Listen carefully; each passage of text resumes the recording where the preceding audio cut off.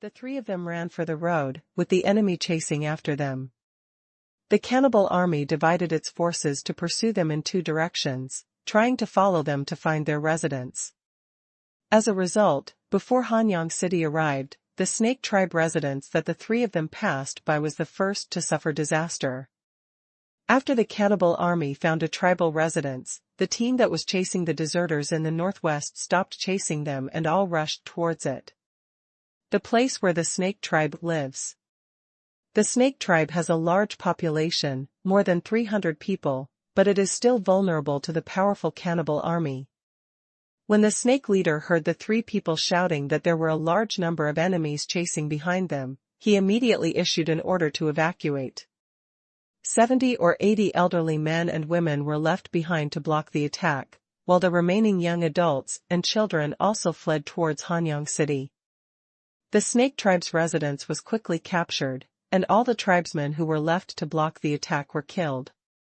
Originally, they planned to continue the pursuit, but the large amount of daily necessities found in the Snake Tribe's residence attracted them. Those are all the good things that the Snake Tribe exchanged from Hanyang City. Buckets, pottery pots, porcelain bowls, white salt, sacks, all of them are good things necessary for life, and these things are all stamped with the brand of the Han tribe, rich and rich. The trophies made the cannibals very happy, so they held carnivals and sacrifices directly at the place where the Snake Tribe lived to celebrate the victory of the battle. The snake leader led the remaining 200 tribesmen and fled towards Hanyang City. Fortunately, the enemies behind were greedy for the trophies in the residence and did not pursue them immediately. This also gave them a chance to breathe, but they still dare not stop running away. The more than 200 people quickly arrived at the former residence of the tribe. At this time, there were still 100 people stationed here. They were sent by Luo Chong to take care of the mat fields. Unexpectedly, they were working in the fields.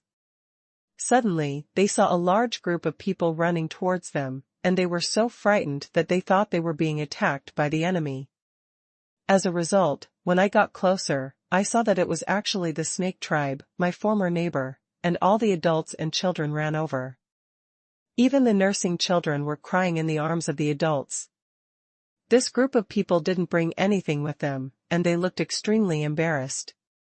This abnormal situation immediately attracted the attention of the Han tribe.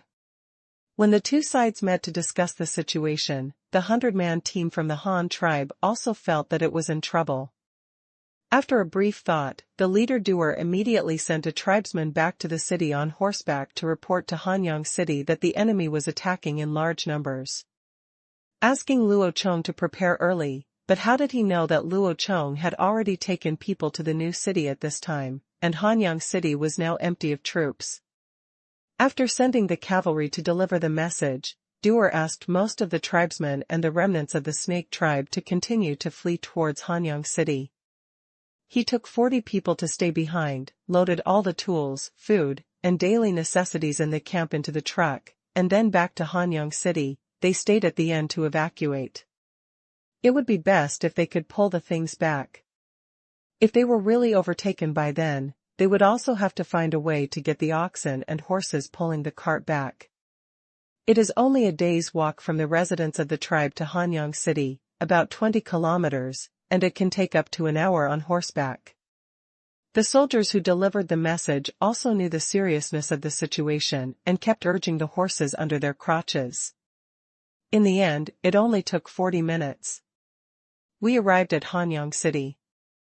The top officials currently staying in Hanyang City, apart from the Rat Witch and the elders, are only Ying Rue, the leader of the Eagle tribe who just joined last year.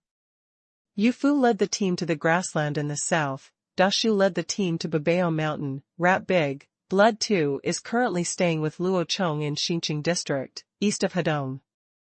The only person in Hanyang City who wears a tin crown is Ying Rue.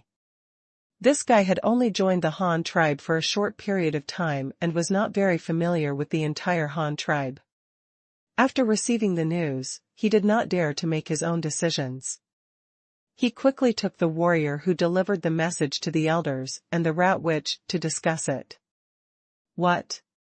You said there was an enemy attack? The snake tribe has been defeated? Even the Sharphorn tribe, who came to trade, were captured? The elder asked the warrior who sent the message in surprise. Yes, there are not many enemies we haven't seen yet. Captain One Ear sent me back to report first, saying that the enemies may come soon, so we should prepare early. The soldier replied. Do you know what kind of enemy they are and how many there are? The rat witch also asked nervously. I didn't see the enemy, but I heard from the people who escaped from the Sharphorn tribe that there were a lot of people. There were almost as many people gathered at a spring festival. Those enemies had a lot of white totems painted on them, which were the same as those we captured. The totem warriors of the cannibals are very similar, but the weapons used by these enemies are not the same as the cannibals. It is said that they also have shields and bows, but they are not as good as ours, and they have no metal weapons. The soldier continued to report the situation. There are so many people, as well as bows, arrows, and shields. How can this be so good? If the leader is not here, even if we fight, we may not be able to defeat him. Moreover, there are so many people who have been sent out by the leader. I think it is still hurry and close the city gates to defend, and wait for the leader to come back. When the elder heard this, he immediately panicked. Fortunately, the Han tribe still had a tall city wall for defense, otherwise it would really be over this time. Then what should we do now? Ying also asked anxiously. Well, I think what the elder said is right. Let's close the city gate for defense first, and ask the tribesmen around the tribe to come back quickly. Those who are working outside, let them enter the city immediately, and let them feed the pigs outside. Those who are sheep should hurry back to the tribe. Ying, go, and let the city wall start beating the drums. After all the tribesmen come back, close the 3 gates in the southeast, north and south, leaving only the west gate open to allow the tribesmen who have escaped back to enter the city. Also, I will write a letter immediately and ask you to send the giant eagle you raised to the leader immediately. After this is done, you will send a group of horse teams to pick up the escaped tribesmen and ask them to come back quickly. At the critical moment, it was the rat witch who made the decisive decision. Well, this is a good idea, then just listen to the rat witch. I'll make the arrangements right now. Ying agreed and immediately turned around and left to make preparations. After a while, the sound of drums was heard on the 4 walls of Hanyang City, and each city gate sounded twice. The tribesmen knew that it meant there was an enemy, so they immediately picked up their tools, or they drove ox carts and horse-drawn carriages into Hanyang City. Except for the west gate, the other 3 gates of the entire Hanyang City quickly closed with a squeaking sound, and then the suspension bridge was closed. After all the tribesmen entered the city, Ying quickly dispatched 200 riders, 1 and 2 riders, and rushed out of the city to pick up the people who had escaped. All the slaves were temporarily imprisoned in a large warehouse, and the children all returned home.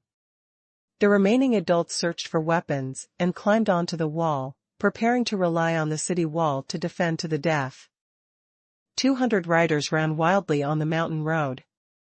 After running for about 40 minutes, they finally encountered the snake tribe who was fleeing towards Hanyang City and dozens of Han tribe members. The 2 parties confirmed their identities, and the cavalrymen who responded did not waste any time. They handed over their other horses to the fleeing tribesmen.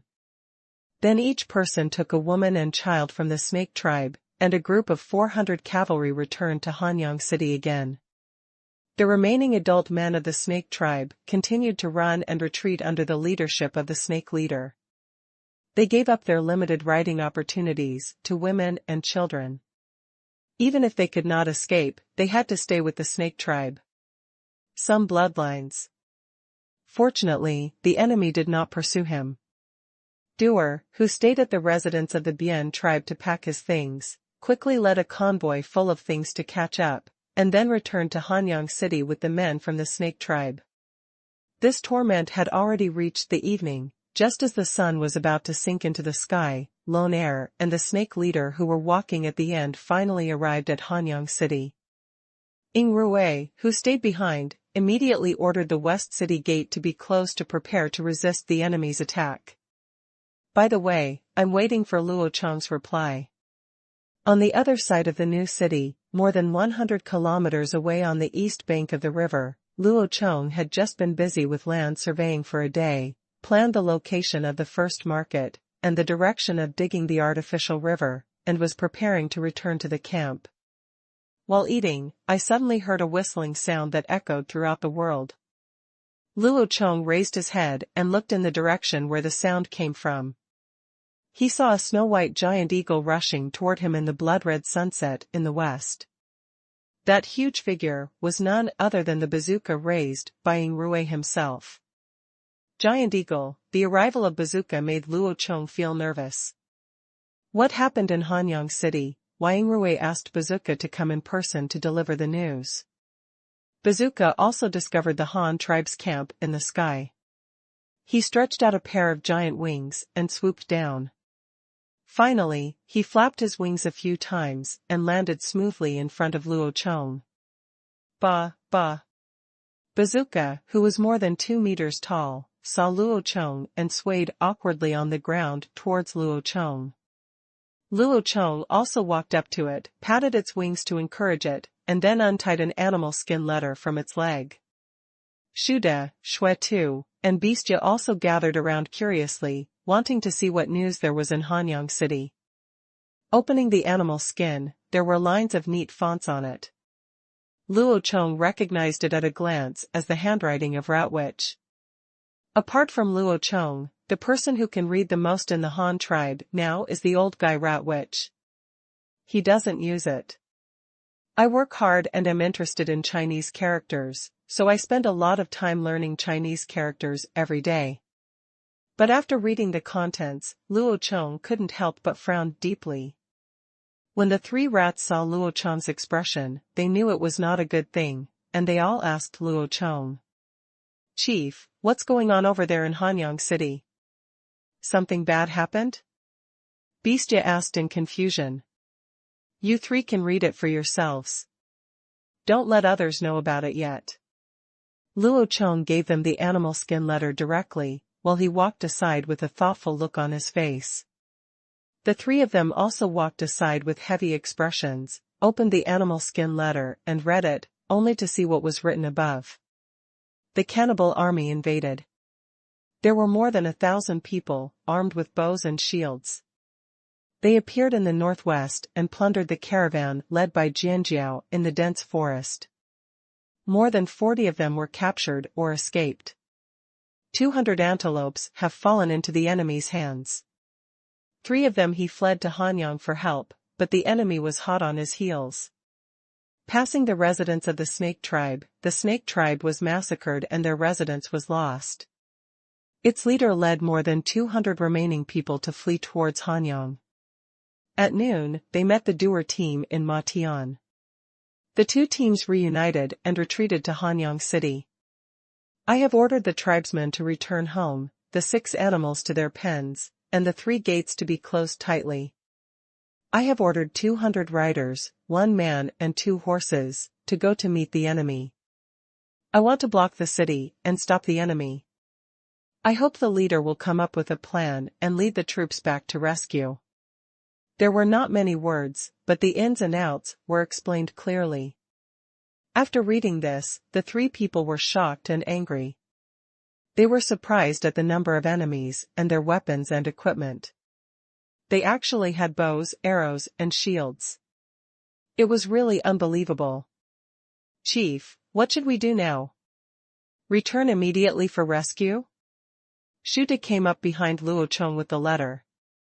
Luo Chong turned around, glanced at Shuda, then glanced at Shuetu, and finally stopped at Beastia's face. "Chief, I don't think it's appropriate to go back now. It will take at least 2 days for us to go back. By the time we get there, the enemy has already surrounded Hanyang City. Our soldiers will definitely be very tired by then, and the number is small. If you win the fight, you might fall into a passive position. Seeing Luo Chong look at him, Beastia knew that he was asking for his opinion, so he quickly analyzed it. Many people are afraid of birds. We have sophisticated weapons. One person can beat several of them. Besides, our soldiers can also run. If we fight, we will not necessarily lose. Rat shouted passionately. Luo Chong glared at him directly, which frightened Shuda so much that he shut up and muttered a few words in a low voice. The walls of Hanyang City are high and deep. There are a lot of grain, grass, and livestock inside, and there are many wells to provide water. Even if the enemy besieges the city, as long as they don't take the initiative to go out to attack, they can still hold on for a long time without starving to death. As for the enemy breaking the city, but entering, that is simply impossible. What I want you to think about now is another aspect. You all just read this letter. Apart from noticing the enemy coming, didn't you see anything else? Luo Chong reminded the three of them, hoping that the three leaders could use their brains more. Something else. Shuda scratched the back of his head, opened the letter in his hand again and read it. Beastia and Shuetu also stood on both sides and watched. Shuetu looked at it very seriously, but the focus of his attention was still on the enemy's strength and equipment.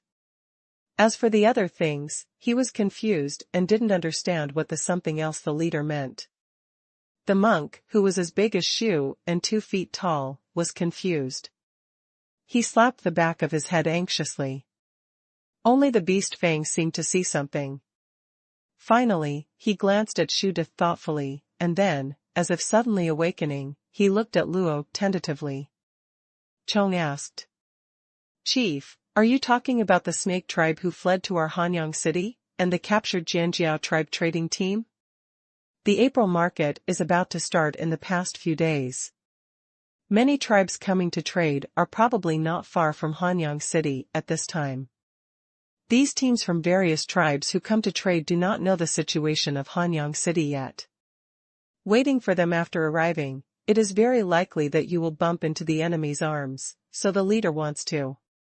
When Beastia heard Luo Chong's prompt, combined with the analysis of the existing situation, he immediately thought of the last time he planned to conquer the Black Rat tribe. It seems that the leader is still planning to do that this time, and he seems to want to make a big deal. Come out. Yes, our tribe has a strong city to defend. As long as we stay behind closed doors, no matter how many enemies come, they can't do anything to us, so I'm not worried at all about Hanyang city. What we need to worry about now are the tribes who come to the market to trade. They don't know the situation and will definitely fall into a trap if they come rashly. When the time comes, when some of them are caught and some of them escape, what do you think those tribes will do? Luo Chong reminded them again. After listening to the conversation between Luo Chong and Beastia, Shuda and Shuetu were enlightened, but they still didn't quite understand what Luo Chong meant. What was the relationship between the capture of these tribes and the siege of Hanyang city? They should be scared and run away. Maybe they will never dare to come to the market in Hanyang city to trade again. Shuda speculated. Well, what you said is very possible. What about you two, do you have any other opinions? Luo Chong looked at Shuetu and Beastia, motioning for them to express their opinions. I think what Chief Rat Chief said is very reasonable, but of course there are other possibilities. Didn't the Rat Witch's letter all say that the Snake tribe's residence was captured, and now the Snake leader has fled with the remaining tribesmen? Our Hanyang city, their home is gone now, and they live in Hanyang city again. When they see the defense power of Hanyang city, I think they will definitely join our Han tribe and become our tribe. In this way, the population of our tribe will increase quickly. What the leader means is that some people from other tribes have been captured, but they have no city to block the enemy. The best way is definitely to enter Hanyang city like the Snake tribe, finally join us. But Hanyang city must have been surrounded by enemies by then, and the 4 gates are tightly closed. Even if those tribes want to enter the city, it will be difficult. Shuetu also guessed what Luo Chong meant, but he still didn't understand how Luo Chong wanted to operate to achieve this goal and maximize the interests of the Han tribe. After hearing Xuetu's analysis, Shuda was enlightened. It turned out that Luo Chong's purpose was exactly this, to use this crisis to rapidly grow the Han tribe. You are right. The enemy army's attack this time may seem like a crisis, but if we operate properly, it may also be an opportunity for the Han tribe. An opportunity for the Han tribe to grow rapidly. If we want to achieve this goal, it depends on how we operate. Beast Tooth, tell me what you think and what you plan to do if you are given the command to achieve this strategic goal. Luo Chong confirmed the guesses of several people, and finally asked the three of them about the best-informed Beast Fong.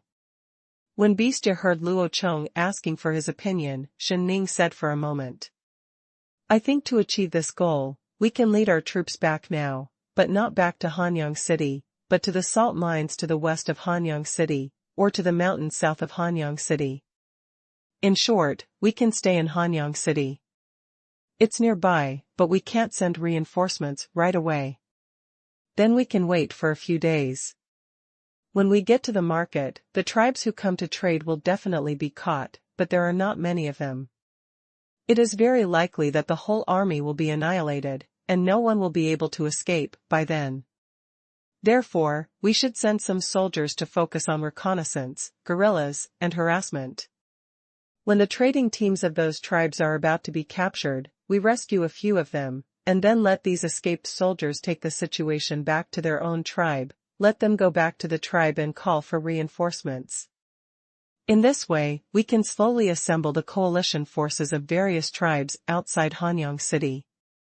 After the manpower exceeds the enemy's army, we will lead the coalition forces and cooperate with the Hanyang City defenders inside and outside to form a counter-encirclement.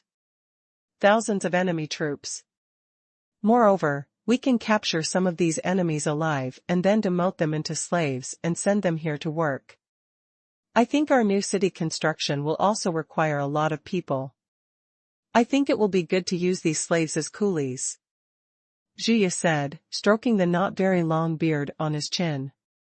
Yes, your idea is similar to what I thought, but there is still one thing missing.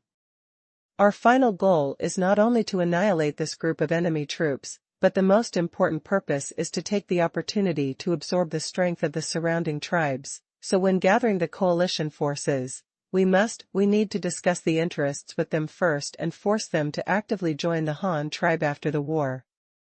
Luo Chong affirmed Beastja's strategy, and then added a few additions. Yes, thank you for the tip, Chief. I will take note of it. Beastja nodded quickly and said in an educated tone. Well, Rat, Xuetu, you two are also leading generals. You have to use your brain more when encountering problems in the future. It will be good for you to learn from Beastja more when you have nothing to do. Although kindness does not control soldiers and justice does not control wealth, as a general, you cannot just dare to fight and kill. The lives of so many soldiers are in the hands of generals like you. They also have wives and children. I don't want to be killed because of your impulse. Or if you make the wrong decision, you will take them to their death. That would not be worth it. Do you understand? Luo Chong educated the two of them. Yes, leader, we understand. We will think about the problem seriously in the future and not lead our brothers to die. Shude and Xue too quickly answered. Well, okay, let's do what Beast Tooth said. Let the soldiers pack their things today, and make a fire to make food before dawn tomorrow. Let all the soldiers finish their breakfast at dawn in the morning, and then take advantage of the opportunity. When it is cooler in the morning, we will march towards Hanyang City. The target is the hillside below Tuga Ridge. We will gather all the coalition forces we receive there. Luo Chong directly gave the order to the three of them to move. Yes, leader, let's see how we are going to respond to this letter from the Rat Witch. Do we need to tell the people in Hanyang City the plan? Rat De reminded. No need for this yet. I can just write the reply myself. You can just go and do whatever you need to do. After Luo Chong said these words, he took the letter from Shu Da's hand, and then wrote directly on the bottom with blackened charcoal. I've read it. Stand firm and wait for reinforcements. You are not allowed to open the city gates to meet the enemy without orders. In an emergency, you can kill the pigs and sheep in the city, to satisfy your hunger. I have other plans. Don't ask questions, so I can entertain the remnants of the snake tribe.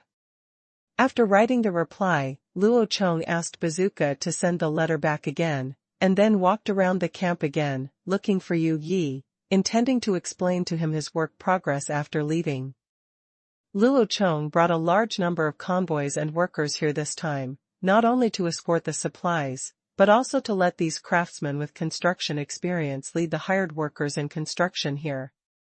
Now, because of the affairs of the Han tribe headquarters, the army here will be transferred directly. The remaining 30 craftsmen will be merged with Yu's 20-person caravan to form a 50-person new city preparation team to continue here. Supervise and direct workers to work. At dawn the next day, the soldiers who had eaten early began to assemble. Finally, holding the banner of the Han tribe, under the personal leadership of Luo Chong, they prepared to return to camp to complete this plan. Just before Luo Chong personally led the team to set off, Bazooka had already sent the reply back overnight.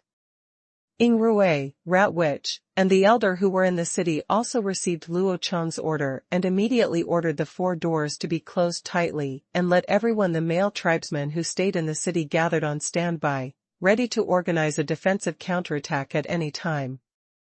On the other side, the more than 200 survivors of the snake tribe who came to seek refuge were also properly accommodated. After discussions between the 3 elders, they were all temporarily allowed to live in the warehouse used as a military camp. There were more than 100 beds in the warehouse. Adults and children can barely fit in if they squeeze together, but if it doesn't work, the desks in the other half of the warehouse can also be used as beds when put together. As for food, it is now a wartime alert state. Every household has ceased fire. Now they eat a big pot of rice. The Han tribe, which has always been treated equally, can only give food to adult men first, followed by women, and finally children. Women, my child, and I now only have 2 meals a day. This is not because the Han tribe lacks food, but because no one can predict when the enemy will retreat. In this unknown situation, food can still be saved. The more you save, the more you can last 1 more day. Just when Hanyang City was ready for war and Luo Chong was leading his people on their way back, an army of thousands of cannibals finally arrived at Hanyang City before dawn. These people were all shirtless, wearing animal skin skirts or green leaf suits around their waists. Their bodies were painted with strange white totems, and there was a circle of unknown vines wrapped around their foreheads. Although they did not line up neatly, they were not unorganized.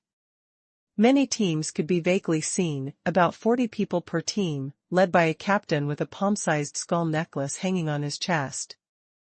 Luo Chong and the others were first. The cannibals I encountered, for the first time, were all dressed up.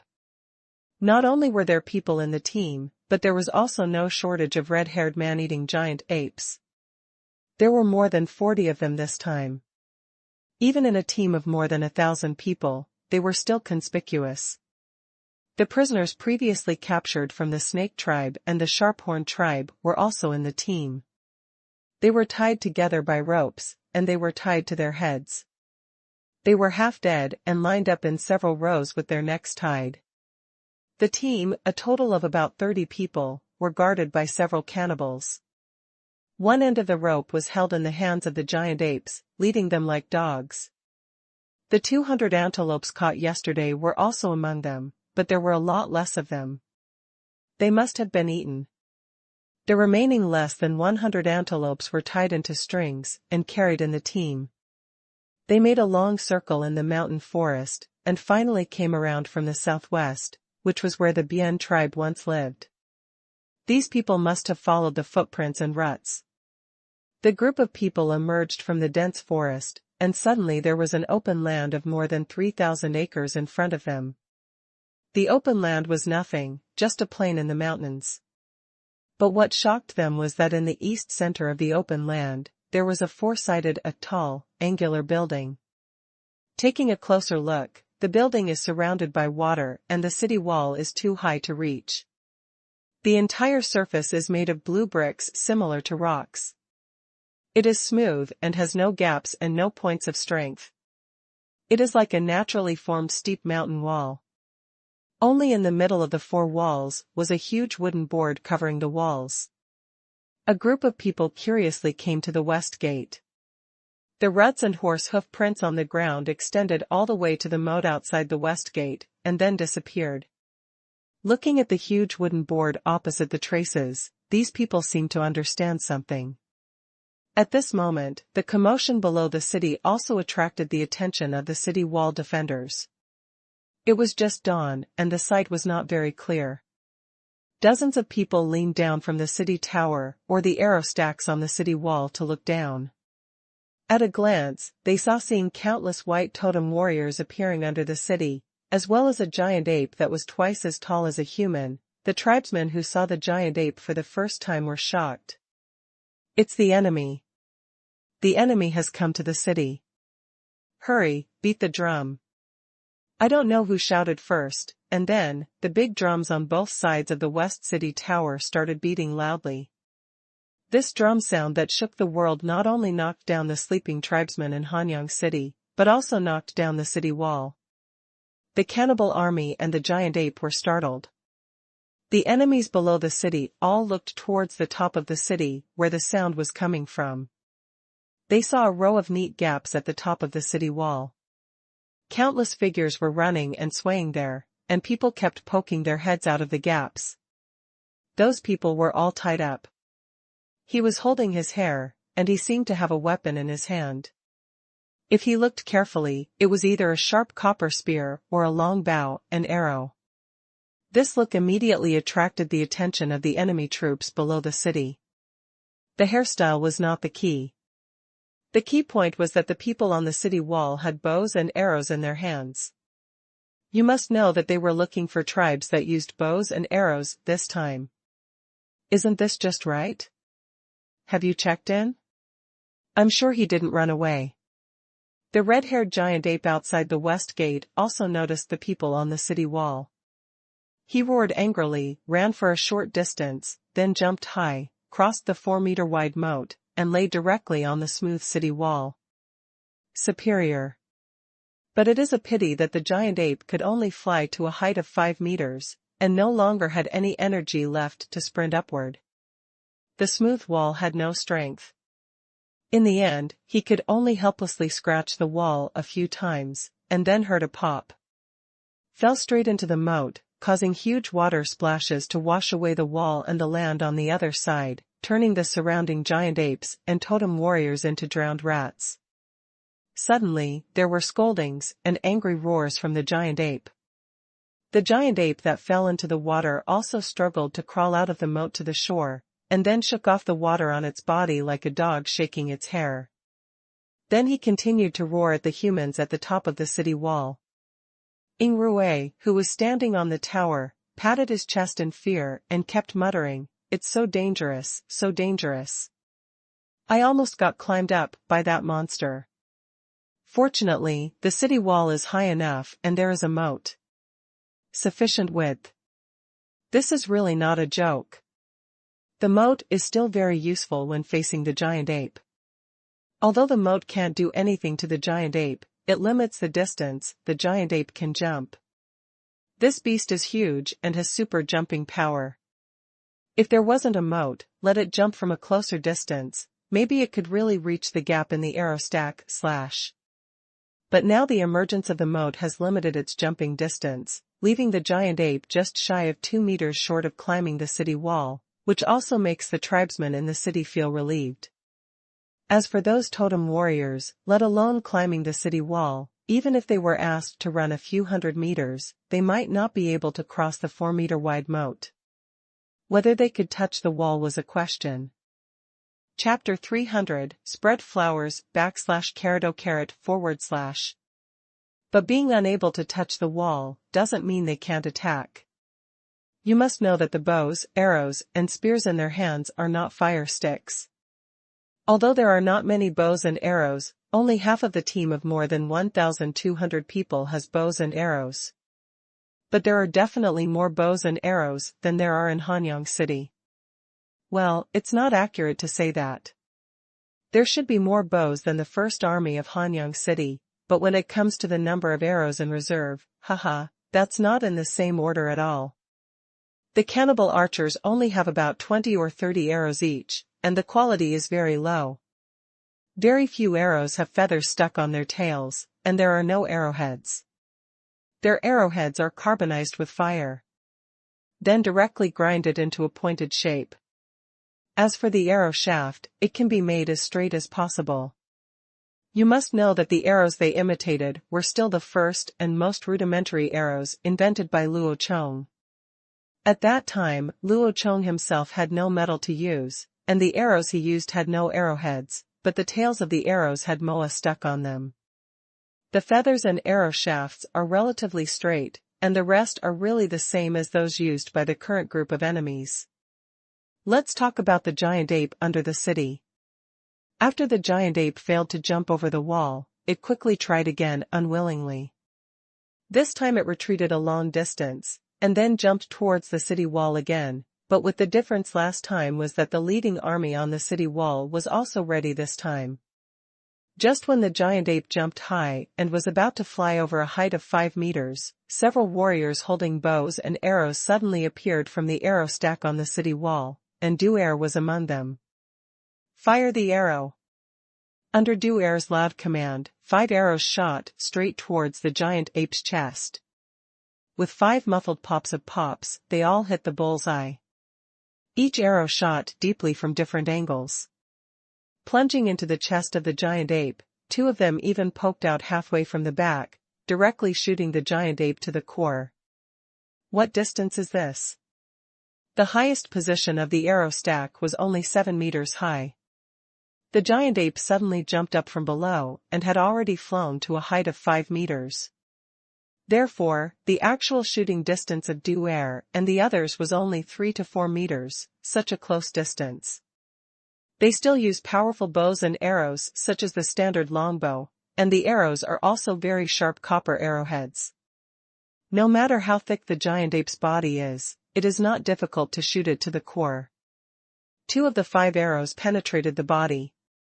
The remaining 3 did not penetrate because the angle was a bit off. They were all shot from the side. Although they failed to penetrate the torso, the arrows were still completely engulfed. The damage caused to the internal organs inside can be imagined. The giant ape, which suffered a fatal blow, fell down with a howl before it even touched the city wall, and crashed into the moat. It struggled in the water for a few times, and seemed to have broken an arrow from its back. Then he kicked his legs twice and stopped moving, and slowly sank into the moat. After the water surface returned to calm, a string of bubbles emerged from below, bringing with it a lot of blood, dyeing the river red. The carnivorous fish in the river seemed to smell the fishy smell of blood. After a while, they swarmed over and gnawed crazily on the giant ape's body. This sudden change stunned all the enemy troops below. Even the other red-haired giant ape stared at the red river water for a while. When the leading troops on the city wall saw such red-haired giant monsters, they killed one of them in one encounter. Their morale was immediately boosted, and they all cheered loudly. The Great Han is mighty, the Great Han will surely win, the Great Han is mighty, the Great Han will surely win. Loud slogans rang out one after another at the top of the city, and gradually became uniform. It was very exciting to hear. Several archers who had just successfully shot the giant ape were also surrounded, and they all accepted the praise and admiration of the tribesmen. The cheers from the top of the city also brought the enemy troops below who had been in shock back to their senses. The 2 giant apes didn't know whether they were angry or sad.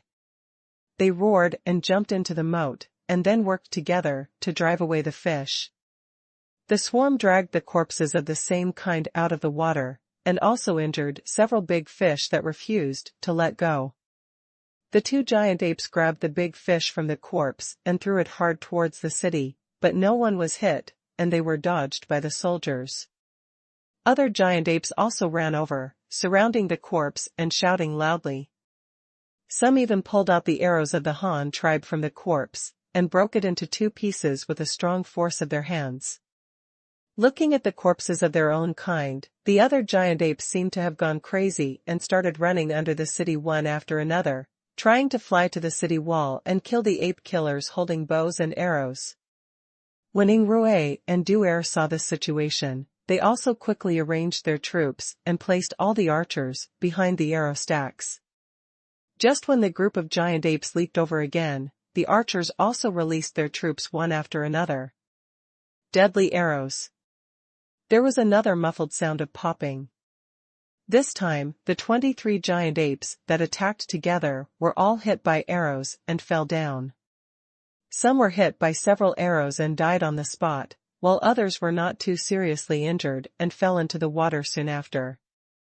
He climbed up to the shore again, then bit his white tusks and pulled out the arrows from his body. Whenever the arrow is pulled out, it will always take away 2 ounces of flesh, or the original wound will be enlarged several times and the bleeding will not stop. Even if he is not killed immediately, he may not live long. The bronze arrows of the Han tribe are all barbed. If you pull out the arrow after it is hit, it will definitely cause secondary damage, but there is nothing you can do about it. You will not live long after all, so there is no need to do it in front of the enemy. Who do you sympathize with? If they had not come to attack Hanyang City, they would not have ended up like this. If you encounter a penetrating wound like an arrow wound, it is best not to pull out the arrow directly. Instead, you should break the arrow from the back, and then pull the remaining half out from the back. The wound will not be damaged twice, only a small hole will be left, and finally both ends will be blocked. Those who were not shot directly had to endure the pain and pull out the arrows. However, it was not certain whether they would be able to recover from such serious injuries. This round of confrontation once again ended with the defeat of the giant ape. The giant ape, who suffered huge losses, also calmed down and did not continue to climb the wall desperately. The wall was too high and could not be climbed. In the end, he had no choice but to give in, accepting fate. But this does not affect their use of other methods to attack. I don't know who among these totem warriors gave the order. About 600 archers gathered 20 meters below the city wall, and then took out their crude weapons. Bows and arrows shot at the leading army on the wall in waves. The swishing arrows flew towards the top of Hanyang City like nothing. But how powerful can these crudely made bows and arrows be? The thickness of both ends of the bow is uneven. Can the arrows fly straight? The sound of arrows hitting the city wall was endless. Some did not even fly over the city wall, but directly hit the wall. Some flew directly over the city head and shot into the city wall. The soldiers on the city wall had taken cover early. Behind the arrow stack, not to mention sacrifice, not even a single person was injured. 600 cannibal archers fired 7 or 8 rounds, but with no results at all. The captains leading the troops below also shouted to stop. After all, they didn't have many arrows, each of them only had 20 or 30 arrows. They couldn't just do this. Wasted. You must know that arrows are equivalent to modern ammunition, even more expensive than ammunition. In ancient times, swords could be ignored for civilian use, but bows, arrows, and spears were controlled by the government, which shows their importance. Seeing that the enemy's arrows had no effect on their own side, the soldiers at the top of the city cheered again, and their morale rose again and again. On the other hand, the enemy troops below were either dejected or angry, but there were also smarter people among them. They knew that their bows and arrows were of poor quality, so they adopted a more primitive attack strategy. Someone soon shouted something loudly, and then saw a large part of the crowd below, running towards the river. They were not interested in the rice that looked like weeds, and saw a strip of rice in the middle. We followed the main road to the river. Because the rice fields were full of mud, no one would walk through the muddy and overgrown paddy fields. Hundreds of people ran to the river and soon ran back, each holding a few pebbles in their hands, and finally they were piled under the city wall. The red-haired giant ape's eyes lit up when they saw the stone. Without saying a word, they picked up a piece and threw it towards the figure on the top of the city. Qingshu, who had just stuck his head out to look down, suddenly saw a black shadow coming towards him. I was so frightened that I quickly retracted my neck, and then I heard the sound of a heavy object hitting the wall. The fist-sized pebble hit the corner of the arrow stack, and finally bounced back into the moat below. With this inspiration, the other giant apes and totem warriors were not idle either. They picked up stones and threw them at the city wall. In an instant, hundreds of cobblestones fell like raindrops, and the warriors squatting under the arrow stack, they all huddled on the ground and hugged their heads. Many people screamed when they were hit, and many people were directly injured. Quickly evacuate the city wall and get off the wall. Leave some people behind and enter the castle. Everyone else should get down quickly. Qingshu also held his head and plunged into the castle. The other soldiers heard the shouts and quickly moved down the city wall. Some were hit twice while evacuating, and they all grimaced in pain. Finally, they all braved the rain of stones and ran under the city wall, clinging to the walls of the inner city to avoid the flying stones outside. The elders and rat wizards standing inside the city gate were startled when they saw such a scene. After thinking for a moment, the elder said immediately, "Go to the carpentry shop and have a look. I remember that there should be a lot of spare shields. They are for the leader to expand the army. Take all those shields. If it doesn't work, you can also get some wooden boards, as long as they can block the stones." After Duer stood aside and listened to this, his eyes suddenly lit up. Without saying a word, he ran towards the wood processing factory, and other soldiers followed him. The rain of stones did not last long and soon stopped. After all, the stones they ran to the river to fetch at one time were limited, and they could only throw them a few rounds before running out of ammunition. Just when they ran to the river again to pick up stones, Duer and the others also brought a lot of shields and planks from the carpentry workshop. A group of people ran up to the city in a rush, and some of them were injured just now. The soldiers were arranged to be treated in the warehouse of the military camp. When the leader of the snake tribe saw dozens of wounded people coming down, he also hurriedly ran to ask the rat witch and the elders for herbs and tools, preparing to let his tribe members treat the wounded.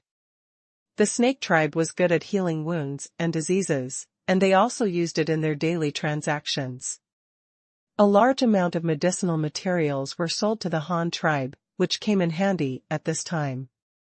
The elder was very happy to hear this, and personally led the snake leader to get the things. A few minutes passed, and the second round of stone attacks began again, but the soldiers on the city wall were also prepared in advance. Some were holding a shield alone, and some were holding a wooden board at the same time. Flying stones fell on them. The sound of banging on the wooden board was endless, but no one was injured this time. The morale that had dropped due to the injuries just now rose again. Qingshu even arrogantly erected a huge wooden board and poked it at the gap in the arrow stack, just to show the enemies below that I have a shield, but you still can't attack me. This kind of provocation quickly took effect. I just heard someone on the city wall screaming in agony after being hit. The totem warriors below were also excited. After trying so many methods, they finally found a way to cure them, so they started smashing harder. But after just a few rounds of smashing, the defenders with their hair tied up above once again had a countermeasure.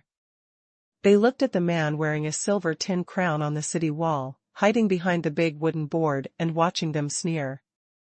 The totem underneath the soldier immediately lost the motivation to continue smashing. Only those unwilling apes picked up stones and smashed Qingshu's wooden board. The giant apes were so powerful that the wooden board they smashed made a banging sound, and even hit Ingruo so hard that he couldn't help but take a few steps back, and Ingruo no longer stopped. After enduring a dozen flying stones, he hid under the arrow stack again. After the flying stone attack ended, the cannibal totem warriors were completely out of options. A group of people circled the city wall several times, but could not find any loopholes to penetrate. Finally, they had no choice but to confront the Hanyang city defenders. The city gate is blocked. It depends on you what to do. You can't go without food or drink. If you don't go out to hunt, you will starve to death. It depends on whether you can get out. It is normal for them to have such thoughts. They have never entered Hanyang city. Who knows what the city is like, let alone what the people in the city eat. They thought they hunt every day like them. After a break in the fighting, Ingruo also inspected the 4 city walls. When he saw that the 4 city gates were blocked, he shook his head helplessly. Even if they had the ability to fight out, Luo Chong had already given the order. If we must go out of the city to meet the enemy, and if we really fight out, there will definitely be casualties on the Han tribe's side. Maybe that's what the leader thinks, otherwise why not let them fight back? So the 2 sides were in a stalemate, and the rat witch also asked people to collect the stones that flew in, and then sent them to the top of the city wall. This time, he didn't even have to pick up the stones himself, and just left it to hit the enemies below. The siege of Hanyang city has come to a stalemate, and Luo Chong is also marching non-stop. According to the current speed, it will take 2 more days to reach the slope of Tuga Ridge. However, the march did not affect Luo Chong's understanding of the situation in Hanyang city. As soon as the cannibal totem army's attack ended, the rat witch immediately asked Bazooka to send a letter to Luo Chong, briefly explaining the battle situation and results. After a while, I finally asked the leader to give instructions on how to deal with it next. Luo Chong put away the animal skin letter and wrote on the back of Huishan in a daze, thinking about what he should pay attention to next. "Chief, what does the letter say? Are we okay over there in Hanyang city?" Shuda drove his horse to the side of Luo Chong's elephant, raised his head and asked Luo Chong. "It's okay, our city is high and the pool is deep. How can those cannibals be our opponents? Let alone them, even if I give you 1,000 warriors like us, you may not be able to defeat Hanyang city." The enemy sent giant apes to try to climb the city wall, but none of them could climb up. Instead, many of them were killed by our soldiers. Later, they fired several rounds of arrows, but their arrows were not only of poor quality, but also of poor quantity. It's so pitiful that one person can't come a few times. However, there were also smart people among them. They picked up stones from the river and threw them on the city wall, which hit many tribesmen. Fortunately, none of them were directly killed. Only dozens of people were slightly injured, which has been dealt with now. Luo Chong simply talked about the defensive situation. "Oh, it's good that there are no dead people. He, as long as they don't leave, we can successfully complete the plan and catch them all." After listening to Luo Chong's introduction to the war situation, Shuda said with a sinister smile. "Well, it's good to have the confidence to win. It's almost noon now. Find a place to stop and have a rest. Eat before leaving. We don't need to be in such a hurry now." Luo Chong ordered again. "Yes, leader, I will obey your orders." Rat shouted to Luo Chong with a score of 2 out of 10. The group of people quickly found a place to stop, cooking and relieving themselves. Luo Chong also took this time to start writing a reply to the rat witch and the others. "I have received the letter. You are doing a good job. You must ensure the safety of your tribe and treat those who are injured as soon as possible. In addition, try to attract enemies to the West City Gate and do not let them get too close to the rice fields, so as not to damage the rice fields and reduce production. Don't shoot the enemies easily, just hold them back. I already have a plan to capture these enemies alive. They will be our slaves in the future. Kill as little as possible, and keep them to work. Woolen cloth. Luo Chong directly arranged the next things in the letter, and then asked Bazooka to send the reply back. In the next 2 days, the totem army of the cannibals still insisted on fighting Hanyang City. They sent most of their troops to stay at the 4 city gates, and let the remaining people go to the mountains to collect firewood and hunt around. At this time, Luo Chong had also led his team to sneak across to the west bank of the river. They did not dare to walk on the bridge, fearing that they would directly collide with the cannibal totem army. In this way, there would be no tactical effect of a surprise attack, so they kept going around. Walking in a big circle, they quietly approached the hillside of Tugiling. Just as Luo Chong was leading his team to march quietly, in the past few days, the tribes who came to participate in the Hanyang City April market also sent trading teams to Hanyang City, but they had not yet arrived. And met those cannibal warriors who were sent out to hunt in the mountains. In the mountains around Hanyang City, due to the rise of the Han tribe and long-term hunting, the surrounding beasts have long been afraid to come here. The cannibal hunters are worried about not being able to find prey. These teams that come to trade, it was delivered to their door. They wouldn't think there was anything abnormal about it. Eating people was what they were best at. If they encountered it this time, it would be unlucky for those people. Fortunately, most of the people sent to Hanyang City to trade were the strongest warriors in their respective tribes. In addition, there were not many cannibals who came to hunt, and most of them were in small groups. Therefore, in this case, even if someone is caught or killed, there will always be a few people who can escape. After all, they are people who often come to the Han tribe to trade. They have already understood the terrain along the road clearly and can find the way back with their eyes closed. In this way, before Luo Chong came to the rescue, most of them had already gotten rid of the pursuers behind them, and they were hiding in the mountains not knowing what to do. After another day, Luo Chong's team finally arrived at Tuga Ridge, and immediately encountered several foreign warriors who had separated from each other due to their escape. Great leader of the Han tribe, please help us. Several of our tribesmen were captured by those totem warriors. They may still be alive now. I hope that the Han leader can bring in troops to reinforce us and rescue our captured tribesmen. A man who looked very depressed pleaded to Luo Chong. This guy is from the Faisher tribe. There were 15 tribesmen who came out together this time, but in the end, at most 6 or 7 of them ran out, and they even got separated from each other. In the end, only 2 people met Luo Chong.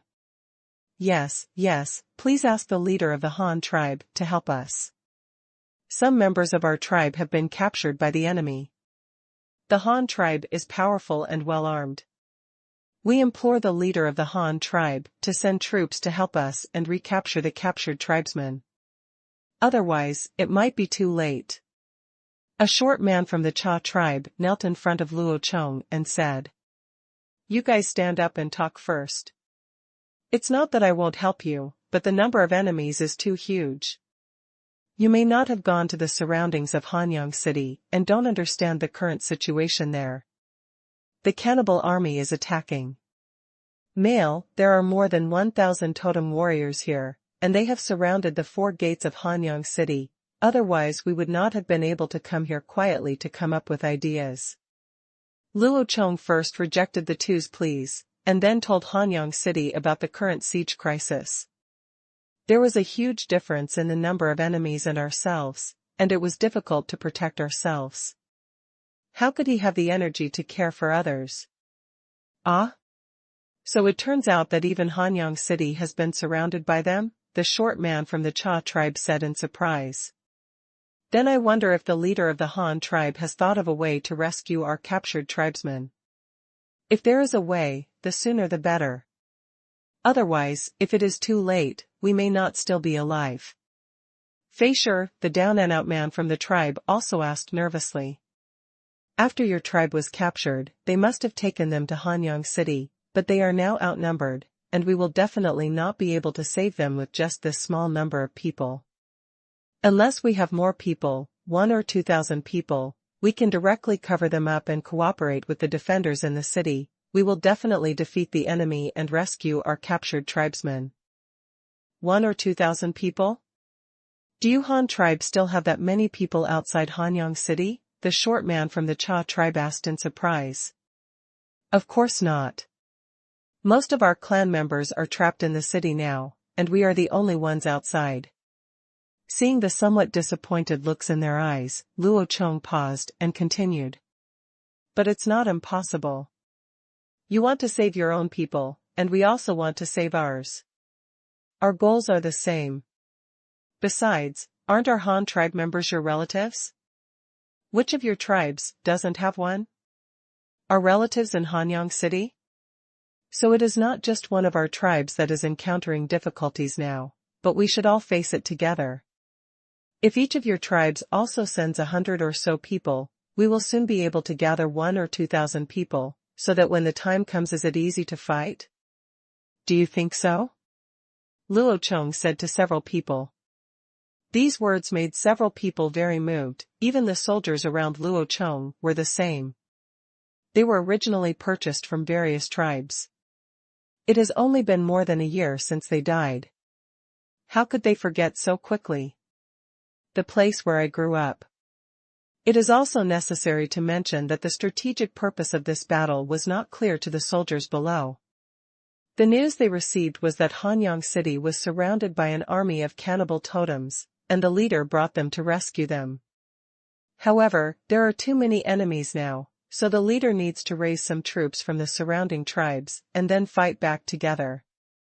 As for wanting to take the opportunity to annex the surrounding tribes, only their 3 highest officers and Luo Chong knew about it.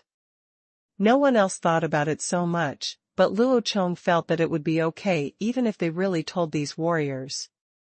They themselves had lived in the Han tribe. If you don't have to worry about food and clothing, don't you want your former tribe to live like this? There must be someone who thinks so.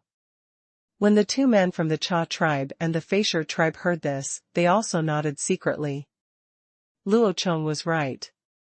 One tribe didn't have enough people, so if we all helped together, we would definitely be able to gather 1 or 2,000 people. Chief of the Han tribe, what you said makes sense, but even if our 2 tribes have people, we can only gather 200 to 300 people at most, so we are still not as large as the other party. The short man from the Cha tribe said. Well, of course it's not enough to have only 3 of our tribes, but I can also think of ways to get people from other tribes. The Jianjiao tribe and the Snake tribe were also attacked. The remaining people from the Snake tribe have arrived in our Hanyang City, and now they are also trapped and can't get out, but there are 3 people from the Sharphorn tribe in the city. I can find a way to get them out, and then ask them to go back and call for help. I should be able to gather 100 or 200 people. As for other tribes, they should also come. Luo Chong analyzed several people. But our tribe is too far away. This trip will definitely take a lot of time. The man from the Faisher tribe also raised the difficulty. This is not a problem. We have horses and cavalry. I can send cavalry to send you back. In addition, if you are asked to send troops this time, our Han tribe will also give you generous rewards. Although this time is logically our business, your tribe has relatively few people after all. It is really difficult for you to send out so many people at once. Hard to accept. But you can go back and tell your leaders like this, just say what I said, and invite the leaders to bring reinforcements and jointly attack our enemies. After the war, the Han tribe will also give generous rewards. I can tell you about this reward in advance. Our Han tribe has recently discovered a very good place. The land there is fertile, the terrain is flat, the water is rich, and there are many good lands for growing food. As long as we start to cultivate it, it is no problem to feed 100 tribes as big as our Han tribe. As long as your leader can come with his warriors, I am willing to share this place with you. Of course, it doesn't matter if you don't want this place. Our Han tribe also has other things in return. As long as they are willing to face our common enemy, we Han tribe warriors are willing to take the lead and rush to the front of the team. Just say this to your leader. Luo Chong made a big pie for them impassionedly, speaking with great momentum. Is there fertile land? Of course there is. In this day and age, any piece of land is very fertile and has not been developed at all. But if you want to, the land cannot be moved, so you can only move there and develop the land. It's not that you have to develop it yourself. To put it bluntly, you still have to trick them into doing the work. Is what Chief Han said true? Are there really those good things you said? Several people were obviously moved by Luo Chong's impassioned and righteous speech. To put it bluntly, they were still greedy for the pie he drew. Of course it's true. I am the leader of a large tribe with thousands of people, and I have countless good things. I can still deceive you because of such trivial things. Just follow what I said just now, and I promise to do what I say. Luo Chong assured with a nonchalant expression. Then, let's go back and call for help. I hope the Han leader can send someone to see us off, otherwise I'm afraid it will be too late. That's no problem. Luo Chong nodded, turned around and shouted to the back. Where is Chai Duo, the commander of the cavalry? Go quickly and select your cavalry, find 2 warriors from the same tribe as them, ride 1 and 2, and send them back to the tribe to call for help. Chai Duo heard Luo Chong shouting and ran over from the side. He lifted his black armor in front of him, knelt on one knee, and clasped his fists with his hands. The last general takes orders. Well, that's enough, let's go pick some people. Tell the soldiers to pay attention to safety and go back as soon as possible. Luo Chong waved his hand and motioned for him to pick some people. Several men from the Cha tribe and the Faisher tribe also quickly followed. After a while, several men ran away on horseback. To say that their tribe was not close to Hanyang City, it was several days away. However, a person can only measure 20 or 30 kilometers a day with his legs. However, if you run on horseback, the day's journey is only an hour. It only takes a day to reach the farthest tribe and die, so the speed of moving the rescue troops is still very fast. Hurry, a large number of soldiers will arrive soon. After making these arrangements, Luo Chong sent another letter to the Flying Eagles in Hanyang City, asking them to use giant eagles to airlift the 3 sharp-horned tribesmen out. Then he also sent cavalry to send them back to call for people, and also sent them back to call for people. The pie was painted for them again. Luo Chong here is making intensive arrangements to move reinforcements to various tribes, while Shuda disperses with swords, shields and archers, forming a combat unit of 12 people under a small banner, wandering in the mountains and forests in all directions of the northwest and southwest.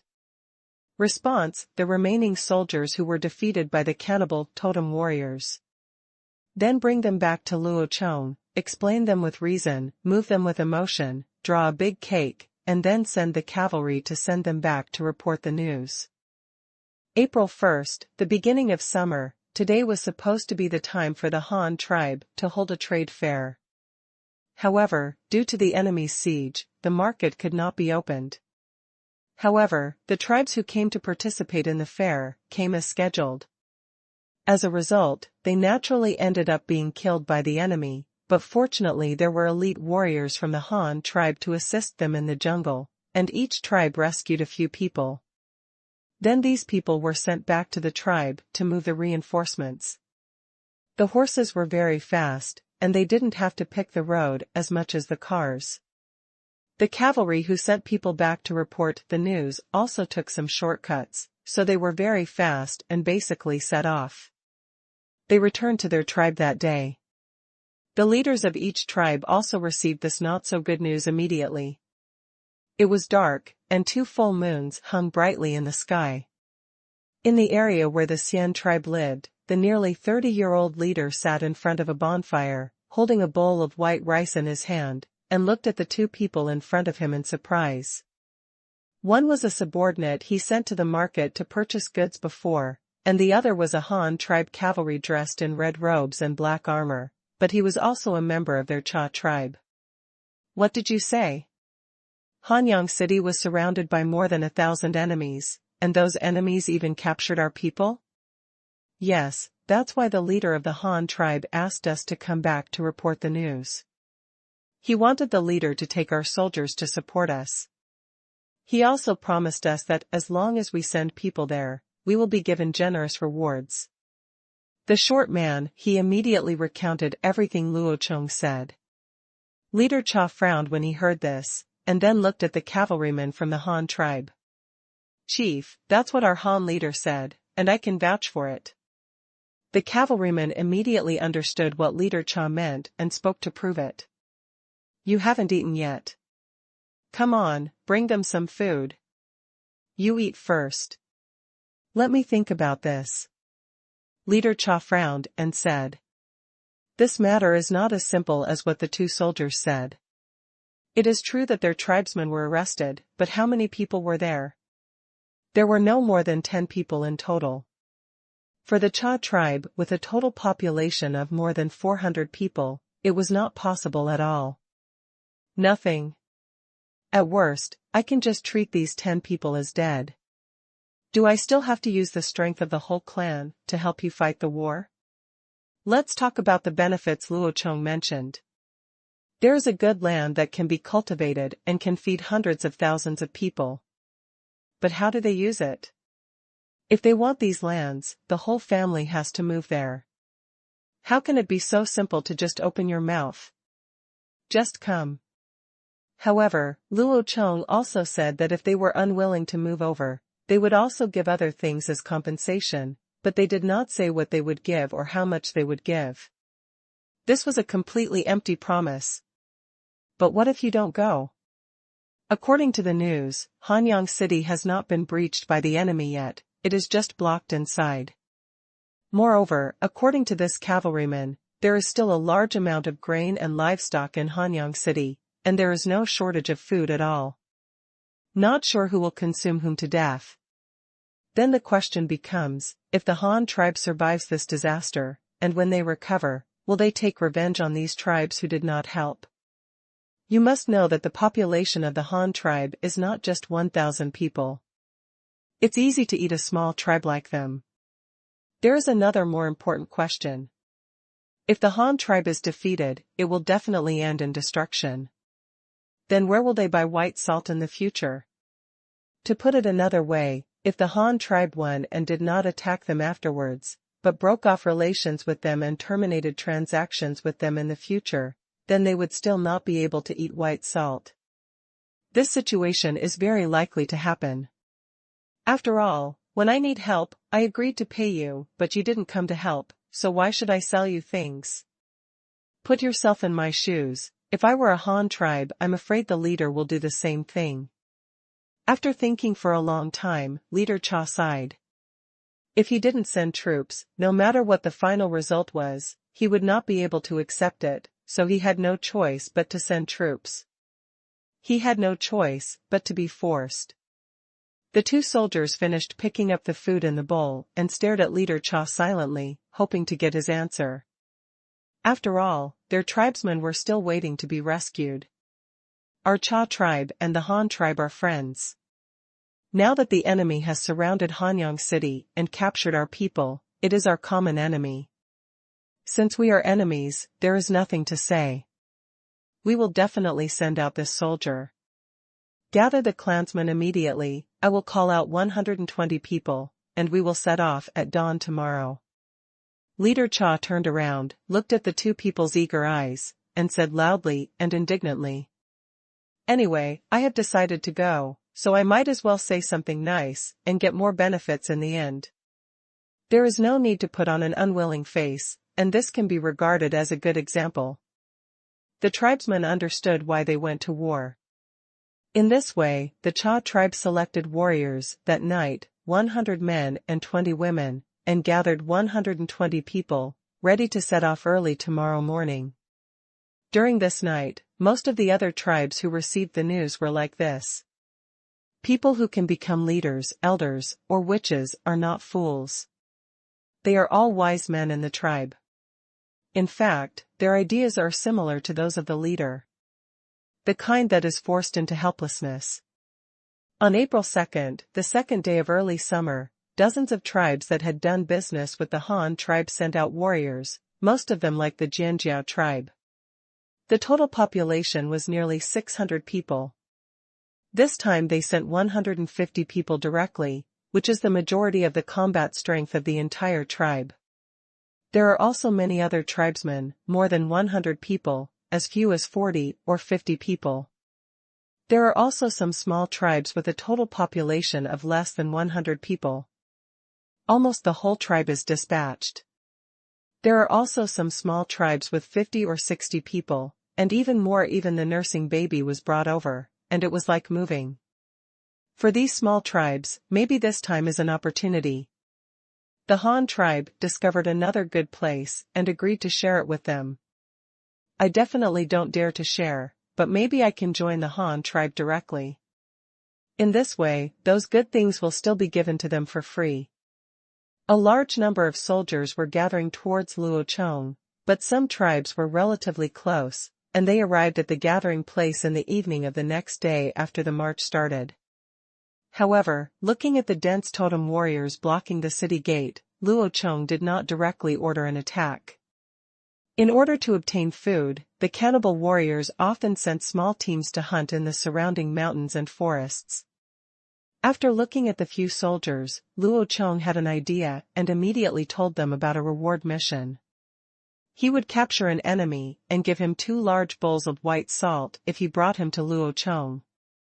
The soldiers who had come early were shocked. They didn't expect such a good thing to happen. So these people immediately went out separately, preparing to hunt these white salts that entered the forest rashly. No, they were enemies. In the mountains and forests around Hanyang City, a group of 40 cannibal totem warriors are marching quietly.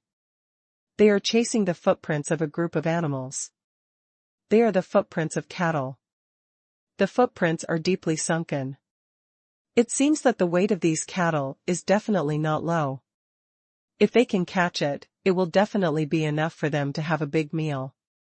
On the other side, a dozen Han tribe warriors riding oxen were heading towards a valley. They made a circle near Hanyang City in order to lead these hunting teams into the ambush. The 2 groups of soldiers walked farther and farther, gradually deeper into the mountains and forests, and at the same time they were getting closer and closer to the ambush circle.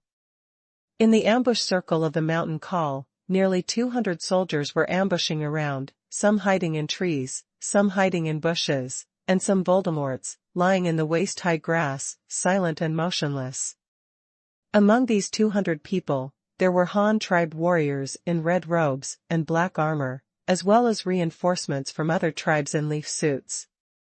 Before these people were dispatched, Luo Chong specifically told them to try to catch as many people as possible alive, but the reason Luo Chong gave was not in order to capture slaves. I told them to try to capture them alive.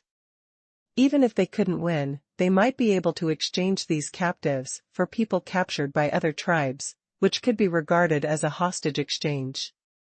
The soldiers from other tribes didn't doubt that he was there. In fact, they didn't care about this at all. They only knew that Luo Chong had said that everyone would act together and catch everyone one by one. In the end, they would all be exchanged for salt for reinforcements from other tribes. With this one condition is enough, nothing else matters. Even if your tribe exchanges its population for salt, you may not be able to exchange that much, not to mention that these are not people from your tribe. The 2 hostile parties moved in tandem, and soon arrived at the ambush circle. A dozen Han tribe warriors riding bulls dismounted the bulls one after another, and then hid the bulls. They themselves also found their own hiding places and lay quietly on the ground, waiting for the enemy to throw himself into the trap. A group of 40 totem warriors followed the cattle's footprints and appeared in the mountain col shortly after. However, the originally clean cattle's footprints suddenly became chaotic when they arrived here. Around the cattle's footprints, there were also sudden appearances. Some people's footprints. This immediately shocked the leading captain. Has anyone else had close contact with these cows? But looking at these footprints, I don't think they are human footprints, because the soldiers of the Han tribe all wore standard military boots, and the soles were carved from hardwood with anti-slip patterns. Except for the different sizes, they all looked the same. Naturally, the cannibals had never seen such footprints before, so they were not sure whether they were human beings. But before they could figure it out, more than 100 people suddenly appeared around them and surrounded them with loud shouts. The cannibal warriors were shocked. The people in front of them were dressed a bit strangely. They wore red robes, red trousers, and black armor that covered all important parts of their bodies. Only their faces were exposed, and the weapons in their hands were also very delicate. They were completely unlike the bone spears and bone guns in their hands. They are not on the same level at all. However, they are also experienced warriors, and their ability to adapt to the situation is very good. The 40 people quickly formed a circle back to back, with the wooden shield in their hands standing on the outside, holding the shield in one hand, and raising the other hand high. The spears were placed on the shields, and the others without shields also raised their bone spears high and stretched them towards the heads of the outermost shield soldiers. Han! Han! Han! The soldiers uniformly shouted slogans and moved forward step by step, constantly shrinking the encirclement. The sword and shield soldiers of the Han tribe unsheathed their swords, holding a shield in one hand and a sharp sword in the other. Every step they took, he hit the shield with his waist knife. The two sides hadn't even fought yet, but the neat military power was so frightening that the totem warriors of the cannibals were so frightened that they broke into a cold sweat. Some people nervously wiped it on their bodies, and then the ferocious white blood on their bodies was removed. The totem is scratched.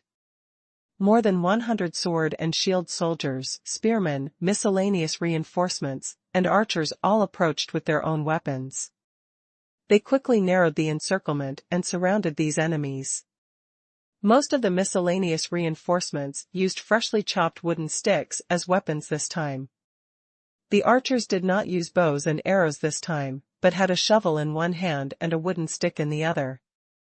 They were not to kill the enemy, but to capture prisoners. After the encirclement narrowed, everyone stopped, and the chants they shouted stopped for an instant. The scene instantly became silent and depressing, straining everyone's nerves. The totem warriors of the cannibals were also a little confused. They didn't understand what these strangely dressed warriors, who looked like divine soldiers descending from the sky, were going to do, why they suddenly surrounded them, and why they didn't attack now that they were surrounded. At this moment, a loud hoarse whistle suddenly sounded in the mountain call, and there was a continuous echo in the valley. Then, there was a rumbling sound in the opposite direction to the cannibal warriors. Like rolling thunder, it moves from far to near at a very fast speed. All the totem warriors looked over, and what they saw next was something they would never forget. I saw 38 red or black horses, carrying 38 warriors in red robes and black armor, rushing toward the encirclement. They leaned forward, pressing tightly on the horse's back, holding the reins tightly with one hand, holding a 4-meter-long lance flat in his other hand. The tail end of the lance was firmly clamped under his arm, the tip of the lance flashed with a cold white light, and it roared towards this side without any intention of stopping. The wings retreat. Standing outside the encirclement, Shuda, holding the Han flag in his hand, ordered loudly. When the soldiers in the encirclement heard this order, they quickly made way for a passage, and then the cavalry rumbled towards the enemies in the encirclement. Originally, the totem warriors of the cannibals were attacked from front to back, so they automatically formed a circle and formed a circular array, hoping to withstand attacks from all directions, but now they can't. Seeing that the warriors riding four-legged beasts are getting more and more. It was so close that no one had the courage to stand in front of the cold lance. At this time, they no longer cared about the formation and ran away in all directions. The cavalry quickly roared into the encirclement. Some cannibal warriors were unable to dodge and were directly shot through their bodies. Their bodies were hung on the gun shafts, and they were carried far away by horses. They could no longer die. The effect of the cavalry charge was still very good. The enemy's originally dense circular defense was broken instantly. The soldiers in the outer encirclement also took advantage of the enemy's chaos to launch a fatal blow. Brothers, rush! Nearly 200 soldiers pounced on more than 30 scattered enemy remnants. As soon as the two sides came into contact, several tragic screams were heard, and a fierce battle was about to break out. In an instant, shields collided with each other. The soldiers of the Han tribe were wearing non-slip cowhide military boots. They were elites selected by more than 4,000 people. They were all excellent in terms of endurance, speed, fighting, and strength. It was just a meeting. Knocking the enemy wearing straw sandals to the ground, and slapping the thick shield in his hand hard, knocking the enemy unconscious on the spot. Some enemies also stretched out their bone spears when they first attacked. Even if they couldn't break out of the encirclement alive, they still had to use someone to support them. As a result, he was confronted by the sword and shield soldier on the opposite side. He used the shield in his hand to block the bone spear to his side. Then he twisted his feet and turned his body to the side. The long knife in the other hand suddenly slashed down. The long wooden handle in the enemy's hand was the spear was cut it in two, and then with a forward kick, he kicked the enemy who was in shock with his spear cut off, and then a miscellaneous reinforcement with a big stick in his hand came out from the side and swung the stick on the enemy's back. Smashed on the spot. The spearmen of the Han tribe were not inferior in the slightest. Not only were they arrayed neatly, but they also learned from Luo Chong in terms of actual hand-to-hand combat. The spearmen of the Han tribe clashed with the spearmen of the enemy. Both of them stretched out their spears at the same time, but the spearmen of the Han tribe were longer, with a length of 3.5 meters. It was much longer than the enemy's bone spears, and they were the first to attack. Scope. But this time Luo Chong wanted to capture people alive, so they did not use any killing moves. Regarding capturing prisoners, Luo Chong also arranged targeted training for them. At this time, the results of these trainings were being vividly captured. Show it. I saw the spearman stabbing his spear straight. When the barrel of the spear came into contact with the opponent's spear, he held the spear with both hands, kicked his feet, and exerted force on his waist. He swung the barrel of the spear and knocked the enemy's spear aside. Just when the enemy's door was wide open, the spearman straightened his spear and stretched it to the enemy's side. The waist he had just twisted back again. His body drove the barrel of the gun and slammed it on the enemy's head or neck. In just 2 movements, he knocked the enemy to the ground. Even if the person who fell to the ground did not faint, he would not have a chance to resist anymore.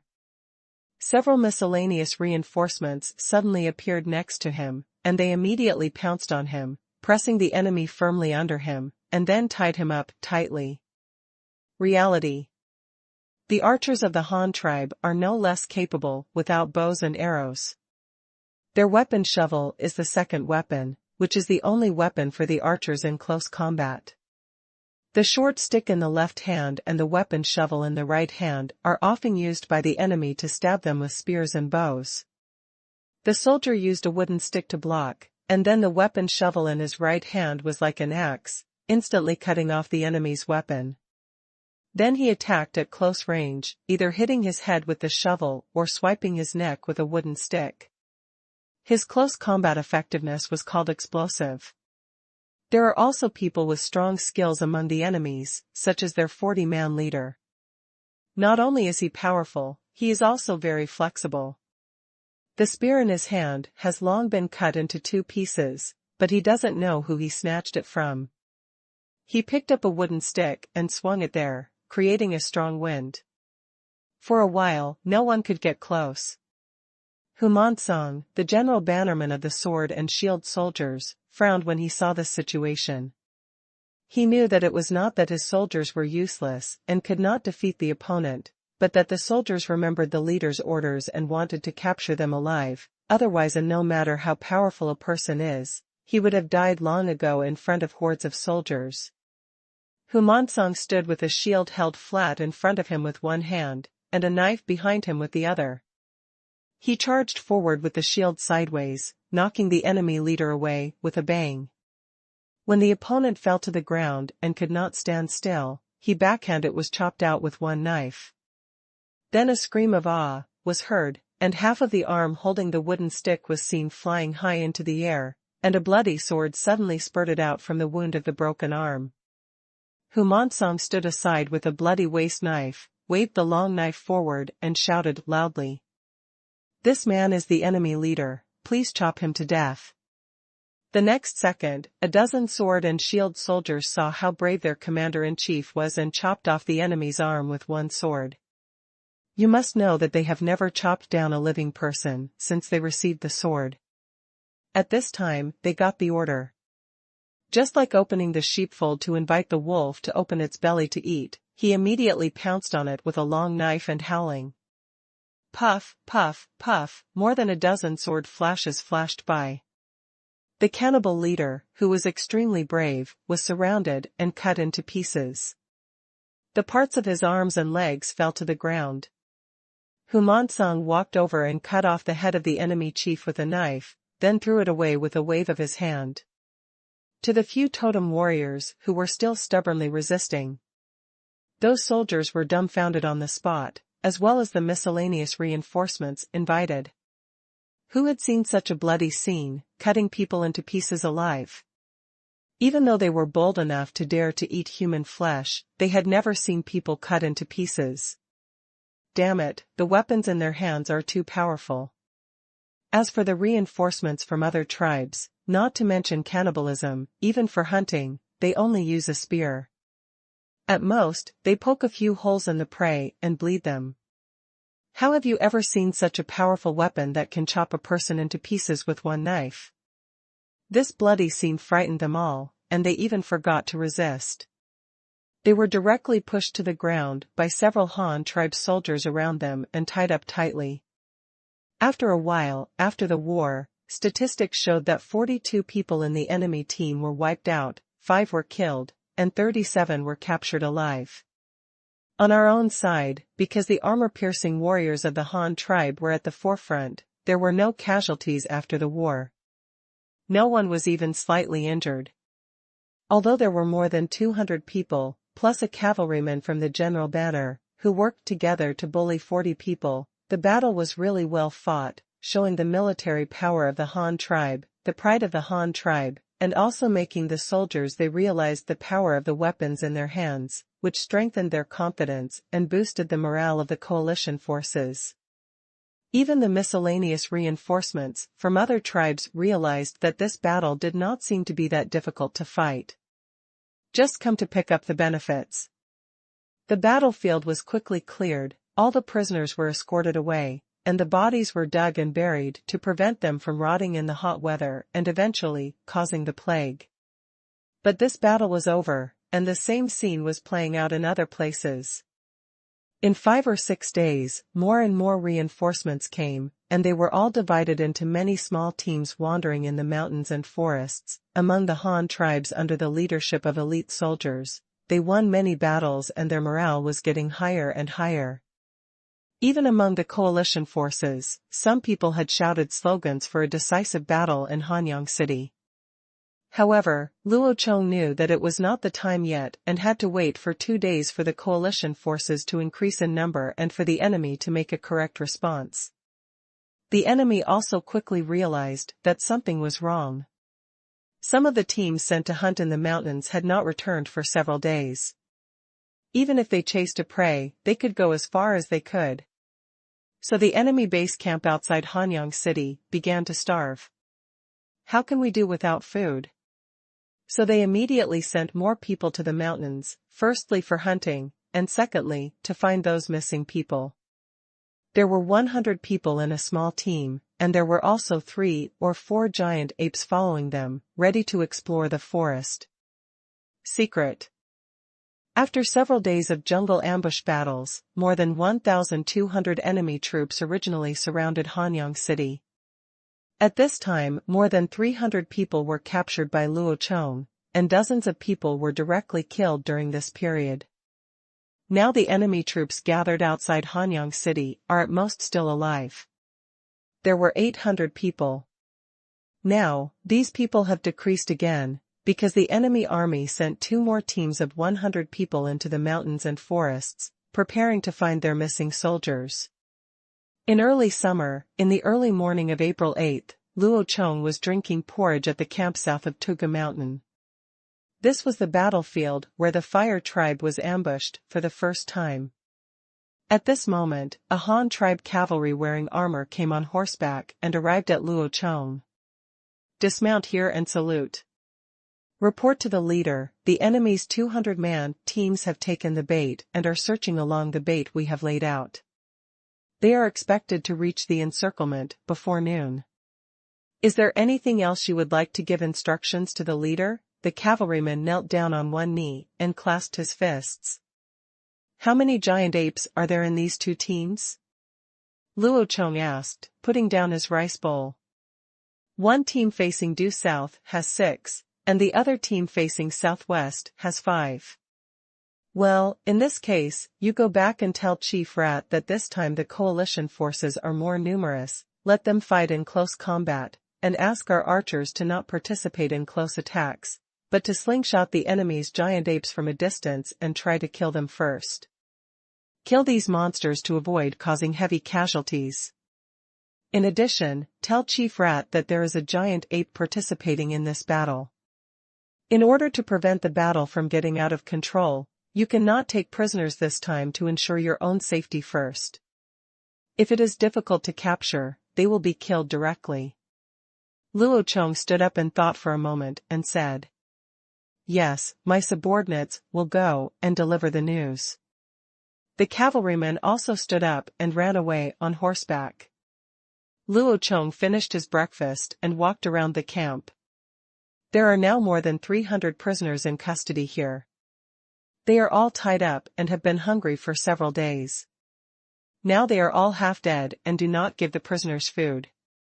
It is the easiest way to control their resistance, so that even if they have the intention to resist, they will not have the strength to resist.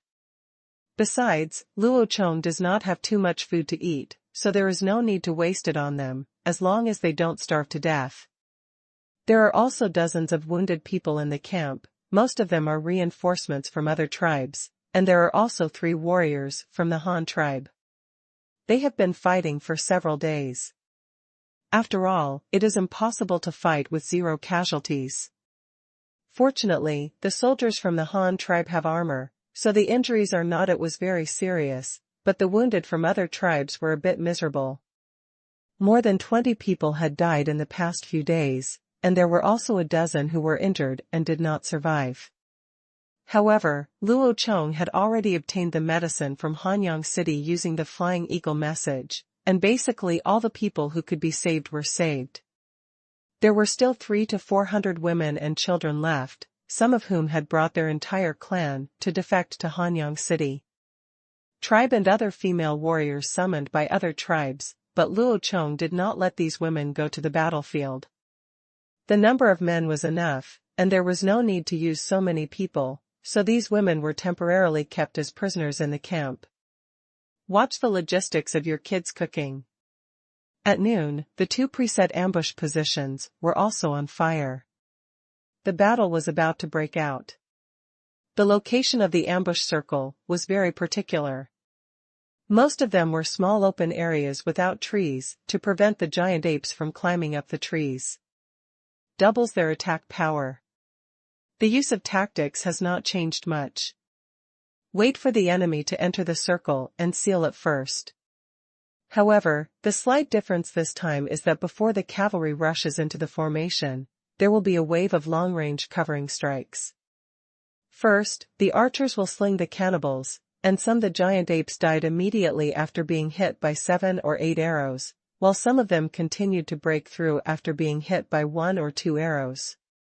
When the giant ape rushed to the encirclement and was still 60 meters away, the sword and shield soldiers had already lined up a shield wall. It is not an exaggeration to call it a shield wall. The Han tribe did not have many sword and shield soldiers, but after several days of fighting, many homemade shields made by cannibals were seized.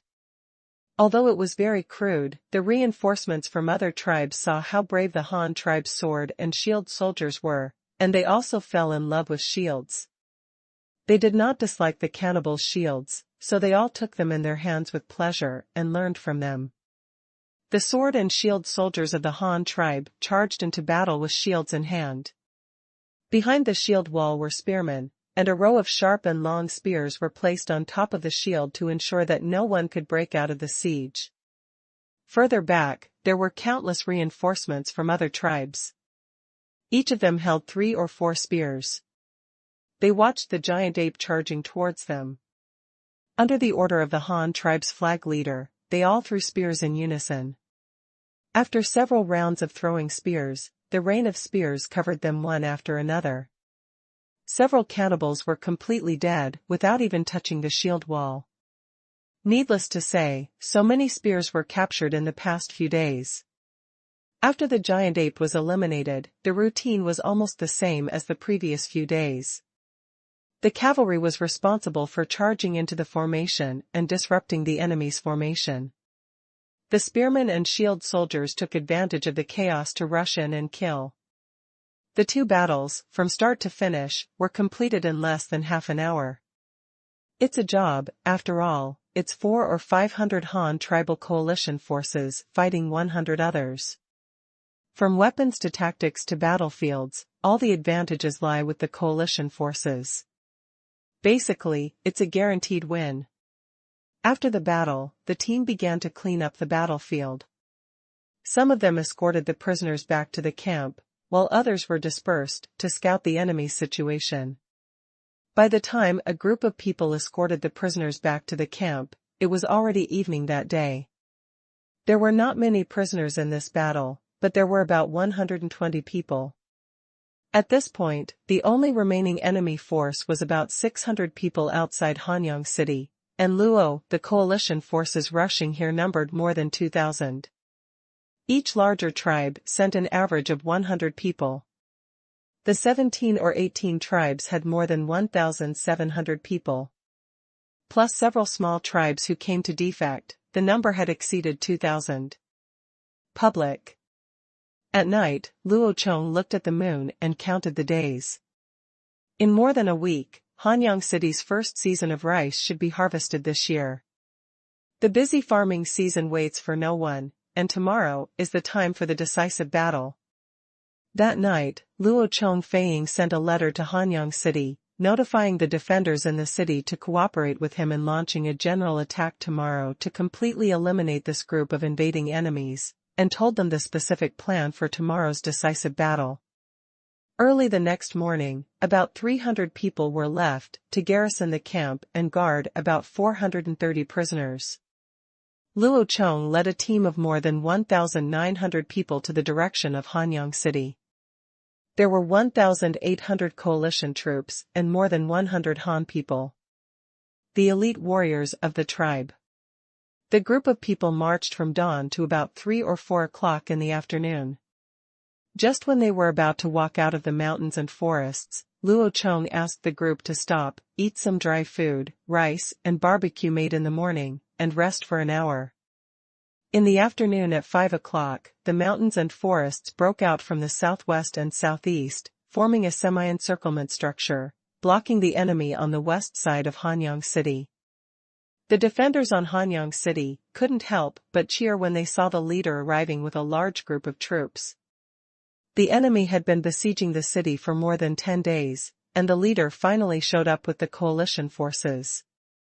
It was around 5 o'clock in the afternoon in early summer, and there were at least 2 hours before dark. It wouldn't take that long to fight a small battle. When Luo Chong emerged from the woods with nearly 2,000 people, the enemies outside Hanyang City were confused. They may not have figured out until now why those soldiers who went hunting in the mountains never returned, even when they were sent to search for them yesterday. The 200 people who left the house didn't come back either.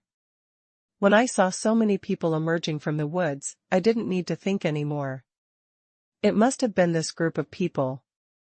It's just that they couldn't figure out why these people were enemies of them, until the army on the opposite side made a way, and 2 terror elephants came out from behind, and there was a man sitting on the terror elephant's back with a golden crown on his head. It's him. It's that person. Those are our elephants. They are the 2 elephants that were lost in the dark forest in the autumn of the year before last. At that time our team was defeated. Only the 3 of us escaped. The 2 elephants were also lost. I thought I was caught by that person. A cannibal warrior who had attacked the tree tribe shouted loudly in the crowd. There was a circular scar on his shoulder, which was shot by Luo Chong's bow and arrow. However, Luo Chong's arrow was still there. There was an arrow, so the injury was not serious. He was injured and ran away. He also took the arrow and his body back to the tribe, and that's what happened next. His shout didn't arouse much reaction. No matter who the person in front of him was, he was their enemy. So was it necessary to discuss Luo Chong's identity? The cannibals also reacted quickly.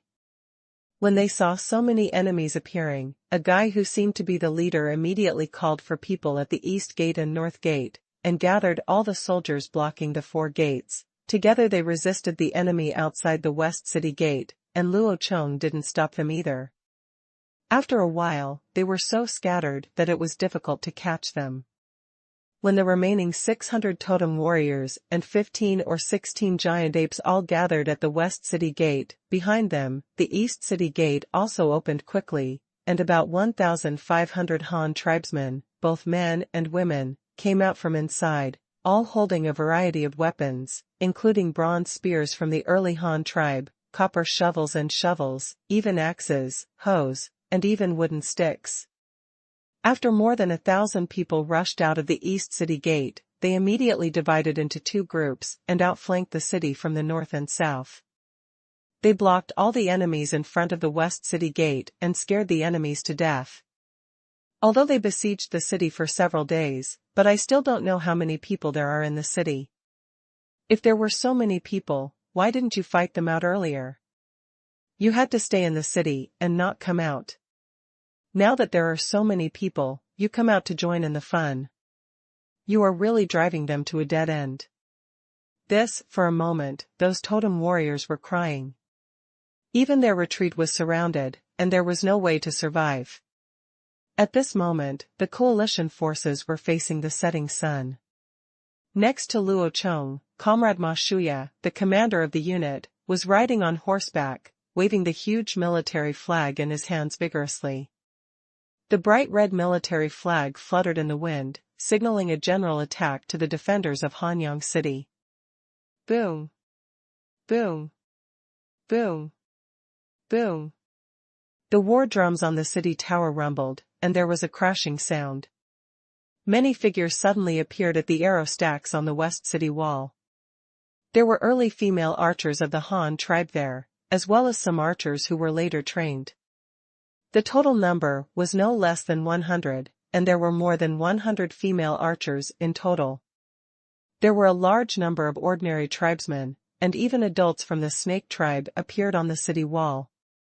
Luo Chong ordered the animal teeth next to him to change to a flag-waving action, and the drum sound on the West City wall immediately stopped. The next moment, hundreds of arrows flew directly to the dozen giant apes under the city wall, preparing to kill them first. These giant monsters have amazing fighting power, and in order to kill them with one hit, the arrows are fed with anesthetic mushrooms collected from the mushroom tribe. The sound of arrows piercing flesh was heard, and half of the dozen giant apes soon fell down. The remaining ones also hurriedly fled away. They could not attack the people on the city wall. They had tried it in the past few days. It happened several times, so I had no choice but to flee, but there was a circle of 2,000 people outside. Luo rushed his bows and arrows, and fired spears one after another, and the cannibals were wiped out in the blink of an eye. At this time, the remaining totem warriors became even more panicked and began to retreat frequently. They soon retreated to the moat outside the west gate. There was no way to retreat. However, some timid warriors jumped directly into the river to escape and wanted to swim along the moat. Out of siege. But at this moment, the archers on the city wall once again showed their power, shooting straight into the moat from top to bottom, killing all the enemies who wanted to escape on the spot. Other tribesmen who did not have bows and arrows also used the stones they had saved these days. Throw it down and directly smash into the enemy group under the west city wall.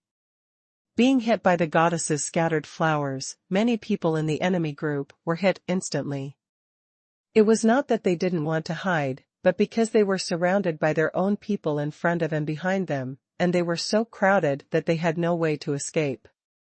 However, under the push of more people, the crowd was forced to start moving forward, away from the impact range of the flying rocks on the city wall, but in this way, they just followed Luo Chong's wishes. The enemy group moved forward, leaving room for the west city gate to play. The war drums rumbled again. Amidst the passionate drums, the suspension bridge of the west city gate was quickly lowered, and the two red doors with vermilion paint opened at the same time, revealing there were already neatly arranged cavalry inside. Seeing the city gate wide open, to be honest, those totem warriors originally wanted to risk their lives to enter the city, so that they might still have a way to survive, but in the end they saw that the city gate was blocked tightly by many tall four-legged beasts, and then I saw Luo Chong on the west side waving a big flag, and someone seemed to shout something. The next moment, the cavalry flag next to Luo Chong, led by Chai Duo, rushed towards the enemy group. Each of them rode double, with 38 warriors and 76 horses, charging forward bravely. At the same time, more than 100 riders poured out of the west city gate, including more than 200 uncontrolled cattle, and they all rushed out with the team. The charging of hundreds of ferocious beasts immediately scared the enemy's eyes out, and they ran desperately to both sides, hoping not to die miserably under the hooves of the beasts. Although the method of cavalry rushing into battle is old-fashioned, its effect is very obvious. More than 600 enemies quickly went their separate ways to avoid the lifeless impact of the beasts. At the same time, the formation of the enemy group was also in chaos. At this time, Luo Chong also pulled out the long sword from his waist, pointed forward boldly, and shouted loudly. "Warriors, charge forward and annihilate them all. Come on! Ho! Roar! Roar!" The victorious battles in the past few days have boosted the morale of the Han tribe coalition forces. At this time, they were still fighting with more and less. More than 3,000 people beat 600 enemy troops. There were more than 100 cavalry from our own side who took the lead in charging into the battle, overwhelming the enemy troops. This will be more conducive to the situation where the Han tribe coalition forces use more to fight against fewer. With Luo Chong's long sword pointing, more than 3,000 troops pressed forward in an instant. The soldiers all shouted loudly to boost their morale. The actual combat in the past few days also gave them a lot of combat experience, and they were soon overwhelmed. He defeated all the enemy troops and fought hand-to-hand with them. Luo Chong personally came to the battlefield to command this battle, so there was no need for Shu De and Xue Tu to stay at the rear. The only ones left beside Luo Chong were Beastia, who was responsible for waving the flag and issuing orders. Therefore, the two chiefs of positive and negative divisions, Shu De and Xue Tu, also took the lead in leading the battle, rushing to the front. The weapon used by Shu De is the two-handed straight-edged sword made together with Luo Chong's Tianzi Nu. He does not have a shield, but uses the black ironwood scabbard in his left hand as a stick, and occasionally blocks the opponent's stabs. The spear and the long knife in the right hand are slashing with all their strength. Although they are not cutting people, each blow can cut off the long soldiers in the opponent's hands, making the opponent lose the ability to counterattack. This makes it easier for the reinforcements from other tribes around him to take action. This guy Shui Tu is not used to using spears, nor is he used to using horizontal knives or Yanling knives. After joining the Han tribe for a year, this guy has developed a fighting technique that will never leave his long black stick. It's still so wide open and close, and it can knock people down with a stick at every turn. The huge power that can burst into brains seems to be a bit unrestrained in order to catch more lives today, but this does not hinder his terrifying output. A long stick dance is airtight, and enemies will always be knocked over wherever it passes. Either they fainted to death, or they were so desperate that they abandoned their weapons and surrendered. Dolly, who came out of the city, also had his own unique weapons. They were the earliest elders of the Han tribe. They were loyal to the Han tribe. Luo Chong also wanted to promote him. Last year, he was asked to lead the team in charge of iron ore mining. Now he is even more equipped with exclusive weapons. As the name suggests, strong man is born with great strength. He was good at using short sticks before. Later, he got iron weapons. Luo Chong also asked the workshop to make a pair of iron maces for him. They were similar to the weapons of Qingshu in the Sui and Tang dynasties. The iron maces were narrow in front and wide in back. It has the shape of a square prism, and there are protruding cornices every 10 centimeters around the body. There is also a short cone on the tip of the mace, which can be used for thrusting. The entire mace stands like a pagoda. This kind of weapon is a blunt weapon. It does not kill people with its edge like a sword. It relies on whipping with brute force and rushes into the enemy group. Every time it swings the mace, it can easily smash the enemy's crude shield. Even if it is smashed, it can shock the enemy and knock him back a few steps, causing him to sit on the ground. The Gai Duer used to use a pipe fork ground from an animal's thigh bone. Now after changing to iron, it is turned into 2 half-meter-long, triangular spears. However, this kind of weapon can kill people. The lethality was too great. In order to capture more lives this time, I hung the 2 spear thorns on my waist instead of taking them out. Instead, I grabbed a shovel for working from the city and ran out, rushing into the enemy or shooting. Or chop, no one can get close easily. Beastia rode a horse and sat next to Luo Chong. As the original old man of the Han tribe, he now holds the position of Sima, responsible for the army's logistics and military discipline. Naturally, he also has his own exclusive weapon. This guy originally used 2 tiger teeth. Now it has been replaced by 2 double-edged daggers. In addition, due to the special position, there is also a nearly 2-meter-long leather whip hanging on the waist. The whole body is made of antelope skin. It makes a snapping sound when it is thrown. The skin is torn. It's just that this time I followed Luo Chong and carried the flag, watching the fighting on the battlefield ahead. He was also a young man with a strong spirit, but he couldn't rush to the front. He felt helpless, but he didn't say anything. He was a native of the Han tribe. The older one among the team members is 21 years old this year. He is calm, does not panic when encountering problems, has brains, and is relatively stable. Otherwise, Luo Chong would not have let him take on the position of Sima. Beast Fong, what do you think of this battle? Neither of them went to the battlefield, but were observing the overall situation from behind. Luo Chong saw that he seemed a little bored, so he started chatting with him and wanted to ask his opinion. After all, he was originally trained as a counselor. What is the leader asking about? After hearing Luo Chong's question, Beastia looked away from the battlefield, thought for a moment, and asked Luo Chong.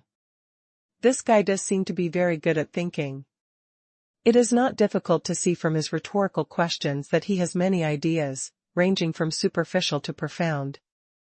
Just say whatever comes to mind. Luo Chong said directly.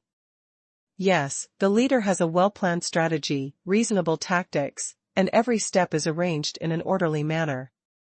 We have a large number of people, our strength is several times that of the enemy, and we have an advantage in the weapons and equipment in our hands. There is no suspense in this battle and we are sure to win. However, the subordinates guessed that if you want to defeat these 600 enemies, you don't need so many people at all. The leader asked the entire clan to use their fighting strength, which also has the purpose of deterrence, but not to deter the enemies, but to deter the coalition forces. He wants to defeat them. Show us the strength of our Han tribe in front of you. Bestia said. Oh? Then tell me, what's the use of doing this? Luo Chong didn't refute, he just acquiesced, and then the test took on a deeper purpose. The leader summoned the coalition forces this time and exchanged white salt for prisoners, which has brought a lot of benefits to the tribes. At the same time, these consecutive days of fighting have also made the leaders of the coalition realize the advantages of uniting their forces. If you are ambitious, you might be able to do something similar and gather the coalition forces to do something unfavorable to us. But in this battle, our own combat power is not less than that of the coalition forces. The weapons and equipment are privately regarded as artifacts by them. Our soldiers also fight bravely on the battlefield. We will probably leave a deep impression on them. This also indirectly tells them the news that even if they really unite, they are no match for our Han tribe. After Bestia finished speaking, he looked at Luo Chong, as if waiting for Luo Chong to comment on him to see if his idea was correct. Well, this is also one aspect you mentioned. I do mean to deter them, but our original purpose of gathering the coalition forces this time is to annex them all. As you said, these enemies are indeed very powerful, but it's not like we can't defeat them, so why let other tribes join in the fun? It was to let them see clearly the strength of the enemy and let them understand the terror of the enemy. Now they are also involved in this war, but they do not have the strength of the Han tribe to resist foreign enemies. If they want to protect themselves, they must rely on them after all. The protection of the Han tribe laid the foundation for them to join the Han tribe. In addition, although our army has not been established for a long time, it has everything it should have, and it can be said to be luxuriously equipped. Even our own tribesmen are not fully equipped. Take what you just said, many tribes have the reinforcements all talk privately that our weapons are magic weapons, and they are all young men with strong blood. If you were the reinforcements of those tribes, and you saw such a magic weapon, if you had the chance to get it, would you want it? Luo Chong smiled and looked at Beast Tooth. When Bestia heard what Luo Chong said, he also smiled knowingly. Is there any need to ask? If there is a chance to get it, he will definitely squeeze his head to grab the opportunity. Only a fool will give up. Just like a mortal has the opportunity to become an immortal in one step, who can resist such temptation? As Beast Tooth said, this was a battle without any suspense. At the beginning of the battle, it took less than an hour for the battle to end. All 600 enemies bowed their heads. While it was still dark, everyone began to clean up nervously. Battlefield segment. The siege of Hanyang City has come to an end, and the whole city is celebrating. Many residents in the city, under the instruction of Luo Chong, and under the leadership of the elders and route wizards, have begun to prepare a celebration banquet of mutton and rice. It will be open tonight. The Han tribe could still afford to provide a meal for thousands of people. As a unit commander, Bestia was responsible for all logistics matters. After cleaning the battlefield, he quickly came to report to Luo Chong. In this battle, 621 enemy troops were wiped out and 479 were captured. The rest were all killed on the spot. In fact, some of them were seriously injured. They could still survive after treatment, but they would definitely be left with disabilities. The Han tribe captured these prisoners in order to let them work, these wounded people had no treatment value at all and were killed on the spot. The casualties on the coalition side were not big. It was just a few people fighting one person, and the elite warriors of the Han tribe rushed to the front. In the end, only 3 people died, and they were all reinforcements from other tribes. There were also some wounded remaining, and in the end the serious injury would probably be a broken bone, but the Han tribe could also treat it. However, it is hard to say whether it would leave a disability after recovery, but it would be better than losing one's life directly. After taking care of these funeral matters, all the prisoners were imprisoned in the newly built warehouse. They definitely had no part in the celebration party. They had to be starved for a few days to kill their hostility, so that they could be easily disciplined in the future. The coalition of tribes finally entered Hanyang City at the invitation of Luo Chong, and came to the square in the city for a dinner and celebration.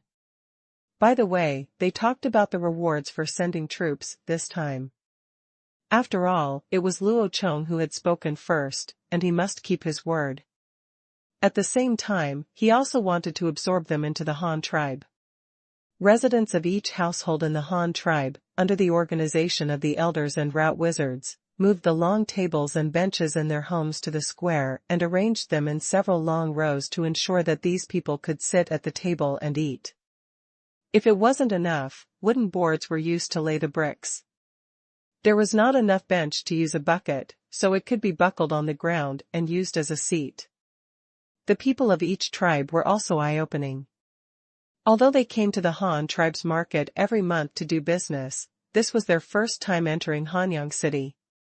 They had previously been full of mysterious speculations about the lives of the residents in the city. And yearning, now I can see it with my own eyes, each one is like Grandma Lu entering the Grandview Garden. Everything I see is interesting and magical. There were many half-year-old children running in the streets and alleys, busy helping their adults carry tables, benches, or pots and pans. Behind these children were some furry little puppies, which were all brought by Ling Feng. Born to 10 shepherd dogs, all of them are only 1 or 2 months old now. They are following behind the child's buttocks and wagging their tails happily. Some older children also led the foreign warriors to the wells in various alleys to fetch water and wash themselves. After the battle, most of them were gray and disgraced, and some had a lot of blood splattered on their bodies. These foreign warriors were very miraculous about the way wells provided water. They did not expect that there would be water in a deep pit dug on the ground, but they gained a lot of knowledge. After washing, some foreign warriors visited around within the allowed range. When they met former members of their own tribe, they would also be invited to their homes to have a look. A warrior from the Tiger tribe saw his sister who was married to the Han tribe. They were very happy after they recognized each other, so they were invited to visit her home. This is an ordinary family. The male master is a soldier in the military camp. There is only one woman. However, it would be a waste for 2 people to occupy one house, so there are 2 other women in the family, both of whom are refugees rescued from the Fire tribe. One of the women already has a 4-year-old son. He is also holding a several-month-old baby girl in his arms. This baby girl is white and fat, and the adults laugh when they tease her. She is quite lovable, thanks to the fact that she was born in the Han tribe. If they were in the Fire tribe, they would probably be killed right after birth. Another woman gave birth for the first time, and the boy she gave birth to was now 8 or 9 months old. He was naked and wearing a small belly band made of original color linen. He was already able to sit on the Kong and play by himself. The Tiger tribe warriors entered the small courtyard under the leadership of their sister. What caught their eyes was a 4-year-old boy with a small knot on his head, a linen open vest, and a pair of knee-length linen shorts. Squatting in the yard, playing with a little puppy. When the child saw a strange man coming in, he was not afraid, but he did not come forward to say hello. He held Coyotito in his arms, and stood there looking at the stranger. The Tiger tribe warrior smiled at the child, looked at the fancy clothes he was wearing curiously, and then followed his sister into the house. In the living room and kitchen in the middle, a fire tribe woman was burning a fire under the stove. The smell of rice kept coming out of the large iron pot above. There was a small pile of firewood neatly stacked next to the kitchen stove. And on the other side are two large vats with wooden lids. When you open them, you can see that one is filled with clean water, and the other is filled with some yellowed rice. In the back room on the east side, another fire tribe woman was taking care of two babies under 1 year old. The two little ones, a boy and a girl, were playing around on the big Kong. The older boy kept barking. It's already time to learn Chinese, but these children are lucky. They grew up listening to Chinese as soon as they were born, and naturally, they don't need to deliberately learn Chinese in the future. There was no one in his sister's room on the west side. There was a small square table with short legs placed on top of the big fire bed. There was a ceramic kettle on the table, a white porcelain tea bowl, and a small oil lamp burning tung oil, emitting dim light. The wooden lattice window on the south wall is closed now, but it is no different from being open. There is no window paper or animal skin on it. You can directly see the outside, and the evening breeze from outside can also blow directly into the house. Inside the window is a flying shuttle loom with a width of 1.5 meters, and there is a roll of unfinished primary color linen on it. This strange thing immediately made the Tiger tribe warriors very curious. After my sister's demonstration and explain, and then the man knew the use of this thing. The woman then said that this thing was created by the leader, which shocked the man even more. She didn't expect that the leader of the Han tribe was not only a great fighter, but also so versatile that he could create such a magical weapon. Similar scenes were happening in other places in the Han tribe. Some people were allowed to visit the wood processing factory of the Han tribe and watched the huge windmill swaying in the wind, automatically rotating with complex wooden gears, and finally controlling the up and down of a row of saw blades. Walking in a staggered way, a log was soon sawed into planks, which was very surprising. Others were invited to visit the breeding factory of the Han tribe. There was no shortage of sheep, antelopes, black-bone chickens, cattle, horses, and alpacas. Even the 100 saiga antelopes bought last year, 80 females had also bred the first one. A group of offspring each gave birth to 2 or 3 small antelopes, and the size of the Han tribe's antelope herd has also increased from 100 to more than 300.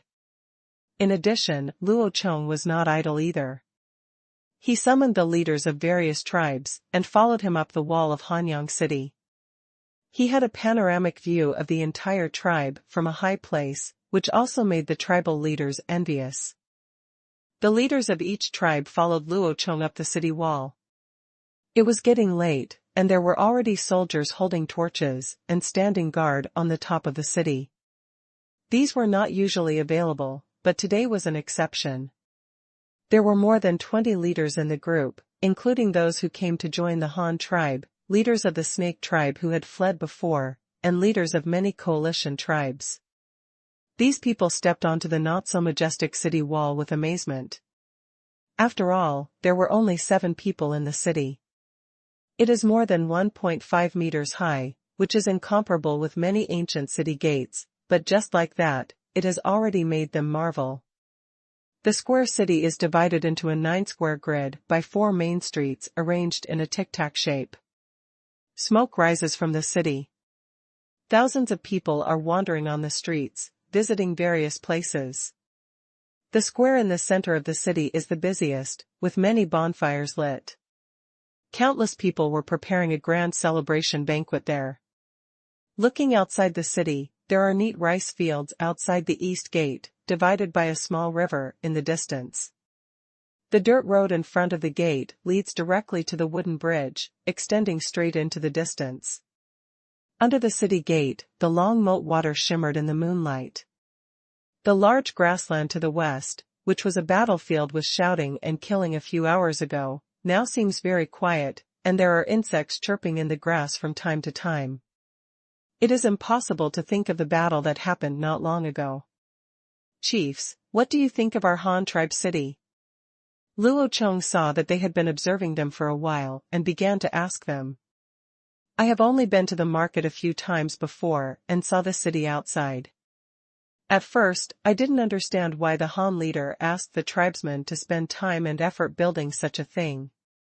It wasn't until I climbed up to the top of the city in person that I felt that the Han leader's vision in the long run, such a high wall and deep pool can indeed block any enemy attack. Although it takes a long time and consumes a lot of manpower, it can be passed down from generation to generation and ensure that one's own people can recuperate safely. Jianjiao. The leader of the tribe spoke first.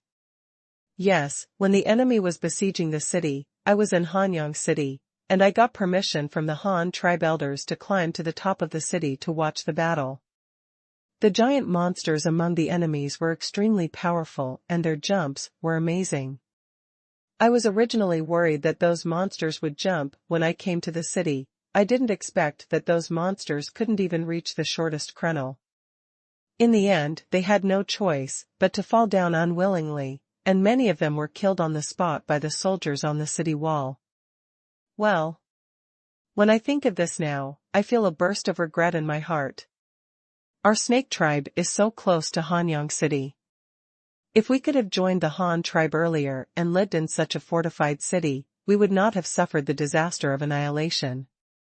That day the army suddenly arrived in our tribe, and we didn't even have the ability to resist. Fortunately, some tribesmen fought desperately to resist, and most of the women and children escaped. Otherwise, we might have been wiped out. I have been living in the city these days, and I have learned a little more about the Han tribe. It turns out that the tribesmen we joined the Han tribe all have the same surnames as the original tribe, and they form a lineage of their own. Although we are all members of the same tribe, the family lineage of the original tribe has also been retained, but it does not mean that it has disappeared. It is actually better for everyone to live together. There is more power with more people, more things can be done, and the living conditions can be better. Therefore, I have decided that I will take the remaining 200 or so tribesmen to join the Han tribe and become the snake clan of the Han tribe, so that all the tribesmen can live a better life. At least they don't have to live in fear all day long.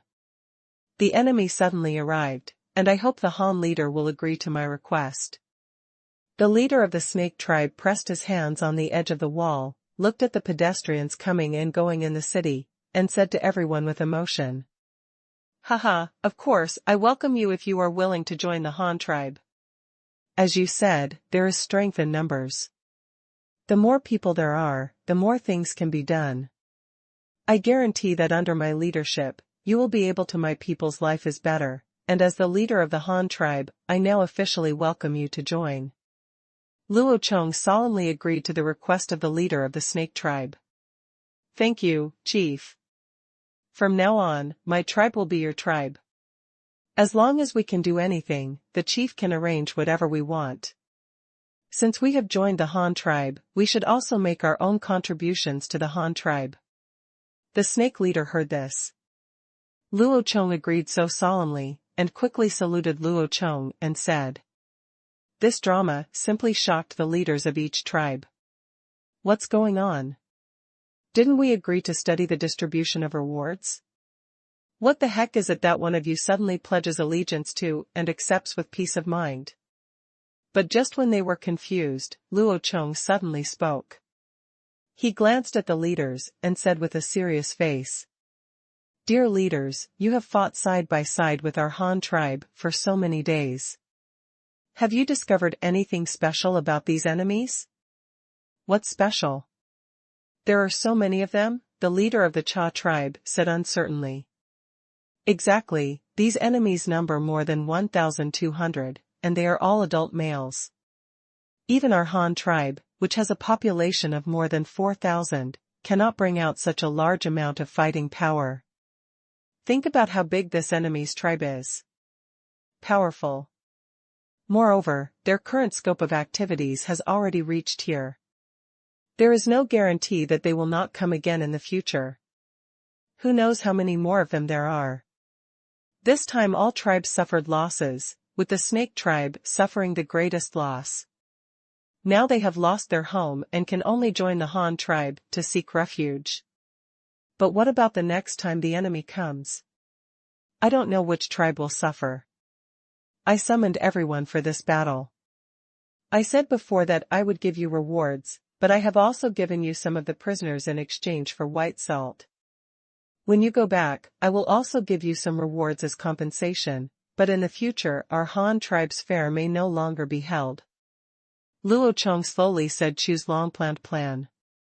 The leaders were very happy to hear that there was still reward, but Luo Chong's next words immediately made them explode. Chief Han, if you don't hold a market in the future, where will we go to exchange for white salt and other daily necessities? That's right, Chief Han, you must not stop the market. Everyone, please be quiet. As I said just now, the enemy we face is too powerful. Even our Han tribe is now unable to repel the enemy alone. Fortunately, we still have a strong city to ensure that your own safety is still no problem.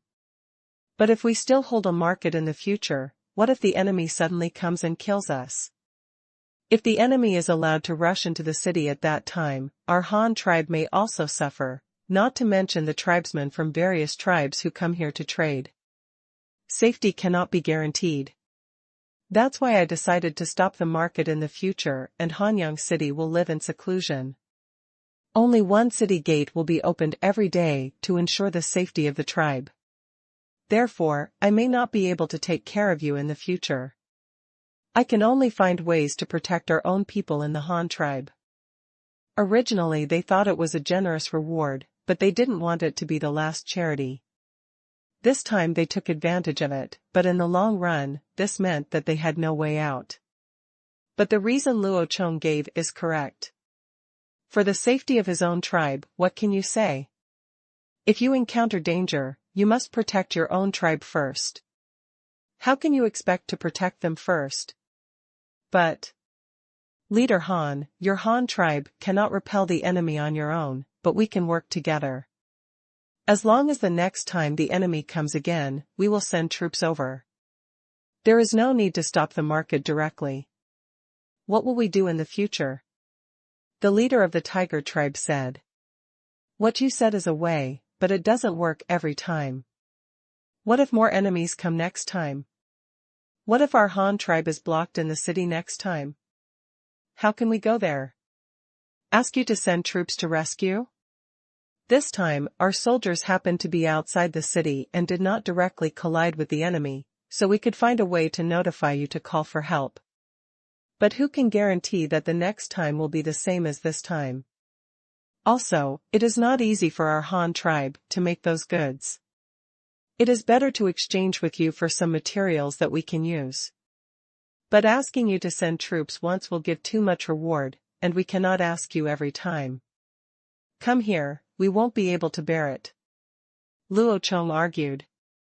But, if the enemy comes again, your Han tribe has a city to block the enemy, but those enemies can't do anything to you. They will definitely run around and attack our tribe. The leader of the Pearl tribe said fearfully. Luo Chong spread his hands and said helplessly, then I have no other solution. I can only take the lead in protecting my own tribe. If your tribe is attacked and you are willing to pay us, the Han tribe can also send troops to help, and this condition must be established if our Hanyang city is not besieged and can send troops out. Some leaders immediately rolled their eyes or simply frowned. This was a beautiful statement.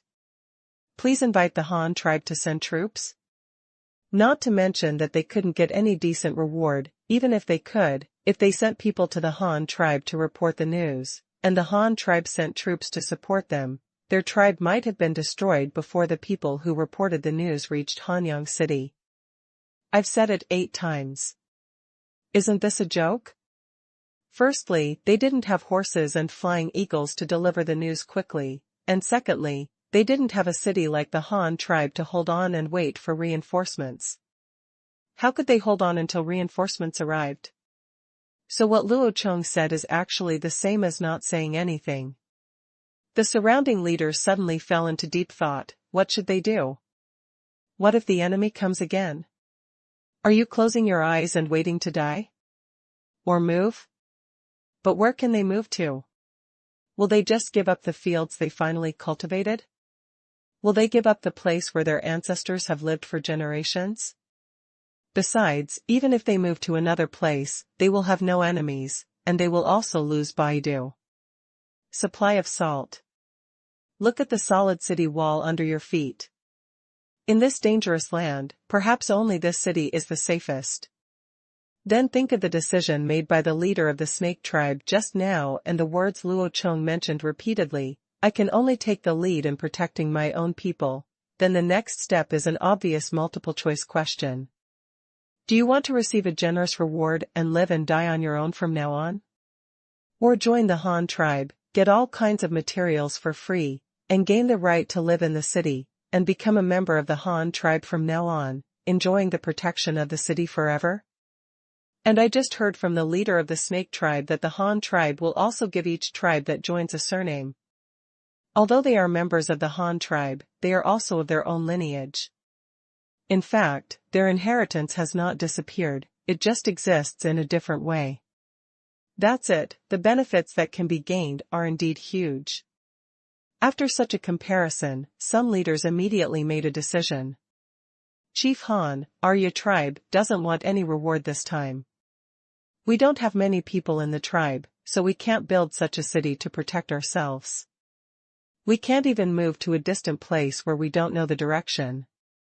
We can't do without the various things of the Han tribe. Goods, instead of waiting to be destroyed by the enemy next time, it is better to join the Han tribe directly. I just saw people in the city who joined the Han tribe before. They all live very well and have become the Han tribe's clan. Now I also hope to become the Han tribe's clan, receive the blessing of the Han tribe, and contribute to the Han tribe. Do your part. As long as the Han leader agrees, I will go back tomorrow to pick up all the clan members. After careful consideration, Chief Yu was the first to make a choice. Haha, of course, I welcome you if you are willing to join the Han tribe. This way we can be stronger. The stronger we are, the greater our confidence in fighting the enemy.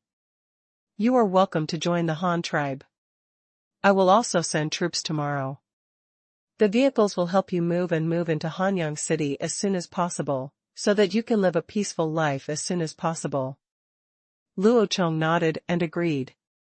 Another tribe joined the Han tribe. The other leaders began to look at each other, still a little hard to make a decision. However, after looking at the pedestrians on the streets in the city and the rows of houses with smoke coming out, some people quickly made up their mind. Hanyang City is only so big, and the number of people who can live in it is limited. If it is later, even if you want to join the Han tribe, you may not have a chance.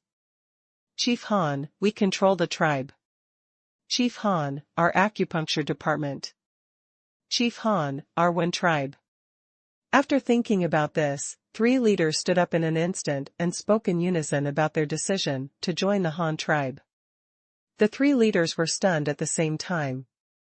They didn't expect that someone would stand up with them. What should they do now? Hanyang City is so big, so don't lose your own tribe. Thinking like this, the 3 of them strengthened their determination to join the Han tribe, and quickly begged Luo Chong to agree to let them live in Hanyang City for shelter. Ha ha ha, thank you to the 3 leaders for your attention. Since you are all willing to join the Han tribe, I will definitely welcome you. Don't worry, although there are not many vacancies in Hanyang City, I will definitely find a way to make arrangements for you all. After all, in the future your tribe is also my tribe, and I shall protect them with all my strength. Moreover, after this incident, in order to better protect the safety of the Han tribe, I decided to select a group of elite warriors from the new tribesmen to expand the Han tribe's army. Once selected, they will receive the same benefits as the Han tribe warriors. Get powerful weapons. You, the former leaders, can also get a unique customized weapon. Luo Chong smiled cheerfully at the 3 of them.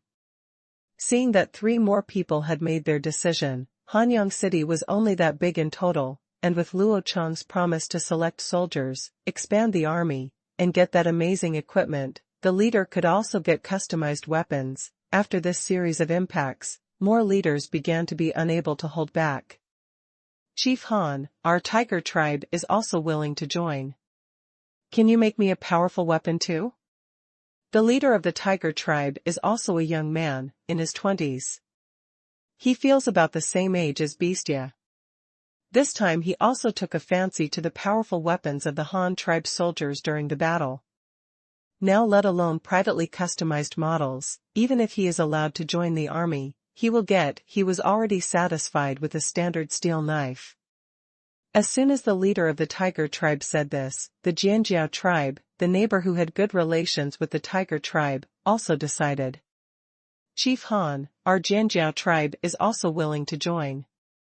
The Han tribe can raise so many livestock, which is naturally much better than us, who can only raise antelopes. We are willing to learn from the leader in the future and raise various livestock for the Han tribe. Okay, you are welcome to join. You will definitely like the life of the Han tribe. I guarantee that each tribe member will have something they like to do. Luo Chong happily said 3 good words in a row. It's so important to join, not only because they have a large number of people, but more importantly, they also have thousands of saiga antelopes. This is what Luo Chong values most. Among the more than 20 leaders, 7 have now expressed their intention to join the Han tribe, and they are all large tribes with at least 300 people. Of course, this is still understated. For example, the Sharphorns tribe, which makes a living by breeding antelopes, has a population of close to 600. Although the average is relatively low, the 7 tribes together have a population of 2,500 to 2,500. Will definitely bring the strength of the Han tribe to a new level. Moreover, among the more than 20 leaders, only 17 have a population of about 300, and the others are all around 100 people. Among them, for small tribes with less than 100 people have already expressed their attitude of joining the Han tribe before the war started. Including the 7 that have just joined, the population growth has reached nearly 3,000. Luo Chong was very excited. Hanyang City already had a population of over 4,000 people. With the addition of these 3,000 people, the total population of the Han tribe finally took another step towards 5 digits.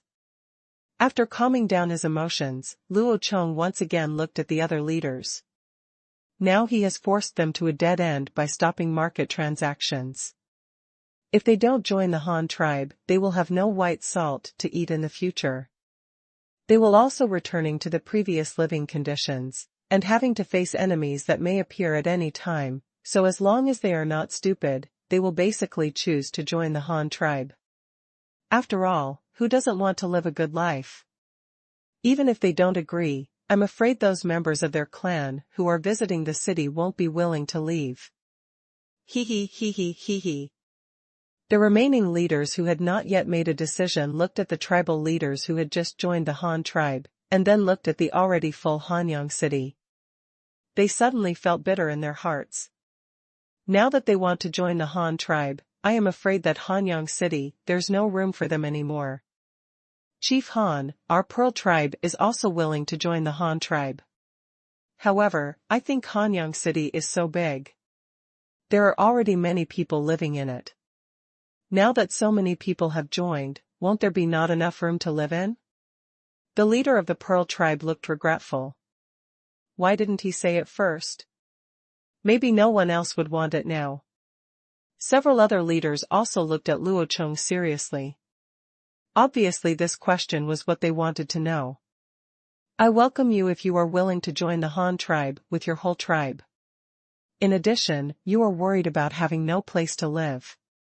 I have thought about this matter for a long time.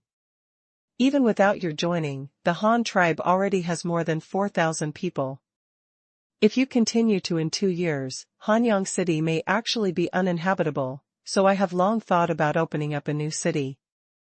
You still remember what I asked the soldiers to convey before coming here. In fact, as early as last winter, I had already asked the tribe to choose a new place to live. Luo Chong said, raised his hand and pointed to the east bank of the river, and continued to speak to them. Cross the bridge from here and walk eastward for 7 days. There is the place I told you is suitable for living. There is a lot of flat land there, and it is close to the river. There is plenty of water, which is very suitable for us to grow rice. There are also large areas of shrub grassland, which are also suitable for raising livestock.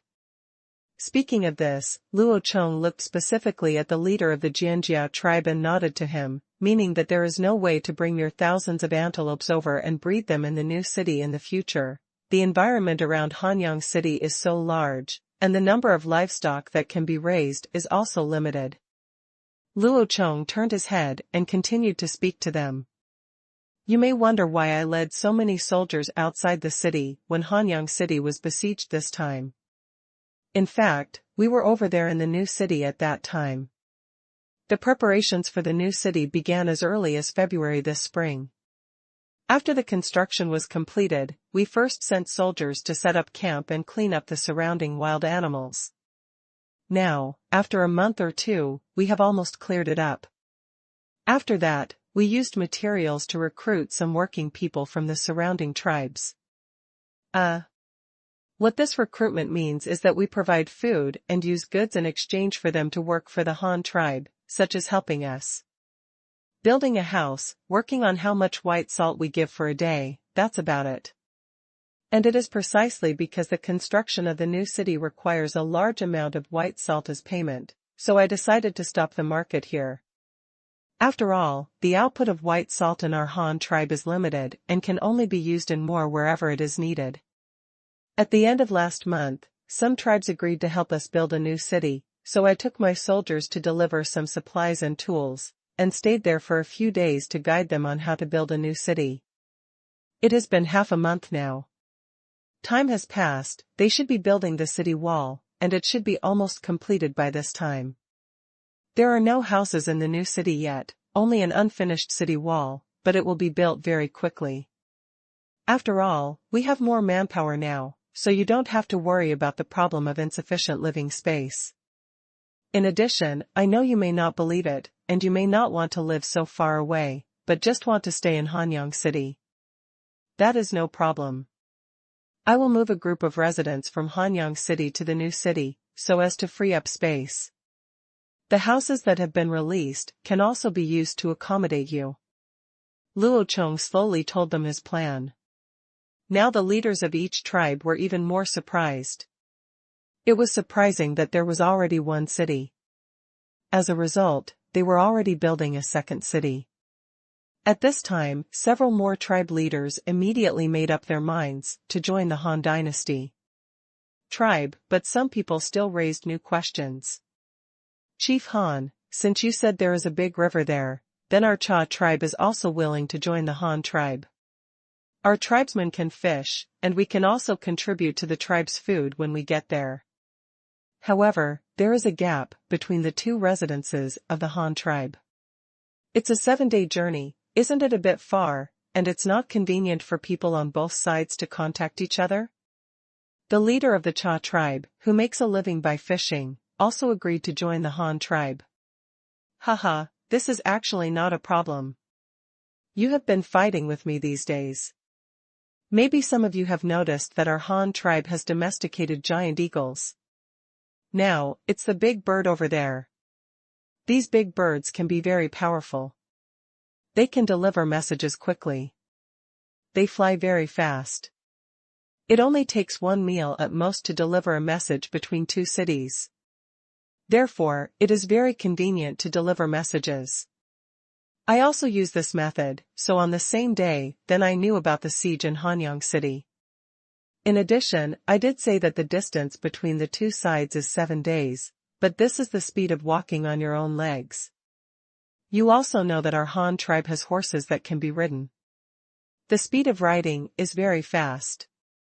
From here, the fastest it can be reached in a morning, at most, by riding a horse at a fast speed.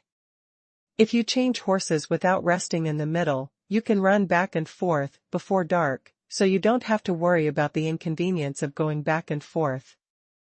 Luo Chong calmly explained the problem to Leader Cha, and also told others, hoping that they would know more about the Han tribe and choose to join the Han tribe as soon as possible. So that's it. It seems that animals like horses are really good. They actually have such uses. Then it's no problem for me. I'm willing to take my tribe to live in the new city. Leader Cha said happily. Our Ao tribe is also willing. Our mushroom tribe is also willing. We, the Flying Stone tribe, are also willing. Han leader, you just said that the white salt production of the Han tribe is not enough. Now that we have joined the Han tribe, will we not have enough white salt to eat? Just when several other tribal leaders also decided to join the Han tribe, Lian, the leader of the tribe, raised a new question. Haha, of course it's enough to eat, don't worry about that. Luo Chong said with a smile. Now the leaders were suddenly confused. Just now you said that there was not enough white salt to build the new city, so you stopped trading in the market. Now you suddenly said that there is enough to eat. Isn't this contradictory? Luo Chong looked at their suspicious eyes and explained with a slight smile. Actually, this is easy to understand. How do you usually use it when you come to exchange for white salt? You always exchange a lot, save it and eat it slowly, and then exchange it again when you are almost finished, right? These leaders all nodded, that's exactly what they did. Then it's easy to understand. If you join the Han tribe, the white salt will be distributed by the Han tribe itself. You don't need to save it anymore. Take out the amount you saved before and ensure that all the tribesmen eat white salt. Salt is still okay. Also, as you just said, there is strength in numbers. I said before that the white salt production of the Han tribe was small, because the tribe's population was not large enough. Now that there are more people, I can allocate more people to make it. White salt, wouldn't the output increase in this way?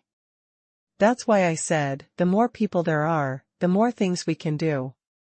The more people there are, the better the life will be. As long as you obey my arrangements and work hard to complete the things I tell you, you don't have to worry at all. Insufficient supplies. When Luo Chong explained this, the leaders immediately understood, and at the same time they all admired Luo Chong's leadership ability. They really couldn't accept this. Their tribe only has less than 600 people at its largest, so it takes a long time to assign work tasks to the tribesmen every day, and sometimes the arrangements are not clear. But looking at Luo Chong, he manages the tribe of several thousand people in an orderly manner. Everyone has their own tasks and work, and the tribe is getting better and better. Now that so many tribes have joined and the population has increased, they feel like Luo Chong feels that it is not enough. The Han tribe seems to have endless work, but this is not bad, why not do it? They thought about it for themselves. As long as they completed the tasks assigned by the leader honestly, the leader would definitely make the Han tribe stronger and stronger. Basically, all the questions that should be asked were asked. After Luo Chong's detailed answers, they almost understood the situation. Then naturally, some people chose to join the Han tribe again. In the end, there were only 2 or 3 leaders left. Following the general trend, they no longer persisted and chose to join the Han tribe with De Lu. This made Luo Chong very happy.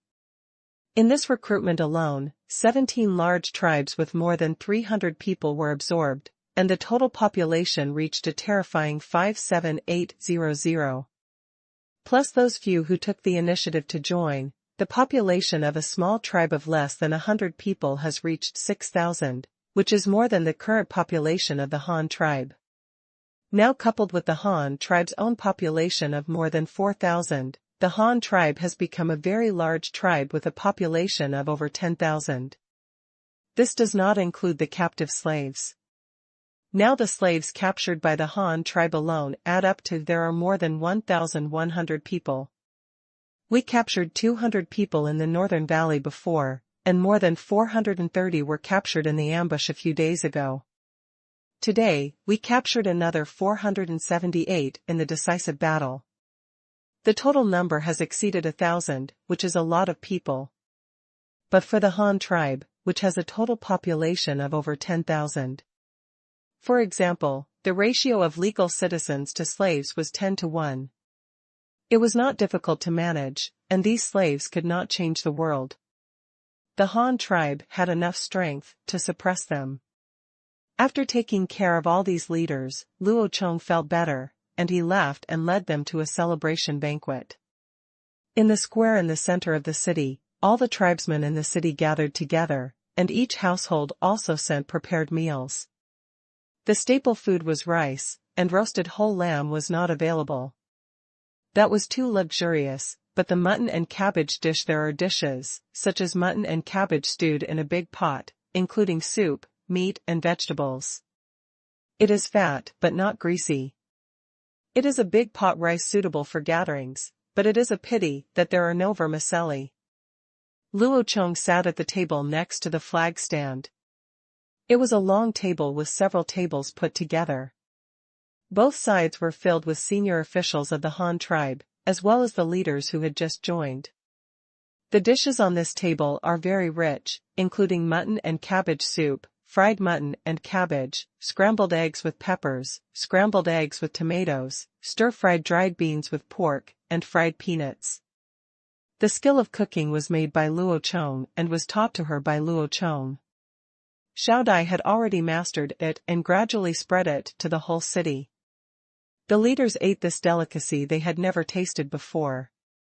They were very happy for the decision they had just made on the city wall. It would not be a bad idea to join the Han tribe for these delicacies.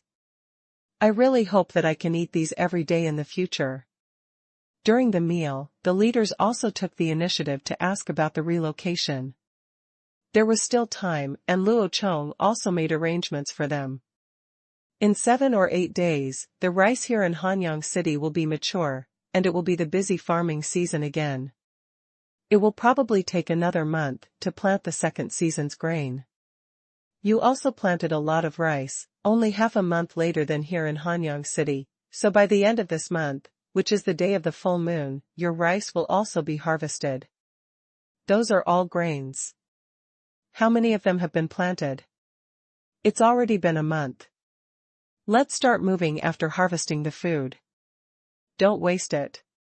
When I am in Hanyang City, I will also make preparations to receive you in advance and free up some houses for you.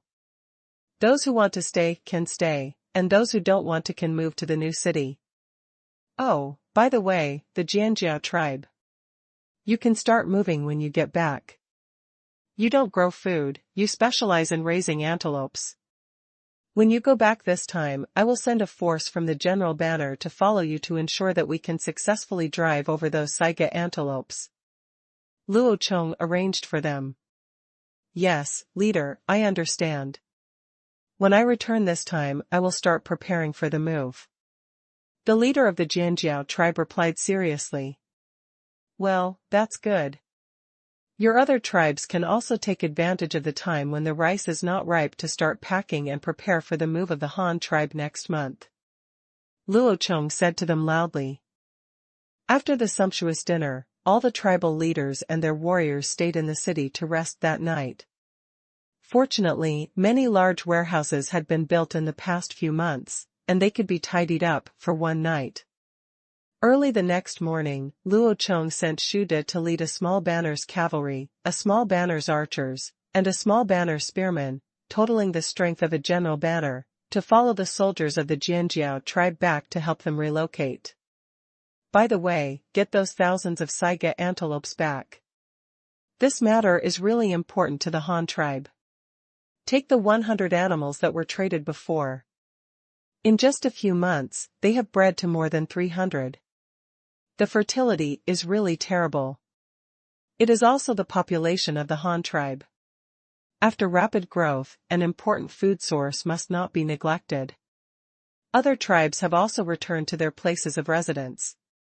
They will wait until next month to finish harvesting this season's food before moving to the Han tribe. With the remaining troops of the three general banners, Luo Chong asked Shuatu to lead them and rushed to the temporary camp at the foot of Tuga Mountain. He escorted the hundreds of women and more than 400 prisoners back, and then transferred the slaves, collectively. Go to the new city area and be responsible for the construction of the new city. A day later, Luo Chong Feiying sent a letter to Qingshu and asked Yu Yi about the progress of the city wall construction in Xinqingfang City, as well as the area near the river, how much clean land has been cleared, and whether paddy fields can be reclaimed next month. And also gave an order to Yu Yi, asking him to prepare a large corral in the new city, which should be enough to accommodate thousands of sheep. It doesn't matter if you don't have a house, just a few sheds will be enough for the time being. If the new city wants to move the population, the first thing to do is to solve the food problem of a large number of people. You can't always rely on Hanyang City to provide food, otherwise Hanyang City will not be able to bear it. Now there are not many people in the new city, but it can still persist. Waiting for others, too much won't work, so there must be food production there this year. A reply came quickly from Yu Yi, saying that Fengshu's city wall would be completed in 2 days, but there is currently no city gate. They just made a few simple horse-repelling horses as gates, and have been sending them guarded by people. There are currently more than 300 workers in the new city, and the number is still increasing. It is actually very fast to build a city wall like this. After all, it is just a street wall in inner city, and it is not as high or thick as Hanyang City.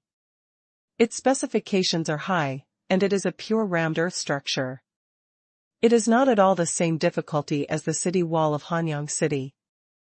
3 more days later, just as Hanyang City was sharpening its knives and preparing to harvest the first season of rice this year, a letter from a flying eagle finally brought news of the Youfu expedition caravan. Youfu reported to Luo Chong in the letter that they had 7 goals for this transaction, and purchased a total of 280 cattle and 450 horses.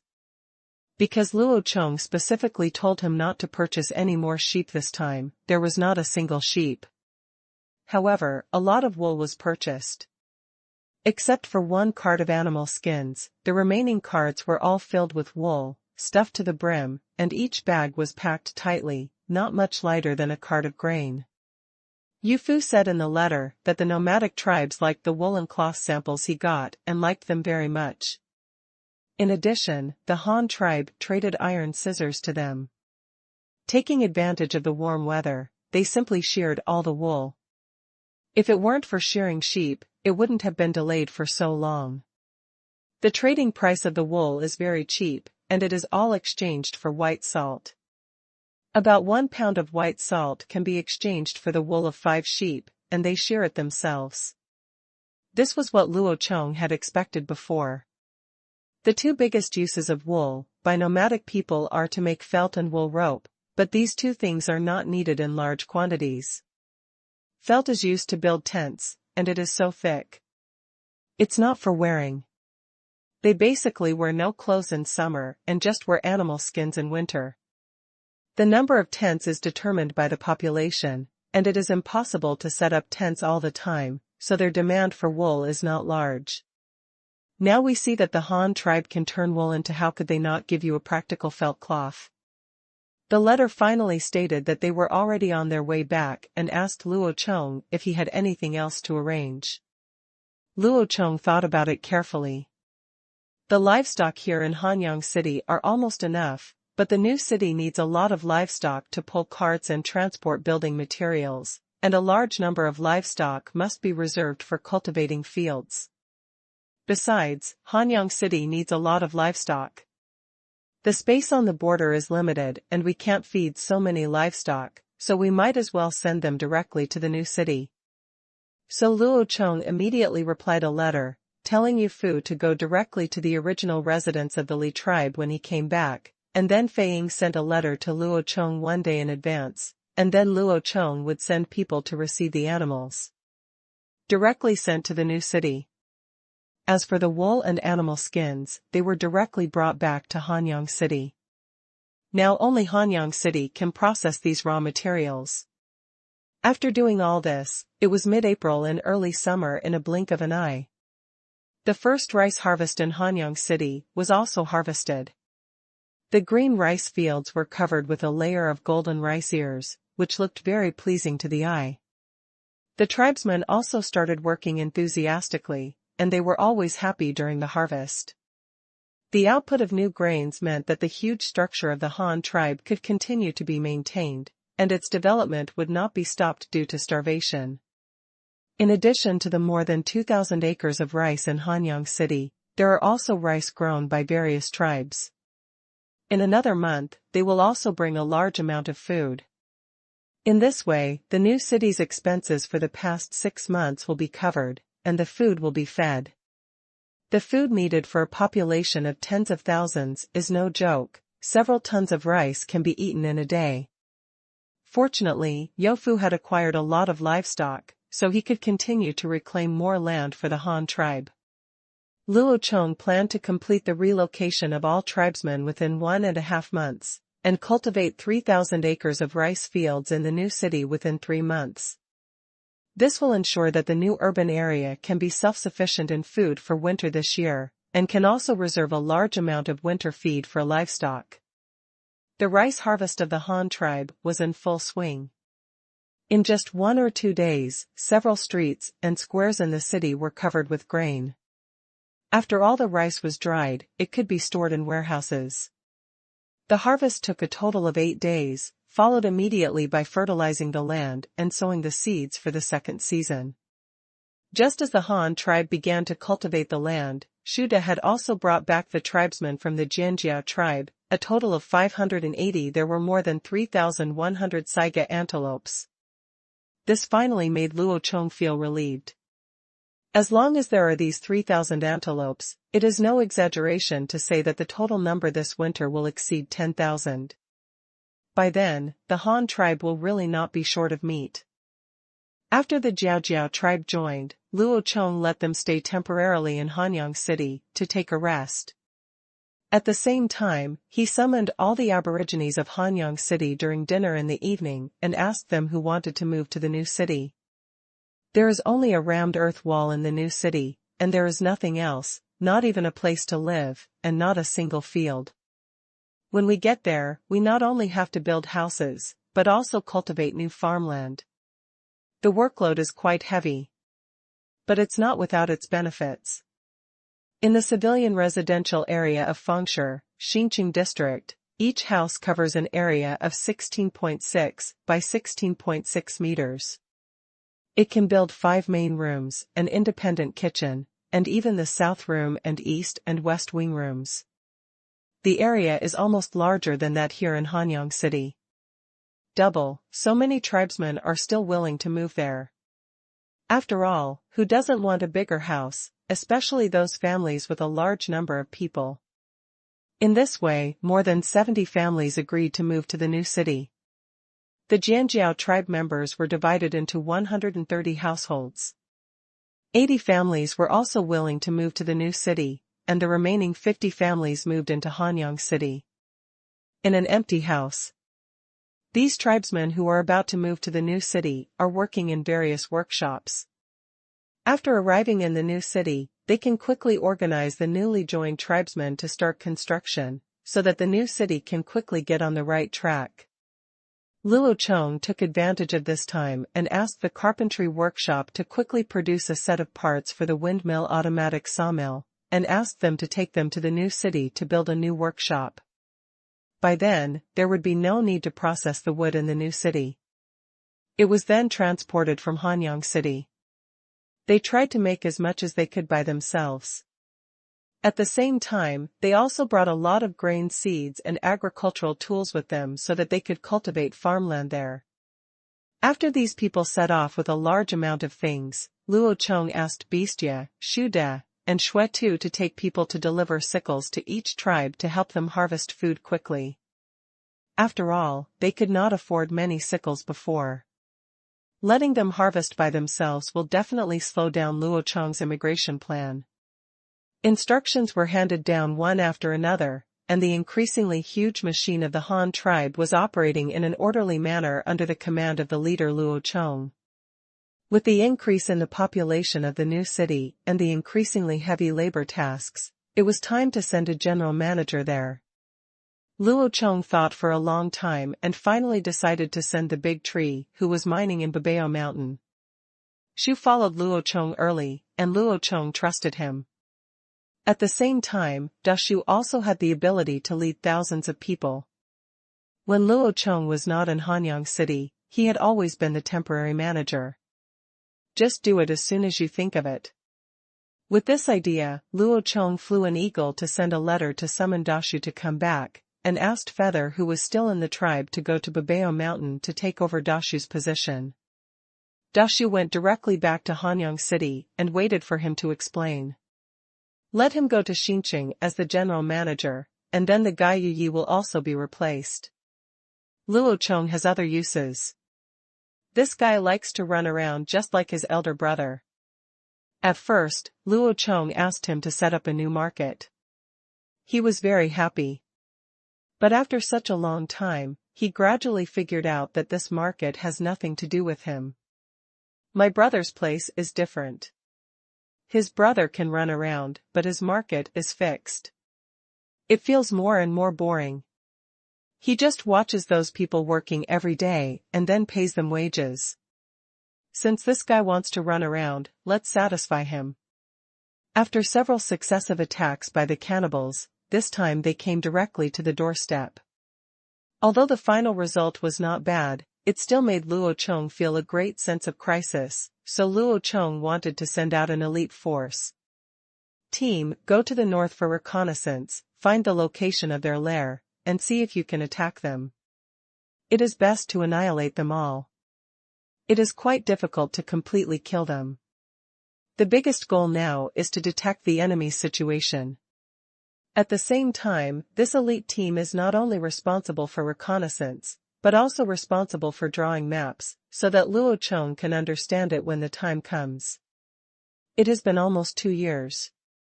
Apart from seeing a rough map in Yufu's hand, Luo Chong has never had anyone draw a map because the Han tribe has never had such conditions, but now it can. Don't think that drawing a map is a very simple matter. It's hard to make the map usable. Draftsmen must not only understand mathematics, geography, but also ruler and compass drawing, which are all very important. Otherwise, just draw whatever you see? Is that called a map? Before the Japanese invaded China, they prepared the map for who knows how many years. Their spies pretended to be members of the Chamber of Commerce and measured it step by step on the land of the motherland. If you want to draw a map, the most important tool is a compass, which is a compass or a north needle. Without this thing, how can you identify the accurate direction? The direction you can identify by looking at the sun can only be an approximate direction. It is confusing to use it to draw a map.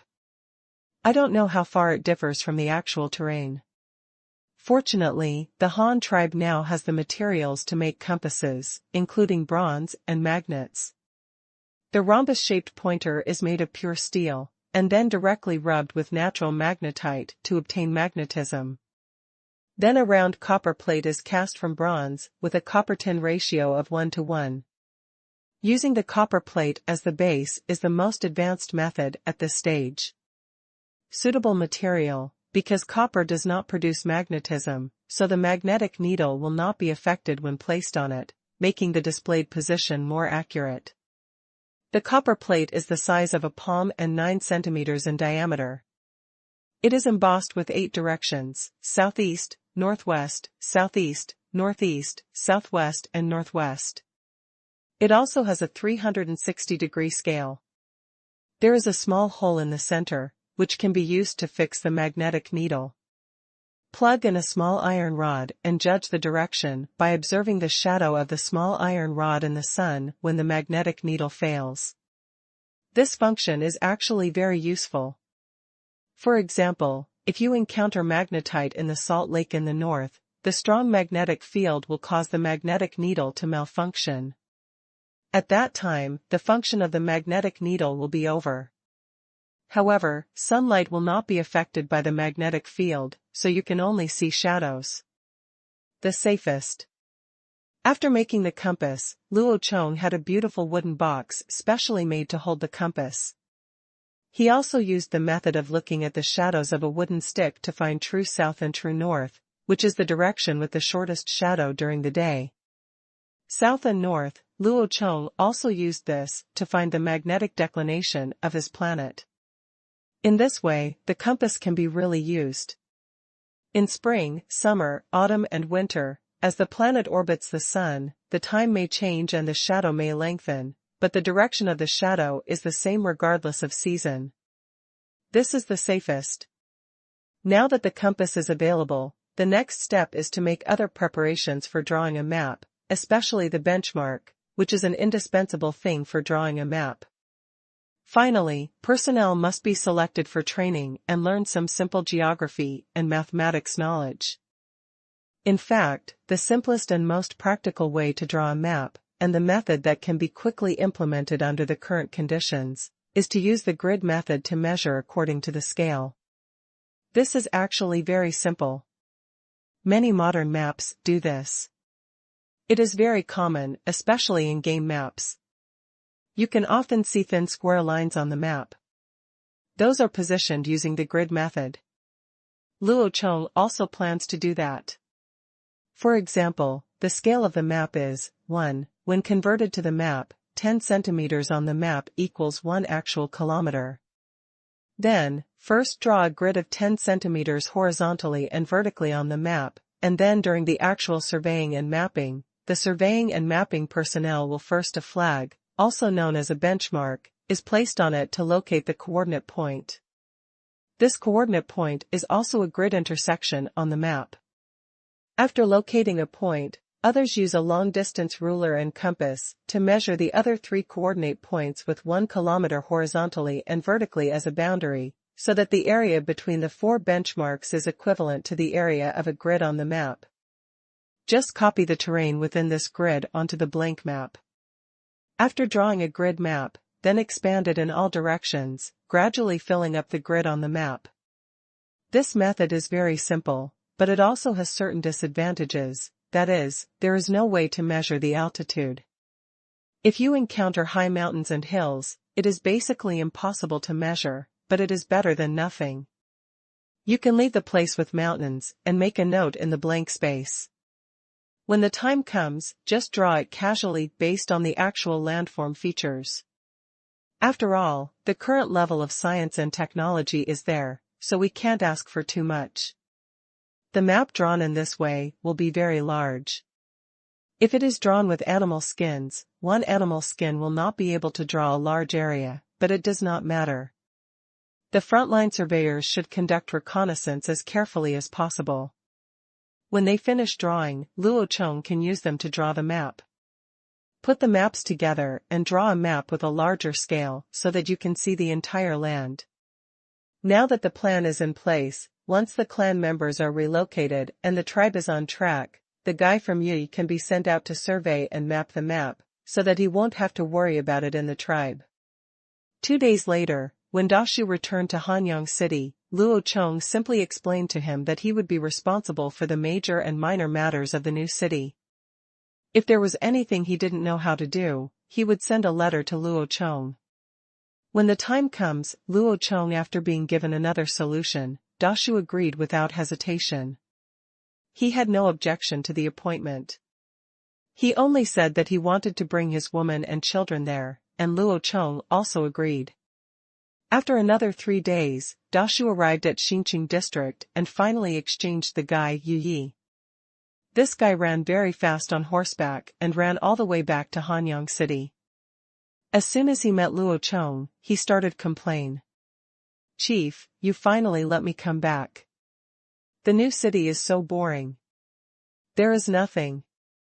I can't go out. I have to watch the workers working every day. I'm almost stupid. I might as well stay in Hanyang City. There's everything you can do here, whatever you ask me to do. Isn't there a lot of work over there? Why don't you work with them when you have nothing to do?" Luo Chong glanced at him and said lightly. Of course I worked. Luo Chong looked at him again and did not answer. Chief, I'm really not lazy. You have to believe me.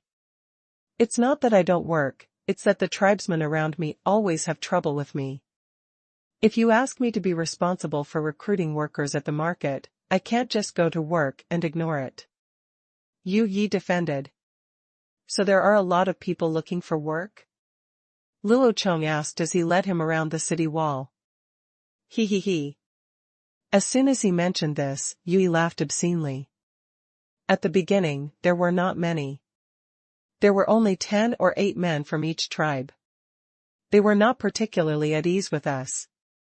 They were afraid that we would deceive others and rely on their wages, so they would marry me after a day's work. I gave them all the one-time reward according to the leader's instructions, and they slept with that little bit of white salt in their arms every day, as if they were afraid it would be gone. As a result, after they worked for a few days, they became addicted to the food we provided. They said that our rice and vegetables were very delicious. I cooked the big pot dishes for them according to the instructions taught by the leader. We grew them ourselves. They have a small vegetable plot, which is growing very well. Sometimes they will bring some wild vegetables themselves. Leader, you don't know, those guys are very happy to eat the vegetable leaves now, and say that what we cook is delicious. I thought to myself, isn't that normal? Our tribe puts peanut oil in the cooking, how can it not be delicious? Then about 10 days passed like this, and some people were about to go back. I also saw some people not eating the food for the day, but putting it in big bowls and taking it away. I guess they took it back to feed their women and children. Almost 2 days later, another group of people came, including several women. I asked those women to help us cook, but they didn't want white salt, they just wanted our rice, and I agreed. Then the women would take turns, going back to the tribe to deliver rice. After saving for a few days, they would go back and deliver 10 kilograms of rice each time. I asked them why they did that, and they said that after our Han tribe moved here, there were fewer wild animals nearby. The warriors of their tribe couldn't catch prey. This season happened to be the lean season, so they could only collect some wild vegetables. There is not even any fruit that can satisfy hunger. The children in the tribe are hungry every day, and the poor can only eat leaves. After hearing what they said, I felt that this was an opportunity to recruit people, so I told them to bring all the children from the tribe over. I would also find some easy jobs for the children to do, but there would be no pay. 3 meals a day were given to those who were too young to work, but other things were not given. If you wanted to change things, you could only let the adults do the work. As a result, they really brought all the children over. Now the older children are herding sheep, and the younger ones follow their mother, which is easier to take care of. Adults, women, and children all came together. When those people saw that we kept our word, they didn't refuse to pay. Some tribes simply moved here. They had food to eat every day and could save some things, so they didn't have to worry. It's a bit tiring to get injured while hunting, but it's stable and much better than them being hungry and full. Now several tribes have moved there. Yu Yi said to Luo Chong quite proudly. Well, you did a good job. I see you are quite happy when you talk about this. Why don't you want to stay there? How about I send you over? Luo Chong was very happy after hearing what he said. It is best to absorb the population in this way. There will be no war and the population will be absorbed peacefully. Although those tribes are not considered Han tribes yet, they will wait until they get used to the Han tribe. After living a tribal life and building solid houses, Luo Chong didn't believe they were still willing to go back. No, Chief, I just can't stay in one place.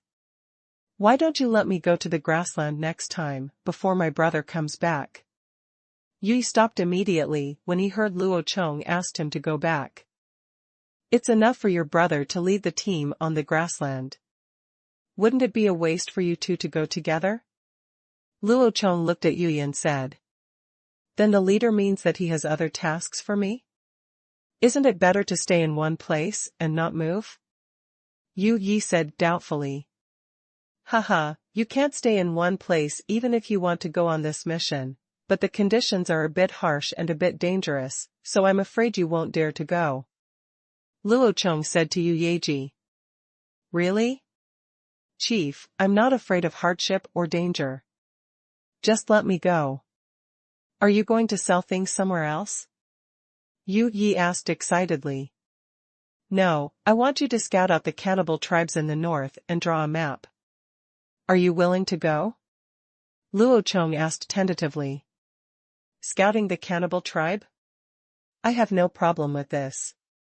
I dare to go, but what does drawing a map mean? Yu Yi asked, scratching the back of his head in confusion. A map, you should have seen that thing before. I remember that you and your brother had one, before you joined the Han tribe. It was a topographic map of mountains and rivers, drawn on animal skins, with the words, the location of each tribe is that kind of map. Luo Chong explained.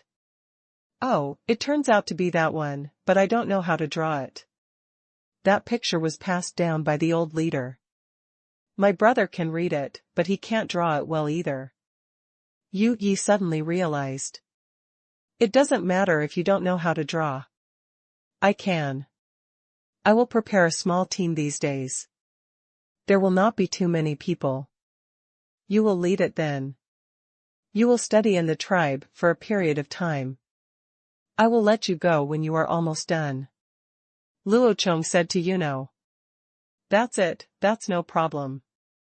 I promise to complete the tasks assigned by the leader. Yi immediately stood at attention and promised. Well, I hope you won't disappoint me. Luo Chong patted his shoulder and said. In the following time, Luo Chong quickly selected 11 people from the tribe, including Yu Yi, who had exactly 12 people, which was considered a small banner, and began to uniformly train drawing skills. The members of this team are all elites carefully selected for this mission. There are some like Yu Yi, who are good at communicating with strange tribes, and there are also elite hunters who are good at surviving in the wild. They have rich survival experience, and there are also some who are good at archery. A sharpshooter, a strong warrior, a cultural person who can write a lot of Chinese characters, a tribesman from the Wen tribe who is good at painting, and finally 2 warriors from the Eagle tribe, who brought their Azuka giant eagle with them. These people have to practice running every morning to exercise their physical fitness, and practice horseback riding in the evening.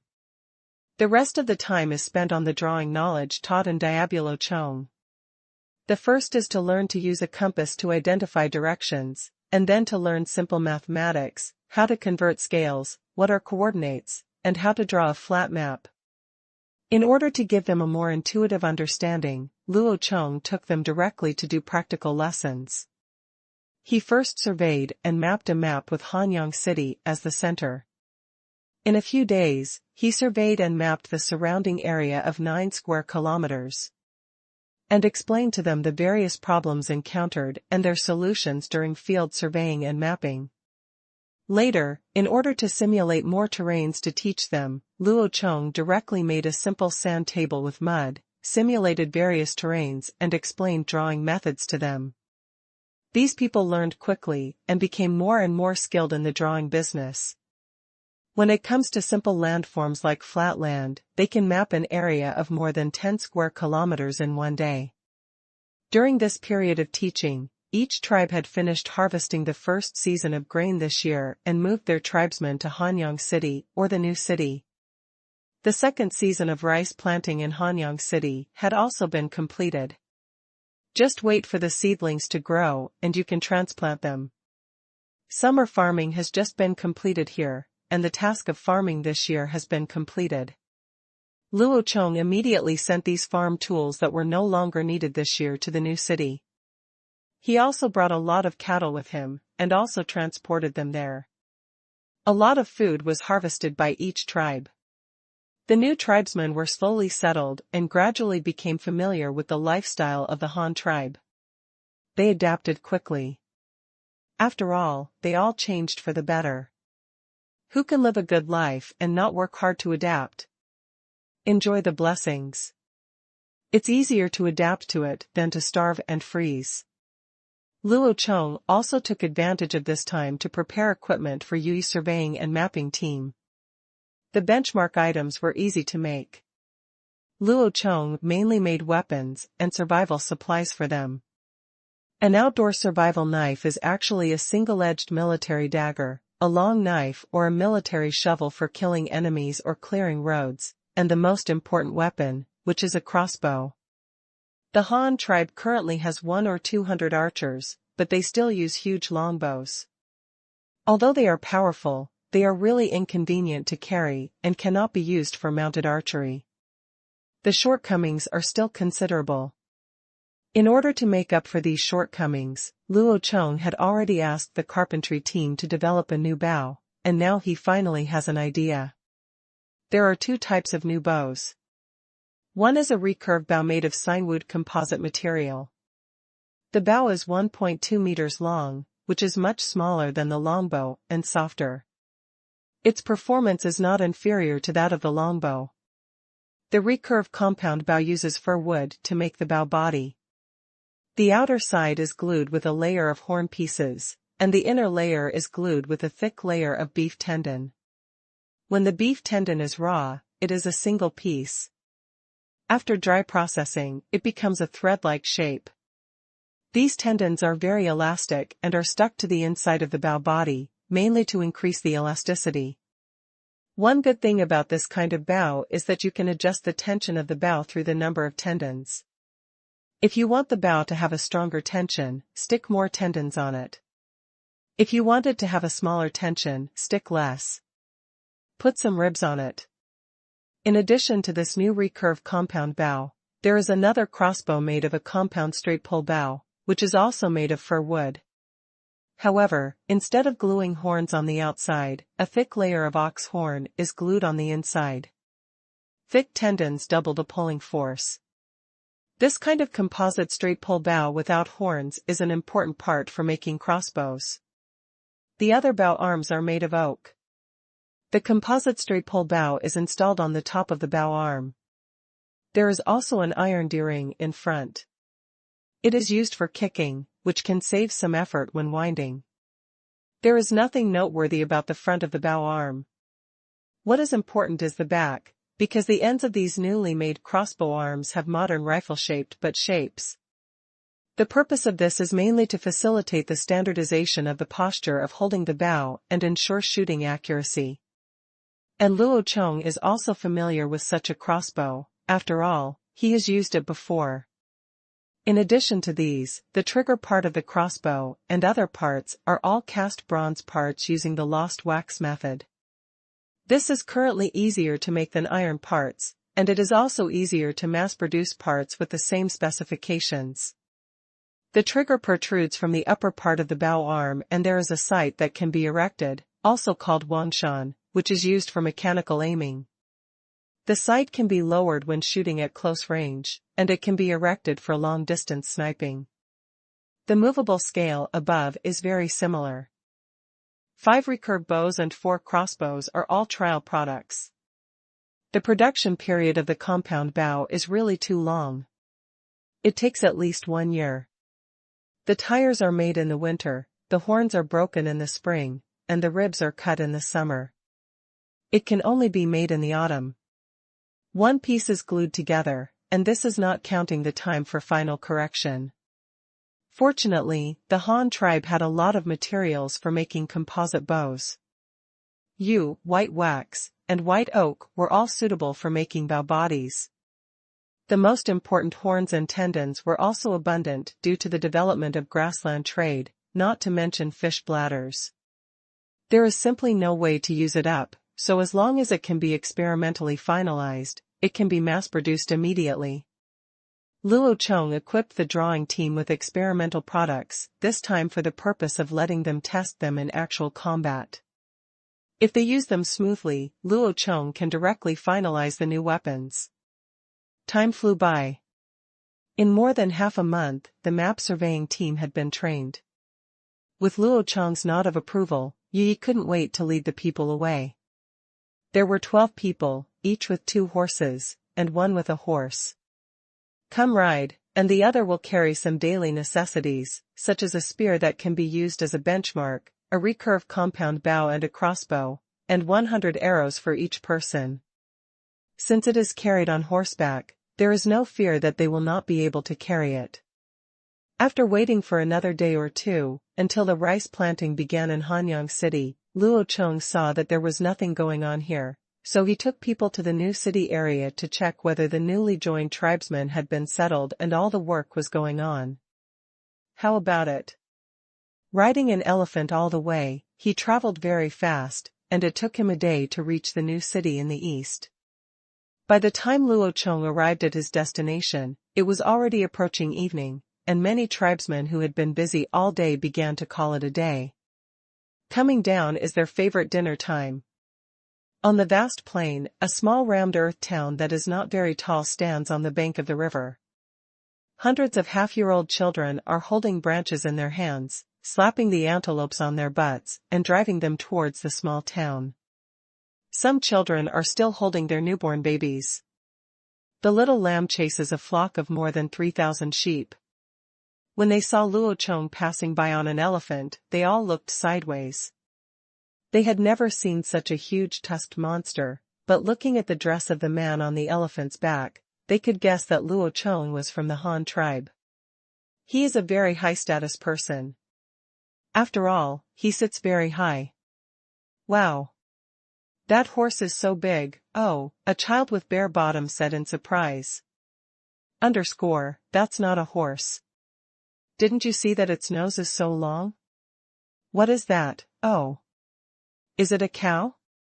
Cows have horns, and this one has no horns. Go ask my mother later, she will definitely know. Oh, oh. Yes, go back quickly, I want to eat a big bowl of rice today. I want to eat too. When I grow up, I will also be a warrior and wear that armor. The children drove the sheep back chattering, and Luo Chong was getting closer and closer to the small town. Many people who had seen Luo Chong also greeted him one after another. The news of the leader's arrival spread like crazy. Here, Dashu, who was in charge of supervision, also quickly ran to greet Luo Chong. Chief, why are you here? You didn't tell me in advance. I'll send someone to pick you up. Dashu said as he greeted Luo Chong. What are you doing with me? There is no danger in this section of the road. Let's let the tribesmen do more serious work. How many paddy fields have I asked you to cultivate? Are you sure you can grow another season of food this year? Luo Chong turned over and jumped off the elephant's back. Asked. A lot has been dug out now. I asked all the 900 slaves you transferred here to dig the river. In order to finish it earlier this time, the digging was not very deep. According to you, it is only 2 meters wide. 2 meters deep, as long as it can divert water. The excavated soil is now piled up. I originally planned to build a kiln and bake bricks, but in order to plant food earlier, I never did it. Now most of the tribesmen are plowing the fields, and all the available cattle and horses are used.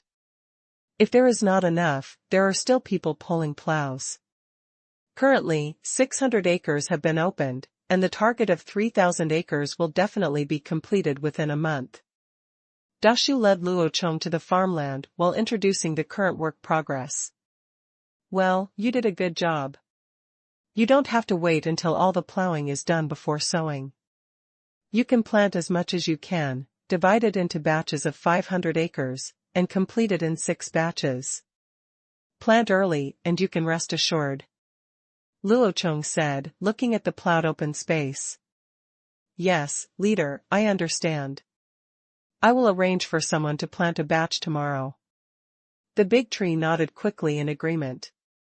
Well, by the way, why didn't I see where the vegetable field is? There are more people now, so we can't delay growing vegetables. With so many people, the daily consumption is huge. Luo Chong looked around for a week, but he didn't find any vegetables. Where is the land? Oh, the vegetable field is in the north of the city. Some land has been opened to grow cabbage, but it is not enough now. I am letting people continue to cultivate it, but the most grown ones now are beans and loofah. Those things are all climbing trees and digging. It can be planted in a hole, which saves trouble. It will grow quickly and produce a lot of crops. It is estimated that the supply will be replenished soon, said the big tree, pointing to the north of the town. Well, that's good. How are the newly joined tribesmen doing? Have they adapted? Send someone to supervise them and tell them privately. Also, how are the tribes who came to work in exchange for food? Did you say anything when so many people came here? Luo Chong asked, looking at the crowd rushing to the small town, waiting for dinner. Well, the new tribe members are okay, but some people complain that they don't have a house to live in now, and can only live in thatched huts. However, they like the mats they brought last time. It's hot now, so they sleep outside. It's okay. Then there is our city wall. They are very happy about this.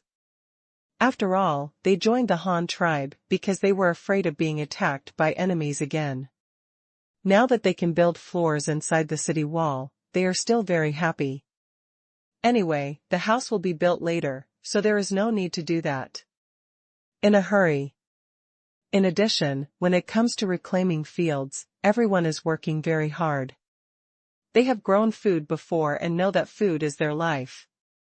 No one is lazy in this regard. Moreover, they are now using our metal farm tools.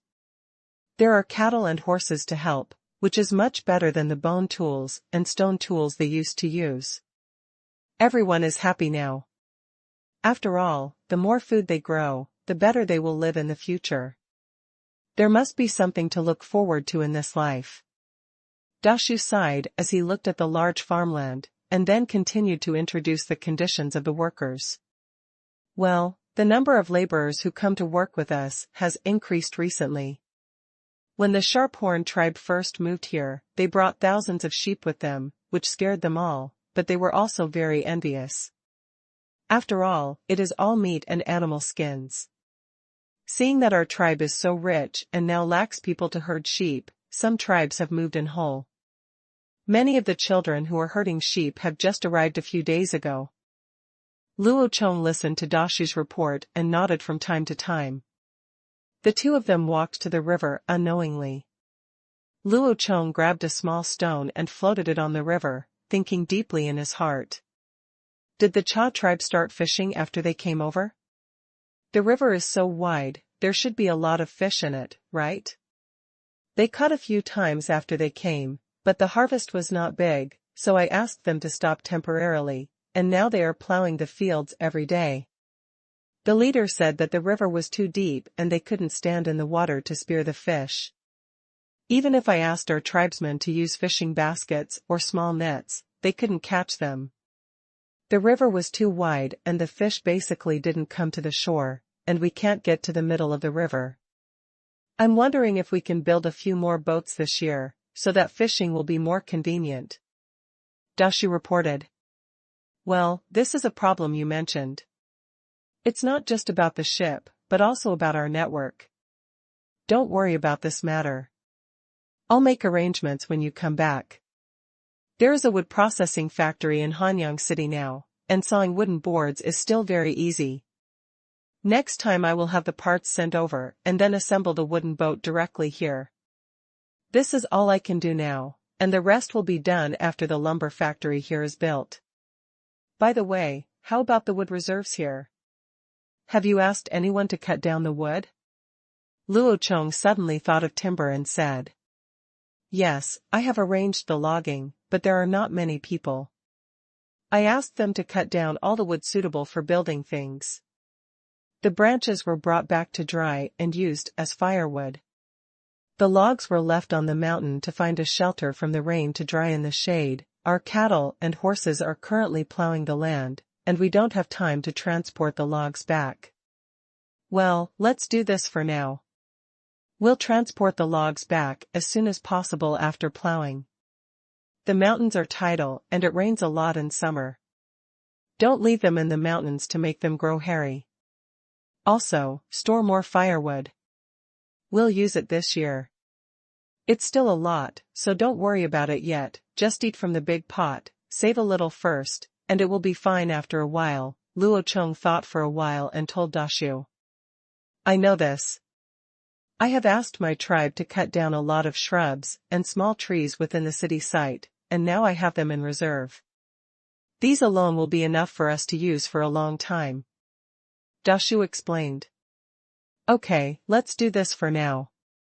I'll also go to the city to grab some food and see how you guys are eating now, haha. Chief, do you need me to have someone prepare 2 dishes for you? No, just save some firewood. I just need chili for my rice. The two of them returned to the city while talking. In the northwest corner of the city was a large sheep pen, where thousands of well-fed antelopes were resting. To the southwest was a large hay shed, under which there were mats spread out, and some people were sitting there eating. There was also a large thatched shed in the center of the city, with several simple stoves built with mud inside. There was a long line of people waiting in front of them to cook. Luo Chong was not in a hurry and arranged for Dashu to prepare food for him. He walked around the hut area to look at the tribesmen who were eating. Under a low thatched hut, several children were sitting on mats, eating dinner in their mouths. They didn't know how to use chopsticks, so they couldn't hold things with chopsticks, so they could only lie on the bowls and eat them. When I looked up, my face was covered with rice grains. Luo Chong walked up to them, and the children immediately protected their bowls, fearing that Luo Chong would snatch them away. Haha, what are you hiding from? I won't steal your food. Why, there are usually people who steal your food. Luo Chong squatted beside him and looked at them with a smile. Several children had rice stuffed in their mouths and all shook their heads. Luo Chong was stunned for a moment and asked them, "Do you understand what I said? Can you speak Chinese?" Several children nodded again. One of them looked at Luo Chong for a while, swallowed the food in his mouth, and said, "I've seen you. You're the one who rode the big monster just now. What was that you were riding? Is it a cow?" I asked my mother, but she didn't recognize it either. Haha, that's not a cow, that's called an elephant, and it's also a grass-eating animal. Luo Chong looked at these ignorant children and smiled. Then why are you the only one riding an elephant? Are you the leader of this tribe? Yes, how did you know? My mother told me. She said that the person who was riding the big monster and wearing clothes was the leader of this tribe, greater than over equal to less than over equal to. Oh? So you are not from our tribe? Luo Chong asked them with a smile. Well, my mother said that there is no food in the mountains. I can only eat by coming here to herd sheep for you. Why do you have so many sheep? They are more than the people of our tribe. I can't even count them. Haha, do you like our tribe? Do you want to become a member of our tribe? W? Think about it, the food cooked by your tribe is delicious. I want to eat it every day, but I have to follow my mother and cannot join your tribe. Oh? Then is your mother willing to join our tribe? Luo Chong looked at the children with a smile. I don't, my mother is here, you can ask yourself, mother, their leader is here. The child hugged his bowl and shouted loudly to a woman who was walking this way not far away. The woman was in her early 20s, with important parts of her body wrapped in animal skins. She walked over with a big bowl in her hand. She heard her child shouting there, and saw a strange young man wearing a gold crown and linen clothes. There, he was stunned for a moment, and then trotted over quickly, looking at Luo Chong, who was a little at a loss. Chief, what do you want from me? The woman stammered. Oh, I'm not here to see you. I just came here to take a look around and see how these children are doing. Can they have enough to eat in our Han tribe? Are they tired from working? Luo Chong stood up and asked. Yes, I can eat enough. Every day I give them a meal and there is still some left over. I can't finish it by myself, so I can still leave some for the children. The woman said nervously. Well, that's good. I just asked your child if he wanted to join our Han tribe. He said he would follow you. What do you think of our Han tribe? Do you want to stay in our Han tribe? Luo Chong asked the woman. Yes, of course I do. There are many people in the Han tribe, and there is no shortage of food. There are so many good things. My man has been digging the soil with them by the river these days, saying that we want to bury the rice so that more can grow. Rice is delicious and can keep you full, but it's a pity that we can't grow it in the mountains. I heard from our leader that we will work here until autumn. If rice can really grow in the soil by then, he will take us to stay here.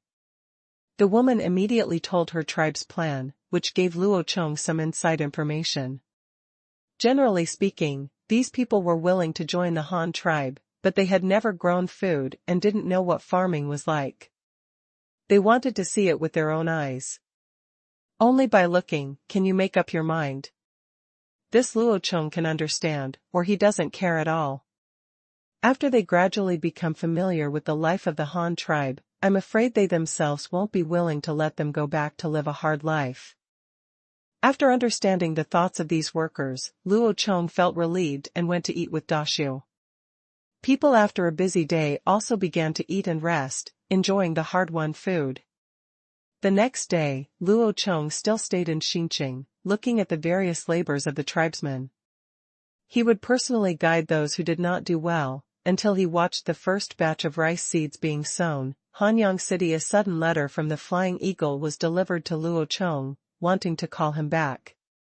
The letter was sent by the Rat Witch, and it said that the caravan led by Yufu had returned and was now stationed at the residence of the Yuanli tribe, waiting for Luo Chong's instructions. Luo Chong immediately replied a letter and asked the Rat Witch to send someone to receive the caravan's vehicles, send the skins and wool back to Hanyang City, and start mass production of woolen cloth.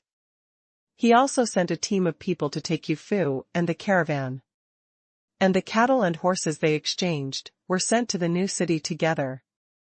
Only here, there is enough pasture to feed so many livestock, and construction here in the new city also requires a lot of animal power. This is all done before, and Yufu said yes in the letter. When the letter was in the hands of the Rat Witch, knowing that Luo Chong refused to come back, he could only have people carry out these orders. Several large carts of supplies were brought back to Hanyang City, and soldiers who had been to the new city before also took the tour on horseback. Lie on them and head east. There was no heavy load on the group, and they all rode horses lightly. They arrived at the new city in just one day.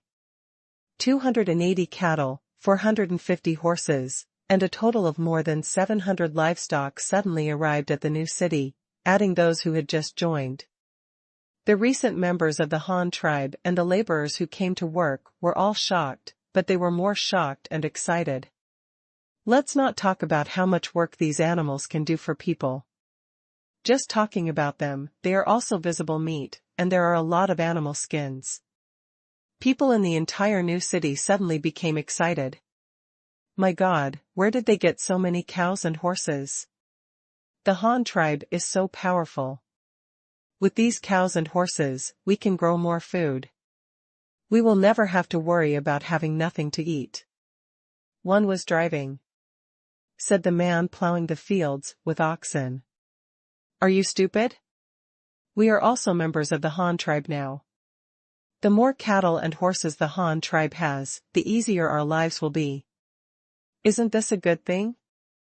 Another man holding the plow behind said. Yes, we are also members of the Han tribe now. Oh, the leader's decision to join the Han tribe was so right. Otherwise, we might still be plowing the land with stones, and we would be so exhausted that we wouldn't be able to grow much food, eh? Where do you think the leader got so many cows and horses? The man from before said with emotion. How do I know this? But the man in the lead wearing a tin crown looks very familiar, as if he has seen it somewhere. Looks familiar?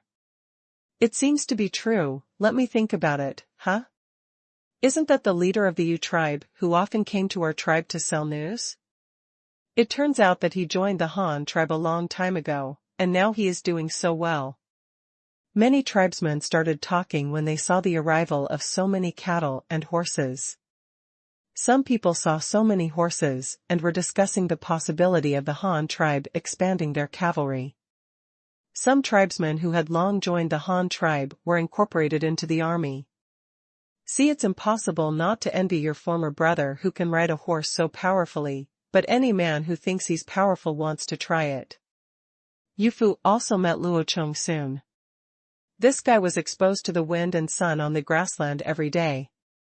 His face, which was not very white at first, was now a bit darker. When he saw Luo Chong with his caravan, he also followed him with a smile.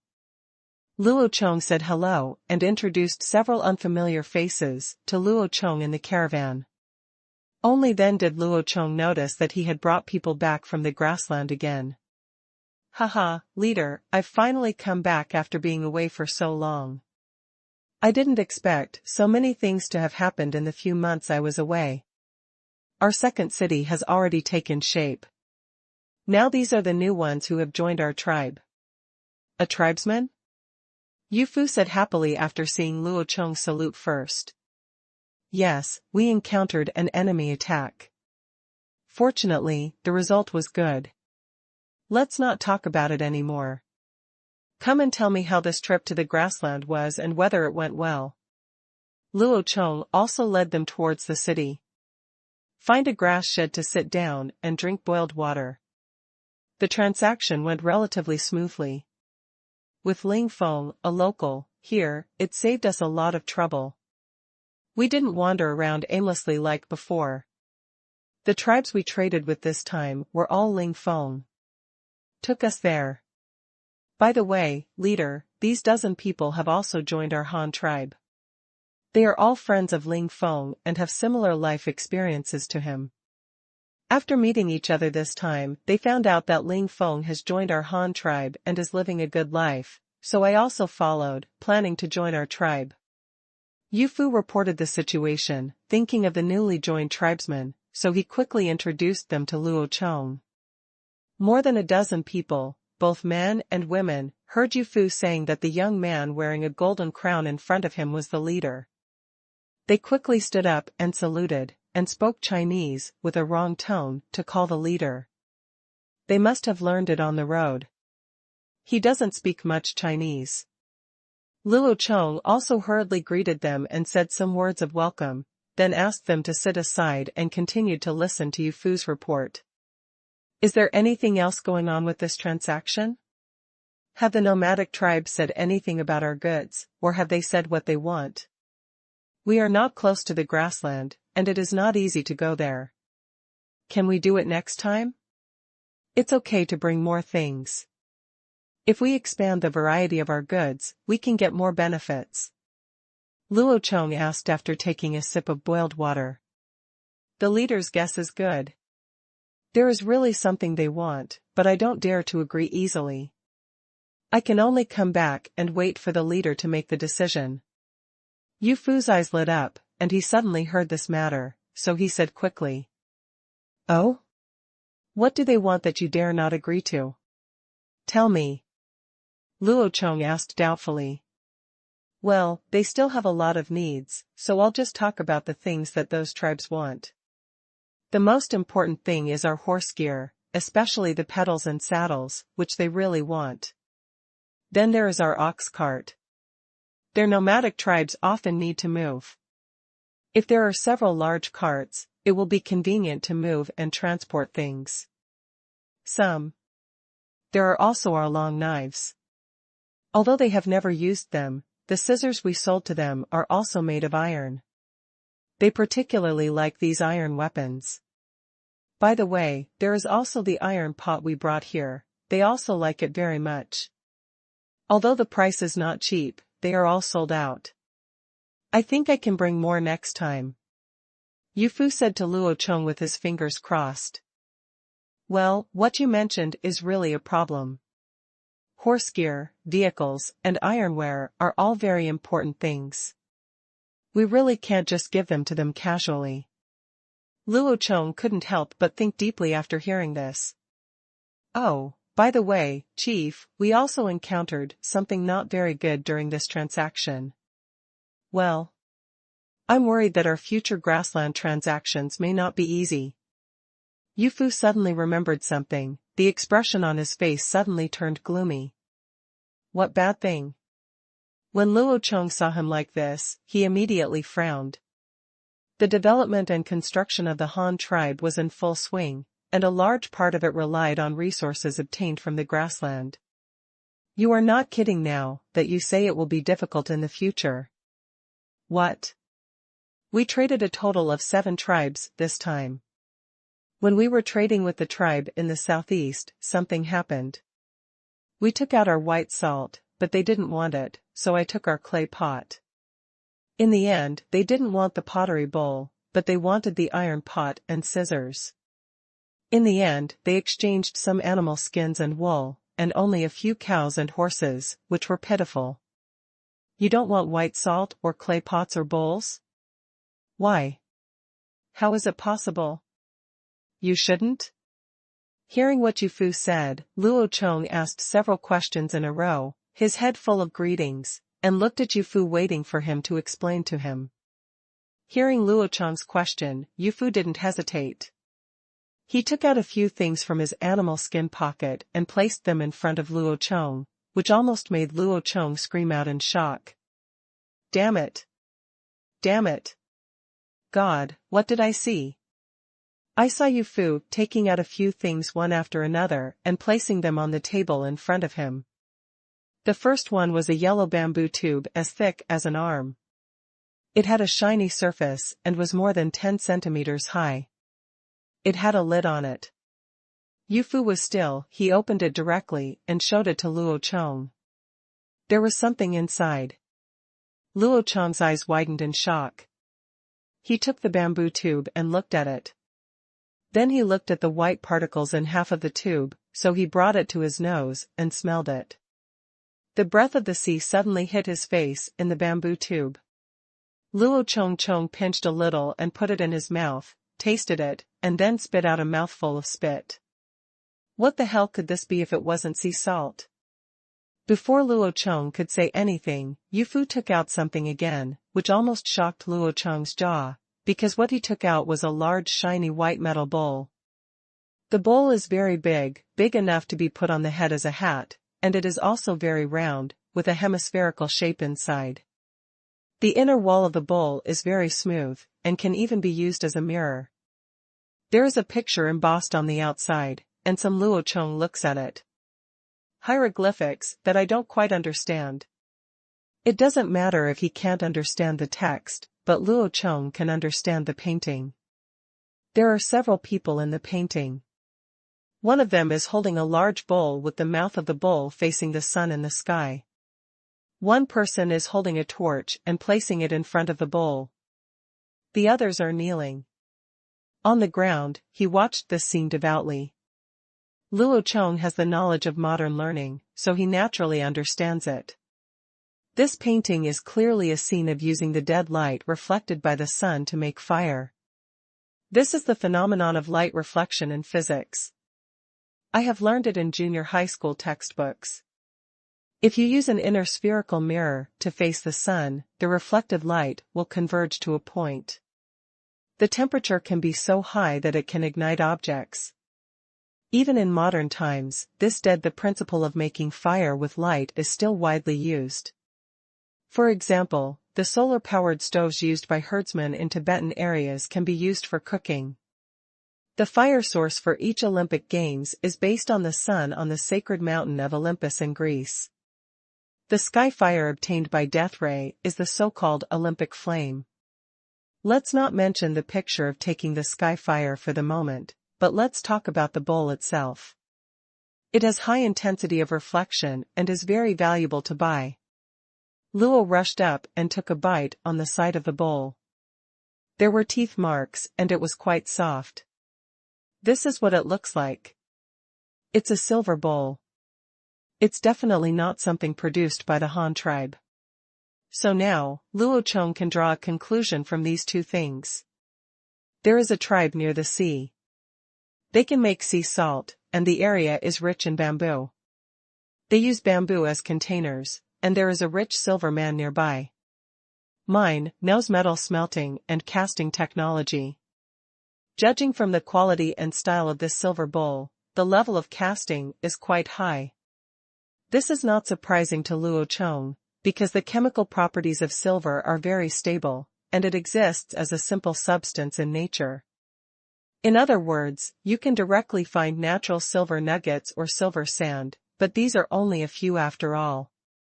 In fact, most of them part of the silver is still stored in silver mines in the form of minerals. Furthermore, the melting point of silver is very low. It only needs more than 960 degrees to melt into liquid. As long as the other party knows how to burn charcoal, it is no problem to reach this temperature. Or maybe they have their own coal mines. You must know that the copper ore smelted by the Han tribe requires a high temperature of at least 1,500 degrees, and the melting point is lower than 1,000 degrees. It is obvious that silver is easier for primitive people to discover and learn to use. This is also normal. Then the question arises, a tribe that believes in sky fire, This is what Luo Chong guessed. After all, they painted the process of getting sky fire on the bowl. Wouldn't they paint it on it if it wasn't something very important? Just like the Chinese characters of the Han tribe, they are also very important. Well, a tribe that believes in heavenly fire can make sea salt by themselves, then put it in bamboo tubes, and then go to the grassland to compete with themselves for business?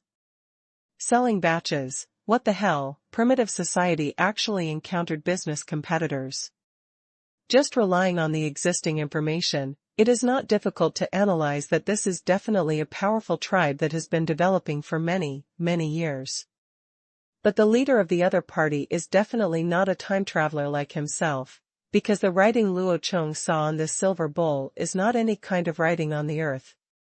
It is very similar to oracle bone inscriptions that evolved naturally.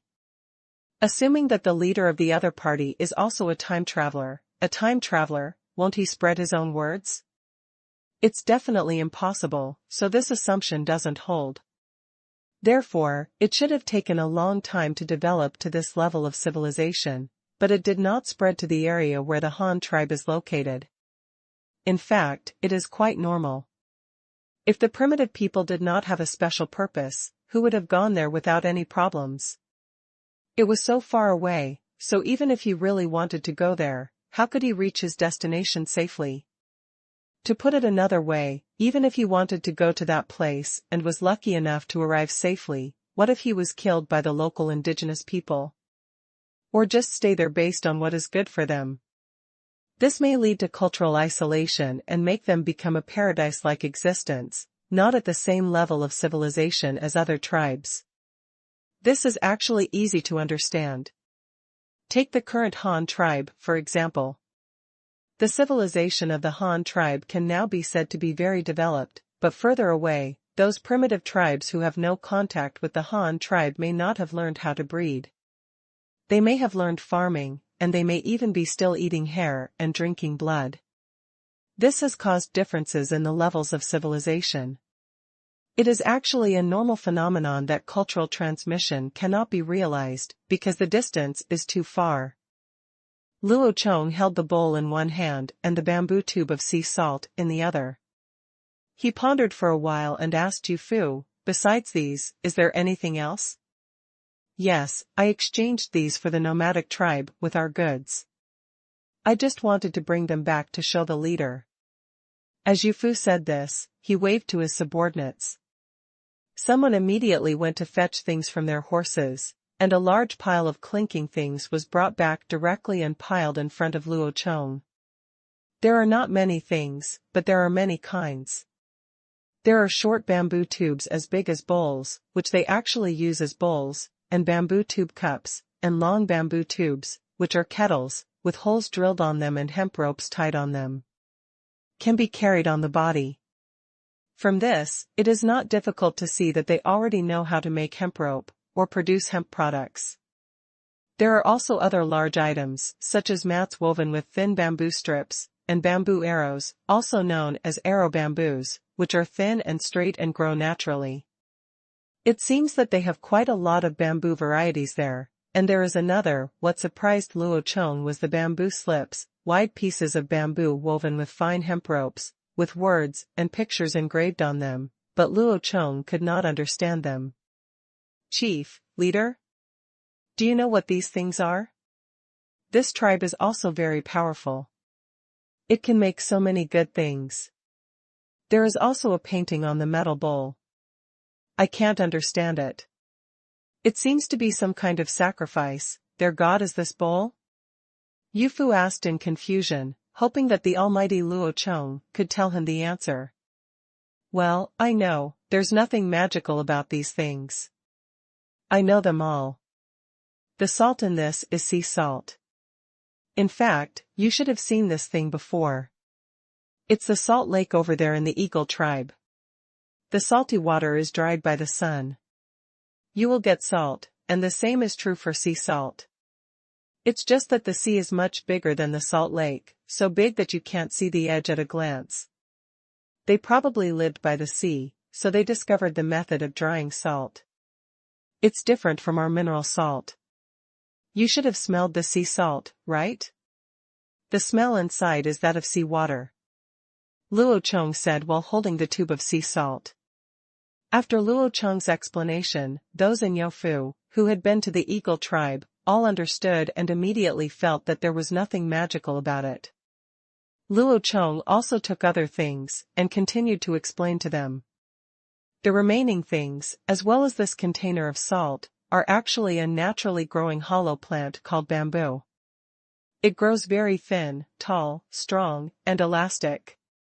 It has many uses. From these things it can be seen that bamboo can basically do anything, and there are actually more uses, but the other party doesn't know how to use it, or has not taken it. This is possible. Luo Chong pointed to those things and said to them. Yu Fu and the others also nodded in sudden realization. They thought these were all good things at first, but now when Luo Chong said it, they thought it was very ordinary. It was just a kind of plant.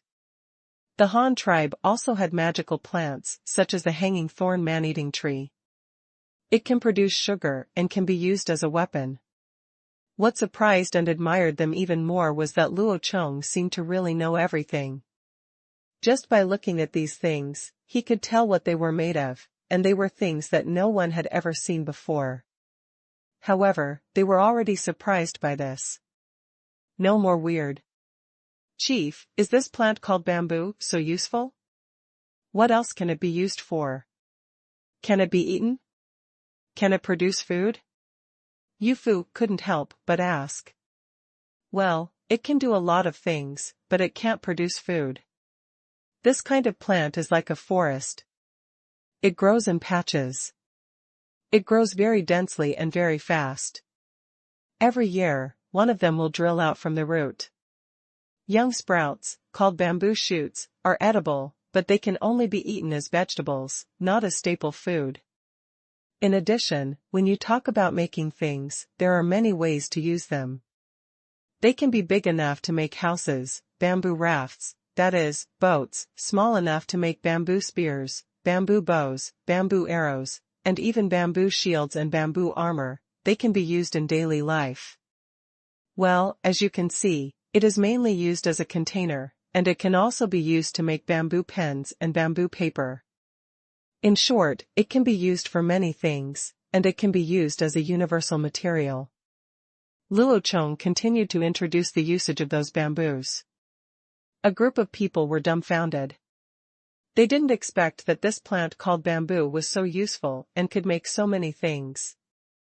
Luo Chong himself also felt emotional for a while. Why didn't he travel to this tribe when he traveled through time?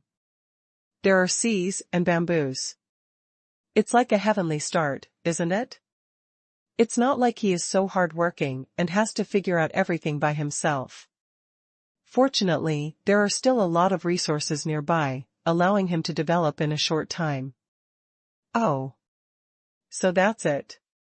Chief, what is that metal bowl made of? Our tribe doesn't seem to have this kind of metal. Compared with our bronze or steel, which one is more powerful? Yu Fu pointed to the last silver bowl. Asked. Well, this metal is called silver, or silver. It's easier to smelt than our copper and iron, but a little more difficult to smelt than tin. The temperature at which silver melts is much lower than that of copper and iron. It doesn't really matter if they can smelt silver themselves. Worth the fuss.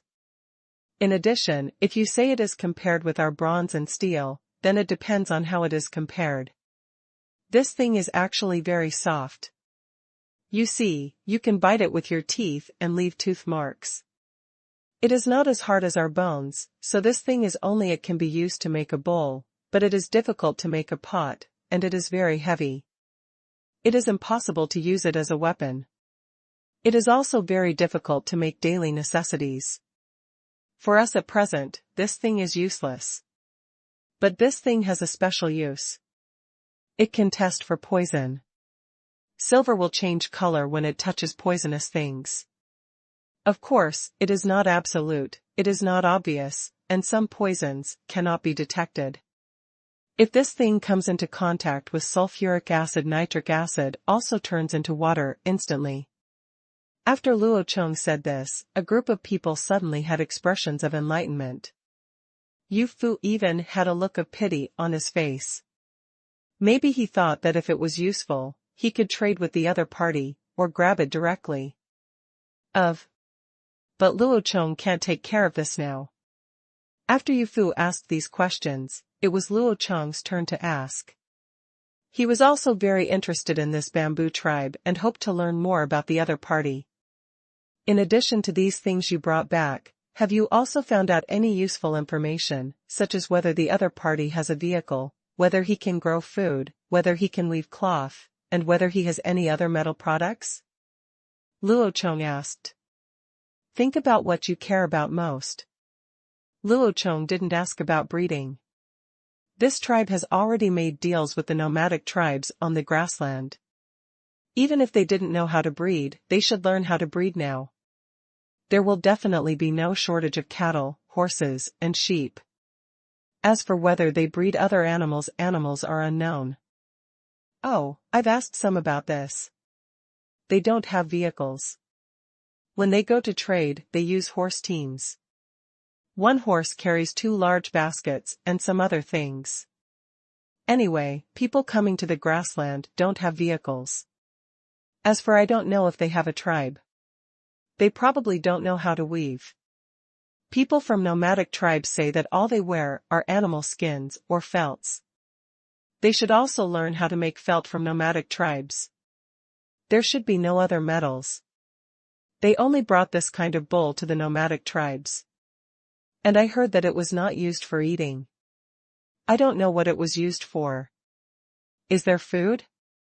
There should be some. I heard from the nomadic tribes that they had seen those people eating a round thing. It was very dry and hard, but it was resistant to storage and could be stored for a long time. There was also a yellow, the seeds are not our rice or wheat. I have never seen them. I just heard what they said. Yu Fu also recalled what he knew and answered Luo Chong's question. When he heard that the other party had food, Luo Chong's eyes suddenly lit up and he hurriedly asked Yu Fu, "Don't those nomadic tribes have any? Have you exchanged some with them?" Yu Fu shook his head directly, with a look of regret on his face. He knew the importance of food, otherwise he wouldn't have been able to bring back wild wheat last time. But at this moment, among the few prairie savages Yu Fu brought back this time, someone quietly stretched out his hand, as if he wanted to speak but didn't dare yet.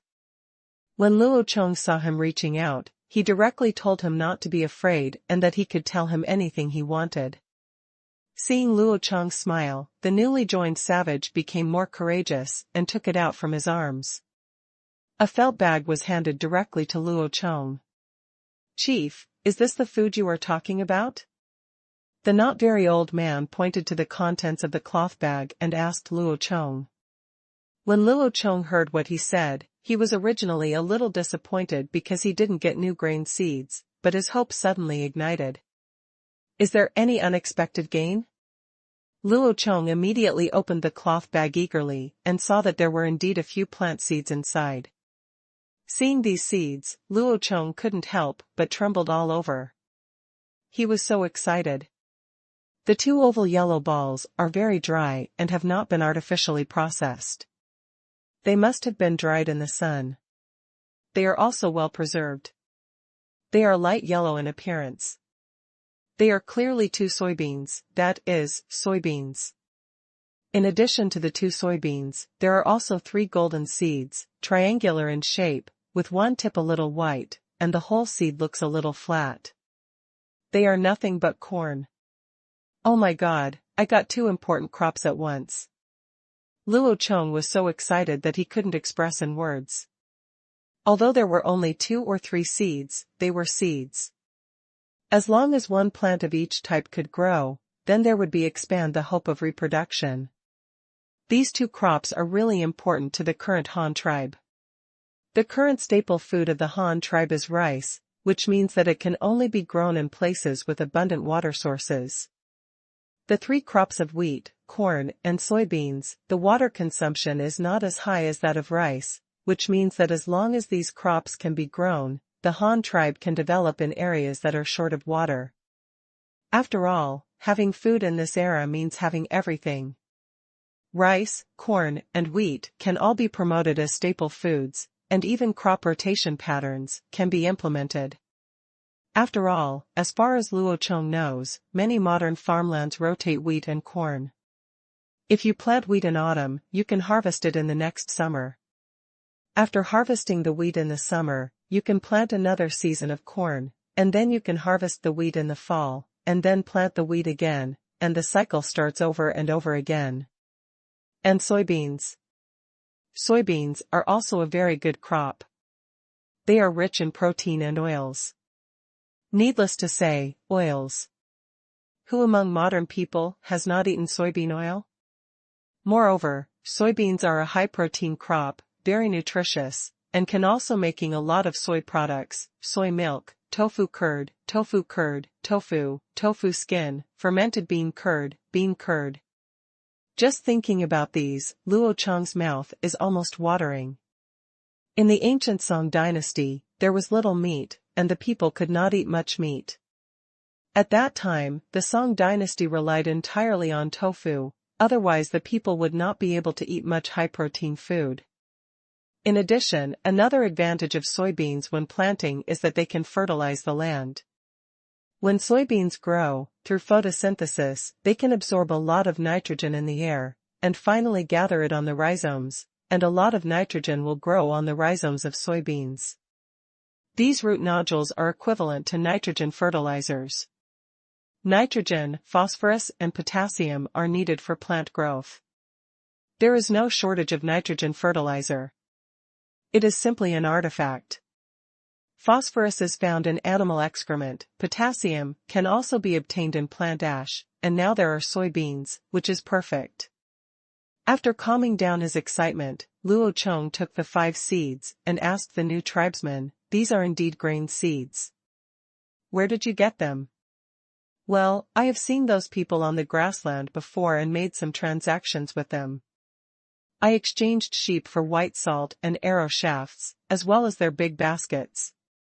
These seeds were obtained from what was found in the big basket must have been what they dropped in it. I have never seen this thing, but since they brought it, it should be a good thing, so I took it out of the basket and put it away, thinking that I would ask other tribes what it was and if it was useful. Maybe I can change something or something." When the man heard Luo Chong's question, he didn't know much Chinese. Now he was anxious and spoke a lot of their dialect. Luo Chong didn't understand a few words. Fortunately, Ling Feng understood and took the initiative to speak to the 2 of them. Made a translation. "Haha, you did a good job. This thing is really useful. It's not impossible if you want to change something. Tell me, what do you want? If I can give it to you, it will definitely satisfy your wish. Luo Chong was very happy. Said happily. Really, Chief, then, I want a steel knife, just like Captain Yufu.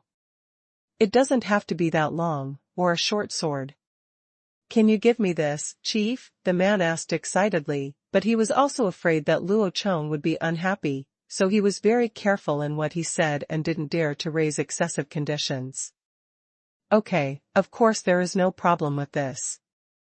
It's just a knife. It will be considered as your reward for donating grain this time.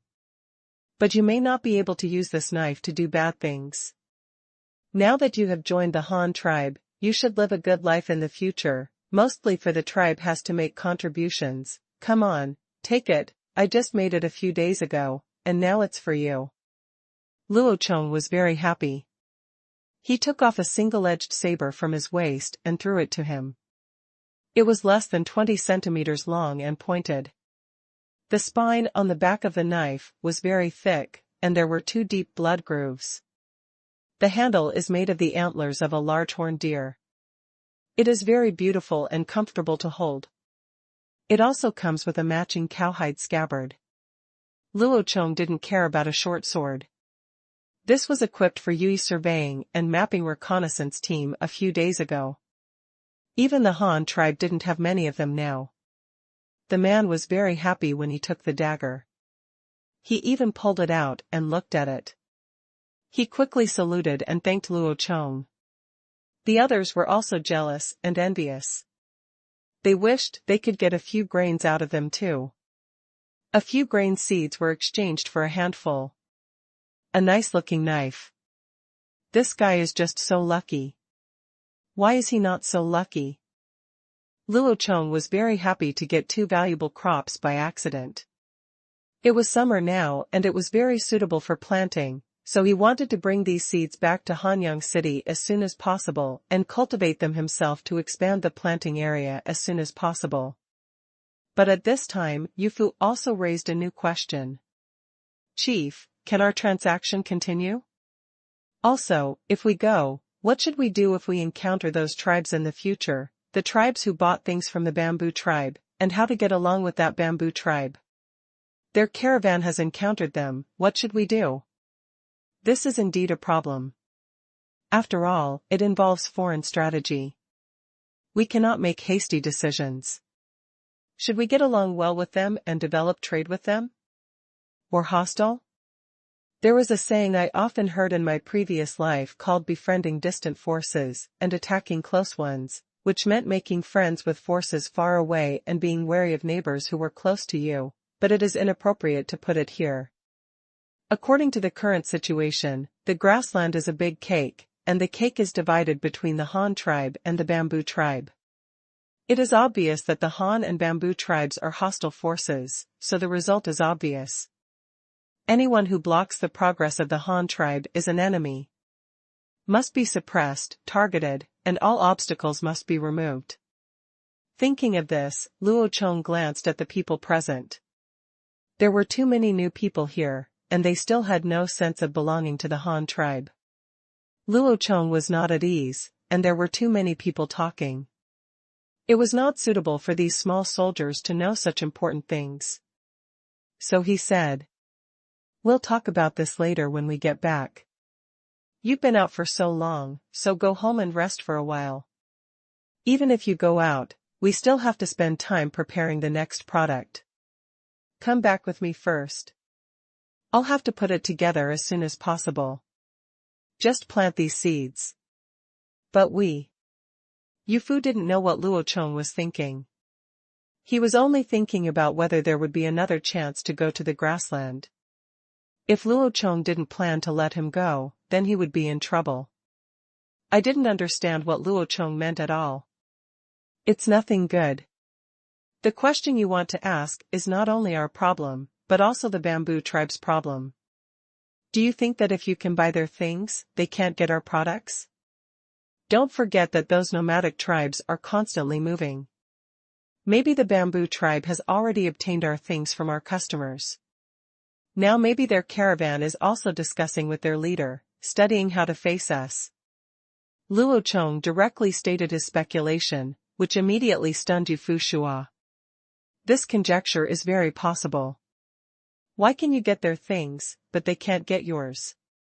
It is obvious that the scope of activities of both parties has overlapped now, and it is only a matter of time before they meet. That's right. Then I'll go back with the leader first. Speaking of which, I haven't been home for several months. I don't know if the child still recognizes me. By the way, leader, why didn't we see Yui? Didn't you ask him to take care of the market here? Yu Fu thought for a moment and said with a smile. That kid can't stay in one place. You two brothers are the same. I have arranged other things for him. He is currently performing a mission outside. I will tell you when I get back. Luo Chong pointed at Yu Fu said. Oh, it turns out that I have taken a mission again, but that's right, Xiaoya has been following me since he was a child, and he has long been used to being wild. He really can't stay, Yu Fu was embarrassed to talk about his brother. Giggled. In this way, Luo Chong stayed in Qingshu district for another day, guiding them in the direction of their next work. The next day, he took Yu Fu and his party back to Hanyang City, preparing to plant the newly obtained grain seeds as soon as possible. In the far southwest, as Luo Chong guessed, the caravan of the bamboo tribe had obtained the goods of the Han tribe and was on its way home. They marched all the way from the grassland to the southwest, climbing over mountains and ridges, overcoming thorns and thorns. It took them more than a month to finally reach the end of the southwestern tip of the continent, but it couldn't be said that it was really the end, because it was more than 10 kilometers ahead of them. The place is their hometown, an island covered with bamboo. On the last day of April, in the evening, under the afterglow of the setting sun, 50 muscular men wearing bamboo hats and shirtless bodies gathered on the coast. There are rocks all over here and there is no beach.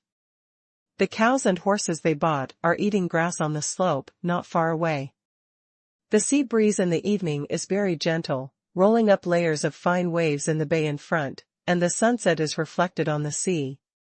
It seemed as if the sea water was dyed red. Countless seagulls hovered low over the sea, performing flying stunts that they were proud of.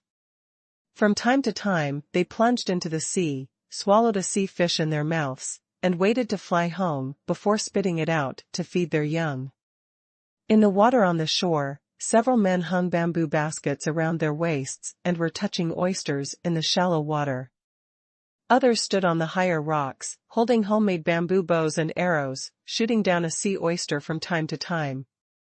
Whenever a bird is shot, a big dog will rush into the sea next to it, and then pick up the seabird it shot. Needless to say, this dog was also introduced from the nomadic tribe. A little further up, a few men were setting up a large iron pot on the rocks, with firewood burning underneath, seafood stewed in the pot, and a circle of corn tortillas stuck to the edge of the pot. 2. What do you think this pot is made of? We don't have this kind of metal over there. It looks harder than our platinum, gold, and red gold. And these scissors, look how sharp they are. If you make them, the weapon must be very powerful. I'm afraid we can't defeat it. A man who was pasting pancakes into an iron pan said to the leading man who was playing with scissors. Who says we have to fight them? It's not for us to make a decision. Come back and give these things to the commander, and let them think about it then. Anyway, I don't really want to fight. The leading man used big scissors. He said while clipping his nails. Yes, I also think we should be friends with them. It would be great if we could learn their skills. Look at the woolen cloth they made. I really can't imagine how they made it. They took it away from the grassland. How many cows and horses can we use to make woolen cloth and sell it to them? The man holding the cake said with emotion. The leading man finished cutting his nails, put away the scissors carefully, and took out a piece of woolen cloth the size of a handkerchief. He used 2 jars of sea salt to get it from a nomadic tribe. The leader of the nomadic tribe didn't have much, only 2 meters tall. The sample given by Duohan tribe was finally cut out for him into a small piece. After looking at Maobu for a while, the man didn't know what he was thinking. He looked up at the sunset, then turned to ask an older man behind him. "What day is it today? Is it surrounded by the moon? Why hasn't the tide gone down yet?" The older man took out a roll of bamboo slips he carried with him, calculated it, then looked at the direction of the rising moon in the sky, confirmed it several times, and finally nodded and said, "Yes, today is the day when the moon will surround the moon. The tide will definitely recede." "Well, that's good, call everyone back, eat something early and rest, and we'll rush home at dawn tomorrow." The leading man put away the felt, took out a bamboo bowl, and started to eat the rice. The other team members called each other and quickly gathered over to eat. After eating, they rested in 2 bamboo buildings, not far away. They were built here a long time ago and used as a landing base. Some supplies are stored. It soon became dark, and the sea breeze was stronger than during the day, rolling up waves in the bay and blowing away the clouds in the sky. 2 bright moons were in the sky, gradually converging from different directions, forming a beautiful jade ring in the sky. At this time, the sea water in the bay also surged, forming spectacular tides due to the gravitational influence of the moon. The water receded crazily, and the sea level dropped rapidly at a speed visible to the naked eye. In less than an hour, a road suddenly appeared in the originally vast bay, connecting the mainland to the bamboo island more than 10 kilometers away. The small island that was originally independent from the outside world has turned into a peninsula directly connected to the mainland because of the emergence of this hidden road. This road is mainly composed of rocks, but it is actually a piece of land hidden in the water. The road is 3 to 4 kilometers wide, is 18 kilometers long, and is relatively flat overall. It is not a problem for cattle and horses to pass through, but it is unrealistic to drive by car. This road is the transportation link connecting Zhudao and the mainland, but it is only accessible for less than 1 month a year. Every time at the beginning of the month and the end of the month, when the 2 moons in the sky meet to form a ring, the sea water will recede, revealing this dark road hidden under the water. This situation will last for 2 days, and the dark road will appear again. Submerged by sea water. In the middle of every month, the water level in the bay will rise to its highest level, and then begin to fall again. Until the beginning of the next month, the hidden road will be exposed for 2 days. 14 months a year, this road will be exposed. 28 days after its appearance, it was through this road that the islanders of Bamboo Island could go to the grassland to do business. Of course, they can also build bamboo rafts and float them over. The narrowest part of the bay is only a dozen kilometers, so floating over is not a problem at all.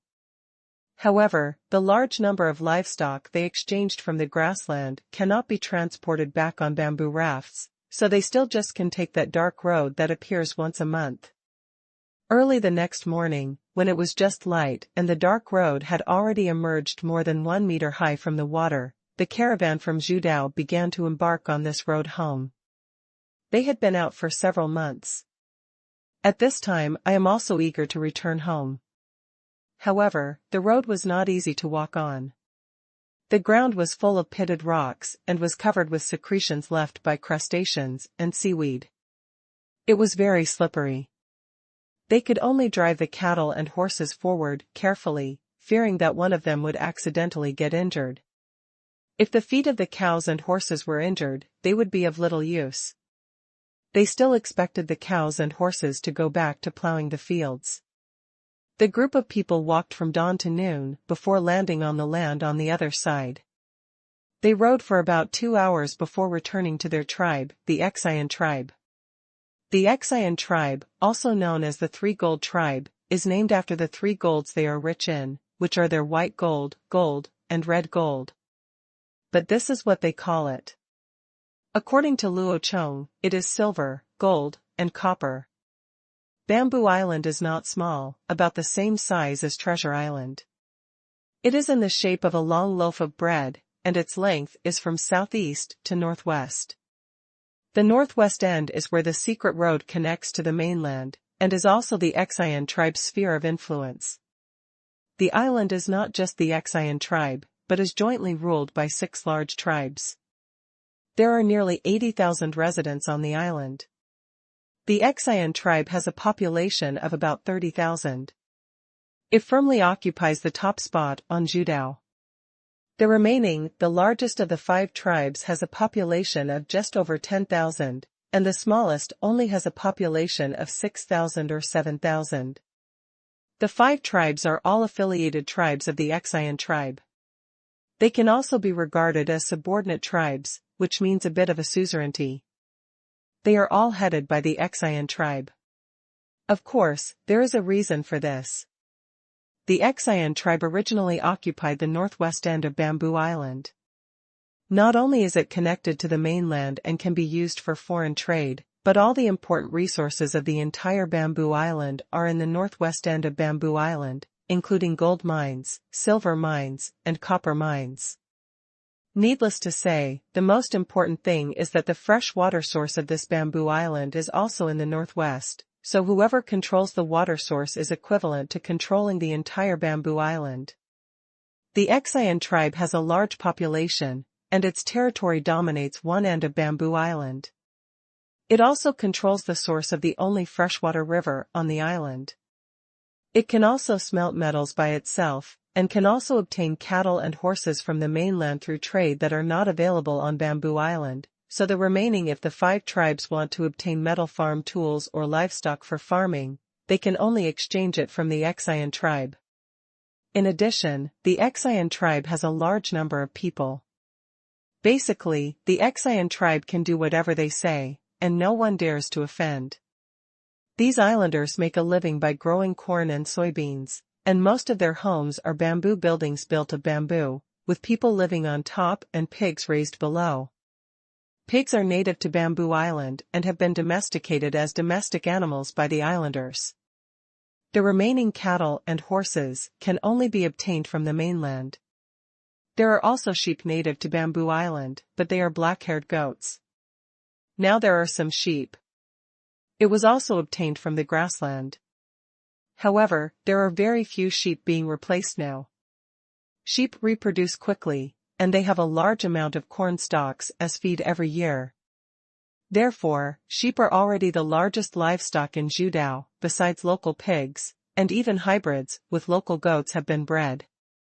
It is also necessary to mention that the Qingshu tribe only sells cattle and sheep to 5 other tribes, and animals such as horses are all controlled by the Qingshu tribe themselves.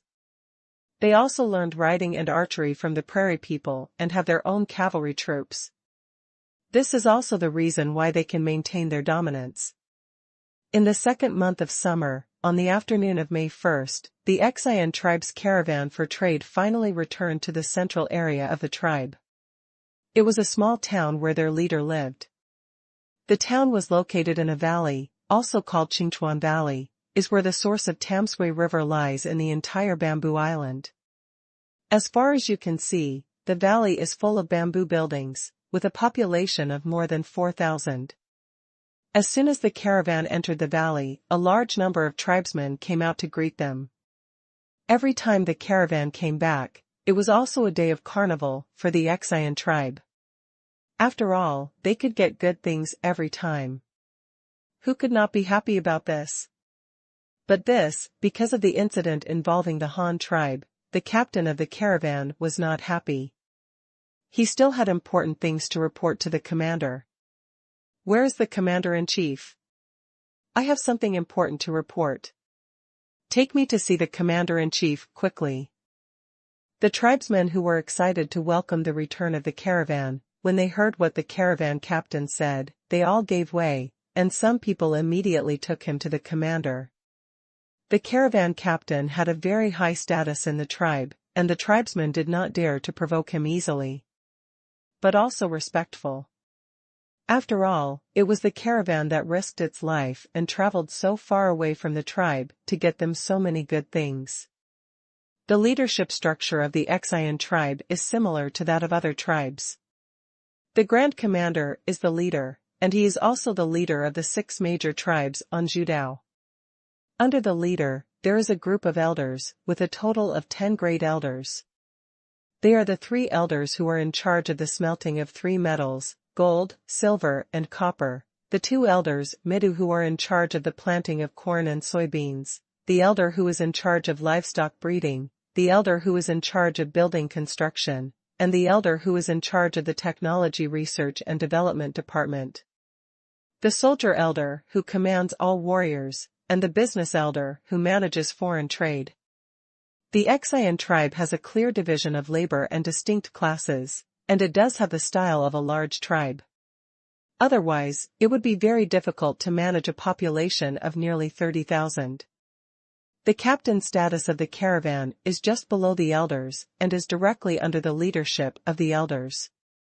However, every time you return from a transaction, you must report the situation to the leader. This is also the custom. It does not count as a leapfrog report. After all, the leader is also very concerned about the work of the merchant department. This determines how many resources can the tribe obtain. On the highest hillside in the valley, there is a huge 2-story bamboo building, which is the residence of the leader. At this time, the leader of the Qian tribe is sitting on the balcony of the attic, with a small table made of bamboo in front of him. Leader Qian was leaning on the table to carve bamboo slips with a clam knife sharpened by Baker. At this moment, a guard soldier downstairs climbed up the stairs, came to the balcony, knelt down on one knee, clasped his fists, and said, "Chief, the caravan that went out has returned from the grassland. Their captain said I have something important to report, and I'm going to see the leader outside now." "Oh? Are you back? Let him come up quickly, and take him to the lobby on the 1st floor. I'll meet him there." Leader Qian was very happy when he heard that the caravan was back. Every time he heard how many good things the caravan brought back, just listening to those numbers would make him happy for half a month. This time was of course no exception. After picking up the bamboo slips, Leader Qian quickly stood up and strolled to the 1st floor. In the hall on the 1st floor, the caravan captain was already waiting at the long bamboo table in the center. When he saw the leader coming down from upstairs, he quickly stood up and saluted. "Chief, we brought back a lot of cattle and horses from the grassland this time, but we also encountered some special circumstances. There is a tribe that may be more powerful than us. They are also selling things on the grassland in exchange for cattle and sheep. I also found a way to get the goods they sell." "Oh? A tribe that's even more powerful than us can do such a thing? What kind of products do they have? Bring them over and show them to me."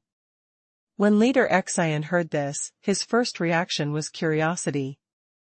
He was not the first Leader Qian, but he had never heard of any other tribe being stronger than the Qian tribe in his whole life, so it was normal to have such a reaction. "Chief, there are a lot of things. Do you need to bring them all? There's still a lot?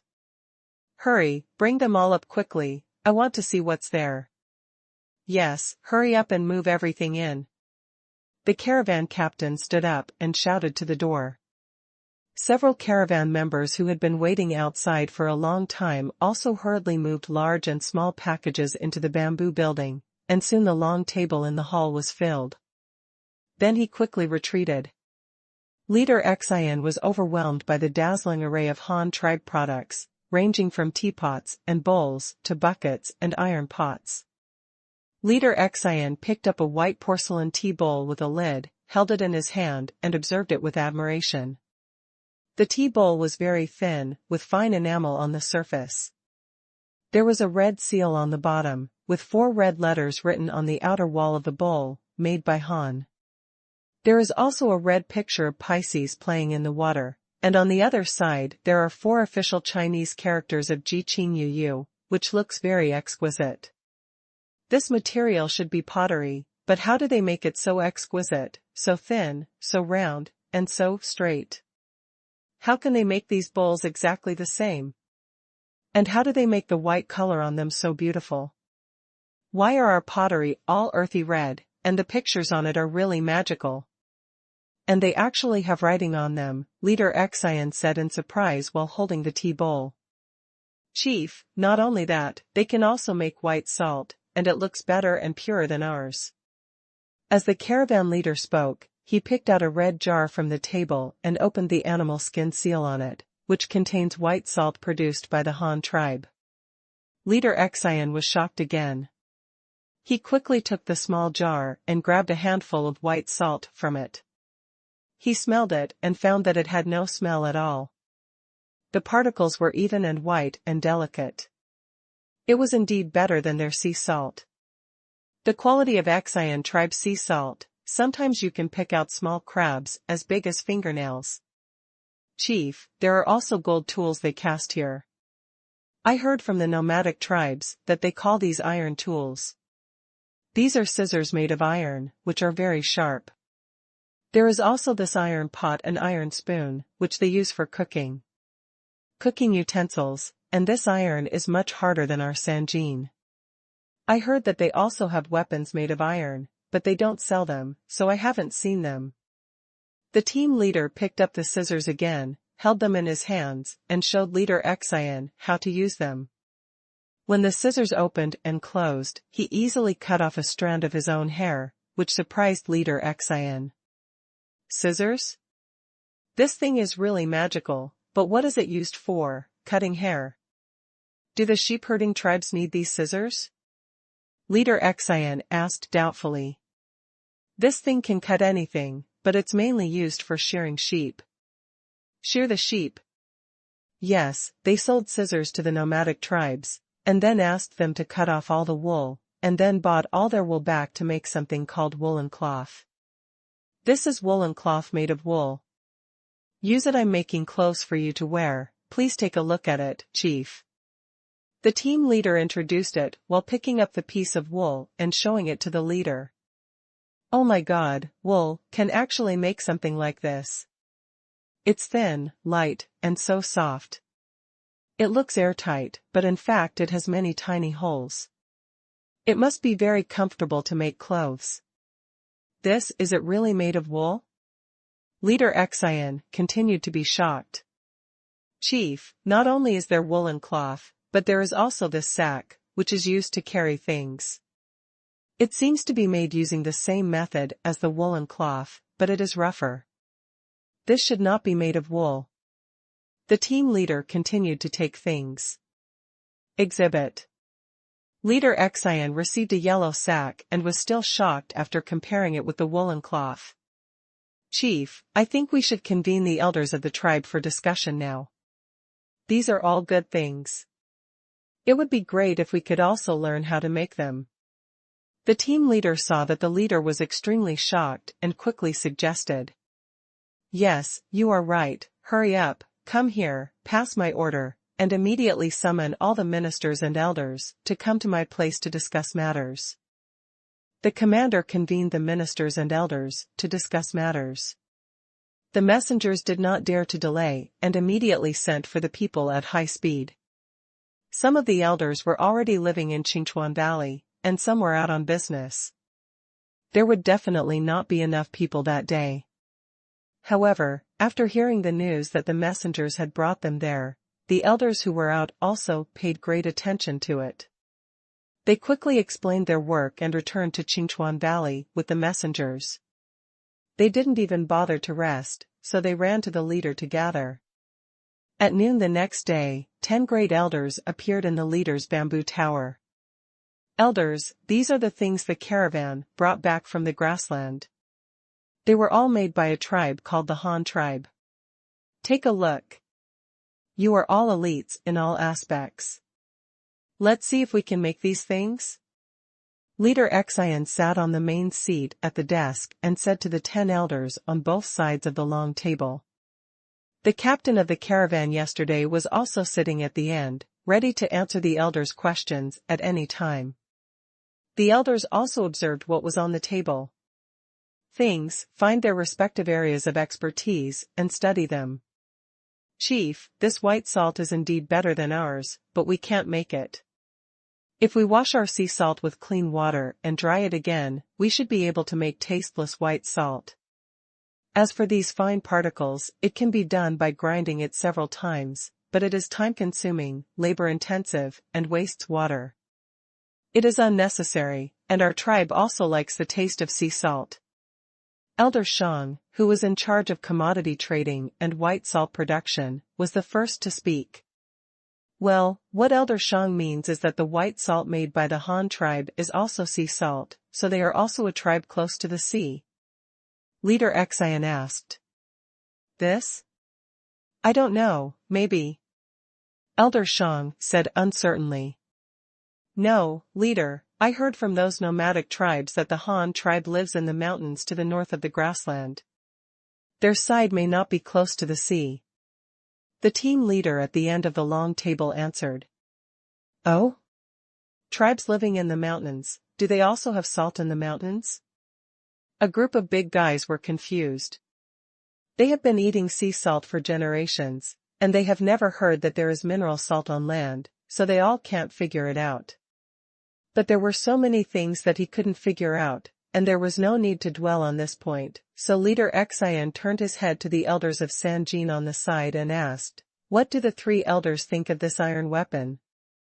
How does it compare to our Sanjin? Do you have the ability to make this iron tool? Here, Chief, this gold called iron is similar to the gray gold we have been trying to smelt. It's just that gray gold is difficult to smelt and won't melt after being burned for a long time. It's even more difficult to make tools, and we haven't found anything. If you want to make this iron tool out of decent gray gold stone, it might be difficult, Elder Huang said first. This iron tool, well, I think it's better than the gray gold we got. Maybe it's not the same kind of gold, but this iron tool is indeed much better than our 3 gold ones.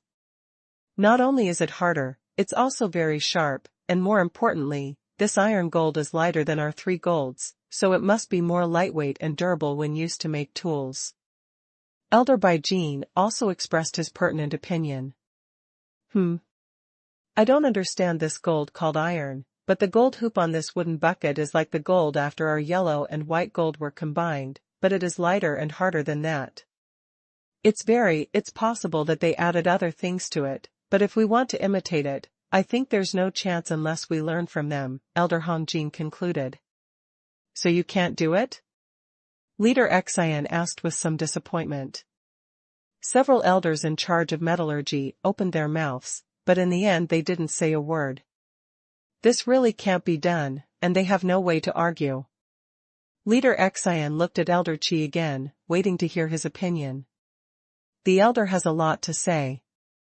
The department he manages is in charge of technical research and development, especially various tools, so he has researched on many things. Chief, the Han tribe's buckets are really exquisitely made. They are all made of flat and smooth wooden boards. We don't have the right tools, and we can't make such a thing at our current level. Just talking about the wooden boards, we use our red. It is not impossible to make such a wooden board with tools made of gold, but it would probably take a long time, so I guess the tools of this Han tribe are also iron tools. There are also these white pottery. Well, they should be pottery, but the soil used must be different. This should be the white soil unique to the mainland, but I have never seen it here.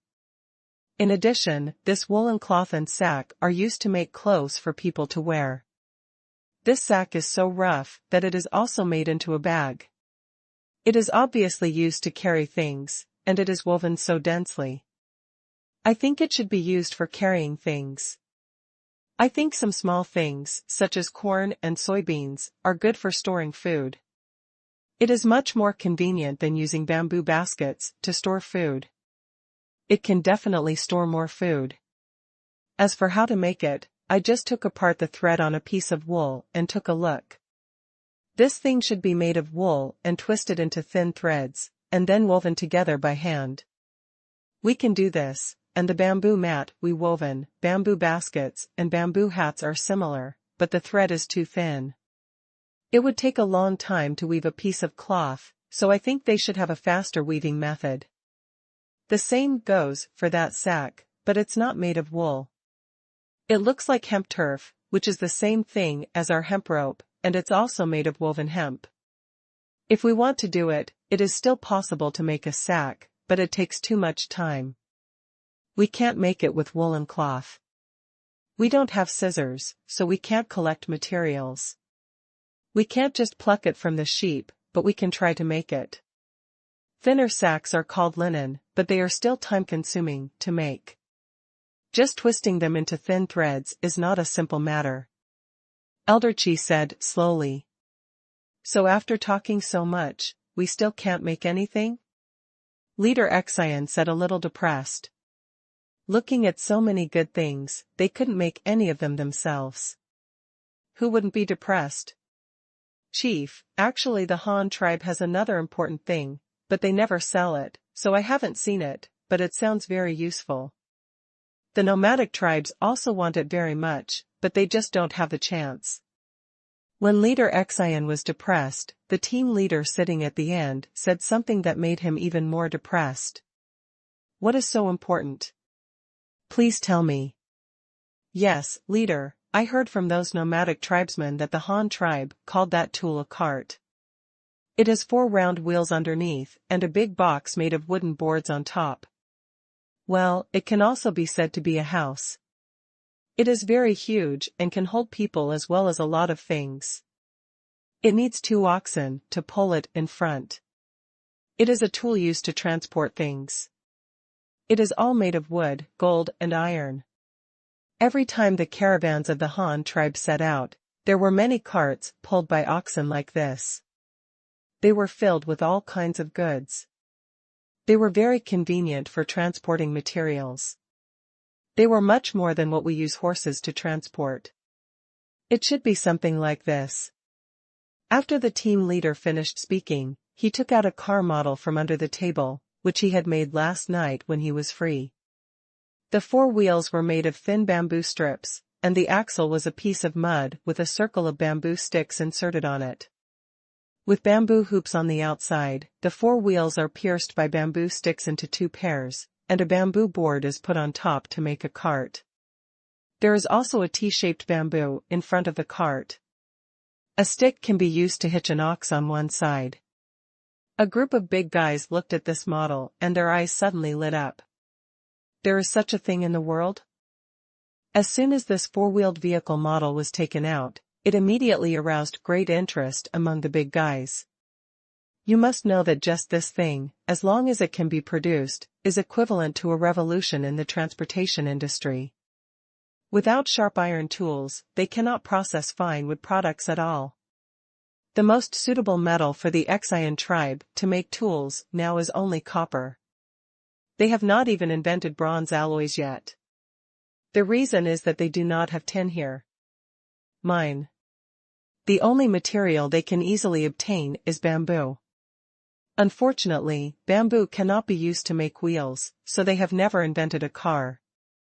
The current transportation mode of the entire bamboo island is still based on bamboo. Baskets, bamboo baskets, oxen, and horses, the 4-wheeled ox cart in front of them undoubtedly directly subverted their understanding. There are also 2 oxen, one is used to pull the cart, and the other is used to carry the cart directly. Which one transports more, you can tell with your toes. You said that the Han tribe's caravan always had several such vehicles? Have you seen that vehicle? How much can it carry at one time? Can it run fast? The new leader stood up excitedly and asked questions one after another. A few questions. No wonder he was so excited. If such a car could be built, it would greatly improve production efficiency whether it was transporting grain or quarrying. It would be a magical tool. I have never seen this. I also heard from those nomadic tribes. They made the model according to the guess. I don't know whether it is correct or not. It is probably similar to this. but my model is just a look. Their wheels, it can really spin in circles, the team leader explained helplessly. Oh.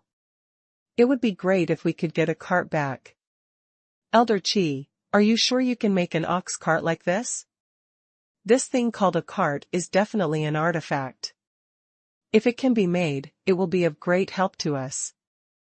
Yes. Leader Xian looked at Elder Qi with extremely urgent eyes. Chief, well, since this car is made of wood and gold and iron, I think it will not be easy for us to make it. We don't have such good tools to process wood materials at all. The key is to need that kind of sharp iron tools, and even there is no specific appearance, and it is too difficult to imitate it, the elder said helplessly. In fact, he was right, the only thing that limits human development is better tools. I don't care about this. It doesn't matter if other things can't be made. We still have our own things that can replace it. But you must make this car. Even if it is difficult, you must do it. Your other elders must also try their best to assist. Captain of the caravan, have you heard what that car looks like? You should leave it to the elder, to help me. No matter how difficult it is, you must get the car out for me. Leader Xian said with a firm face. His expression was as if the Chinese had vowed to develop their own atomic bomb, which frightened several elders and did not dare to breathe. It is easy to say that if you don't have diamonds, you still want to take care of the porcelain work. This is not, is it difficult to be a person? However, the elders did not dare to object. The leader had the power to directly remove the elders from their positions. If the leader was really dissatisfied, they themselves would be in bad luck. But at this time, the caravan captain was weak. He raised his hand to show that he had something to say. What do you want to say? Say it quickly. Chief, I'm just a team leader. I don't know how to build a car. Also, if I stay, will we continue trading next month? I don't think it's easy for us to build a car behind closed doors like this. It would be better to find a way to find the Han tribe's caravan during the next transaction, find a way to buy one from them, and take it back as a sample. When Leader Xian heard this, he felt that what he said made sense. It was really difficult for a group of people to build a car behind closed doors without even knowing what the car looked like, so he asked the team leader. What you think makes sense, but it shouldn't be that easy. You said you want to exchange cars with that Han tribe, so what can you tell me in exchange? Their things are no worse than ours, and some of them we don't even own. When they go to the grasslands to trade, they are just interested in the cattle and horses there. If we have something that they can take a fancy to, they still insist on taking a car to follow them. You can't exchange it. Don't forget that they don't even give it to the nomadic tribes. What can you exchange with them? Leader Xian asked. This. The team leader was speechless for a moment. He didn't know what could attract the attention of the Han tribe. Well, leader, we can exchange grain with them for cars. There must be a lot of people in their tribe, and they will definitely need a lot of food to feed the population. Of course, since they have sacks to hold grain, they must also have their own grain, but their grain is not necessarily the same as ours. Our corn only takes 3 months to mature. Planting them alternately with soybeans can produce at least 2 crops a year. They must be in great need. I think they will agree to exchange the seeds for cars. Maybe we can directly exchange methods of building cars with them. Chief, what do you think? How about it? The team leader couldn't answer. As the elder Shang in charge of foreign trade, he quickly stood up and suggested that building a car had nothing to do with him, but if his department could get a car as a sample for the tribe, it would definitely be a great achievement. He is definitely good and bad, so he is extremely concerned about this matter. Well, what Elder Shang said makes sense, so let's do this. Let your squad leader stay to assist the elder in building the car, and go to the grassland for trading early next month. Elder Shang will lead the team himself and bring more seeds. Be sure we need to find the caravan of the Han tribe and exchange a car with them. No, not only exchange the car, but also try to exchange for other things. Leader Xian thought for a moment and immediately ordered. Huh? The team leader and Elder Shang were both shocked. One of them didn't want to stay to build the car, and the other just came up with an idea. Unexpectedly, he ended up getting involved. What?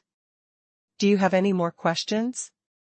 Leader Xian glanced at the two of them sharply, with a cold light in his eyes. It seemed that as long as the two of them dared to say no, they would be immediately taken out to feed the pigs. No problem, let's make preparations now.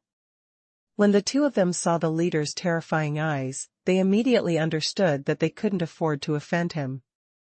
They didn't want to become pig feed because of this little trouble. Okay, all the elders must work hard to contribute to the tribe.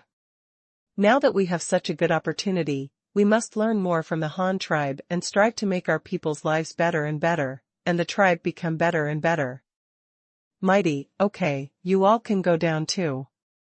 Leader Xian finished arranging the task, waved his hand and started to drive people away. Yes, everything is for the tribe. Some elders also stood up and resigned. At the beginning of the second month of summer, on May 3rd, a group of elders from the Xian tribe began to work on building carts under the threat of their leader.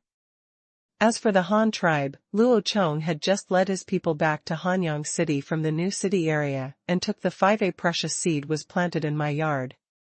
Yes, even in the yard, Luo Chong wouldn't worry about planting them elsewhere. There are only 5 seeds in total, and they really can't be hurt. If they are damaged outside, it will be completely over. Luo Chong only has 2 seeds at home. People, Xiaodai will not cause any damage, this is the safest place. After planting these seeds, Luo Chong began to study the next grassland trade. Now the Han tribe has encountered a business rival. The white salt and pottery business that was originally monopolized by the Han tribe is also difficult to do. Fortunately, the Han tribe there are also advantages. Woolen cloth and ironware are still monopolized by the Han tribe, which is unmatched by the Xian tribe. After figuring out the key, Luo Chong also began to urge his tribe to continue producing these goods. After 5 months of construction this year, the warehouse area and breeding area in the city have been completed. Luo Chong asked the 200 slaves to start building more difficult ones. Building, 3-story school. The slaves had already begun to dig the foundation of the teaching building under the leadership of a dedicated person. At this time, Luo Chong also carved out 2 more warehouses from the newly built warehouses to be used as textile factory workshops to process the weaving materials from each household. All machines are managed in a unified manner to facilitate large-scale production. There are 2 warehouses, one is used as a worsted spinning workshop, which is mainly responsible for combing yarn slivers and spinning yarn, and the other is used as a weaving workshop, where flying shuttle looms are placed. A shuttle loom that is 2 meters long and 2 meters wide leaves room for walking and transporting raw materials. 60 of them can be placed in a warehouse. Each machine can be operated by one person, and 10 meters of cloth can be produced in one day. A workshop adds up to 600 meters, and the production speed is still very impressive. The textile industry has always been a labor-intensive light industry, employing the largest number of people, but the Han tribe's most indispensable thing is women. Especially when thousands more people join this time, there is no problem at all in dedicating 1 to 200 people to do this. After arranging the weaving matters, Luo Chong began to let Dazue continue to make iron. The last time he made iron was in winter. This time, after half a year of preparation, the Han tribe had once again stocked up on materials for 3 furnaces of molten iron. The iron ore has been basically exhausted. Luo Chong plans to transfer 300 slaves from the new city to the Salt Lake to mine in the Salt Lake in another month to replenish the iron ore consumption of the Han tribe. With the increase in population and the construction of new cities, the amount of iron needed by the Han tribe has also increased a lot. Each family in the tribe needs iron pots, more iron tools, iron weapons, and more. Sufficient stocks must be set aside for trading. After all, the iron pots and scissors sold to the grassland also use a large amount of iron. Since Dazue and the others already had experience in iron smelting, Luo Chong did not personally take care of the smelting process this time. Instead, he went to the carpentry team to ask them to build more two-wheeled carriages. These two-wheeled carriages were produced for sale to nomadic tribes. Nomadic tribes were in great need of this kind of transportation equipment, so Luo Chong naturally didn't mind ripping them off. Moreover, the two-wheeled carriage is relatively simple to make. It only requires a pair of wheels, a frame and a wooden flat plate. It is very convenient for the Han tribe who already have a windsaw machine. In addition, compared with four-wheeled vehicles, two-wheeled flatbed vehicles not only save labor and materials, but also save a lot of metal parts used in the steering shaft. The cost is also much cheaper and more cost-effective, and such vehicles can carry less things. If you rush, you can sell a few more cars. Although he is a bit suspected of being a profiteer, for the development of the tribe, it doesn't matter. Just be a profiteer. As the saying goes, there is no real friendship between countries, only eternal interests, so Luo Chong pitted those the nomadic tribes on the grassland have no sense of guilt at all. One is willing to fight and the other is willing to suffer. There is nothing to say about the things that you are willing to do, and I am willing to do so. After arranging these three major events, Luo Chong asked the few prairie wild men, brought back from the ambush, to form a new cavalry unit. This time, he formed 2 cavalry flags, a total of 76 people, each equipped with 2 horses. This cavalry unit will be responsible for protecting caravans from now on, and also to seize more trade space. How to seize it, of course, is to drive away the caravans of the Xian tribe, and drive them as far away as possible, otherwise the Han tribe will lose their white salt. The pottery cannot be sold. This will cost a lot of profits and hinder the development of the Han tribe. There is nothing to say. Just one word, just do it if you don't accept it. The formation of the new unit was led by Chai Duo, the general banner of the cavalry, and assisted by a few authentic grassland people. Luo Chong was relieved and went to do other things. Construction of the Han tribe's teaching building has begun. This is the first time that such a building has been built. The tribesmen had no experience in building tall buildings, so Luo Chong had to personally supervise and guide the construction. Although Luo Chong had never learned to build a building in his previous life, he had learned to blow up a building. Well, they are all the same thing anyway. Although the purpose is the opposite, you still need to understand the building structure and the load-bearing structure of the building. As long as you understand once the load-bearing problem is solved, it is not difficult to build a 3-story building. Ancient ancestors could build several-story temples and pagodas. There is no reason why Luo Chong, a person who went to a modern university, would worse than them. If you want to build a brick concrete structure building, you must first know how heavy the building is. Therefore, for the safety of the building, the foundation is the top priority. This must not be careless. Without a strong enough foundation, what will happen? Able to withstand that much pressure. The foundation of the teaching building was dug very deep, with a depth of 4 meters. This was just the foundation trench for the wall. For those key load-bearing nodes, Luo Chong simply had a 6-meter deep shaft dug and poured limestone into the well. Charcoal and iron-making slag, plus clay and gravel, were pounded firmly for several days. Although there were no steel bars, this primitive concrete was strong enough. Limestone is a heavy alkali, which can kill plant roots and seeds in the soil, preventing tree roots from growing and destroying the foundation. In addition, charcoal and limestone can also play a role in moisture proofing, preventing the foundation from becoming soft due to moisture and causing damage to the ground. The fallen slag, gravel, and clay play a role in dispersing the weight of the building and bonding it, casting the entire foundation into a hole. Drill wells for all load-bearing points, dig deep trenches for wall foundations, and finally use this mixed material to fill the bottom to a depth of 3 meters from the ground. This means that the shaft is filled with 3 meters of bottom material and the wall base is filled with 1 meter of base material, and then start the foundation of the wall from this level. The foundation of the wall is 1 meter thick, and it is all built with large blue bricks used in city construction. Lime, slag, and gravel are poured on both sides of the wall foundation until the foundation trench is filled. Finally, the soil is sealed, and then this meter-thick wall foundation will continue to be built until it is 1 meter above the ground before the foundation of the entire building is completed. After being built in this way, the foundation alone is 4 meters high and 1 meter thick. There is also a waterproof, shockproof and pressure-reducing concrete layer underneath, which is enough to bear the weight of the building above. Luo Chong was very satisfied with such a foundation, and due to the large number of people, sufficient building materials, and useful tamping tools, the construction speed was also very impressive. It only took 200 people to build the foundation of a building in 10 days.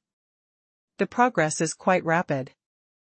The overall structure of the teaching building is a brick concrete structure, that is, a building with bricks, wood, and tiles as the main materials. The walls and load-bearing columns are made of strong and pressure-resistant blue bricks, and then the main beams and sub-beams of the giant wooden frame are used. And then lay wooden floor slabs on top of the beams. The floor is paved with thick wooden squares, and a layer of 10 cm thick wooden boards is laid on the grid-shaped beams. The main load-bearing structure actually relies on the beams. This kind of construction method is actually very similar to shipbuilding. There are also multi-story buildings in ancient wooden ships. The structure of Qingshu's treasure ship, plus the multi-story bottom cabin and 4-story stern building, is at least 7 or 8 stories high, and it is still a purely wooden structure, and even one of the Western second-level battleships is larger than this teaching building. A teaching building in Hanyang City is 16 meters wide, 35 meters long, and 3 stories high. Compared with those building battleships, it is actually just a little bit smaller. If it were a first-class battleship, not counting the bottom compartment of the living area, the gun deck alone would be there are 3 floors, each of which weighs several tons. Dozens of cannons can be placed on one floor. This does not include the weight of the shells, gunpowder, and crew. The teaching building in Hanyang City only houses dozens of wooden tables. It is no exaggeration to say that a floor with such a structure can allow a group of adults to dance in the classroom. Of course, this is impossible. The classroom is only used as a place to teach cultural classes, and people have to go to the gym for physical education classes. Only outside the teaching building. Many tribesmen are working on the construction site of the teaching building. The 200 slaves are now very cooperative and do whatever they are told. Moreover, they have built so many warehouses and now have experience in building houses and walls. Under the command of the tribesmen, the project construction was carried out in an orderly manner. Those who moved bricks, those who built walls, and those who made mud kept stirring up the mud piles on the ground. However, there was a special situation. There were many children on the construction site. There are 700 to 800 little boys rescued from the fire tribe, and they are all 5 or 6 years old. They don't have to work every day, and they have nothing to play with. The older children have begun to help the adults with work, and these half-grown children, yes, I just run around the city all day long. Wherever there are many people and where there is something new, I can see these children everywhere. For example, there are children playing in the mud next to the mud pile, and there are also naughty children chasing and fighting around the construction site. It's not a problem if this continues. Let's not mention that they hinder the construction work. Safety alone is a problem. The construction site is full of tools, vehicles, and bricks. What should I do if I accidentally bump into them? These children must be dealt with, just take it away. After thinking for a while, Luo Chong understood the source of the problem. To put it bluntly, he still had nothing to play with. Although he didn't have so many electronic products when he was a child, there were still many toys that he could play with, and there were also group games. It's not uncommon, and the primitive children in these tribes really don't have anything to play with. In fact, this problem is also easy to solve. Luo Chong can easily find some group games suitable for children, but he just didn't think of this problem before. Having made up his mind, Luo Chong waved to a child who was stealing mud at the construction site.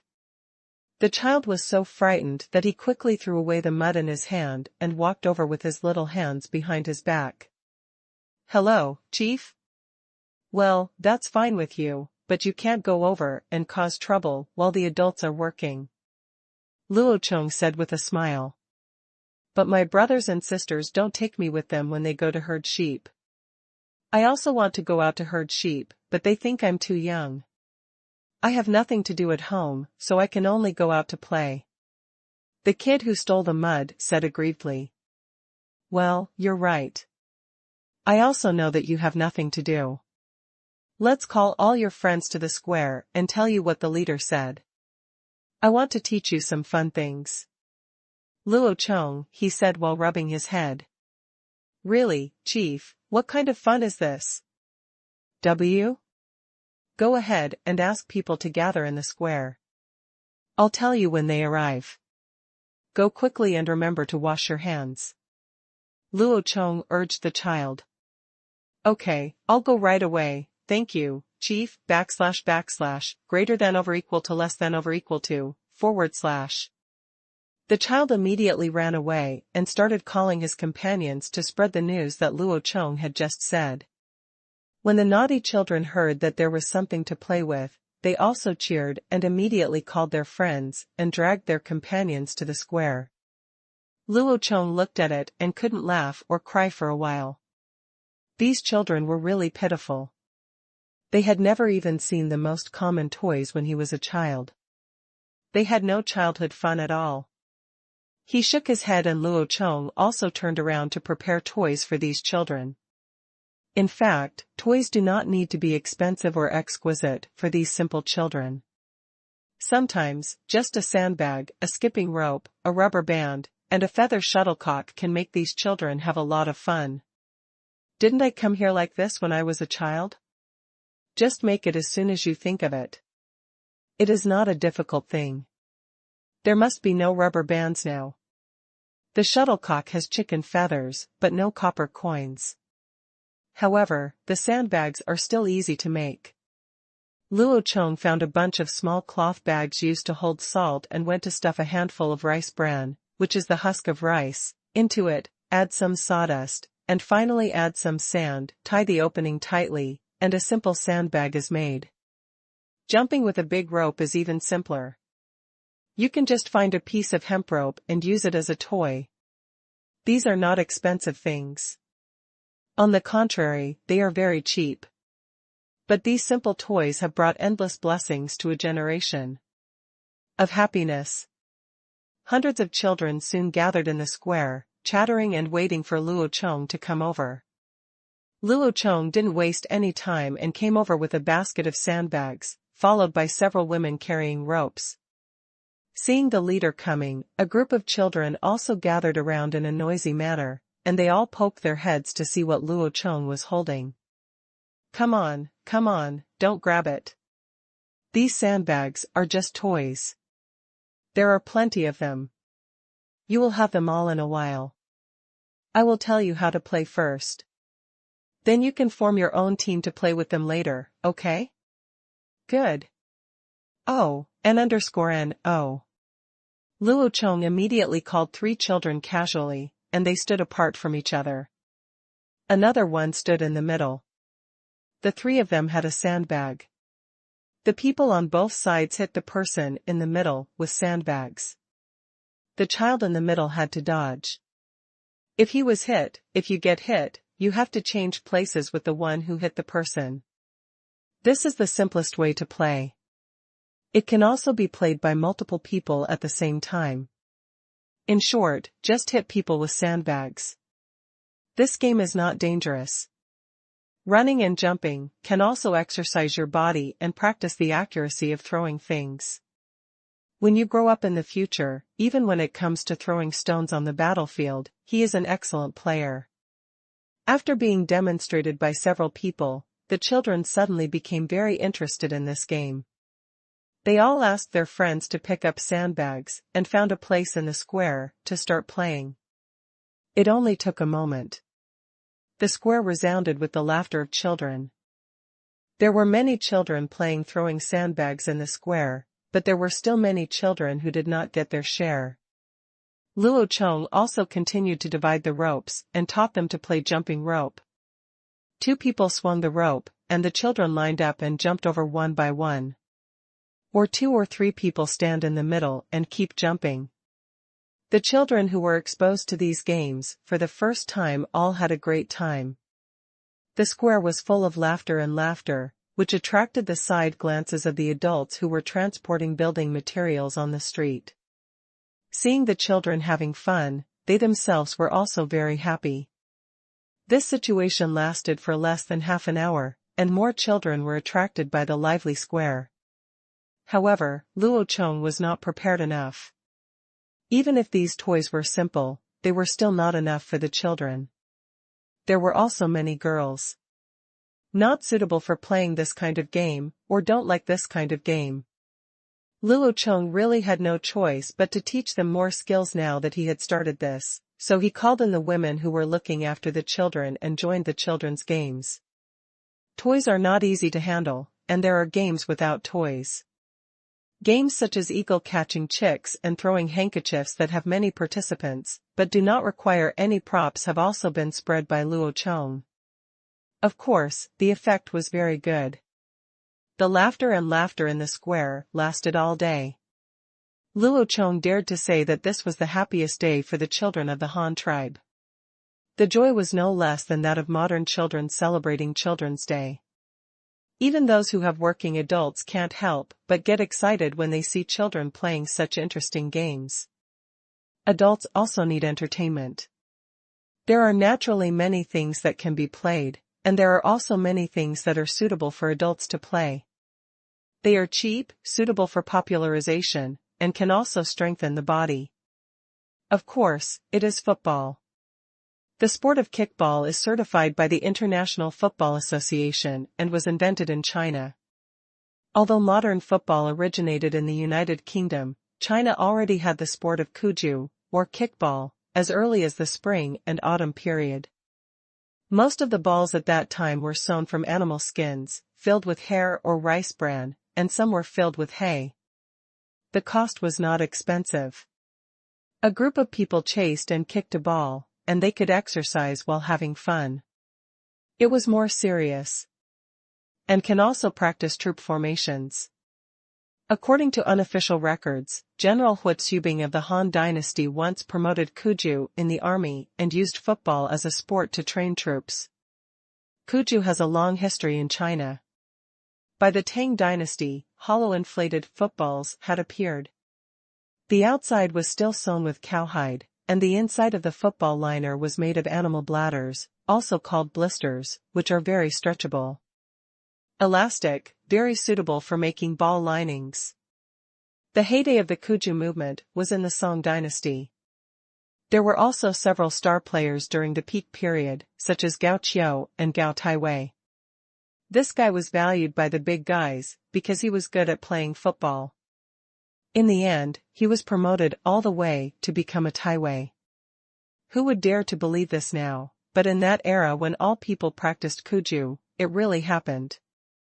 There was even a joke on the internet, saying that Gao Qiu of the Song Dynasty was gone, and the national football team had declined for more than 1,000 years.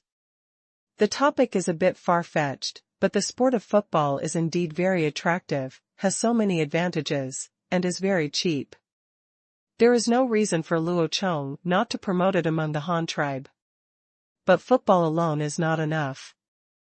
This sport can be promoted first in the army and then developed to children. But the adults in the tribe have heavy work to complete every day. Maybe they will also like to play football. However, there is not much physical participation, so it is necessary to develop some entertainment methods that do not require physical strength. However, we should also pay attention to this aspect. Luo Chong has no intention to promote gambling games such as dice. This game is easy to become addicted and harmful. There are obviously more entertainment activities to play, so this Luo Chong doesn't plan to release gambling-like games. Other chess games are no problem, such as military chess, checkers, flying chess, backgammon, chess, and the most difficult one is Go. This kind of entertainment is also very interesting to play. Even in modern times, you can still see it on the roadside. A group of old men gathered to watch the chess game. Entertainment activities such as playing chess can not only relax after a day's work, but also encourage tribesmen to think more and use their brains. They are also of great benefit to the development of tribes. The reason why humans can develop is not because they are good at thinking and inventing. With these plans in mind, Luo Chong was not a timid person, so he immediately gathered some pregnant women or women who were looking after their children at home, and began to ask them to make these toys and sew cube-shaped, special sandbags. This one took some leftovers from making clothes. It can be made from the cloth head below. Let's forget about shuttlecocks now. The time is not yet ripe. Metal products are too expensive to make. Feathers are also an important material for making bows and arrows.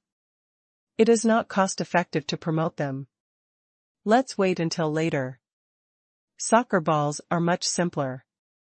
They are sewn directly from animal skins, and are temporarily filled with rice bran and hemp fiber. There were also a lot of scraps used to make leather armors. Rice bran and waste hemp balls are unnecessary garbage. Now they can be used again. It's well worth using it. In addition, 2 apprentices were dispatched from the carpentry team and began to make various chess equipment. Although Go was originally made based on the Go board, it can also be used to play backgammon. There is not much difference in the chess equipment used between the 2 games. Start with simple ones first, and then gradually promote more difficult chess games after you have mastered them. Moreover, these chess sets can be used to teach the tribesmen how to play.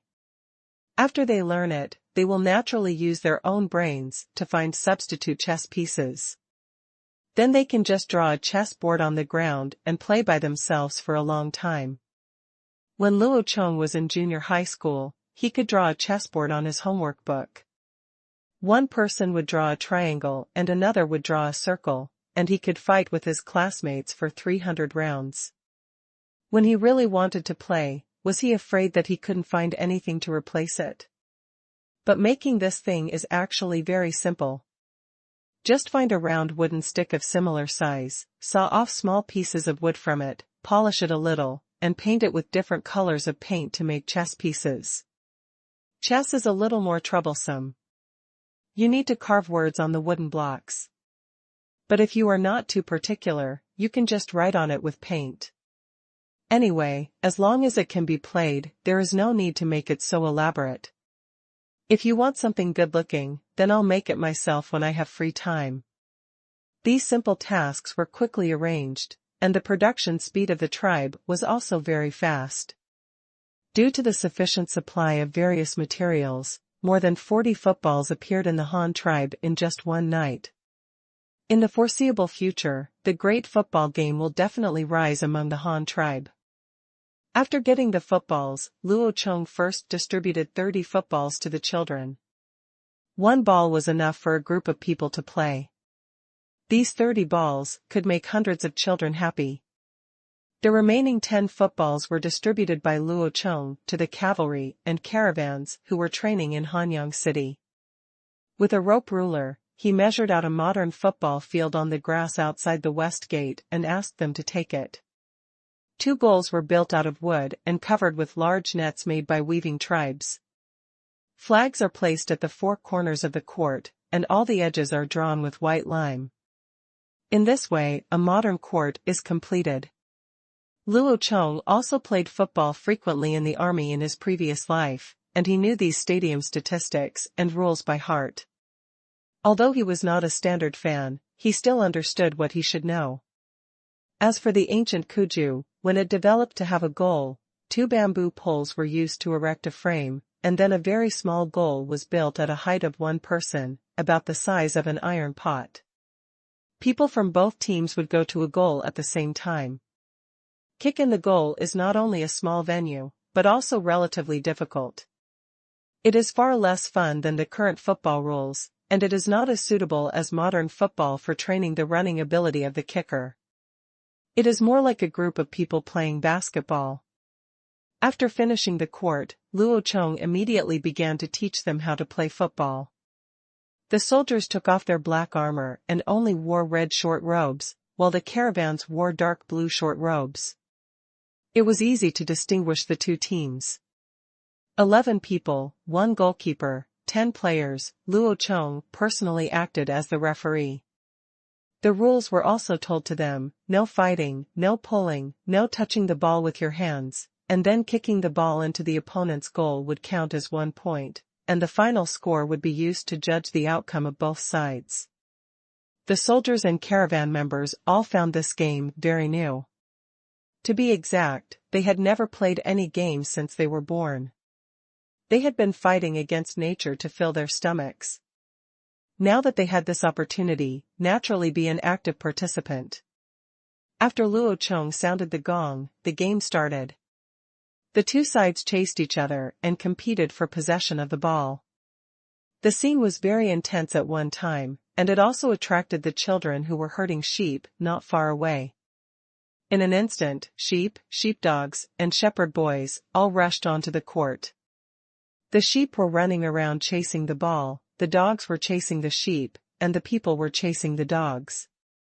The stadium was suddenly full of chickens and dogs. Luo Chong had no choice but to beat the gong to suspend the game, and then began to clean the court. He also asked the soldiers and caravan members who were not playing to stand on the sideline to guard, and only allowed those children to watch from outside. After playing a game, the children in the city heard the news from somewhere, and some of them ran out to watch. They stood outside the field and watched the soldiers and caravan members take turns playing, and they also shouted for cheers. However, although playing football is a good exercise, serious military training also needs to be carried out. In the afternoon, the adults are busy with their own affairs, and the stadium is occupied by children. Dozens of children were running and playing football on the field, with 4 or 5 people standing at each goal. Although there were no rules, they knew how to kick the ball into the goal, but they didn't know if it was their own goal, and they didn't care if it was an own goal. Anyway, just have fun. Luo Chong was also very happy to watch the children playing football, which made him feel like he had traveled back in time again. However, before he could say a few words of emotion, a letter from the Flying Eagle was delivered to him. The letter was from Yu's surveying and mapping reconnaissance team. Although they had received the task of surveying and mapping the map, the main purpose of going out this time was to detect the movements of the cannibals and find their lair. The letter said that each of them had 2 horses, and moved very quickly.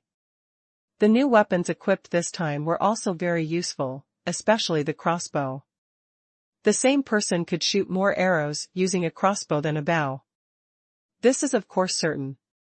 How many arrows a person can shoot depends entirely on how many times he can draw the bow.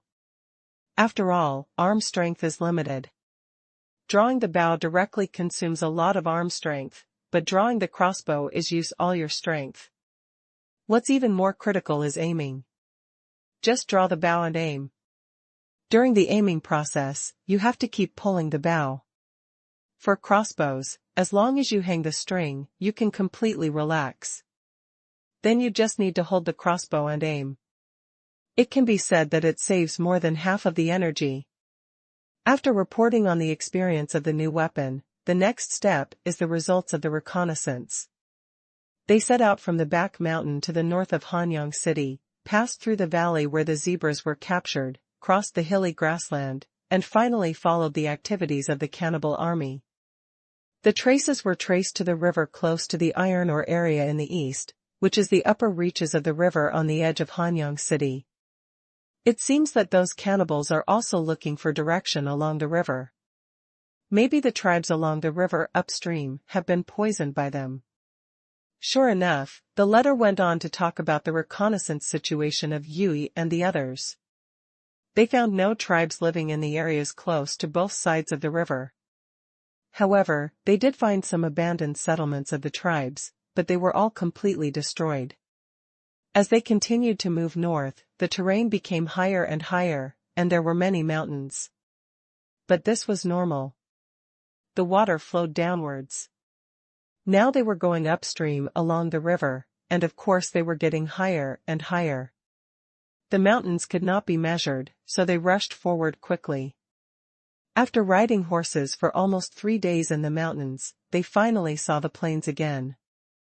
There were patches of savanna, as well as grasslands with weeds and shrubs. They also saw there are herds of alpacas, bighorn deer, long-haired cattle, and an animal that looks like a horse, but is smaller than a horse. Its ears are longer than a horse, and its cry is very unpleasant. Luo Chong directly deduced that it might be plateau wild ass. When they got there, they had lost the traces left by the cannibal army, but there were still no tribes around. Yui sent a flying eagle to conduct a reconnaissance, but saw no sign of cannibal activity, so he decided to continue along the route. Search upriver. The entire reconnaissance team walked for almost another day, and they actually discovered the source of the river. It turned out that the small river outside Hanyang City was just a branch of a large river, and the width of the large river upstream was at least 50 meters, but the water was not deep, and there were still many rocks sticking out of the water. A group of them could cross the river on horseback. And at the junction of the branch of the river, they finally met the humans living around them, and they were not cannibals, but those humans knew the cannibal totem warriors they called, and seemed to be very familiar with them and knew a lot about food. Human things. Now their whole team is training in that tribe, and Yi provided them with some white salt. The people in that tribe also treated them warmly. After all, it was not for Bayan's sake, and it was not too unfamiliar. That tribe is not too small, with 2,000 to 3,000 people, but it cannot be regarded as a tribe. In other words, they are actually more like a tribal alliance, composed of more than a dozen small tribes, living together in a gathering place, and they also have the one thing they have in common is that they were all attacked by cannibals, and by chance, they decided to get together and resist. This tribal alliance has a large number of people. Although they cannot grow crops yet, they have learned how to domesticate wild animals. Many of the bighorn deer, alpacas, and wild donkeys on the plains have been captured and have been bred in captivity. Over several generations, it gradually moved closer to livestock. Moreover, the people of this tribal alliance, men, women, old and young, all practice riding skills. Whether it is alpacas or wild donkeys and elk, they all develop in the direction of mounts. It is said that they are in order to gain fast mobility and encounter cannibal attacks. Easy to escape. In this tribal alliance, there are also many elders, who are similar to the shamans or elders of other tribes. They also pass on the knowledge of their respective tribes, as well as a common myth and legend in their area. This myth and legend has been widely circulated in the form of pictures. It is said that not only their tribal alliance knows it, but there are other alliances like them nearby that also know this legend and myth. Several elders showed Yi and others, the pictures carved on the stone slabs also told them the stories in the pictures, which shocked Yi and his party at that time. After Yi read the painting, he asked the 2 team members who were good at drawing to copy the painting on the animal skin and sent it back with the letter, which also included a text version of the story. This is a prophetic story. The story begins in a valley, where an ape is born. Then the ape grows bigger and bigger, and finally grows to be twice as tall as its own kind. This is the content of the first picture. It should be an introduction to the origin of the giant ape. However, Luo Chong actually does not believe that the genetic mutation of the giant ape makes him twice as tall as his peers. Even if he suffers from gigantism, it won't directly double the normal size. Luo Chong doesn't know about other animals, but this is almost impossible in humans. The average height of a normal human being is about 1.7 meters, but Luo Chong has never heard of anyone over 3 meters tall on the earth, even if he suffers from gigantism. In fact, Luo Chong didn't care about these. These were probably primitive people's guesses about the origin of the giant apes, and their credibility was very low. However, the valley painted in the first picture attracted Luo Chong's attention very much, because that the valley looked very round and very high, which reminded Luo Chong, a modern man, of a volcanic crater. In fact, Luo Chong has long speculated that there are volcanoes here, especially when he first saw the striped veins in Babaoshan. At that time, he said that striped veins were caused by volcanic eruptions and magma. It is caused by flow, otherwise most of the minerals accumulated through normal geological changes are stored in the form of layers. The second picture continues the plot of the first picture.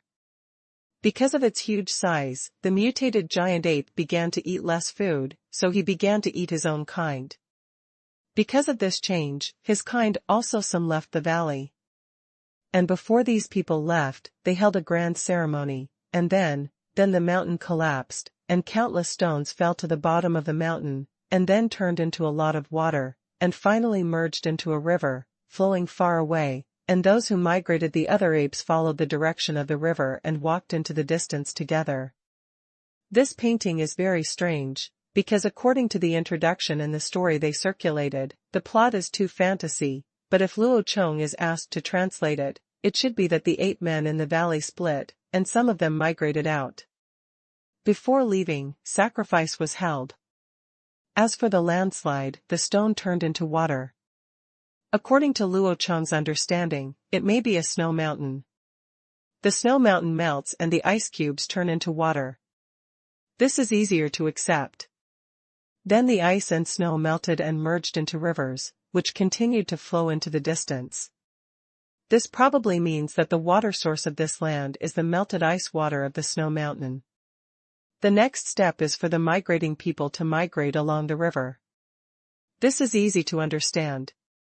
After all, human beings need water to survive. There is no problem in surviving along the river. The third picture still continues the previous plot. The part that migrated out multiplied in large numbers along the river, and many tribes appeared. As for the giant ape family in the valley, more giant apes appeared, and they also reproducing. After that, the giant apes walked out of the valley, followed the river to those small tribes to catch people, ate some of them, captured some of them to continue living with them, and then hunted and ate people together. The meaning of this painting is not easy to understand, and it is also a problem that has always troubled Luo Chong. At that time, he had seen similar murals in the Black Rat tribe, saying that the giant apes captured people and raised them. This was unrealistic. But now combined with the previous 2 paintings, it is not difficult to analyze the reason. It should be that the giant apes still regard these humans as their former tribesmen, just like they lived together in the valley before. Although some people went out, they are still inherited from the same blood, so the giant apes think that they are still the same kind. If we analyze it according to this idea, it will be easier to accept, and it also explains another phenomenon. The giant apes living in the snow mountains still have long golden red hair, and the humans who migrated out, because they followed as the river went lower and lower, it became warmer and warmer, so eventually the long hair on the body degenerated, and gradually turned into the human being that Luo Chong saw now.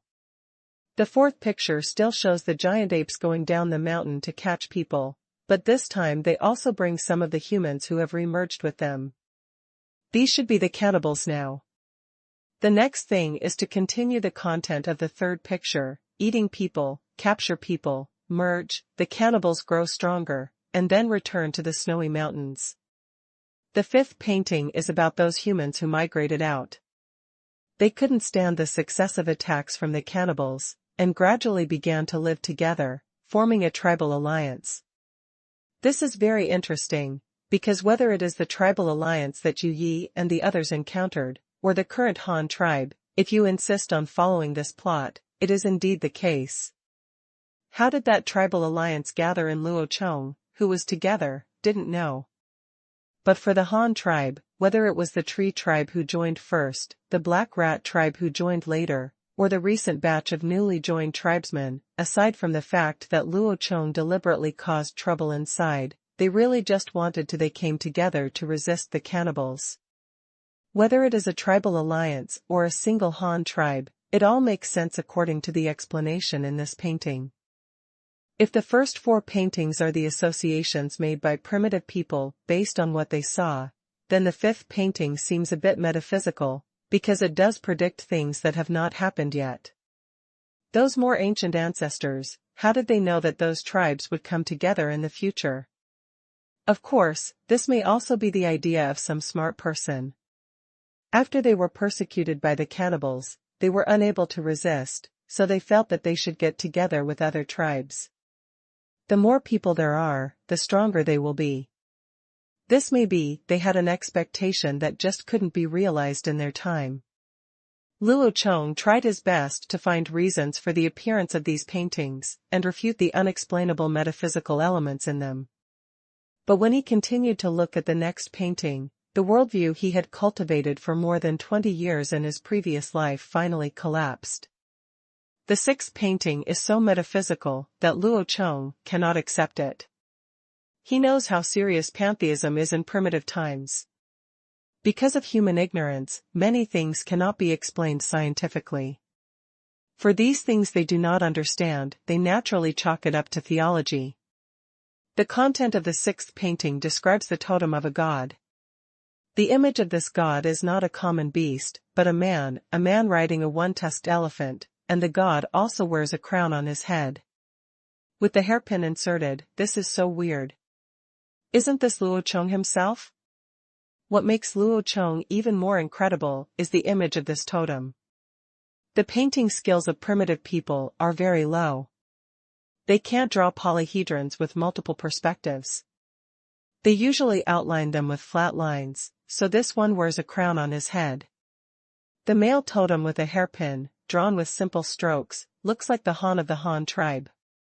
When you look at the word Han, if you break it down, isn't it just the top crown with a hairpin inserted horizontally? The lower square is separated from the middle.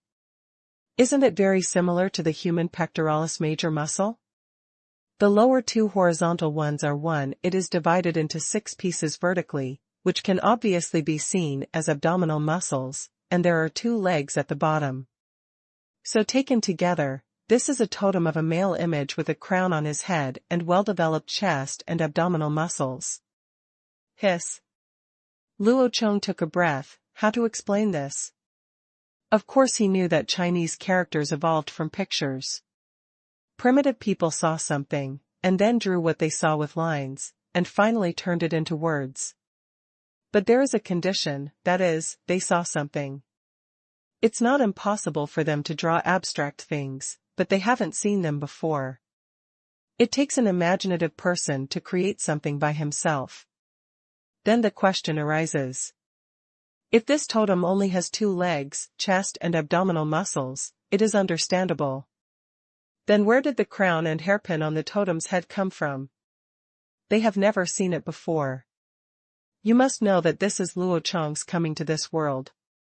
It was only started to be promoted later, and it seems that the first person in the world to tie up his hair and insert a hairpin was probably Luo Chong himself. If this male totem statue can still be explained by the evolution of words, then the most unexplainable thing is the one-tusked elephant. If this is not Huishan, even Huishan himself does not believe it. What is even more weird is that Huishan only became Duya after following Luo Chong. Luo Chong even hypothesized that the painter had seen a one-tusked elephant and imagined a man wearing a hair crown. If these 2 images were taken out and painted separately, Luo Chong would it's understandable, but if these two are combined together, it must be Luo Chong and Hui Shan. Otherwise, where can we find such a coincidental combination? After confirming that he was the one painted in the paintings, Luo Chong continued to look down with a complicated mood. He could not help but be complicated, because these paintings were really a prophecy, or a prophecy that had already been fulfilled. Luo Chong and Hui Shan appeared in the paintings. And that totem is still printed on the clan flag of the Han tribe, isn't it the Han? The seventh painting, how should I put it, is the man riding a one-tusked elephant, uniting many tribes, or tribal alliances. In short, there are more and more people. Why do you say that? Because the content in the painting is that Luo Chong is standing in a place riding a gray mountain, and then there are many people behind him. These people are all different, and there are also some wild beasts or strange things around him. This is actually easy to understand. Luo Chong and Hui Shan represent the Han tribe, and those behind with the beasts around them can be regarded as one person and one totem. One person and one totem, doesn't this represent a tribe? Moreover, in addition to this small group led by Luo Chong, there are many other people with totems who are walking in the direction of Luo Chong. This does not mean that there are other tribes that are gradually joining Luo Chong's command. After accepting the previous content, the content of the eighth painting is easier to understand. The above painting shows Luo Chong leading many tribes. Of course, it can also be regarded as the Han tribesmen after many tribes joined. Each of these people is very special. Strong, just like the totem god, everyone is muscular and strong. Together, these people followed the river to the snow-capped mountains where the giant apes lived, and then there was the battlefield where the two sides fought. Luo Chong, who was riding an elephant, was holding the head of a giant ape in his hand, while Hui Shan's two front legs were stepping on it. On the corpse of a headless giant ape, it seems that the war should have been won, and then there was no more. The painting ends here, and it also makes Luo Chong certain of one thing. This painting is really a prophecy, and it is slowly coming true. Except that he has not yet taken anyone to the snowy mountain for a decisive battle, everything else has come true. War is being realized.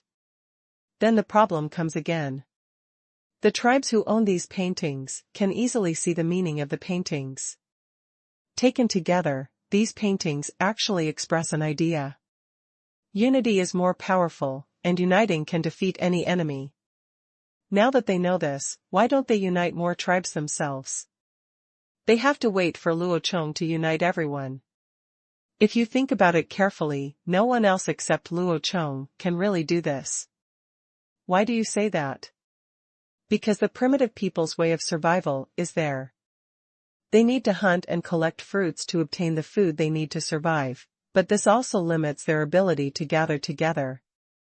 Because the prey and fruits in a place are limited and can only feed so many people, there is no room for a second tribe in the territory of one tribe. Because there is not enough food for both tribes to survive together, they will starve when they get together. Damn it, how can we put it all together? But Luo Chong can do it. He promoted farming crops and raising livestock, which solved the problem of insufficient food when many tribes gathered together, so he could become the leader of all tribes. If you say so, it is indeed the case. Luo Chong could understand the reason why all the tribes would join him. It was because he could solve everyone's survival needs, but that guy Yi couldn't figure it out. He also wondered why there were so many the tribe would all follow Luo Chong, but the more he couldn't figure it out, the more superstitious he became about this myth. Yi was very confused. The leader he followed was actually a god, and he wanted to unify all the tribes. This made him more in awe of Luo Chong, and he was also slightly excited. He was the god of gods, and he was far away from him. We are so close. We are working under his direct leadership now, and we will follow him to unify all the tribes in the future. At the same time, he was also confused now. He didn't know what to do now. Should he continue to fulfill Luo Chong's orders and scout the cannibal's lair, or should he do something else? So he sent this letter to Luo Chong, ask Luo Chong for his opinion on what they should do next. Luo Chong was also thinking about this problem. It should be a good thing for Yui and the others to meet this tribal alliance. If these people believe this prophecy, then as long as it is proved to them that Luo Chong is the leader in the prophecy, then these people will probably directly joining Luo Chong's command made the Han tribe stronger. Naturally, there is no reason to reject the people picked up for free, and this prophetic myth seems to have something to use. Didn't the prophecy say that Luo Chong is the god who leads all the tribes? Then Luo Chong simply admitted it, so as to accept those who believe in it. For the prophetic tribe, the resistance will be much smaller and they will be more able to let nature take its course. Moreover, Luo Chong can also publicize the content of this prophecy, create public opinion, and confirm that he is the son of destiny.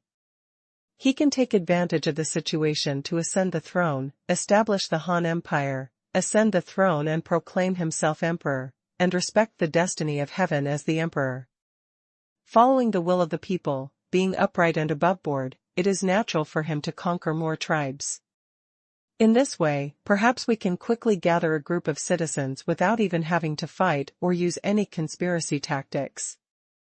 Putting this aside, with the current rapid development of the Han tribe, the population now exceeds 10,000, and 2 cities have been built. If this trend continues, the labor tribes in the new city will soon become people of the Han tribe. The number of people is increasing, and the Han tribe is still a tribe.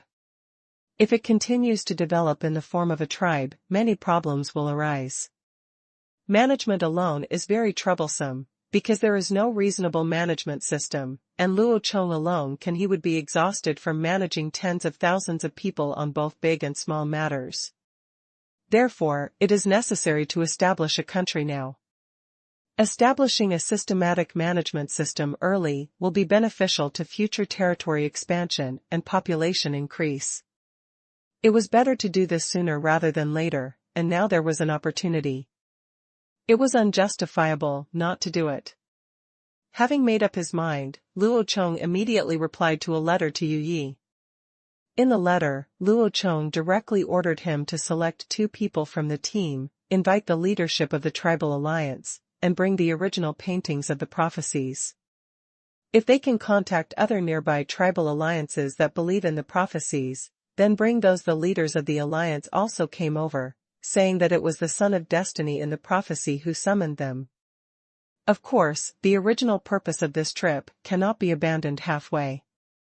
2 team members were dispatched to bring people back, and Yu Yi took the remaining 10 people to continue to scout the cannibals' lair. This was also a good time to verify and see if it was really as predicted. As said, whether the cannibals' lair is in a volcanic crater, whether there are really many snow-capped mountains in that place, and whether the source of the rivers in this land is there, this time it is just confirmed. The letter has been sent away by the giant eagle. It is expected that they will receive Luo Chong's reply in a day or 2. Once they gather the senior officials and bring the slate together, it should be more than a month later at the earliest. Things have come to an end. Taking advantage of this period of time, Luo Chong also happened to think about the next development ideas and preparations for the founding of the country. The teaching buildings in Hanyang City are still under construction at a rapid pace, the children are also playing their own games, and the adults are busy with their respective tasks. Luo Chong began to spare time to study the future development policy of the Han Empire. Regarding the administrative division after the founding of the People's Republic of China, this is a big issue.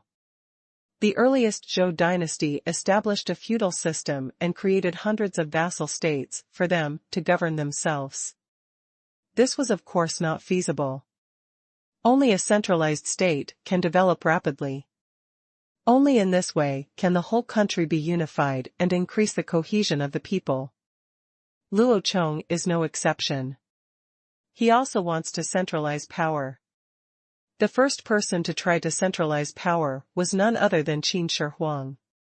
It was the Qing dynasty's first system of prefectures and counties that put all the power in the country into the hands of the emperor. In modern times, the county system has been changed beyond recognition, forming a model that is more in line with the development of modern society, that is, provinces, cities, districts and counties, towns, and rural areas. However, the Han tribe does not have that many people now, so there is no need. The division is so detailed, the administrative level is smaller, and it is easier to manage. The smallest unit of the Han tribe is the city. The number of people in a city ranges from 4,000 to 8,000. The city leader can be appointed separately. In modern times, such a small population is the size of a village, or at most the township level. But for the Han tribe, it was already quite large. Under the city are villages. For the next development of the Han tribe, they can choose places suitable for large-scale planting of crops to build cities, that is, villages and towns. The cities are used as points, and the points are connected to form lines. Then villages will be established between these towns. These villages will exist in the form of inns, connecting various towns through the villages, becoming transportation supply areas, and at the same time driving the development of the villages. However, there is a prerequisite for this, which is to protect the safety of the village. You must know that the village is not like a town. It is protected by tall city walls and garrison troops, which can block the attacks of enemies and wild beasts. However, the people in the village have nothing. It is a method that can protect itself, so the security of the village must be maintained by the town. Luo Chong's idea is to first find a suitable place to build a town, which is equivalent to setting up points. After building at least 3 towns, these 3 points will be used to form an area, and the 3 towns will work together to clear it. Dangerous factors in this area, such as possible hostile tribes or powerful ferocious beasts, should be cleaned up in this area, and then villages should be built in this area. This way, at least the hazards of wild beasts will be eliminated. In fact, there are many benefits to doing this. It is very similar to militarized strategic expansion. Taking city building as an example, it can actually be regarded as a garrison fortress. If you build such a fortress in a key position first, then even if it is built in an enemy group in the center, the fortress can still survive. Then from point to area, when there are more forts, connect 3 or more forts, so that you can circle a sphere of influence that your own side can actually control. To put it bluntly, it is to draw dots with towns on the map and connect them. Enclosure. After the land is enclosed, the line formed by the outermost circle of towns is equivalent to the border, also called the border line or the national defense line. After encircling a piece of land, several towns began to sweep into the territory, killing all ferocious beasts and tribes not under their own jurisdiction, and either incorporated them or demoted them into slaves. After the territory within the defense line is cleared, more people can be stationed in the territory, villages can be built, the area of crops can be expanded, and natural resources can be developed. At this time, the soldiers stationed in the inner towns are of little use. You can leave some security police units or a small number of city defense troops in these inland towns, and then most of the remaining troops will be transferred to the border defense lines to form border defenses. The main responsibility of the army is to patrol the borders, prevent all enemy invasions, and keep possible dangers out of the country. In addition to deploying border troops from the interior, field troops must also be deployed to meet the border defense strength, continue to build cities outside the national border, push the defense line outward, and gradually expand the land area. When the territory becomes larger, it is no longer appropriate to use towns as the largest administrative units. At this time, integration can begin. For example, 3 or 4 towns form one county, and 3 or 4 counties form one county, which is equivalent to the current. The city was then composed of 3 or 4 counties to form a state, which was equivalent to the current province, but this is a story for another day. With the current situation of the Han tribe, it is useless to talk about states, counties, and counties. At most, there are only a few town mayors, and there are only 2 cities at present. The ideal is beautiful, but the reality has to be changed step by step. Let's go. It can be summed up in 4 sentences. Work down to earth, develop steadily, get rid of poverty through hard work, and prosper the country through trade. Zhang Wo's ideas were clarified, and what followed was a long wait. Luo Chong was waiting for the construction of the new city, waiting for the production of goods in Hanyang City, waiting for Yu Yi to bring over those alliance leaders who were willing to defect to him, and those who used the prophecy slate used to build momentum for his enthronement was evidence that he would become the son of destiny. In fact, it was the same as Liu Bang killing the white snake, and it was just a gimmick for him to proclaim himself emperor. The Han tribe is developing in an orderly manner, preparing for the empire that is about to be established. On the far southwestern island, the Qingshu tribe is also working hard to build cars. On the one hand, it is preparing seeds to exchange vehicle samples with the Han tribe. Work hard to develop your own vehicle. It is worth mentioning that the internal structure of the Qingshu tribe has entered a semi-private ownership model. Under the Qingshu Valley of the tribe's headquarters, there are many small villages of 1 to 2,000 people, all under the jurisdiction of the headquarters. The reason why it is said to be semi-private ownership is because the grains and vegetables they grow themselves, and the livestock they raise do not need to be handed over, but are all distributed by themselves. However, they do not have private fields or real estate.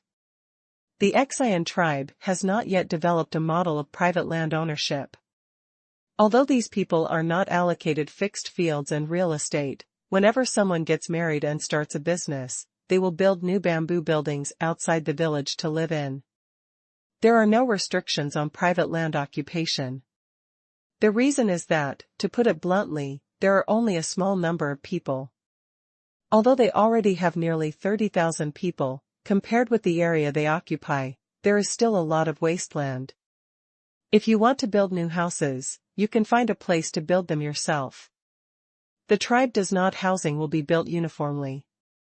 When ordinary people want to build a house, they will ask their neighbors in the same village for help. However, the owner of the house will also have to give some food as payment. It is not a lot, but it is certain that the helpers will be fed during the construction period. If it is to open new land, the fields are cultivated by themselves around the existing fields. The livestock and metal farm tools needed for farming must be purchased with grain from the government. In other words, the Qingshu tribe does not collect agricultural taxes, but the government monopolizes livestock trade and metal smelting. If people want to obtain meat, animal skins, and metal products, they can only exchange grain with the government. However, how much land do you occupy and how much do you plant? The government doesn't care about food, but ordinary people can grow as much as they can. The more food they have, the better their lives will be, and the more things they can exchange for it. In addition, regarding livestock, cows and horses are controlled by the government. The private sector only has cows and no horses. If you want cows, you can exchange them for grain. And if the cows raised by the people have calves, they must be handed over to the government. Of course, the government will also give them proper compensation will be provided. In short, it will be right not to give you so many livestock. You can raise pigs and sheep by yourself, but you have to hand in the animal skins. This should be regarded as a breeding tax. Then the people have no clothes to wear. If they want animal skins, they have to exchange pigs, sheep or grain with the government. People can be allowed to exchange meat with each other, such as exchanging grain for meat, but exchanging live livestock is not allowed. These systems can be said to be very problematic, but they are not yet a country. They are huge tribes in the primitive era. It is already very good that the leaders can come up with these ideas to control the people below. However, it can also be seen from these systems that the Qingshu tribe is a tribe that attaches great importance to business. Basically, the government's fiscal revenue relies entirely on foreign trade of cattle and horses, as well as the metal they smelt. Just at the northwest end of Bamboo Island, in a village near the southwest coast, several elders of the Qingshu tribe are developing vehicles here. Under several bamboo buildings not far away, there are women and children sitting in the open space working. There is a large bamboo dustpan in front of them, with a split bamboo tube placed diagonally inside. The woman holds the bamboo tube in one hand and the other. Take the dried corn and rub it on the bamboo joints inside the bamboo tube. Every time you rub it, you can rub out a lot of corn kernels. The children next to them were doing the same thing, as if this was their usual game, but there was an exception today. Many children ran to watch the elders develop wheels. If you want to build a car, the most critical part is the wheel. In this era, the material for making wheels is naturally wood. Metal is too heavy, and the pottery wheel is too hard, not resistant to wear, and fragile. Wood naturally, it is the best choice, but without bronze or iron tools, how to deal with wood is unrealistic. However, this was not a problem for the elders of the Qingshu tribe and the caravan captain who had heard of ox carts. In just a few days, they had developed 2 types of wheels. One is a solid wood wheel led by the elders, cut with knives and axes. To put it bluntly, you use a copper axe to cut a piece of wood directly from the log, and then drill a hole in the middle to insert the axle. This kind of wheel is simple to make. But there are also disadvantages, that is, they are too heavy and difficult to make the same size. In addition, this kind of wheel also encountered the same problem that Luo Chong had when making wheels. This large wood piece was too heavy if it was cut thicker, but it turned more stable. After all, the contact surface for gripping the ground was relatively large, just like a sports car tire. If it is cut thinner, the problem of dead weight is solved and the wheel becomes lighter, but the stability of the wheel becomes worse. When walking, it will be like the one Luo Chong made at that time, with swings on both sides. Moreover, the biggest weakness of such solid wood wheels is that they cannot be made too large, because its largest diameter is the diameter of a log, and they cannot knock down a tree larger than 1 meter, even with a copper axe. It took several days to chop, but it was impossible to transport or hack out a wheel of wood chips.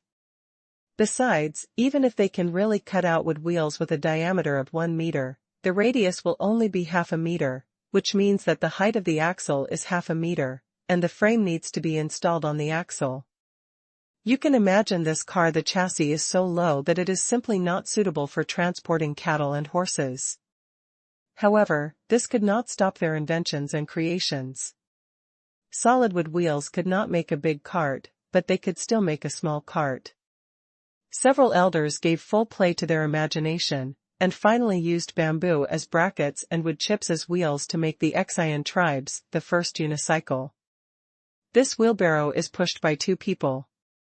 One person holds the 2 handles in front and pulls it with a rope, and the other person pushes it forward from behind. Although this consumes 2 manpower, it is much less labor-intensive than carrying a shoulder pull.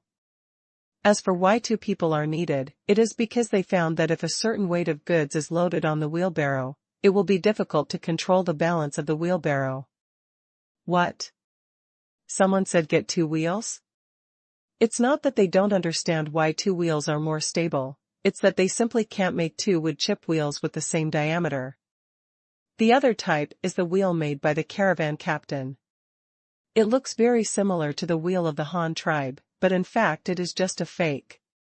The captain of the caravan has heard the specific details of the ox cart, and naturally also knows the structure of the wheel. The wheel is mainly composed of 3 parts. One is the wheel core, which is the place where the axle is sleeved. The second is the spring used for support. The third is the wheel core. It's the outer ring of the wheel. The team leader first cut down some thinner bamboos and selected ones of the same thickness as spares. He cut these thin bamboo poles into the same length and used them as springs to support the wheels. Then he ran into trouble when making the wheel core. He couldn't accurately make the wooden wheel core, and he didn't have the other suitable tools, but it didn't stop him. The team leader quickly came up with an idea, which was to use soil to make the wheel core. The wheel core is the most complex part of the wheel. It must connect the spring and the axle at the same time. Not only must a hole be opened in the horizontal direction for the axle, but also for such a complicated part, which requires a number of holes for inserting springs to be equally divided on the outer diameter, the team leader simply made one out of mud, and then fired it into a pottery part. With the ceramic wheel core, the next step is easy. The spring is ready-made. Just plug the thin bamboo pole into it.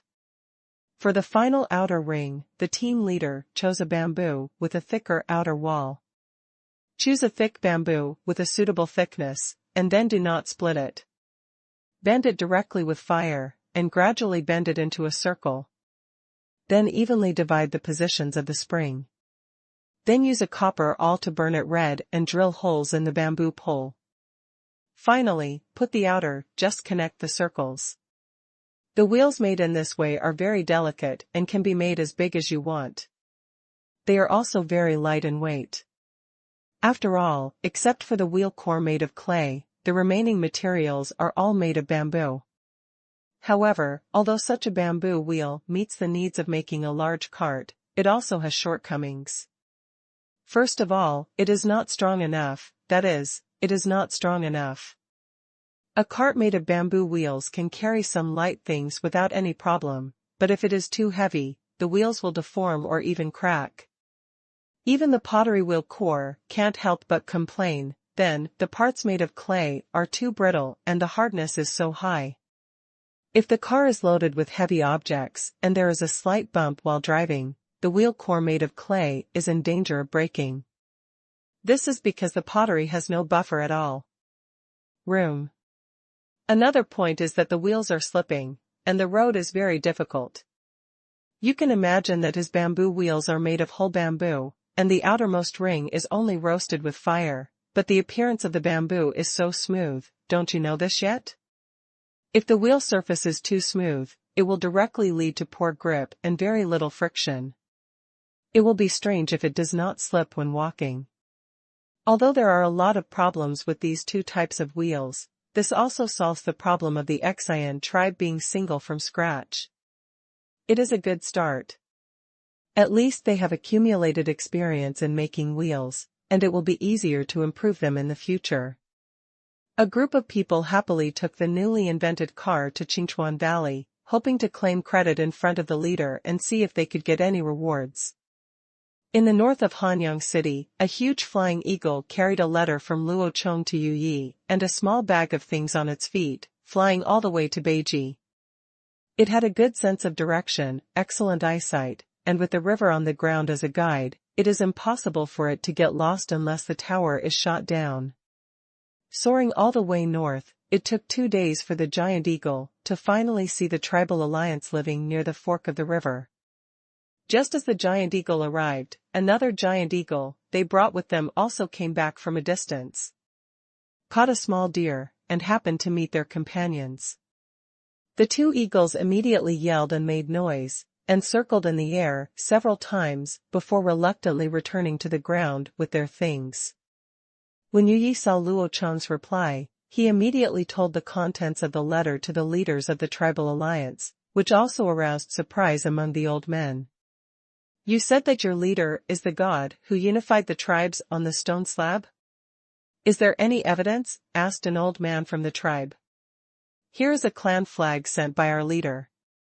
Please see if the Chinese characters on it are similar to the totem statue on your stone slab. In addition, here is a hair crown and a set of hairpins worn by our leader. You see, this thing was invented by our leader. He is the first person I have ever seen wearing this thing. And the most important point is that our leader's mount is the same as the one on the mural, a one-tusked elephant. Moreover, we just ended the war with the cannibals a while ago, and all the surrounding tribes have joined our Han tribe. In these paintings, the content is being realized in our tribe. Yui was still taking out the same things to show to those people. These were all brought by Luo Chong specifically for Jueying. Otherwise, there would be no real evidence. He was really afraid that he would not be able to invite those people. It was impossible to tie him up. Not only because there are many people on the other side, they can't take action. The most important thing is that Luo Chong wants to get along well with each other. It is best not to have conflicts, so that he can peacefully integrate the tribal alliance in the future. More than a dozen alliance leaders gathered around. Most of them were old wise men or strong young adults. But at this time, these people all had an expression of shock. The bright red woolen cloth flag had a square frame in the center dyed yellow, and a huge Han character was written on it with black paint. This traditional Chinese character in official script looked exactly like the totem statue they drew. Almost. And there is also the set of golden hair crowns and hairpins. This thing is engraved with a relatively complicated hollow pattern, and there is also an identical Chinese character on the front. They are all made of pure copper. Judging from the condition, it is obvious that it was a long time ago. It was definitely not just created in the past 2 days, to fool them. Is this what that god is wearing? And this totem, what is this totem called? Is it the totem brought by that god? Among the crowd of onlookers, an old man who looked very old, but was actually in his 40s, said while stroking the flag and bronze crown tremblingly. You said that dozens of tribes have joined your tribe recently. Do they live together? There must be a lot of people. With so many people living together, what do they eat? An old man in the crowd asked again. Although these people say they believe in the content of the prophecy, it is better to say that it is a good wish, because they themselves also believe that it is difficult to achieve the content on the rock paintings, but now that someone has actually done it, they are more concerned. I didn't believe it, but I was also shocked and a little excited. Are good times coming soon? Has a tribe emerged that can lead all tribes to survive together? Everyone, what I just told you is all true. This kind of hair crown and hairpin were invented by us first. Also, the totem you mentioned, the name our leader taught us is called Chinese characters. Chinese characters are not, this is the only one. The leader has taught us many Chinese characters. Chinese characters are a symbol that can represent anything. It is very magical and was also created by our leader. In addition, the people you mentioned who joined our tribe, how they gathered together to survive is more complicated, because everyone has many food sources, not only raising livestock, but also growing food, or fishing in the river. All are food sources.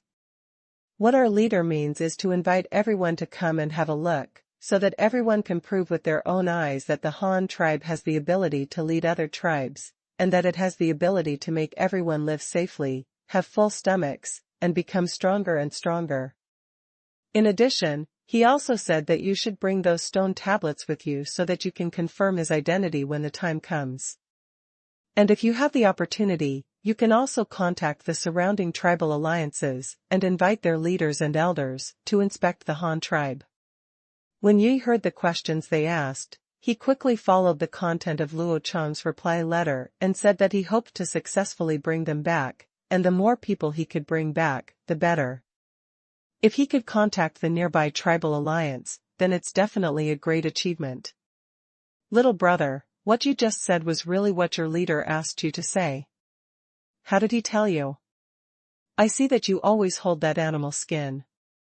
Could it be that the animal skin can transmit sounds? Is your leader really a god? A burly male leader in the crowd asked doubtfully. Ha ha ha ha, of course our leader is a god. Although this animal skin cannot transmit sounds, it is filled with Chinese characters created by the leader. I told you just now that the Chinese characters created by the leader can represent anything, so naturally it can be used to convey the message. If the leader doesn't believe it, just take this piece of animal skin and see it.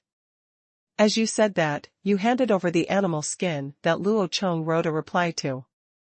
A group of old and young people immediately gathered around and looked at the neatly arranged rows of square Chinese characters on the animal skin from left to right. They were all shocked. These words suddenly appeared. At first glance, they all look the same, but if you look closely, you will find that they are all different, but there are still many similar parts, which are actually radicals and radicals. Such a sophisticated and complex set of language symbols did not look like it could be created by ordinary people. After some display of Chinese characters in the letters, these people finally believed in Luo Chong's extraordinariness, regardless of whether he was the legendary person who could. The man who led the tribes would not suffer any loss at least once he met him, so a group of senior officials agreed and prepared to go to Hanyang City immediately to see the world. A strong man in the lead seemed to attach great importance to this visit, and was busy urging the tribesmen to prepare things. However, seeing that Yi had only arranged 2 soldiers to lead them, he was not prepared to go with him, so he was confused, so he went to Yi to ask the reason. Oh, this matter was specially told by our leader. The main task of more than a dozen of us coming out this time is to find the cannibals' lair. Although we have heard from you that it is on a snowy mountain, we still don't know. Where is the specific location? Although our Han tribe is not afraid of cannibal attacks, they are always a trouble. The leader wants to completely solve the cannibal problem, so we must find an accurate way out this time to prepare for the future counterattack. Yi explained to the strong man. Oh? Is your leader really sure of defeating those cannibals? There are quite a few of them. Haha, what's the point? They have many people and we have many people. Under the leadership of the leader, there will definitely be more and more people in our Han tribe. Besides, although our numbers are not as good as theirs, our weapons are. It's not something they can compare to. I believe in our leader and our Han tribe. We will definitely win, Yi said very confidently. My little brother is quite courageous. Since you are still going north to find the place where the cannibals live, I can provide you with some help. There are people in our tribe who have been captured by them, but we are halfway there. I managed to escape, but I know some roads. If you need it, I can find a few people to guide you. The strong man admired Yi's courage so much that he actually offered to help lead the way. Oh? Really? That's great. With your help, we can indeed avoid taking the wrong path and complete the tasks assigned by the leader as soon as possible. I would like to thank you in advance. Yi was very surprised. Said. What's the point? You all have the guts to go and fight the cannibals. Don't we dare to lead the way? Ha ha ha ha. The strong man smiled boldly. On the second day, Yi's 12-member team was also divided into groups. 2 people led the Tribal Alliance's inspection team back to the tribe. One of them was a member of the former Eagle tribe, who was responsible for using the Azuka giant eagle he raised. Keep in touch with them, and the other one is a person who is good at using compasses to guide everyone. However, I heard that they had to take a detour to another place first to find another tribal alliance living in the highland plains. Although the people in that alliance were not good at breeding, they were very skilled at hunting in groups, and they also believed in the prophecies of the stone tablets. One of the tribal alliances, this is also a relatively close alliance. Others that are too far away are inconvenient to contact. Yi's 10-man team also got 3 indigenous guides. Now there is one more person than when they arrived, and they are a little more confident about finding the enemy's lair. A few days have passed, and it is time to transplant the second-season rice here in Hanyang City. The seedlings are already 1 foot high. The progress of building the teaching building has slowed down. Only a few foremen watch the slaves working every day. While working, other clan members went to the farmland to plant rice. The children in the square also found their favorite games. The boys played football and threw sandbags, and the girls skipped rope and played backgammon. Backgammon, the simplest chess game, has spread. After work every day, every household has eaten early. Luo Chong will also play a few games of backgammon with Xiao Dai on the roadside in front of his house. Every time it can attract a lot of children and adults to watch. At the beginning, Luo Chong still used wooden chessboards. However, because the production trouble was not conducive to promotion, Luo Chong quickly came up with a simpler way to play the game. He directly used the chalk he usually used to teach students to practice calligraphy and drew a simple one on the ground. The chessboard came out, and then Xiaodai and I used broken twigs and pebbles to play backgammon in the lowest possible way. After watching it for a few days, the tribe members began to follow suit. Looking at the children gathering around the roadside playing, Luo Chong was very pleased that the children could live a happy life without worrying about food and clothing. This should be what all adults would like to see, but Luo Chong naturally it was impossible to play with these children every day, and he had to continue to work hard for the development of the tribe. Of course, as long as you work hard, you will definitely gain something. Luo Chong's hard work during this period has naturally paid off. The 5 seeds he planted in his home have all sprouted. This is definitely great news. The 2 soybeans have already revealed their tender green seedlings, and the 3 corns have also sprouted trumpet-shaped seedlings at this time. The next step is to quickly pull them up. It only takes 3 months for corn to mature in summer, which is better than Han's. The tribe's existing rice supply is about 10 days short, and it is definitely one of the staple foods with great potential. There is another crop with a longer growth cycle than corn and rice, and that is wheat. Luo Chong started planting wheat together with rice this spring. 5 months have passed and the second season of rice has begun to be transplanted, and the wheat has just matured.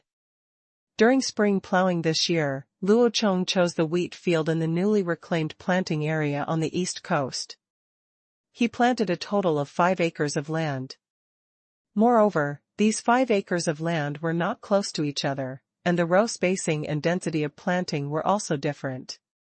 Just to make a comparison can be made to find the most suitable planting density.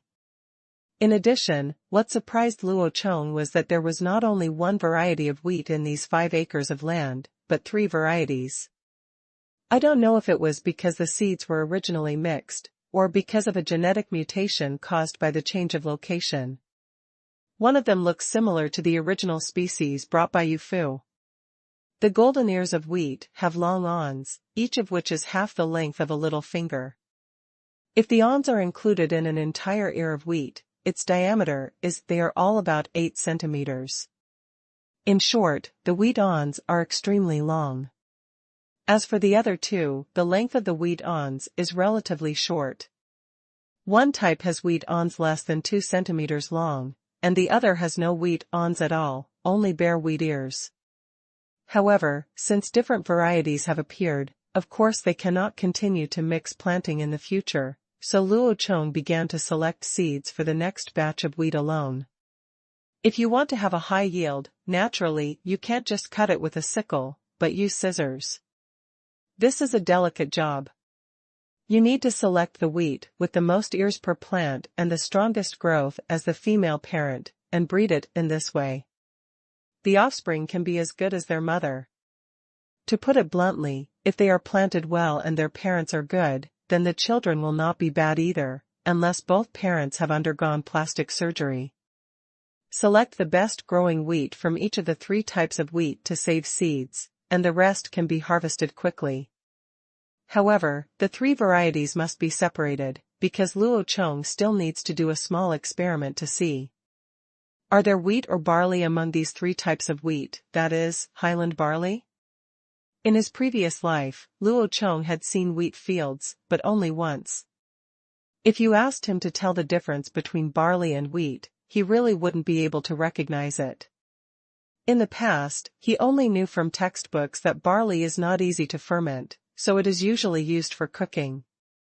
Food with dead noodles may be used by herdsmen in Tibetan areas to make butter tea, and wheat is easy to ferment, so it is often used to ferment and make steamed buns, bread and other leavened foods. It is also easy to distinguish between highland barley and wheat. Grind all 3 varieties into flour, ferment them separately, and then compare them together. You will know if I don't know each other, why can't I compare? Stupid people naturally have their own ways. After Luo Chong personally selected the excellent seeds, he asked the tribesmen to cut off the wheat ears with scissors, and then placed the 3 types of wheat separately. After harvesting all, the remaining straw was cut with a sickle, and then Luo Chong told them that the 5 acres of land would be plowed and used as a vegetable field, and he would select a section of the vegetable field to plant the next batch of wheat. It is best not to plant crops continuously on the same land. Luo Chong still knows this common sense. Rice has been grown in rice fields in the past, but there is no way, because the Han tribe currently only has one kind of grain seed, and can only compensate for the loss of land fertility by adding more fertilizers. The newly harvested wheat is spread flat on the square to dry, and then the wheat ears are crushed with a small cart to thresh them. After all the wheat is threshed, it is scooped up with a shovelful of wheat is shoveled, and then thrown high to the ground. In the air, the detached wheat husks will be blown away by the wind because they are lighter, while the heavier wheat kernels will fall to the ground nearby. This is the most primitive method to complete the wheat threshing work, and then dry it. It is best to dry wheat repeatedly in the sun for several days to completely dry out the seeds. Firstly, it is to reduce the moisture content, facilitate storage and avoid mold in the warehouse, and it is also to accelerate the ripening of unripe seeds. And there is another important thing to consider when drying wheat, that is, you must find a few children to watch the wheat, and don't let the birds come and eat it. After 3 days of repeated drying in the sun, the 3 types of wheat grains were dried very quickly. It was now midsummer, the weather was very hot, and there had been no rain in the past few days, so the grains dried very quickly. All the preparation work has been completed, and it is time to start experiments to distinguish barley and wheat. Luo Chong asked people to weigh 3 kilograms of each type of wheat, specially marked them to distinguish them, and then sent them to the mill one by one to grind them into flour. Although the Han tribe does not yet have a mill specifically for grinding wheat, it has built an oil mill with a windmill before. When pressing oil in the oil mill, the raw materials need to be ground into powder first, and then fried in a large pot. It can be used to press oil later, but it is no problem to use it to grind wheat for the time being. The 3 kinds of wheat were given to the people in the oil mill to grind flour, while Luo Chong prepared things that could ferment the flour. Yeast powder was naturally not available, but the world's first leavened dough could not have been made with yeast powder. There are 2 theories about the origin of dough. The first legend is that around 2600 BC, there was an Egyptian slave who used honey, water and flour to make pancakes for his master. One night, before the pancakes were baked, he fell asleep and the stove went out. During the night, the dough cake began to ferment and expand. When the slave woke up, the dough cake was already twice as big as last night. He quickly stuffed the dough cake back into the stove, thinking that no one would know about him. I was lazy and fell asleep before I finished my work. In this way, the world's first dough cake was baked. The slave thought that something unexpected would happen to the broken dough cake, but the result was indeed abnormal. The dough cake was baked soft and loose, and it was abnormal. It's delicious, better than the usual scones made with dead noodles. It is much softer and larger. With the same weight of flour, food made from yeast dough can increase the volume of the dough several times. So slowly, this kind of food made from baked yeast dough also began to become popular, and finally it became popular. It was named bread. As for why the dough ferments and swells, it may be that the flour, water, or honey in the dough is exposed to wild yeast or bacteria in the air. After they have been warm for a period of time, the yeast grows and spreads. Whole pancake. Of course, this natural fermentation also has prerequisites. It is impossible for just a piece of dough to be left there and it will be infected by bacteria and ferment. There is a very important factor in this, and that is to add honey. Of course, it can also be other things, as long as it is just sweeten it, because flour needs sugar very much for fermentation. If the dough is not added with sugar, It will only grow hairy and go rancid when placed in a warm place, and there will be no gas expansion at all. The second origin of fame is in China. The Romance of the Three Kingdoms records that Zhuge Liang captured Menghui 7 times, and after pacifying the southern barbarians, he was blocked by the ghosts of those who died in battle when he crossed the river. Facing this scene, Zhuge Liang was very anxious. After much deliberation, he had no choice but to offer sacrifices to the river god, asking God to bless and punish demons and protect living beings. Zhuge Liang could not bear to use human heads as a sacrifice, so he invented steamed buns as a substitute. The authenticity of this story is unknown, and The Romance of the Three Kingdoms was originally a novel. In addition, the article did not mention the process of making noodles. It only talked about Zhuge Liang making steamed buns. Oh, by the way, the steamed buns at that time were actually steamed buns are filled with meat fillings. 2 sources, 2 stories, but what Luo Chong needs most now is actually just a spoonful of sugar. During the market last autumn, Luo Chong once purchased wild honey from other tribes, but that little thing was already available. They were all sorted out. When they first got it, Luo Chong regarded it as a reward and gave it to those who had meritorious service in the Han tribe, or those who worked more diligently. But that doesn't matter. There is another source of natural sugar, and that is the thorny man-eating tree in the valley of the Back Mountain to the north of Hanyang City. There is natural syrup in the root nodules of the man-eating tree. That is what it is for. The bait was used to lure prey into a trap, but in Luo Chong's view, it was just a sugar jar in his backyard. By the time Luo Chong sent someone to collect the syrup root nodules from the Back Mountain, the flour ground in the oil mill had also been prepared. The person who brought the flour back was Xiao Dai, who took it directly to Luo Chong's home. "Husband, why does this wheat have to be ground into powder? Can't it be cooked and eaten like rice?" "It has to be ground into powder.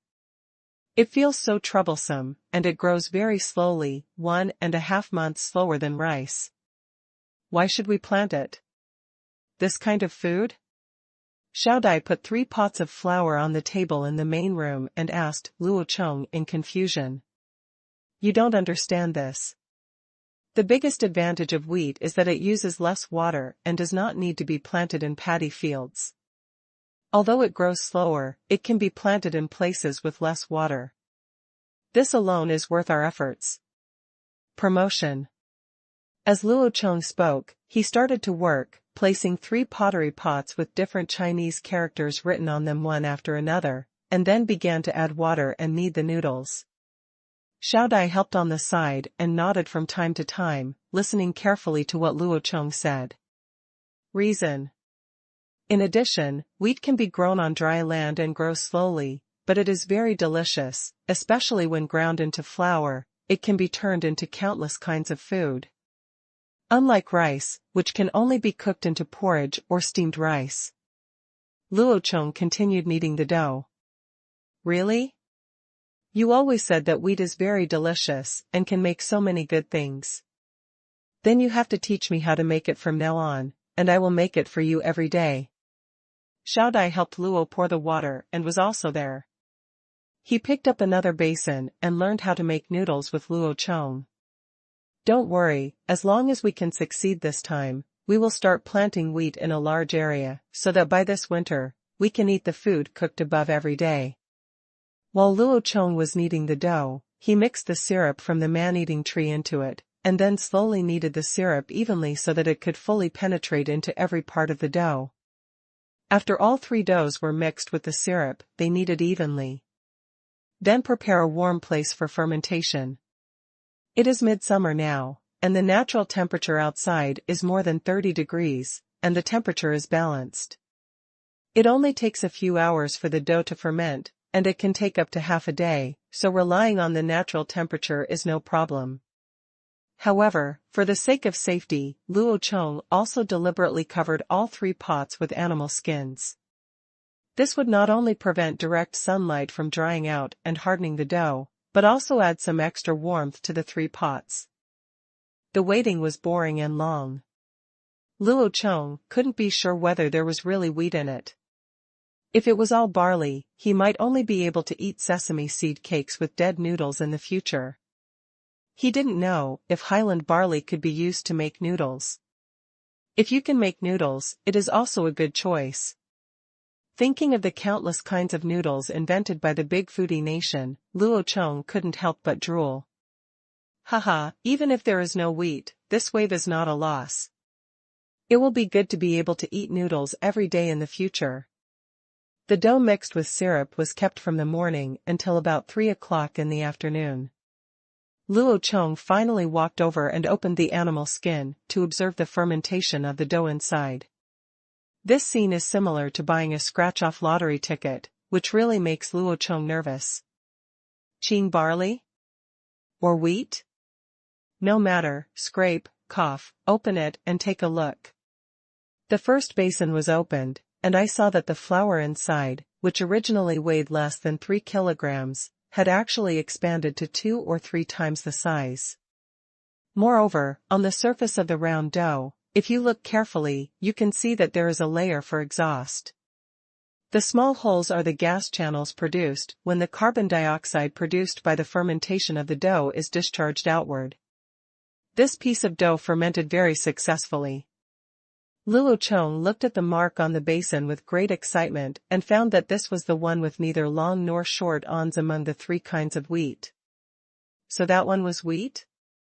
Luo Chong now finally understands it. Wherever there is one, there is the second one. When the first one was identified as wheat, Luo Chong suddenly felt certain in his heart. The next 2 types, whether they were wheat or not, had no impact on the overall situation. Now the Han tribe only needed it would be great if we started promoting wheat cultivation on a large scale.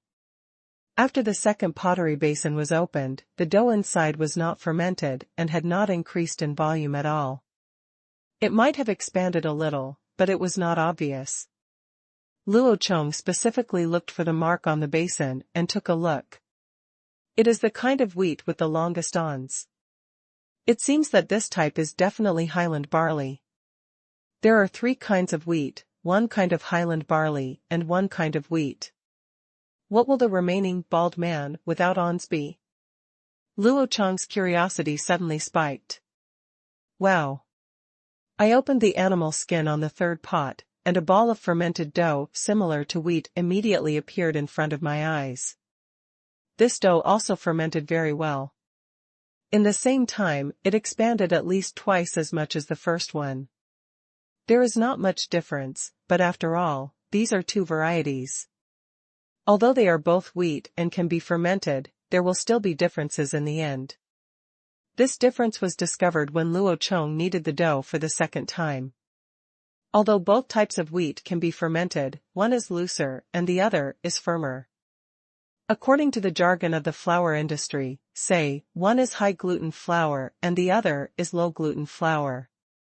As the name suggests, high-gluten flour makes dough that is elastic, chewy, and is most suitable for making dumpling wrappers, wonton wrappers, or noodles, while low-gluten flour is just the opposite.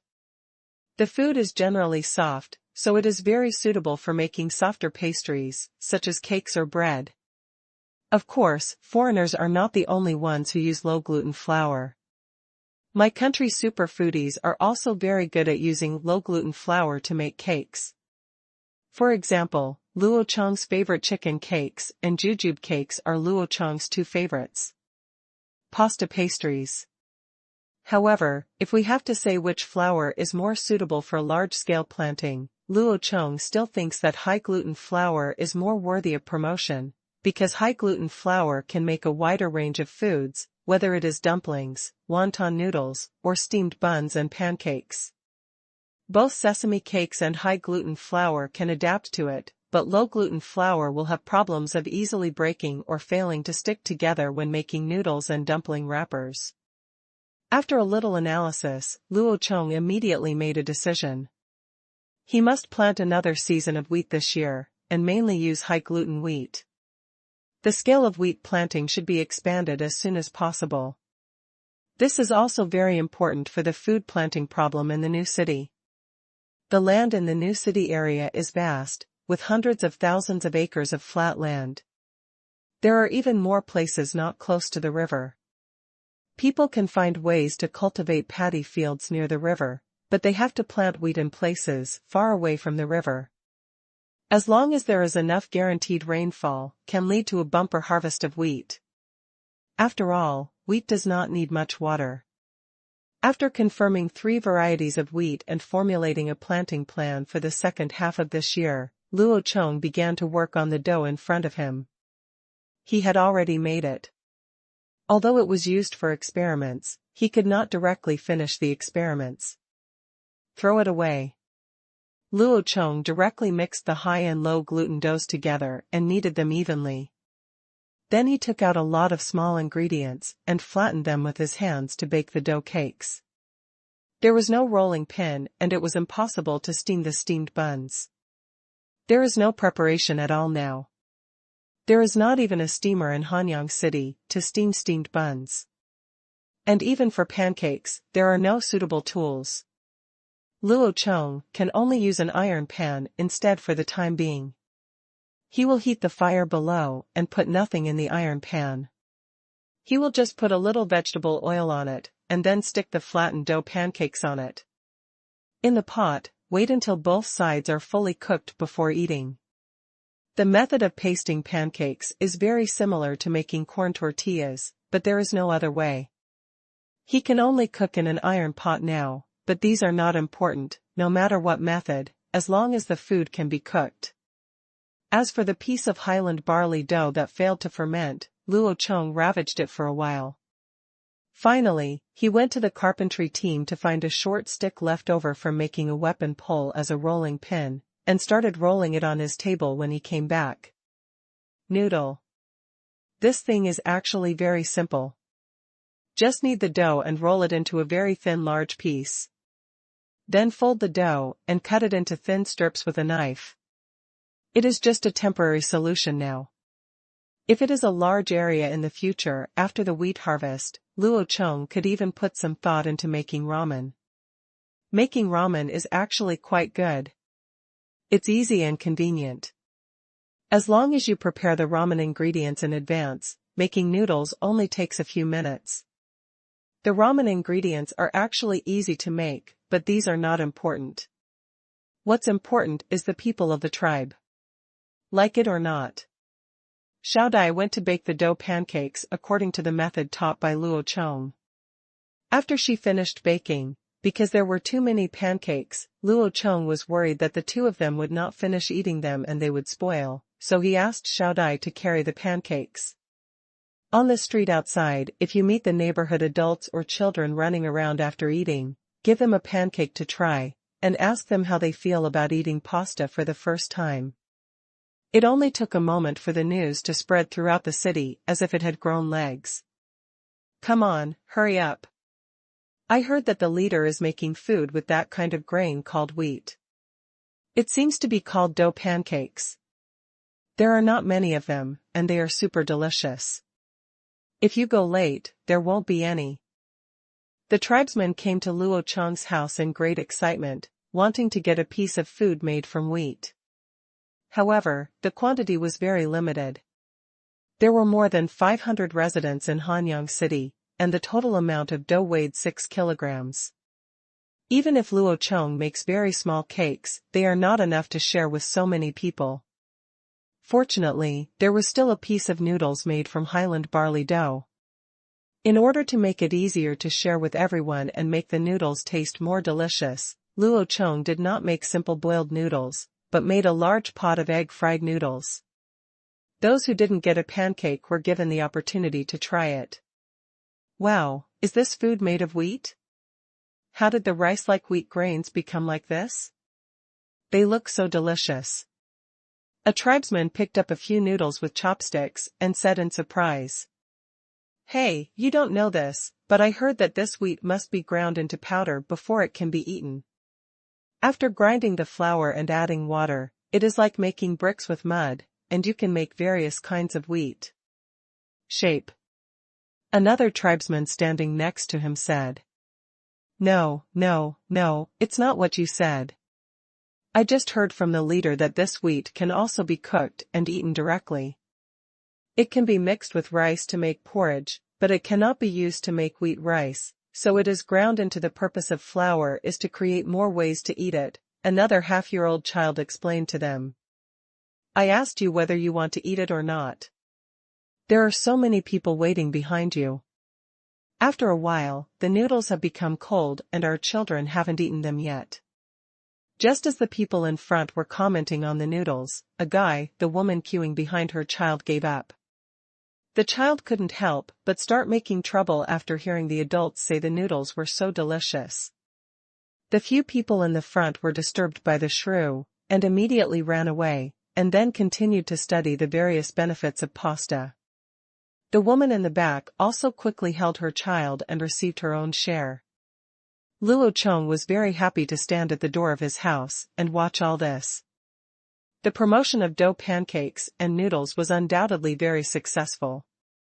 The tribesmen were very interested in this new food, flour, or in other words, they were interested in any food.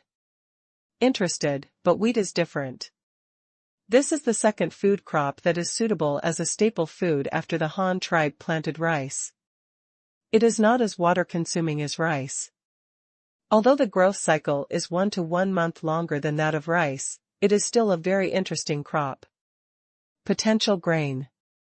It is no exaggeration to say that with the availability of wheat, the Han tribe will definitely have more food, and if it can be rotated with rice, the output of these two types of food will also be greatly improved. With more food, life will naturally get better and better. Who wouldn't like it if they no longer go hungry? The tribesmen can look forward to a better life in the future from wheat. But what they don't know is that just when they are fighting for wheat flour, while they were rushing to tell each other, Luo Chong had already started breeding 2 other new grains. But there was another thing that Luo Chong didn't expect, that is, someone had already delivered the corn and soybeans he wanted, as well as some other good things. This was something Luo Chong didn't expect. Otherwise he would not grow corn and soybeans in his yard. Naturally, the people who came to deliver grains were the Qingshu tribe located at the northwest end of Bamboo Island. Although they had now made a small cart operated by 2 people and a tall animal-drawn cart made of bamboo, it was only a large one at best. Toy model.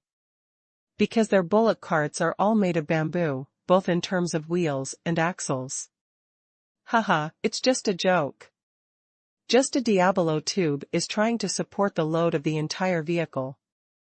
I'm afraid it won't be able to handle it with just 2 or 3 people sitting on it. The car collapsed. However, it is precisely because of these problems that the Qingshu tribe paid more attention to the suggestion made by the caravan captain, which was to exchange grain seeds with the Han tribe for vehicle samples, or directly exchange for vehicle-making technology. Elder Shang knew that this was a good opportunity to make great achievements, so he naturally did not dare to neglect it. He specially transferred the new grains that had just been harvested this year from the official warehouse of the Qingshu tribe, and then asked people to select better quality seeds for the Han people. Tribal trading. As for whether the Qingshu tribe will suffer losses, this was completely out of the scope of Elder Shang's consideration. His purpose was to exchange for an ox cart with the Han tribe. As for how much it would cost, did it have anything to do with him?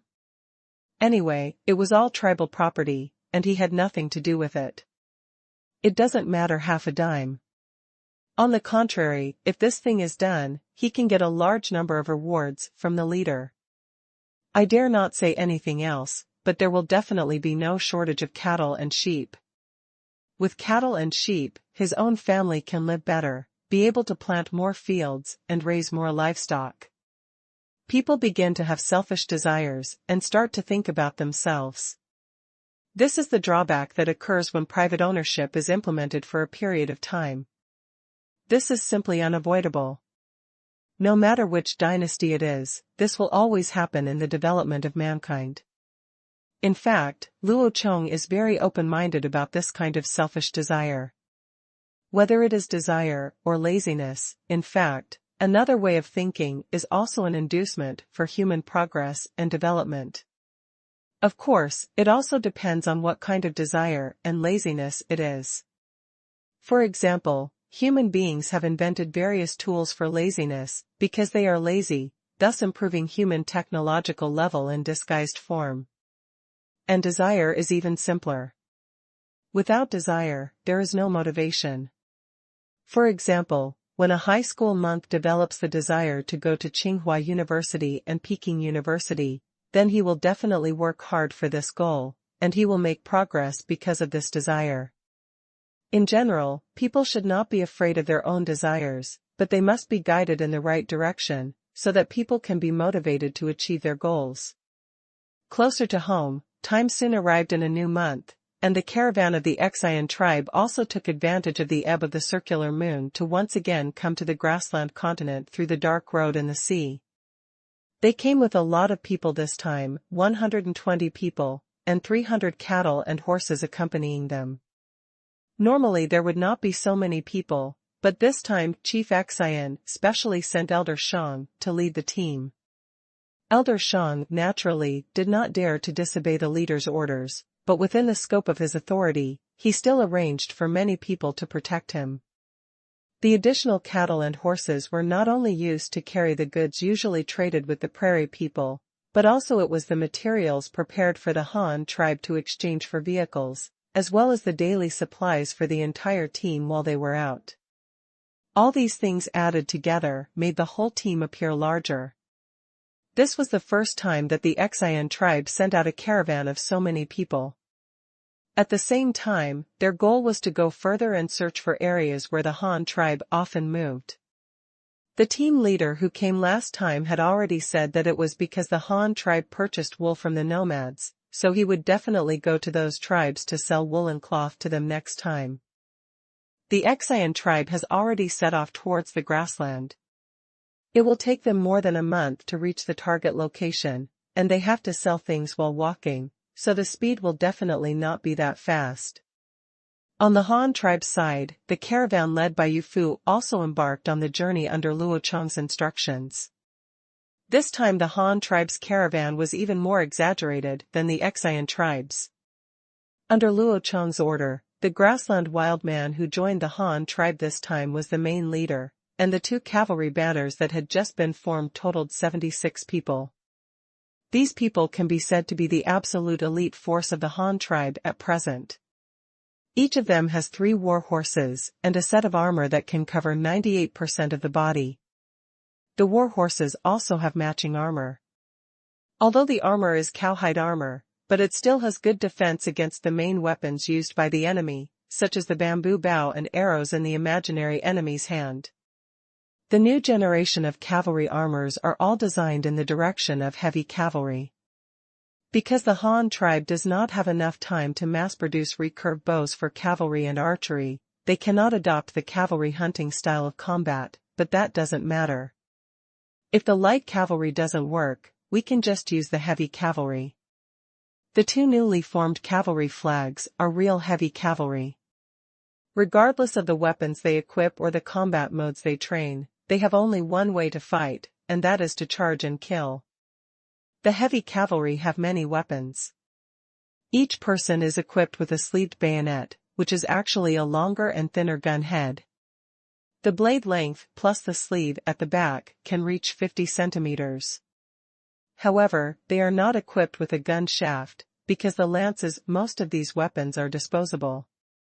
Once you really hit the enemy, it is difficult to get the gun back. So Luo Chong simply gave them only the gun heads, and they had to find the gun barrels themselves. They could be captured, or they could be saplings, or something they found themselves. In addition to this disposable lance, there is also a powerful main weapon, which is the Royal Forest Saber that I wanted to equip before but did not have time to mass-produce. These standard Imperial Guard swords have a blade length of 1.25 meters, a handle 40 centimeters long, and an iron ring at the end. They stand almost as tall as a man. Although the blade is straight as a whole, the front half also has an obvious upward curve, which makes it easier for the wielder to exert force. This is the main weapon equipped by Luo Chong for the heavy cavalry. During the battle, all men and horses are equipped with armor. They will first charge with a wave of lances. After breaking up the enemy's formation, they will turn their horses' heads, hold the standard machete horizontally, and charge again. When entering the enemy's formation, as long as you run like this a few times, there will basically be no living people left. Because the knife is long enough and the horse is very fast, there is no need to slash at all. You just need to charge like a harvester with the long knife. Just go and collect the heads. The armor of the heavy cavalry is still made of rawhide and black paint, but the difference from before is that this time they have longer arm guards. The cowhide cylinder of the forearm can cover from the back of the hand to the elbow, and the upper body of the armor is also equipped with shoulder pads and large cover-type arm guards, which can cover all the way from the shoulders to the elbows, thus covering the entire upper body except the palms. The same goes for the lower body. The cowhide short boots can be regarded as leather armor. Leggings from the ankle to the knee are also added to the calf. The armor skirt connected to the upper body also hangs directly to the ankle. When the cavalry sits on the horse, the wide skirt can definitely protect your legs. In addition to these, the new heavy cavalry helmets have also undergone changes. From the original cowhide sewn with a bronze forehead protector, to the current method of weaving the helmet frame with golden vines and then covering it with cowhide. The sturdiness is not at all, it's as simple as 1 + 1 = 2. There is also a major innovation, that is, the original bronze forehead protector has been turned into a hook for hanging the bronze mask. Every time he made a mistake, Luo Chong equipped these heavy cavalry with metal masks, arming the most dangerous faces. In addition to the masks, a circle of cowhide armor was added to the lower edge of the helmet, like a skirt, covering the neck, throat, and shoulders. Although it is not metal armor, it is enough for today. The most common weapon of nomads on the grassland is bow and arrow. As for knives, it is impossible to have them. There may be 1 or 2 stone axes, spears? Even less so. Even if they have it, they can't use it. To be precise, before they get equipment like stirrups, they can only shoot arrows on horseback. If they use a lance to stab someone, you can imagine the scene. 2 people are shooting at each other quickly. Sprinting, the 2 sides are heading towards each other, and the average sprinting speed is more than 70 km per hour, so the hedging speed may reach 150 km per hour, which is faster than the speed limit of the highway. At such extreme high speed, a warrior, without stirrups, stabbed the enemy with a long lance. What would happen to him? Because he has no stirrups and cannot control his body, he will be pushed off his horse by the opposing forces, and then die tragically under the chaotic hooves of the battlefield. So before the invention of the stirrup, everything from riding a lance to slashing and killing was just a joke. Even the mounted archery they often played, the amount of force exerted was limited because there was no such thing as stirrups. Those with stirrups were definitely better. Those without stirrups can draw heavier bows. The Han tribe now does not have short bows and arrows suitable for cavalry, so the heavy cavalry developed must brave the enemy's arrows to rush into the enemy's formation and kill them. This is also the correct use of heavy cavalry. The heavy cavalry of these 2 general banners can be regarded as Yu Fu's trump card this time, but Yu Fu himself leads a lot of people. The 40 old team members who followed him out will still follow him this time. In terms of cargo, there are 8 4-wheeled high-top trucks pulled by 2 oxen, which are used to continue to purchase wool, which is probably the last time this year. In addition to these 8 carts, there are also 40 small single-horse, 2-wheeled carts. Each cart is pulled by a horse and is also equipped with a driver. These carts are intended to be sold to the nomadic tribes on the grassland. Didn't they ask for carriages themselves? That was just right. Luo Chong directly produced a batch of simplified versions and sold them to them, and also sold them at a high price. A two-wheeled cart must be exchanged for 2 oxen and 4 horses. The oxen must be a male and a female, and the horses must be young horses. Han tribesmen who are over 4 years old are not required. Don't think that this is enough. The two-wheeled carriages sold by the Han tribe were really just the carriages. The horses that pulled the carriages and the drivers who drove them were definitely not sold by the Han tribe. Of course, although these carriages are said to be pulled out for sale, it is not easy to go there empty. The 40 carriages also pulled a lot of goods. The newly woven 2-meter wide woolen cloth was 50 meters in a roll. These felts alone filled more than 400 rolls, wiping out the inventory produced these days. These more than 400 rolls of raw color woolen cloth were all the output of the Han tribe in the past month. They were all made in a hurry and were not dyed. Not only was it labor-intensive and material-intensive, but time also did not allow for it. Besides, this was originally and there is no need to make foreign trade goods so exquisite. The most important thing is to get the most benefits in the shortest time. However, as the primary source of goods, the Han tribe also made a lot of profits. The Han tribe purchased the wool of an adult sheep. On average, each sheep had about 8 kilograms of wool. After processing, it could produce a width of about 2 meters. A piece of cloth, 10 meters long. In other words, 16 pounds of wool produces 20 square meters of wool. This kind of wool is very thin, weighing less than 500 grams per square meter. It is suitable for making clothes in spring, summer, and autumn. It is the main foreign trade cloth of the Han tribe. After all, nomadic tribes still have to wear animal skins in winter. No matter how thick the wool is, it is not as warm as wearing a sheepskin coat. Even if the thick wool is made, it cannot be sold. There is a saying that is right, the market determines the product, so it is very appropriate to put it here. But for such thin woolen cloth, the selling price of the Han tribe was extremely different from the purchase price. The selling price given by Luo Chong was for a piece of cloth 2 meters long and 2 meters wide, which would have to be exchanged for the wool of 2 sheep, or a woolen sheepskin is exchanged for 4 meters of woolen cloth, a live sheep is exchanged for 6 meters of woolen cloth, or it can be a lamb. There are no restrictions on male or female and size. Well, the price is very high. From the perspective of wool and woolen cloth alone, the difference is 10 times. After 1/5 of the wool of a sheep is processed by the Han tribe, it can be exchanged for the wool of 2 sheep, and then the Han tribe buys it back. It can produce 20 meters of woolen cloth, and then in exchange for the wool of 10 sheep, it can produce another 100 meters of woolen cloth. This is the advantage brought by technology, the plunder of wealth in the form of business. If calculated according to this price difference, in the long run, everyone in the Han tribe will be able to cover themselves with wool quilts.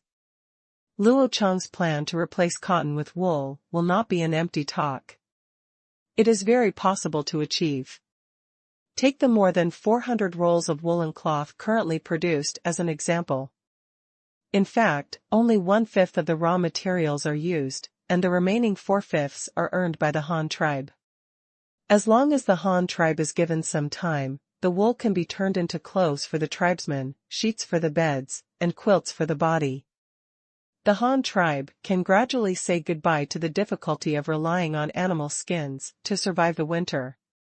And these are only the benefits brought by exchanging wool. What if it is used to exchange for sheepskin or live sheep? If 6 meters of cloth are exchanged for 1 sheep, an ordinary female weaver from the Han tribe can weave 10 meters of cloth every day using a flying shuttle loom, which is equivalent to earning 1.5 live sheep in 1 day. But it is much better than hunting. The key is that it is safe and stable.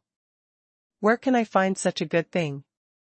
In the past, the Han tribe used fairs to expand their influence, and now they use fairs to recruit workers and expand the population. Today's foreign trade makes the Han tribe rich, which is the biggest input that improves the living standards of the people. That is what Luo Chong said, the national policy of rejuvenating the country through trade. Nearly 300 horses, a dozen oxen pulling carts, 48 large and small vehicles, 76 elite heavy cavalry, 80 caravan members, fully loaded iron pots, iron spoons, iron scissors, various ceramic containers, wooden buckets, original color woolen cloth, pure white salt. These are the goods, personnel, and vehicles carried by the caravan dispatched by the Han tribe this time. They will go all the way south from the east bank of the river, first trade with the tribes in the mountains and forests along the way, and then exit the canyon and enter the vast grassland to reach the terminal of this transaction. However, Luo Chong made a request to Yu Fu this time, asking them to explore as far south as possible, find the tribal caravan with bamboo, try to contact them, and then drive them out of a certain range through negotiations. Leave enough space for the Han tribe to move, otherwise there will be nothing to say if they dare to steal business from the Han tribe every time they see you. Yu Fu also kept Luo Chong's words in mind. Being able to go out and live a life of unrestrained love and freedom can also bring a lot of benefits to the tribe and make the people of the tribe live a better life. This job really suits Yu Fu's thoughts. He loves this wandering lifestyle very much, and at the same time, sure also really wanted to have a stable and safe rear base as a haven for rest. These two requirements were actually very contradictory, but Luo Chong undoubtedly solved all these problems for him, so this guy Yu Fu was also very loyal to Luo Chong. Working hard to complete the orders given by Luo Chong one after another. At the same time as the caravan set off, thousands of acres of farmland in the new city had been cultivated, and the ditches used to divert water were dug and unblocked by slaves. Dashu was in charge of all affairs in the new city. Now, in accordance with Luo Chong's previous request, let Dali lead the team and lead 20. The 0 people also have 300 slaves, some cattle, horses, vehicles, various production and living tools, and the Han tribe's wooden boats, and they go to the Salt Lake area to dig magnetite. The Han tribe's iron ore has been exhausted, and there are still more iron ore this year. You need to reserve a large amount. To the north of Hanyang City, the Tribal Alliance Observation Group led by 2 reconnaissance teams has also arrived at the plateau grassland they mentioned, and found another tribal alliance that lives by cooperative hunting. The two sides are negotiating to visit the Han tribe, and the previous group of people who had learned how to breed were obviously trying to persuade them to visit the Han tribe together. The current communication between the two parties is relatively smooth. Most of the leaders of this hunting alliance are interested in the Han tribe. It is estimated that in a few days, they will follow them south to Hanyang City. But some people are happy and some are worried. The two tribal alliances in the north are all happy about visiting the Han tribe. In the mountains and forests south of Hanyang City, the leader of the Lu tribe, Ju, is almost crying with sorrow. He regretted it very much now, especially when he told Yu Fu that there was a big lake in the south. He didn't even expect that in order to explore the big lake, Yu Fu and the others unexpectedly found the grassland, met the nomadic tribe there, and interacted with them. They did a big business and brought back countless cattle, horses, and sheep every time they passed by. Leader Lu was very depressed. He had clearly been a big customer of the Han tribe before, and the pigs raised by his tribe could be sold at a good price. Especially when he first made a deal with the Han tribe, Yu Fu had not yet joined the Han tribe, so he had no regrets about those goods. It gave him great convenience, and the prices for selling the goods were very low. But since the Han tribe had a new source of livestock, the Lu tribe's spotted pigs began to depreciate in value, and now they are so devalued that they can barely afford white salt. Ju was very irritable. In the past, the Han tribe could only buy live pigs from him, but now, he took the initiative to find the Han tribe to sell pigs. Why? Because the Lu tribe continues to eat salt, while the Han tribe can obtain a large number of cattle and sheep from the grassland. Seeing that the cattle and sheep brought back by Yu Fu are in groups, he would not even take the initiative to ask you Fu to sell pigs. Dare to ask for a high price. What you want is expensive. Well, I won't buy it. Anyway, there is no pork and mutton. It's not like I can't live without pork. Why do I have to buy yours? I can exchange those supplies for more cattle and horses. Okay, it can also be used to help people with work. But just sell it. At least you can exchange some white salt and supplies with the Han tribe. But the Han tribe has too many good things. He wants every one of them, but the pigs raised by the Luo tribe are limited. The total number is only a few hundred. These pigs may not be anything to the Han tribe, but to the Luo tribe, this is all the property they depend on for survival. It is impossible for him to sell all the pigs to the Han tribe, but Bai Yan has to eat. Zhu came up with an idea, that is, to use floured pigs from other tribes in exchange. The caravan of the Han tribe went all the way from the north to the south. It must have passed through the territory of more than one of their tribes on the way, and it was impossible for only the Luo tribe to have done business with the caravan of the Han tribe. Then the problem is simple. Other nearby tribes must have also passed through the territory of the Han tribe. The tribe obtained some white salt, so since you can't sell it at a good price in Yofu's hands, let's buy it from the surrounding neighbors. This idea is good, but the reality is like a joke played by God on you. There are always some accidents. This day, Zhu, the leader of the Tianlu tribe, led several of his tribesmen and drove a few piglets to the neighboring tribe's territory, hoping to exchange the piglets for some white salt from them, but when they arrived, when he was walking to the place, he saw their neighbor packing his things, looking like he was about to move, which immediately made him very confused. You must know that primitive people have poor production capacity. They need to rebuild their homes every time they move or migrate, and they also have to find ways to obtain daily food. It can be said that moving once will severely damage their vitality, and it may even take a year or two to recover. This is still a relatively smooth situation, but if they move to a completely unfamiliar place, the entire tribe may be destroyed. So they usually choose a place with abundant water and food, and then build a safe shelter where they can live for several generations. If there is no unsolvable crisis, they may not move for hundreds or thousands of years, but the tribe in front of them was actually packing up and moving. Zhu, the leader of the Luo tribe, was very confused. Looking at the neighbors busy packing their things in front of him, he hurriedly stepped forward and grabbed a man to ask. "Little brother, are you moving? Why are you moving? Where are you moving to? Where is the leader of your tribe?" The man was working when he was suddenly pulled over. He was a little unhappy, but he saw a few piglets swaying on the ground. Looking at Zhu's appearance, he immediately recognized that they were his neighbors. The leader of the Luo tribe immediately showed a smile on his face, and then patiently explained a few words. It turns out to be the leader of the Luo tribe. "You are looking for our leader. He is not here now. If there is anything, you can talk to our elders." "No, he is over there now. You can ask the elders." The young neighbor tribesman said so. "Oh, okay then." Zhu saw that this guy was just an ordinary citizen at best and might not know the exact situation, so he simply followed the instructions and came to the other party's elder. "Elder, may I ask why you want to move and where you want to move? This move will waste a lot of manpower and material resources. Why do you just move?"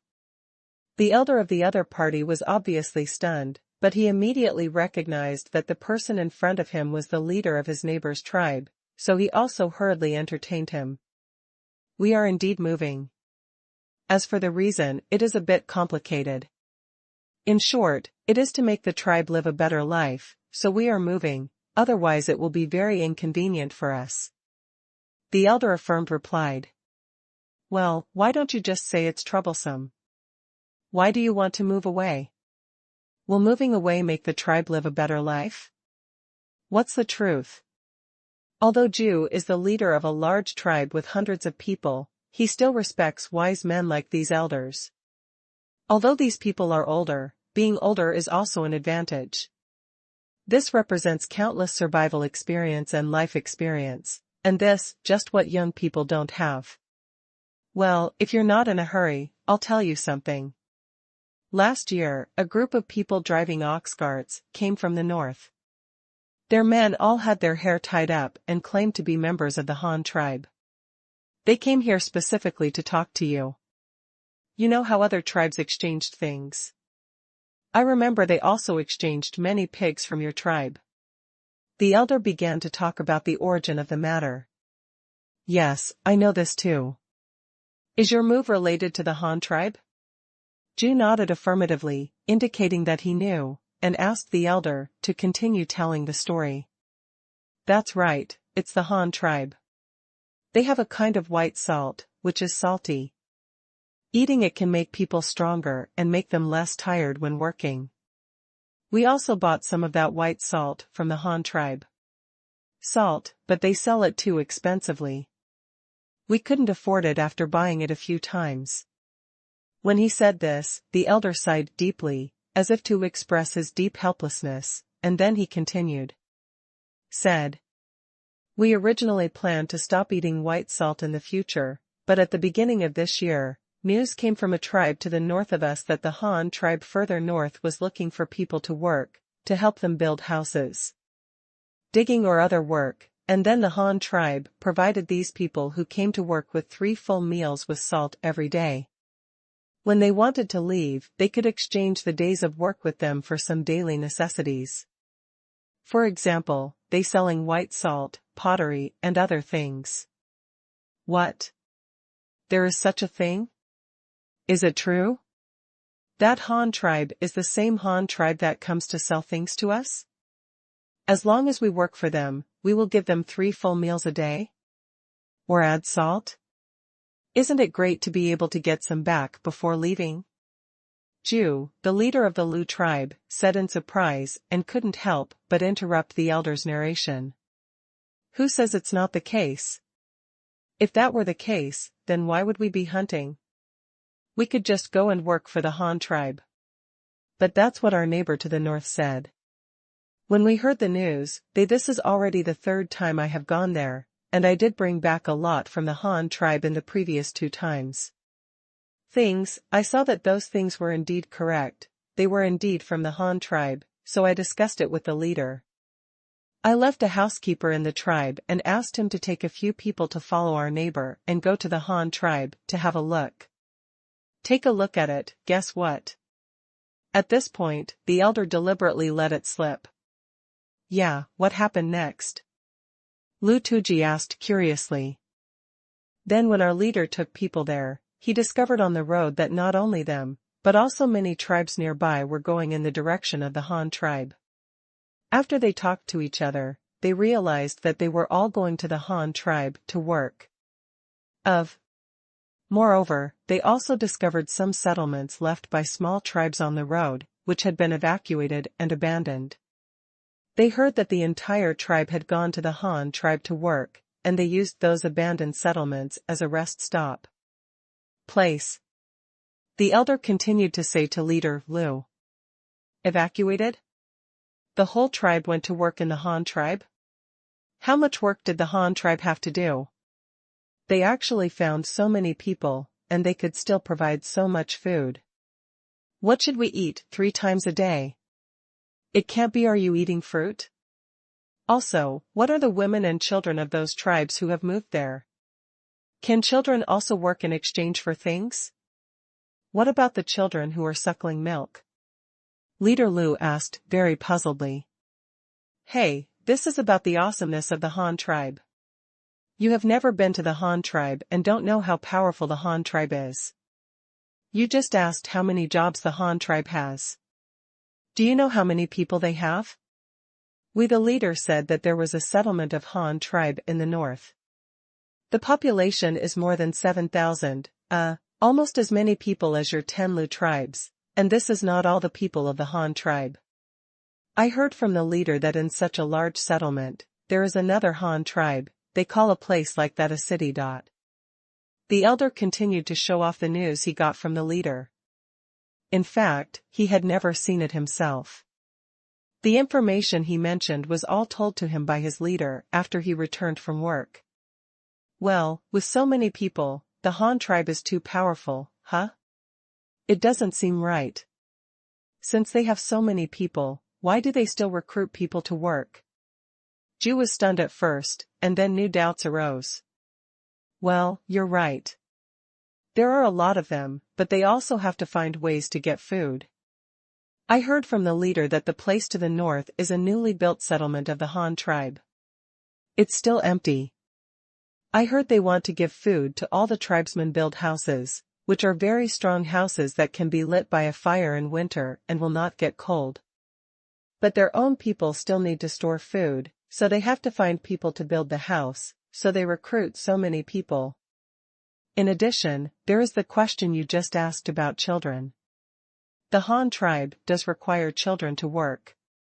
The Han tribe has a lot of sheep, which are four-legged animals with horns that eat grass. Our leader said, the new city of the Han tribe has more than 4,000 sheep alone, not counting cattle and horses, which is more than the population of 7 of your tribes. Although those children cannot carry heavy things and do not have much strength, they can herd sheep for the Han tribe. They drive the sheep out to graze every day and come back in the evening, which is similar to your tribe herding pigs. The children who herd sheep can also get 3 meals a day, but they can't use it to exchange for things to go back to, they only have to eat for the day. But as long as they herd sheep, the Han tribe would also provide food for those particularly small children, and the adult women could also cook for the Han tribe and take care of the children. The men would do heavy work in exchange for white salt, so some small tribes that had difficulty hunting by themselves simply moved over to work for the Han tribes. The elder explained each item to the leader. Ju was getting more and more shocked when he heard this, but he was also relieved at the same time.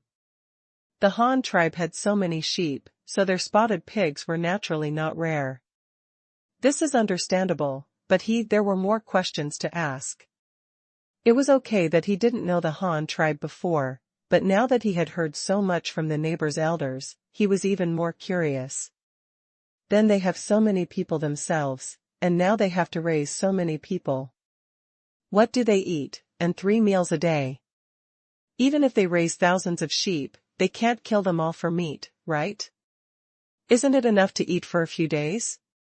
Ju continued to ask what he was most interested in. Ha ha ha, you really came to the right place this time. I happen to have some food here that the leader brought back before, and I'm letting someone cook it. I'll let you try it when it's cooked.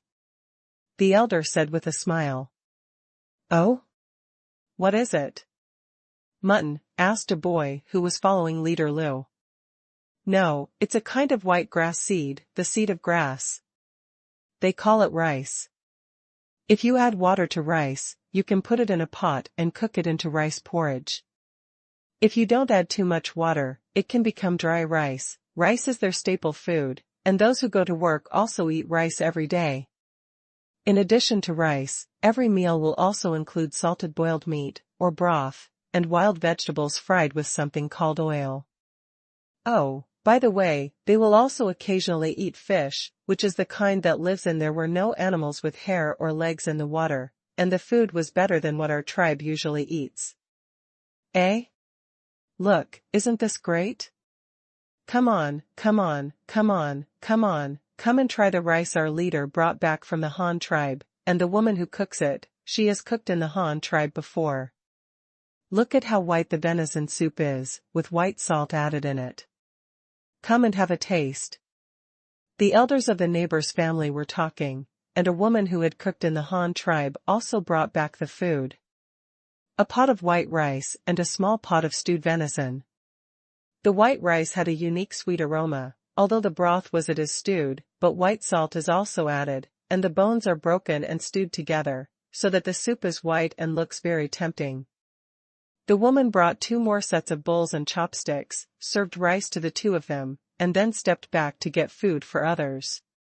Come on, eat. This should be the last meal. The leader didn't bring much rice. It will be gone after this meal. But we will be able to continue eating this delicious rice soon. The elder picked up the rice. He said as he took a bite of rice from his bowl. Ju, the leader of the Luo tribe, also picked up a bowl and tried to eat rice, but he couldn't use chopsticks yet, and neither could the elders. The 2 wooden sticks couldn't be opened in his hands, so he could only use them to scoop rice into his mouth. Ju also couldn't use chopsticks. I had to learn how to pick up rice clumsily with the elders. Elder, what do you mean by continuing to eat this rice? Are you going to work for the Han tribe again? By the way, when I came here, I saw you were packing your things. Where are you going? I asked while eating. Alas. What can we do? Of course they all moved to the Han tribe. There is something you don't know. Although there are thousands of people in the new city of the Han tribe, our leader heard that these people also came from dozens of tribes. And I just joined the Han tribe and didn't have much time. And not only these, our leader said that some of the people who used to work for the Han tribe also decided to join the Han tribe. After they join the Han tribe, the original tribe will become a clan. In the future, these tribesmen will still be members of the Han tribe. Can find original tribesmen by name. Our leader saw that those people who joined the Han tribe really lived a good life, and they were not treated any differently. They also received everything that the old people should have, so he wanted to take us to join the Han tribe. The first time he came back he came to discuss this matter with me, and I agreed.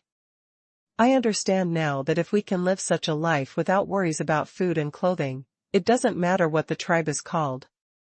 What's important is that the tribe members live well.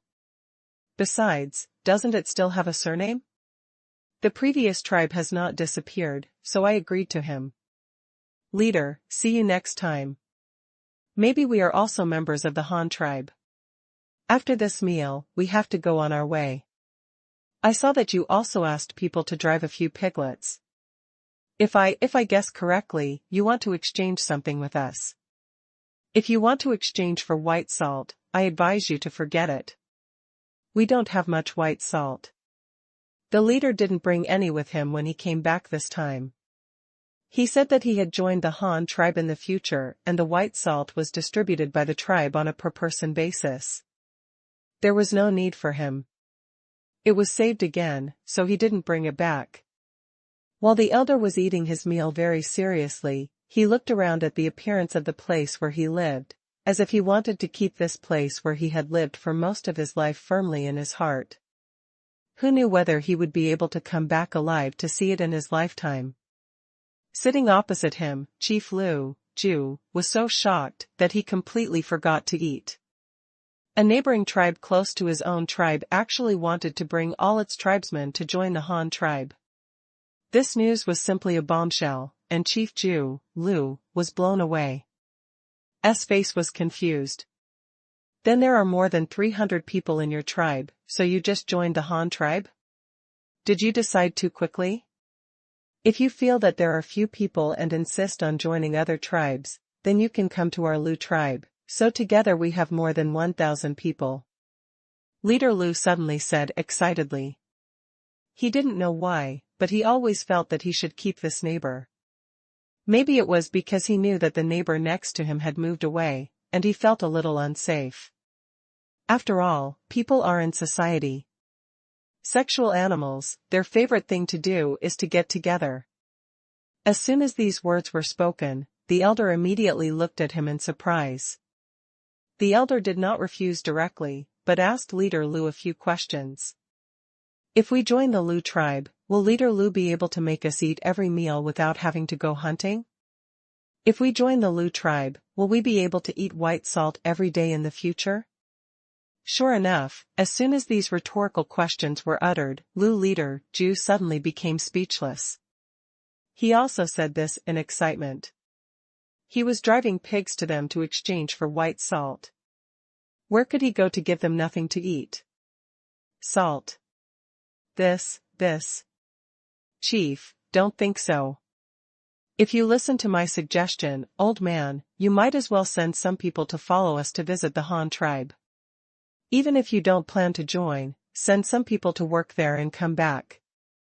It would be a good idea to bring some white salt for the people in the tribe to eat. The elder directly interrupted Zhu's defense and then took the initiative to give him some advice. When leader Lu heard this, he immediately became interested. Didn't he come here just to exchange for some white salt? Although he didn't exchange it, he got an important piece of news from the elders, that is, the Han tribe used white salt and supplies as a reward. A large number of workers are being recruited. Everyone is wanted, including men, women, old and young.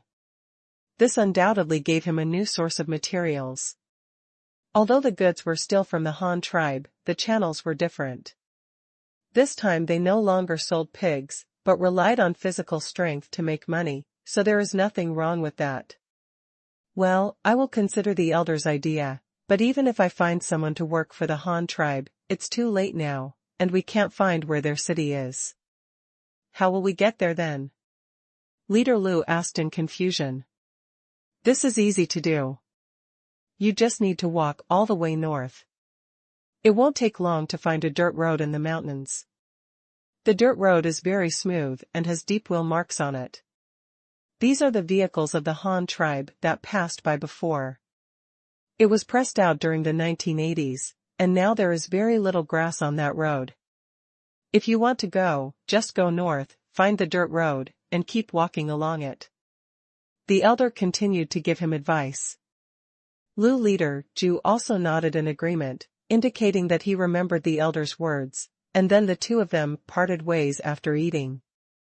The elder led the people of their tribe on the journey to the north, and they heard that their leader had already led people and there was a resting point halfway ahead waiting for them, so when they came this time, Zhu Kai didn't see the leader of the neighboring tribe.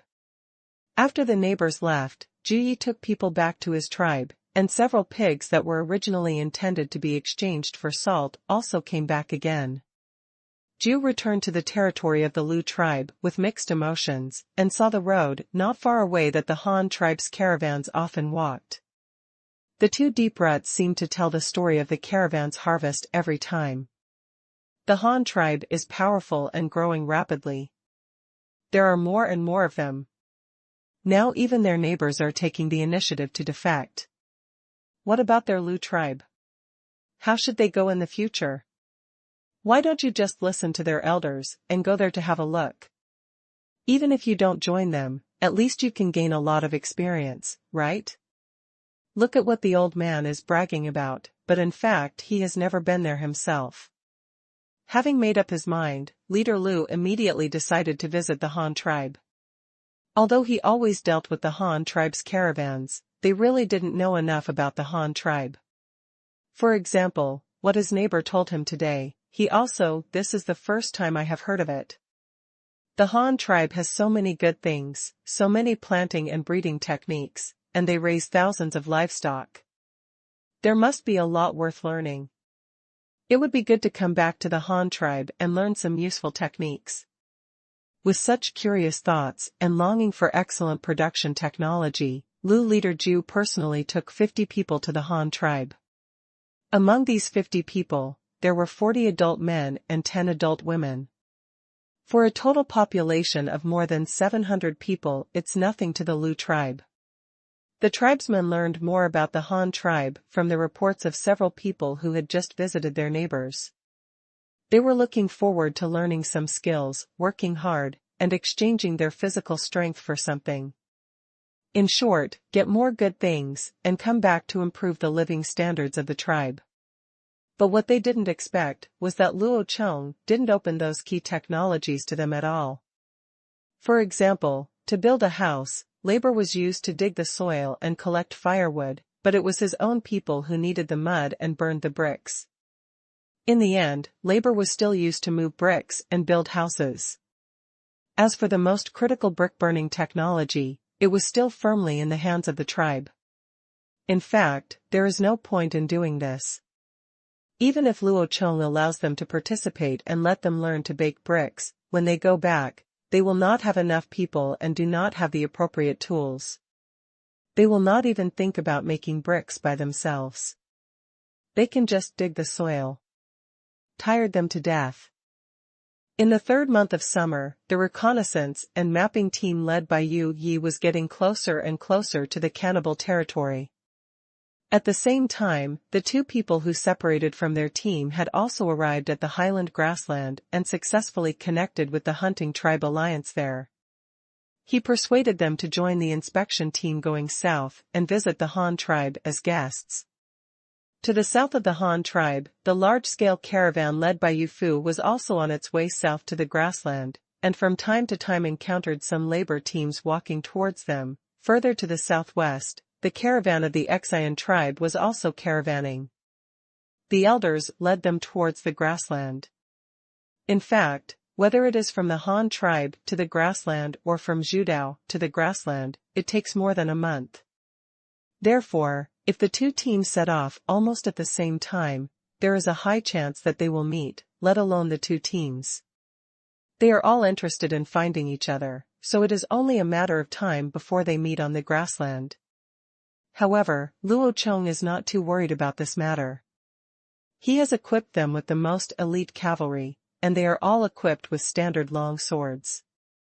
Even if they encounter trouble, even if they cannot defeat them, they will definitely be able to fight their way back. Therefore, Luo Chong felt relieved about them, and his mind was no longer focused on this.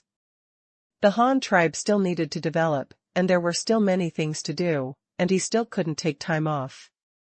In June, rice farming in the new city has ended, and at least one crop can be produced this year. This makes everyone feel relieved and means that they can live a good life this winter. At least they will not go hungry. The food problem has been solved. Then the next step is the winter houses and firewood reserves. Fortunately, the new city has a lot of manpower, 2,000 to 3,000 more than here in Hanyang City. This does not include the migrant workers. If they are added, the number will be even greater. There are so many people to do construction. Luo Chong is still confident that enough houses will be built before winter. The construction of the new city is in full swing, and the construction progress in Hanyang City is not too slow. The tribesmen are taking slaves to do the final capping work on the newly built teaching building. The construction speed of the teaching building is still very fast. Although it is a building, there are actually only 6 classrooms on the first floor. Adding the corridors and stairs, there are only 6 large empty rooms left. In fact, the amount of work is not large, and the large amount of wood that needs to be used has also been doubled due to the wind-powered wood processing plant, so there is no problem in supplying the construction needs. After the foundation was laid, the walls were all made of blue bricks. The corridor was a transparent corridor from north to south, which facilitated lighting inside. Each classroom had 3 large windows on one side of the outer wall of the teaching building. The classrooms were close to the corridor. On the inside, there is a door at the front and back, and a row of tall flat windows on the inner wall near the corridor. The fear is that the corridor is too long and narrow and will affect the lighting inside the building. After all, there are no electric lights now, there is just an oil lamp, but it is best not to enter the teaching building because the oil lamp is made of wood, and it will be troublesome if it lights up. The whole teaching building is a rectangular tube building, with classrooms arranged longitudinally, 3 on each side, a corridor in the middle, and a staircase at both ends. This kind of building is very symmetrical, has better stability, and is stronger in terms of building capacity. After the walls are built on each floor, a floor slab composed of thick wooden squares is added. The sturdiness and load-bearing capacity are absolutely no problem, but the maintenance of the wood is very problematic. The wood is afraid of moisture, but waxing is too luxurious. Painting the paint will wear out over time, and with so many people stepping on it every day, the paint will wear off easily. Moreover, these wooden floor slabs do not have deck caulking and waterproofing treatment like warships. This results in gaps between each wooden block. It can be said that it is neither waterproof nor soilproof. If it is used directly, it is very likely that some drinking water spilled upstairs, and it would start to rain downstairs. If there was a lot of soil on the soles of the children's shoes upstairs, it might also leak dust downstairs, so Luo Chong asked people to install more on the wooden floor. Ceramic floor. Ceramic floors are no different from modern porcelain tiles. Clay is rolled into mud cakes, then cut into squares, dried and then hung with a glaze layer, and then fired in a kiln. Finally, the finished product is produced. This thing is actually the same as making, there is no difference in the tableware. You can also just treat it as a large porcelain plate. Well, the difference is in size and shape. The glaze color used for porcelain tiles is light gray, which is mixed with iron ore powder and other stone powders. This color is more stain-resistant than white, but the color is not very dark, which can ensure bright indoor light. After the ceramic tiles are made, first brush a layer of tung oil on the wooden floor, then moisten it several times, then spread a layer of mud mixed with straw, and then lay the floor. After the final completion, it is the floor.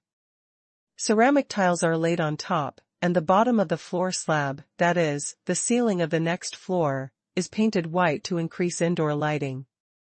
Speaking of lighting, we have to talk about windows. Thanks to the surge in animal skins last year, the windows currently used by the Han tribe are actually the same as before, with a grid-shaped frame made of wooden strips and then covered with animal skins. This kind of window is airtight and airtight. It's also not light transmissive, so it's fine for winter, but it's summer now. This kind of stuffy and hot windows have long been replaced by the tribesmen themselves. Some simply removed the animal skins, leaving only bare wooden latticework on them, while others hung a layer of light-transmitting straw mats on them. However, these are not long-term solutions, and they are even less likely to be placed in the teaching building.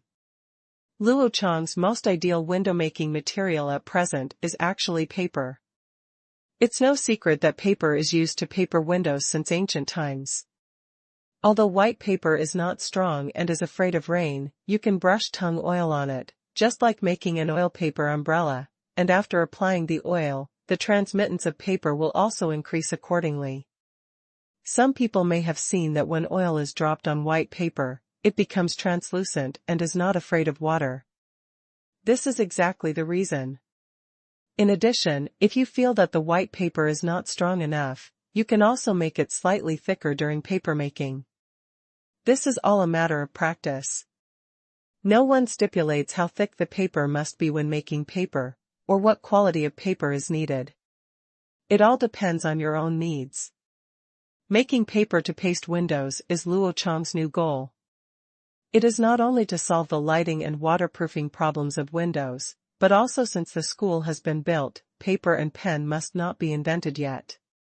Then what will students do when they go to school, and how do they study? These are all problems.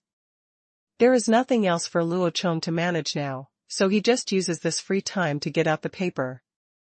Well, toilet paper is also a problem. He no longer wants to wipe his butt with clods and leaves. Luo Chong is a person who does what he thinks and acts resolutely. Once he sets a new goal, he will immediately start working on it. Arrangements have been made for the continued construction of the 4 teaching buildings, and the weaving factory to continue weaving woolen cloth. Now the remaining 4/5 of the raw materials are earned by the Han tribe. It is perfect for processing some fabrics used by their own tribe. Women, we also have time to spend more time on it, such as dyeing, weaving out some patterns, and so on. Luo Chong does not need to pay attention to these. Only by allowing the tribesmen to invent and create on their own will it be conducive to the progress of the Han tribe, instead of relying on Luo Chong to teach them all. The most important thing is in the yard of Luo Chong's house. The 3 corns and 2 soybeans are growing very well, and it is very possible to breed new seeds. Luo Chong specifically told Xiaodai to take careful care of them. They are the future of the tribe. Yun is as important as rice. After Xiaodai repeatedly confirmed that he understood, Luo Chong took people to the Qingshu district to engage in paper research and development. There is no way.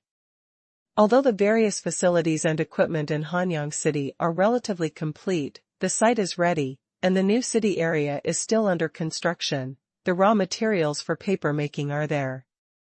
If they are transported to Hanyang City for paper making, then it's too laborious, and the materials are not easy to transport, and even if they are transported, the cost is too high. Luo Chong rode Huishan, and several skilled carpenters who were mobilized followed Luo Chong. They also drove an ox cart, which was full of various carpenter tools. Luo Chong also took these carpenters with him. Started going to Qingshu to make paper. The journey was uneventful. It took a few people a whole day to arrive at the new city. It was already evening when they arrived, and they happened to have a dinner here. Dashu arranged a newly built residential house for Luo Chong and others. There were 5 large tile-roofed houses in a row, with the east wing serving as the kitchen. There was nothing in the house, not even a window or door. It was just a newly built rough building. But Luo Chong doesn't care. Isn't this at least a Kong? There is also a mat on the Kong. It is much better than living in a cave and sleeping on a haystack 2 years ago. Although there are no doors or windows, it is summer now, so the windows are open. It's not cool either. Papermaking is not a matter of a day or two. A few people settled in this newly built house. The raw materials have not been collected yet, but people cannot be idle.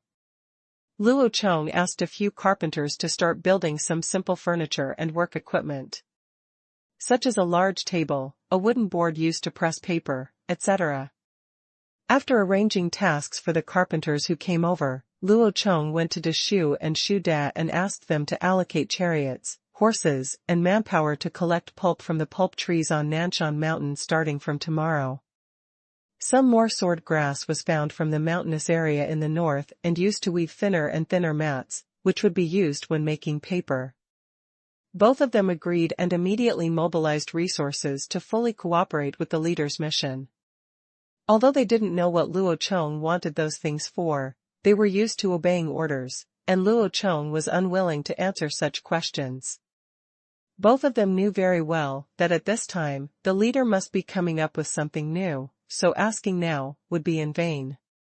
Even if Luo Chong said it, they wouldn't understand. They might as well wait for Luo Chong to get it done. When you come out, you don't need to say anything. You will understand it as soon as you look at it. Early the next morning, the 2 teams set out to collect raw materials. It was better for those who collected sword grass in the north, but it was more difficult for those who collected pulp in the mountains and forests of the south. They had to carry many buckets with them when going up and down the mountain. When they arrived at the place, they would first cut a gap at the bottom of the tree trunk with an engineering shovel, then use the buckets to collect the pulp inside, and finally put it into a big bucket to transport it. There are a lot of such materials. The pulp of a single explosive pulpwood tree can fill several 100-liter barrels. Moreover, the pulp is very viscous. If you want to take it back to make paper, you have to add water to dilute it before use, so it's so calculating it was still quite sufficient. The material from just one tree was enough for Luo Chong to use for a long time and make a lot of white paper. However, after Luo Chong looked at the pulp raw materials, he felt that the natural pulp always felt soft. It seemed that the fiber was not strong enough and could easily be pulled and broken. But Luo Chong was not discouraged. There are many materials for making paper. If one kind doesn't work, why not add others to it? Although there is no simple paper, such as bamboo for paper, straw for paper, in short, there is no need to think about these. Bamboo does not exist here, and straw does not exist here for the time being. Moreover, the steps for making paper from straw are also very troublesome, and the pollution treatment is also very serious. If not done well, it will be very harmful to the water source. Although these cannot be used, there are many other something that can make paper. The bark obtained from wood processing and the relatively short hemp fibers left from the spinning of linen can also be used to make paper, and the demand is not very large. Just mix it a little and add some to the ready-made pulp. These natural pulps do not need to be processed. At present, the main processing is bark and hemp fiber. These materials are still very hard and the color is not white, so they need to be boiled first. Luo Chong asked the carpenters to build a simple stove in the yard and set up a large pot to boil bark and hemp fiber. Of course, if you follow the normal process, you don't need to boil these things. You can just soak them in the pool with water. Use the microorganisms in the water to decompose them and then soak them until they turn white and fade. However, Luo Chong does not have this time. If you soak it, it may take several months. How can you wait? So he directly used boiled ones. It was not impossible to boil the ingredients directly, but if he wanted to boil the bark in a short time until it turned white and faded, he also needed to add some chemicals. Of course, this thing is an alkali, that is, soda. The role of alkali here is to promote the decomposition speed of fiber, but this is papermaking, so Luo Chong did not use soda ash directly, because there is something better than soda ash, and that is lime. As we all know, lime is also a highly alkaline substance, no different from soda ash, but if you cook this white powder with bark and sesame balls, it will be easier to make them white, and the lime powder will also adhere to the fibers, so the final paper will be whiter and smoother. In ancient papermaking, adding lime was an essential step. Finally, after cooking, take it out, mix it with the natural pulp and pound it. After the fiber is fully mixed, mix it with water and pour it into a large pool. Then comes the final key step of making paper with a thin mat. Except for the 5 main rooms, the square yard with a side length of 16.6 meters has been converted into a temporary papermaking workshop. There is a stove and a large pot for cooking, and a foot-operated pottery mortar, which was originally used to shell rice, but is now used to beat the slurry. In addition to these, there is also a large thatched shed below. A large water tank made of wood is placed on the wooden frame, which is used to hold slurry for making paper. There is also a table specially used to place paper next to it. People in the yard are cooking bark, sesame balls, and hemp stalks. In fact, hemp stalks can also be used to make paper. Although the main part of rami is the bark, the stalks inside can also be used. To make paper, there will be no waste.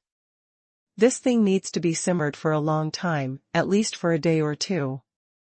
There is still time to wait, so Luo Chong starts to prepare thin straw mats for making paper, and first splits the blades of the sword grass with a knife. Cut into narrow and thin strips, then soaked in water, boiled in a pot for an hour to soften and become more pliable, then taken out to dry and used to weave mats. This job was also a delicate job, and he had to wait for another 2 days. Luo Chong really couldn't stay idle, so he found someone to build a lane with bricks in the yard for paper cultivation. This thing is actually a device used to dry paper. Most papermaking is wet papermaking, that is, plant fibers and water are mixed together to become pulp, and then the paper is cut out of the water. However, such paper is very wet. It cannot be used, so it needs to be dried. There are 2 methods for drying wet paper. One is to stick each piece of paper on a large flat wooden board, and then place it on a sunny drying field to dry naturally. However, this method takes too long and takes up too much space. And there are many uncontrollable factors affected by the weather. If it suddenly winds or rains, wouldn't the paper being dried be completely destroyed? So Luo Chong chose another method, drying. Stand the brick sideways to build a wall, so that the wall can be built very thin. Of course, it will fall down easily, but it doesn't matter. You can build stacks on the back, so that you can have more support points and the wall can stand stable. Just build a low wall 5 or 6 centimeters thick in this way, and then build another thin wall of the same kind at a parallel position on the back, 40 centimeters apart, so that the two walls form a parallel lane, and finally use a mixture of gypsum and kaolin on the outward side, smooth the brick joints and all uneven places, and then harden it with fire, and the tunnel is completed. When in use, just light firewood in the middle of the tunnel to heat the two walls, then paste the dehydrated paper on the flat wall, and use the heat from the wall to dry the paper. This speed is very fast. Basically, it only takes a few seconds to dry completely. When working, one person can paste 2 pieces of paper. Divide the wall into 2 sticker positions on the left and right. First, put the first one on the left, then the second one on the right. When the second one is posted, the first one will also be posted. After it has dried, take off the left side and continue to stick it on, alternating left and right, and the work efficiency is very high. Moreover, this baking method saves time and effort, saves a lot of wooden boards, and saves a large area of drying area. It is not restricted by weather factors, has high production efficiency and considerable output. This is why Luo Chong the reason for this alleyway. While cooking, weaving paper mats, and on the other side, we had to build a wall, smooth it, and bake it hard. The 3 tasks were carried out at the same time, and finally, the results were achieved 2 days later. The mats were woven first. There were 4 sheets in total. Each sheet was 90 centimeters long and 60 centimeters wide. This was enlarged with a rough edge according to the size of 2-inch paper. After the paper was finished, it could be cut with a paper knife. Remove the burrs and cut into 2 pieces of paper. The size is the same and it is more convenient to use. Fold 2 pages in half to make 4 pages, fold 4 pages in half to make 8 pages, which is the size of an ordinary test paper, and then fold it in half to 16 pages to become a large homework book. If you want any paper size, just fold it in half and cut it. In addition, considering that this was his first time making paper, it would be difficult to master the operation if it was too big, so Luo Chong did not let him make a mat that was too big. He wanted to make a bigger mat later after the workers became proficient. It's not too late to make it big.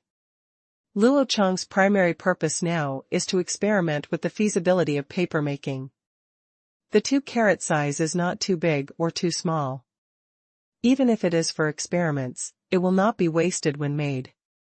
After the 4 mats were made, Luo Chong asked the carpenter to make 4 wooden frames specifically for placing the mats, making it easier to hold them while making paper. In the afternoon, when all these were completed, the tunnel fire wall for paper making was also ready. Luo Chong had someone polish it again, and it could be put into use at any time. As for the ingredients being cooked in the pot, the fire just ceased until the next morning. After these bark, hemp stalks, and waste sesame balls were taken out, it could be seen that they had been cooked until they turned white and turned rotten, but they still could not be used. But also mix these things with natural pulp and beat them until they are completely mixed and smashed into cotton wool, then they can be made into thin paper pulp for later use. Although there is still the process of pounding, physical labor is not a problem for the Han tribe. They are all very hard-working and are not afraid of working hard at all, but are afraid of being idle with nothing to do. Several people took turns stepping on the lever hammer, and one person was left to turn over the materials in the pottery mortar. It took half a day to pound the materials, but this was mainly because there were not many materials. After all, it was still in the experimental stage, so it didn't count. Produced on a large scale. All the preparation work was completed, and in the afternoon, the group began to make paper in this small workshop. Luo Chong was the first to make paper. Although he had never done it before, he knew some precautions. For example, before making paper, he stirred it in the pulp tank with a stick to make the density of the pulp inside uniform and prevent it from settling underwater. Then there is the paper-making paddle, which puts a certain amount of flocculent pulp and water into the wooden frame, then tilts the wooden frame left and right twice, and uses the water to smooth out the flocculent pulp in the wooden frame and spread it evenly. After this step is completed, you can take the mat out of the wooden frame, then drag the mat and spread the paper flatly on the table filled with water. Next is the boring repetitive steps: paper making, paper spreading, paper making, paper spreading. This was the first time Luo Chong had made paper in his life. He had no experience, but he knew a little bit about it, so he copied dozens of sheets by himself. After he felt that he had some skills, he would teach others and gradually improve his work. Efficiency. There is really no way around papermaking. The speed and quality can only be improved through long-term practice. It is impossible to rely on opportunism. This thing can only be done by humans for the time being. It is unrealistic to replace it with machinery. The wooden trough holding the pulp was large enough for 2 people to work at the same time. Luo Chong personally copied dozens of sheets. After telling them the techniques, he stopped working and was only responsible for guiding from the side. Luo Chong watched for a while. The 2 papermakers were very serious. They had just taught them how to use water to smooth the paper pulp, and now they have learned it. Each piece is spread completely, ensuring that no holes will be exposed. In this case, the speed should be as fast as possible. However, the overall purpose is still to focus on quality, and we cannot blindly pursue papermaking speed. Otherwise, if the speed is increased, there will be a bunch of unusable defective products. Who can bear this? The 3 people have copied almost 200 pieces of paper, all of which are stacked layer by layer. Generally speaking, these papers are good. First of all, the pulp is beaten into enough pieces, but the fibers are not broken, so the copied paper is very good. It is very uniform, and there is no phenomenon that one point is particularly thick and another point is particularly thin. However, although the entire paper is relatively uniform, it is not the same when more than 100 pieces of paper are put together. Luo Chong can easily feel that some are thick and some are thin. Although a single piece of paper is taken out, it still remains the same. Very even look. This is because the total amount of pulp they copy is different every time. Although it is spread evenly, the total amount is different, and even if it is even, it will not be the same thickness. After discovering this problem, Luo Chong immediately reminded the 2 of them, asking them to pay attention to the total amount of pulp they picked up each time and try to make it the same every time. The 2 of them nodded in agreement. They worked like this for 4 hours, adding some water when the water was low, and adding paper pulp when the pulp was low. The 2 of them, plus what Luo Chong had done, had copied out 600 pieces of paper, and the paper-making speed was faster than at the beginning. It started with 1 picture in about 2 minutes, then 2 in 3 minutes, then 1 in 1 minute, and 3 in 2 minutes. The efficiency is getting higher and higher, and the quality has also been significantly improved after becoming proficient in the movements. At least it looks about the same thickness. These 600 pieces of wet paper were stacked together on the table. They looked as high as a palm's width. They contained a lot of water, and the papers were not flat. Because straw mats are used to make paper, there are many dark lines of straw mats on the paper, but this is not important, as long as it is flattened and dehydrated. Dehydration of paper is also very simple. Just press it directly. Put a pile of wet paper on the table, press a wooden board on the wet paper, and then weigh it down with a heavy object, or use 2 thick wooden sticks to clamp the wooden board and the table, and then use the stick again. Tie a hemp rope at both ends, and then use a short stick to twist the rope, so that the wet paper can be dehydrated through the rotating force. Some people may wonder, if you stack so many wet papers together like this and press them together as hard as you can, won't the paper stick together? Or was it simply crushed into a big piece of paper? Actually, it doesn't. In fact, during the paper-making process of these plant fibers, the tiny fibers have been entangled with each other and connected to each other under the rippling of water. In other words, these fibers are very firmly connected in the horizontal direction, but not in the vertical direction. It's different, because after being washed by controlled water, the upper and lower surfaces of the paper are very smooth, making it impossible to glue them together. The board was pressed lower and lower, and the water in the paper became less and less. When it was pressed until there was no more water inside, the pile of wet paper that was originally 10 centimeters thick was now only 4 centimeters thick. Moreover, the uneven straw mat marks on the paper have also disappeared, and they have all been pressed very flat, looking like a yellowish-white thick cardboard. So many steps have finally come to the end, and the last step is to stick the dehydrated paper on the fire wall to dry. However, this also requires certain tools, otherwise it will be difficult to complete.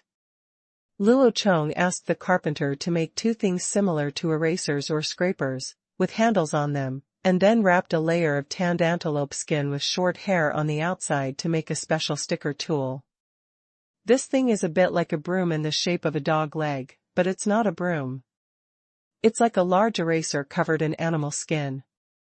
As per the old rules, Luo Chong came first. A fire was lit in the alleyway, burning the 2 thin walls, very hot. Luo Chong lifted a piece of wet paper from the table, holding a corner of the paper with one hand, and using the dog leg with the other hand. The shaped brush holds the paper, and then the left hand the paper is pasted on the wall, and the brush of the other hand smooths the paper so that it can be evenly applied to the wall. The movement looks like carrying a glue bucket and secretly pasting slogans on the street, which is very interesting. It feels like the students of the Republic of China posting slogans in the middle of the night. Although these papers are not coated with paste, they are wet papers. Even if they have been pressed so hard that water cannot be squeezed out, they still contain a lot of moisture, so it takes no effort to stick them on the wall. However, there are 2 things you need to pay attention to when building paper, that is, be careful not to break the paper, because the paper is still wet and can easily break, so the whole process of paper building should be done briskly. The other thing is to brush the paper flat. Otherwise, the finished paper will be wrinkled after it dries. Although it can be called paper, it is very difficult to use. It is considered a waste product. It is just fine for wiping butts. It is useless for writing. It is wrinkled. Chrysanthemum. As he had imagined before, he pasted one piece and then the other. Luo Chong's movements were very careful and not very fast. This was the first piece of paper in the world. He had to be calm and ensure the quality. In the spirit of working slowly and carefully, Luo Chong tried to post a few pictures, and the effect was naturally very good, but this was without considering work speed and production efficiency. After spending several days and using so much manpower and material resources, the first artificial paper that Luo Chong came to this world finally came out. Knowing that today was the day when the finished product would be released, Dashu and Shuda also came over early to wait, wanting to see Luo Chong's new invention, but in the end when they saw Luo Chong produce a piece of paper, not only are they a little disappointed.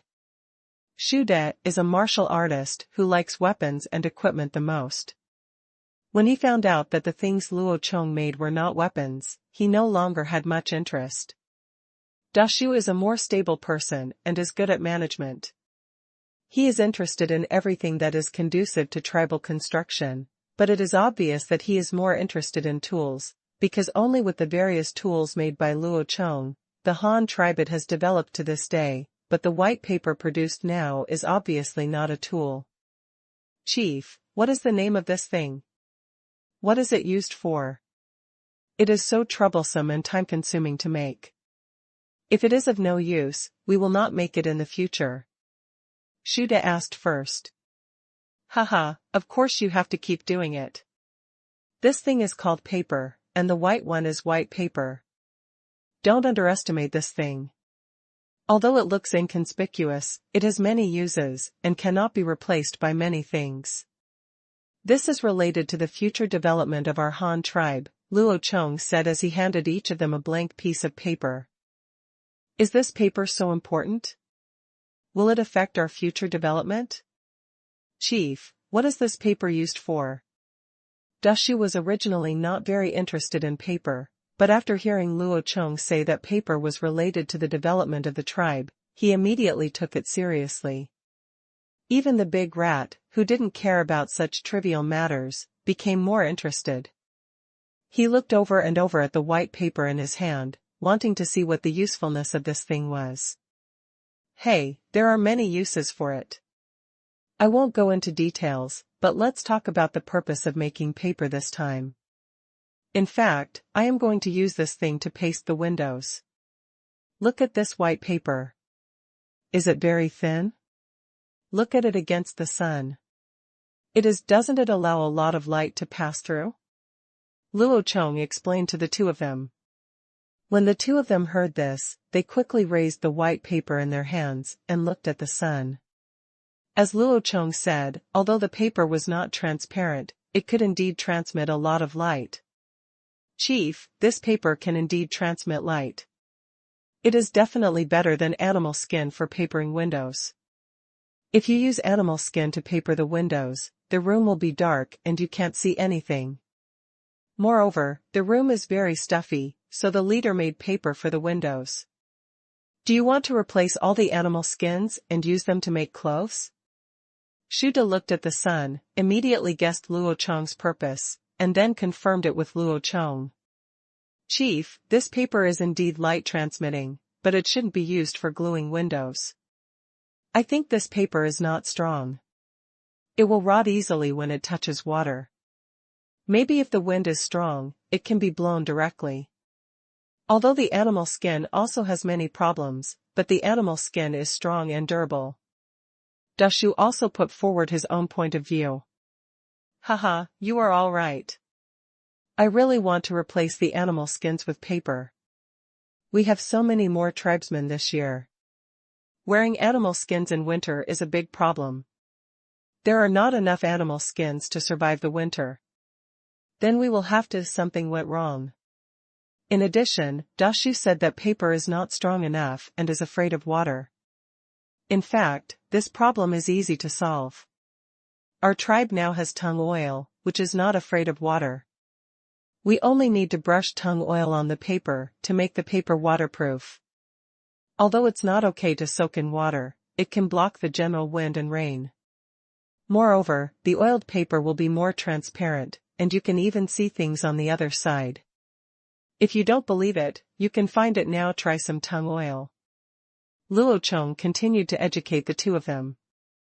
The two of them were dumbfounded. They didn't expect that bringing two unrelated things together could produce such an effect. Although they were curious about how the leader knew, they both tacitly agreed not to ask. Shuda couldn't resist the temptation at first and planned to do an experiment on the spot. He quickly called a soldier on guard at the gate of the yard and asked him to get some tung oil. Gushed also continued to ask Luo Chong his doubts. Chief, if we can really make the kind of oil paper you mentioned, then there will definitely be no problem in papering windows. But if it is just used to paper windows, it can't be said to be related to the development of our tribe. What else is the use of this paper? Ah? Hey, another use, and the most important one, is for writing. Luo Chong said with a mysterious smile. Writing? Can this thing draw lines? Oh, by the way, it is writing on this paper, right? Shuda said suddenly. Yes, that's right, it's just writing on paper. You have all been members of the Han tribe for so long. You should also be able to see the importance of Chinese characters. Chinese characters can not only be used to record important things, but also to convey information. Just like we write Chinese characters on animal skins and use flying eagles to convey messages. And have you noticed that paper is much lighter than animal skin, and it can be made by ourselves? It is not limited by quantity like animal skin. We can make as much as we want. In addition, because it is lighter and thinner, we can write a lot of words at one time and send a lot of messages at one time, which is much more convenient to use than animal skin. Luo Chong explained to them one by one. Then it can only be used for writing? But what's the use of writing so many words? You can't eat or drink, so you might as well use it to paper the windows. When Shuda heard that this thing was actually used for writing, he immediately became disgusted with the paper. He was very unwilling to be forced to do homework by Luo Chong. The forced classes to learn Chinese characters in the military camp were just a kind of waste for him. Suffering, if Luo Chong hadn't told him that he must be able to read to lead troops, or else he couldn't understand the orders he issued, maybe Shuda would have just ran away to learn Chinese characters at that time? Impossible. Dashu, on the other hand, frowned slightly, thinking about the impact that writing on paper would have on the Han tribe. So much so that Luo Chong would say that paper would be related to the development of the Han tribe, and he took the positioning of paper so seriously. It has to be said that Dashu is a smart man. He quickly figured out the deeper functions of Chinese characters and paper, as well as the long-term future. The first thing that came to his mind were the murals painted by the elders on the rock walls of the cave. Those are the inheritance of various skills, but what if you put those murals on paper and add detailed text descriptions? Is it possible to better pass on these skills? The answer is of course yes. The Han tribe is so powerful now because of Luo Chong and the various good things brought by Luo Chong's technology. But if these good things are not passed down, the Han tribe will regress. It will definitely happen.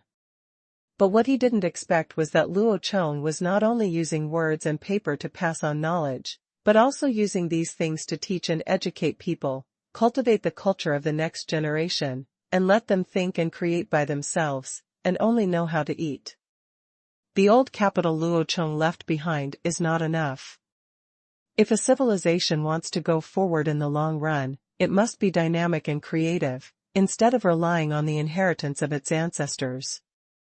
Only in this way can it survive better.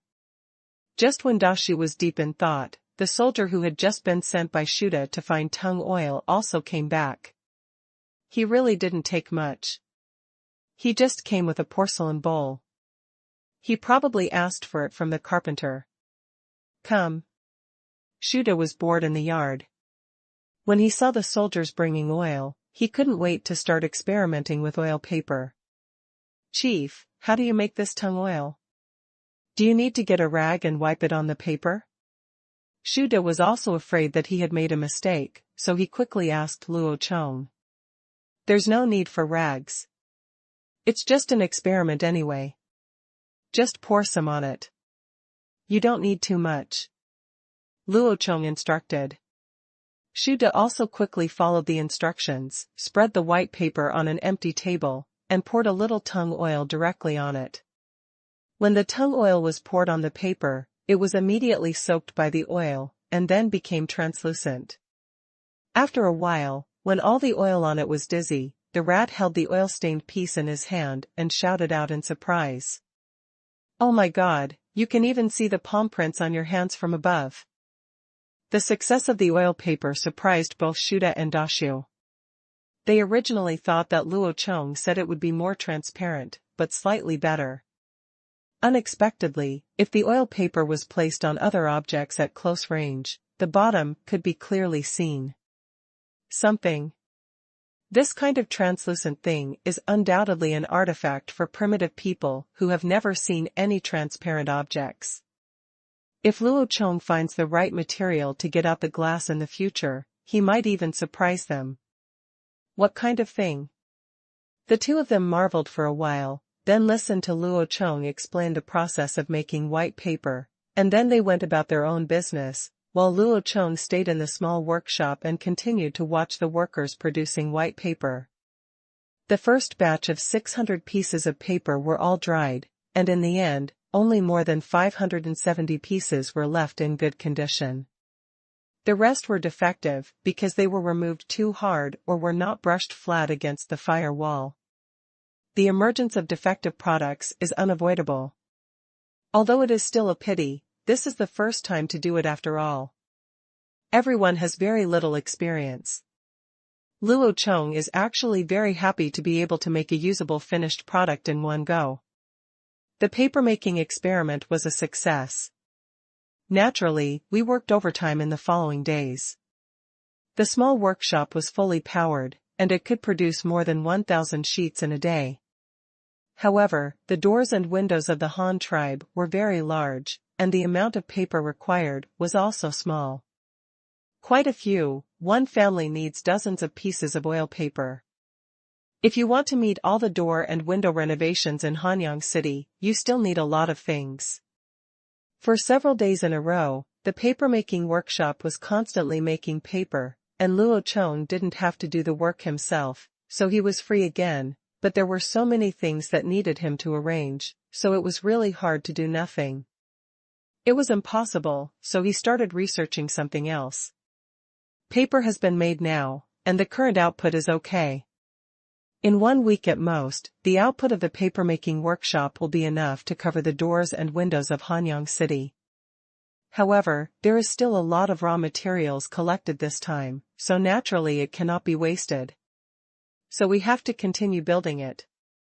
In other words, Luo Chong will definitely be able to bring a lot of extra paper with him when he goes back this time. And what is the paper used for? Of course, it is for writing. Paper has appeared. Can the pen be far behind?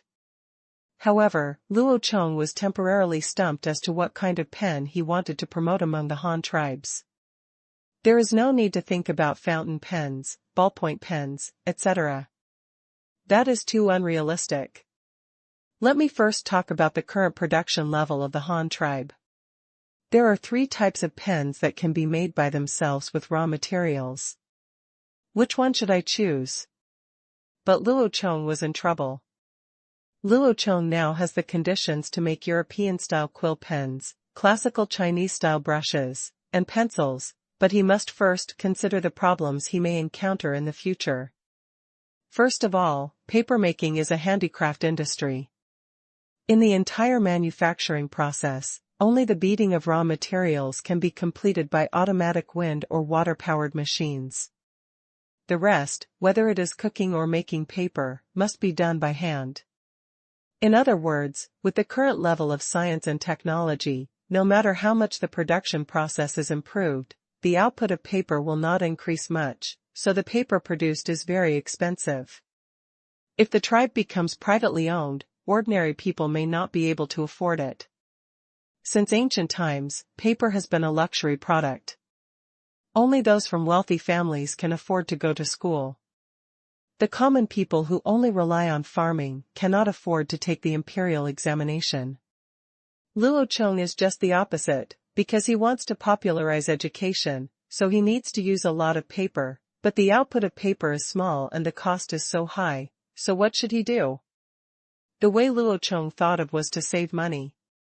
On the same piece of paper, you can't write a few big characters with a brush, but if you write smaller characters, wouldn't it be possible to write a lot of characters on one piece of paper? So Luo Chong I eliminated the writing brush in the first item, so if I continue to choose, the only ones suitable for writing small characters are quill pens and pencils.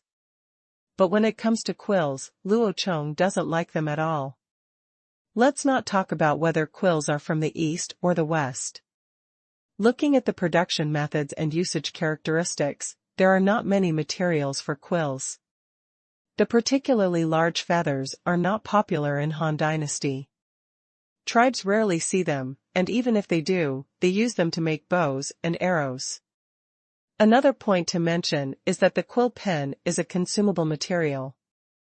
After writing some words, you need to use a knife to sharpen a pen tip. This is a bit like a pencil. In other words, if you write a lot of words with a pen every day, if so, it will be scrapped within 2 days, which is very uneconomical. Since the quill was rejected, only the pencil was left in the end. Although the pencil was also a consumable material and the most troublesome to make among the 3 pens, it was something Luo Chong had to make. Because Luo Chong plans to popularize education, he must teach. Although it is not as diverse as modern courses, the most basic Chinese and mathematics must be available. It is easy to say what is used for writing in Chinese, but mathematics, arithmetic and drawing are still used. The kind of pen dipped in ink is not suitable. If you want to learn mathematics well, you must have a hard pen, especially for drawing. Without a pencil, it will be difficult to draw drawings in the future. As for the materials for making pencils, although the Han tribe does not yet have them, Luo Chong knows where to get them. There are only 3 materials for making pencils. It is very simple to say. The first is the wood outside. There are many trees on this mountain. Just cut them down. The second is the refill. Well, speaking of the refill, here it must be mentioned in particular that although the name of the pencil is pencil, it does not actually contain lead. The modern pencil was invented in the United States and first came from England and France. When a local shepherd was herding sheep, he accidentally picked up a black stone, which is graphite. Graphite is a very soft stone that fades easily and can be used. Let's draw some graffiti patterns or something like that. At that time it was used by local shepherds. They used graphite to draw marks on their sheep to distinguish them. Later, some people began to cut graphite into sticks and use them as pens, but their hands usually got very dirty. However, this was not the prototype of modern pencils. Modern pencil refills were invented during the Napoleonic Wars. Since imported graphite was monopolized by the enemy and France itself did not have much reserves of graphite minerals, Napoleon asked his inventors to make them. Because of the scarcity of graphite ore and the soft nature of graphite, this guy came up with an ingenious idea, which is to grind graphite into powder, then mix it with clay in proportion, add water to mix it into black graphite mud, and then use a mold to make it. The shape of the pen was still very thick at that time. Finally, these black clay strips were hardened in a kiln and became the current pencil lead. Going further back, after this method was spread to the United States, the Americans added a wooden shell to the pencil, which became the pencil we see in modern times. Among them, the ratio of graphite to clay is actually not fixed. Generally speaking, the more graphite content, the softer the pen core, and the darker the drawn lines. And the content of graphite, modern it is generally represented by B, the more clay content, the harder the refill and the lighter the drawn line. The clay content is represented by H, which is what we see today, HB, 2B, 2H. Here's the origin of the weight. All in all, besides wood, the main materials of pencils are clay and graphite. Both wood and clay include graphite. Although there are no minerals nearby, Luo Chong once purchased a piece of graphite at the spring meeting of Remengshui Valley. At that time, he also purchased a piece of borax. Ore, that is a commodity sold by the cave tribe. Now that the cave tribe has been integrated into the Han tribe, it means that Luo Chong has control over the origin of these 2 minerals. Then the next step will be easy. He just needs to let the cave tribe people lead the way to mine. As soon as he thought of it, Luo Chong immediately called for Shu Da and the former leader of the cave tribe to explain the mining matters to them. Leader. Chief, what's the matter? The 2 men heard the summons and came to Luo Chong together. Well, there is something you need to do. Chief Shui, do you still remember the 2 stones I got from you at the Minggu Spring Festival last year? Luo Chong said straight to the point. Stones? Are the black and gray ones the leader is talking about? Patriarch Shui also recalled. Yes, those 2 kinds. I need these 2 kinds of stones now. Do you still remember where those stones were found? Are there many local stones? Is it easy to dig? I need a lot. Luo Chong continued to ask. Road. There are so many. That kind of black soft stone is just over a day's walk away from our previous residence. We found it when we were hunting. It is quite easy to dig. The stone is not strong at all, but it just needs to be drilled. It can only be found by digging a hole in the ground. In addition, the gray stone was found on a stone mountain. The mountain was bare and there were no plants growing at all. The gray stone was also everywhere, but it was not a good thing. I have tried it before, and as long as if you put that gray stone in one place, all the surrounding grass will dry up. Patriarch Shui continued to explain the local situation. Borax can be used as a permanent herbicide. Luo Chong knows this, but he is not stupid enough to use borax to weed farmland. In that case, the grass will be removed, but the grain will also be destroyed. After all, grain is also a plant, and borax is not. You will be able to tell what is useful and what is not.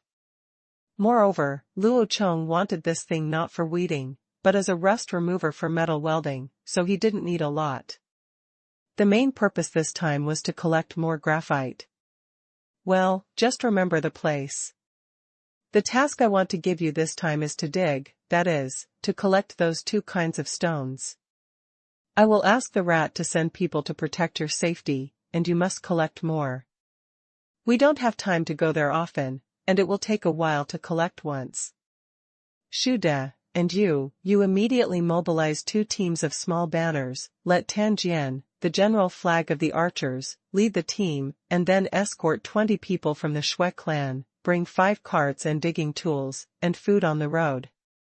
Food, this time 4 carts of graphite ore and 1 cart of borax were shipped directly back. Leave early and come back early. Oh, by the way, bring a flying eagle with you. If you have any information, please report it back to me directly. Luo Chong immediately ordered the 2 of them. Yes, leader. The 2 of them said yes at the same time, but they did not ask Luo Chong what he wanted to do with these stones, and went directly to select people to prepare personnel and vehicles. Now that the pencil matter is stable, the last remaining raw material has been collected: white paper and pencils, and another official writing pen. Why do you say this?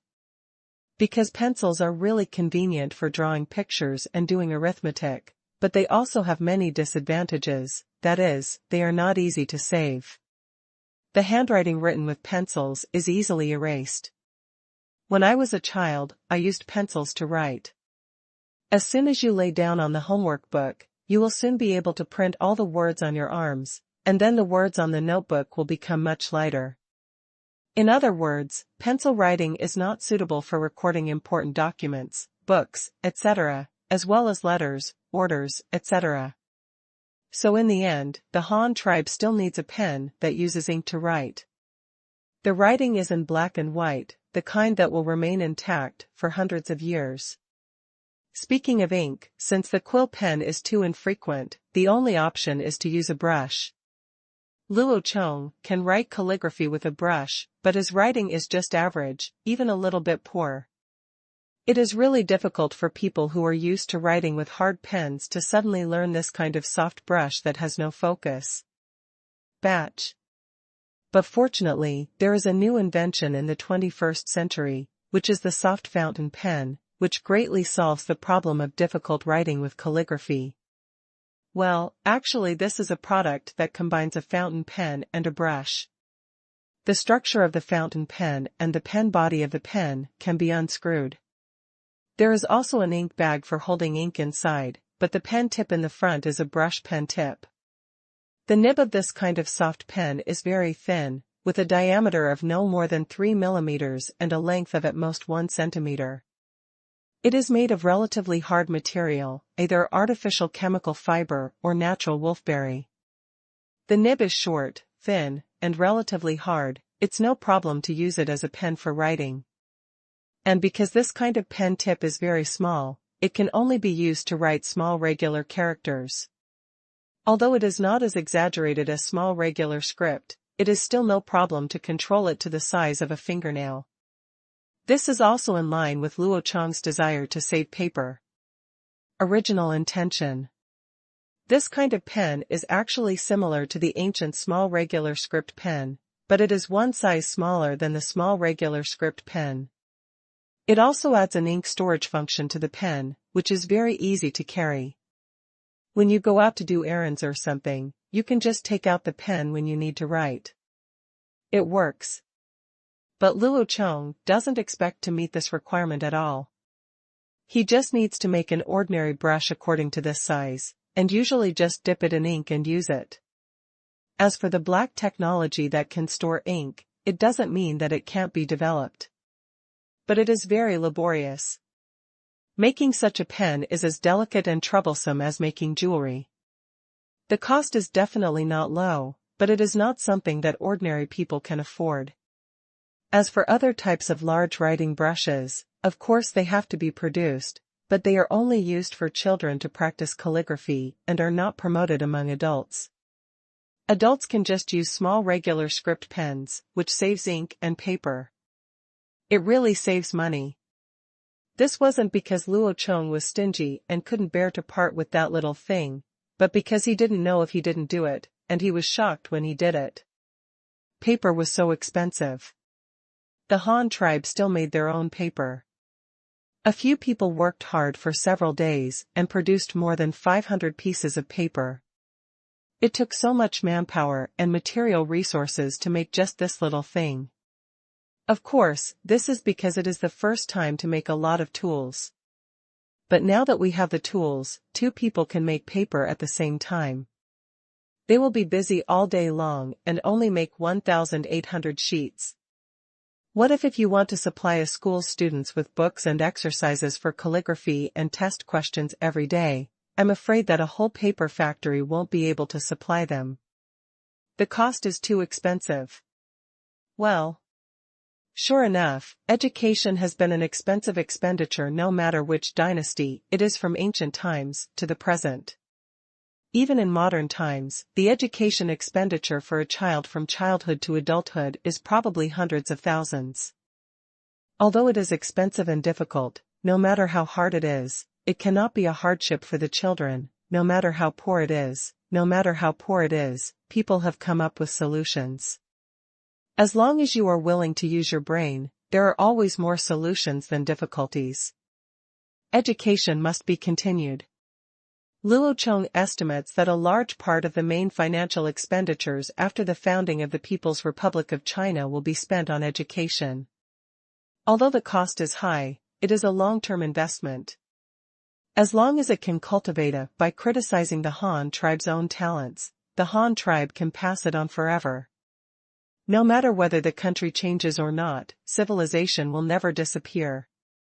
This is what Luo Chong left for the world, and maybe it was the one who made him the purpose of the unknown existence that traveled here. This is the plan for now. The Shui clan has already gone to collect materials for making pencils. There is no shortage of materials for making brushes. On the contrary, the Han tribe still has a lot. The holders of brushes are usually made of wood or bamboo. Of course, there are also luxury metal pen holders, but they are in the minority after all. Luo Chong thought for a while, it is impossible to have bamboo. Among the existing resources of the Han tribe, the most suitable for making pen holders. These are the spikes of the man-eating tree. These spikes are very long, each one is a little over 1 meter in length. After collecting them to make arrows, they would cut off a section first. In the past, this cut section was basically thrown away as firewood. Yes, it was such a waste, and now I finally found the right way to use it. Now that the pen barrel is available, the next step is the pen head. Although the earliest brushes seemed to be made of rabbit hair, in the future, they were basically made of wolf hair, sheep hair, and combined hair. These three categories. Needless to say, sheep hair is actually the hair on sheep. It is more interesting to make wolf hair. Nowadays, wolf hair is generally made of weasel hair. Other wolves have become protected animals in zoos, so only weasels can just barely hanging the word wolf on it, and jianhao, as the name suggests, is to put two kinds of hair together, usually with a more absorbent wool refill inside and an outer layer of wolf hair wrapped around it.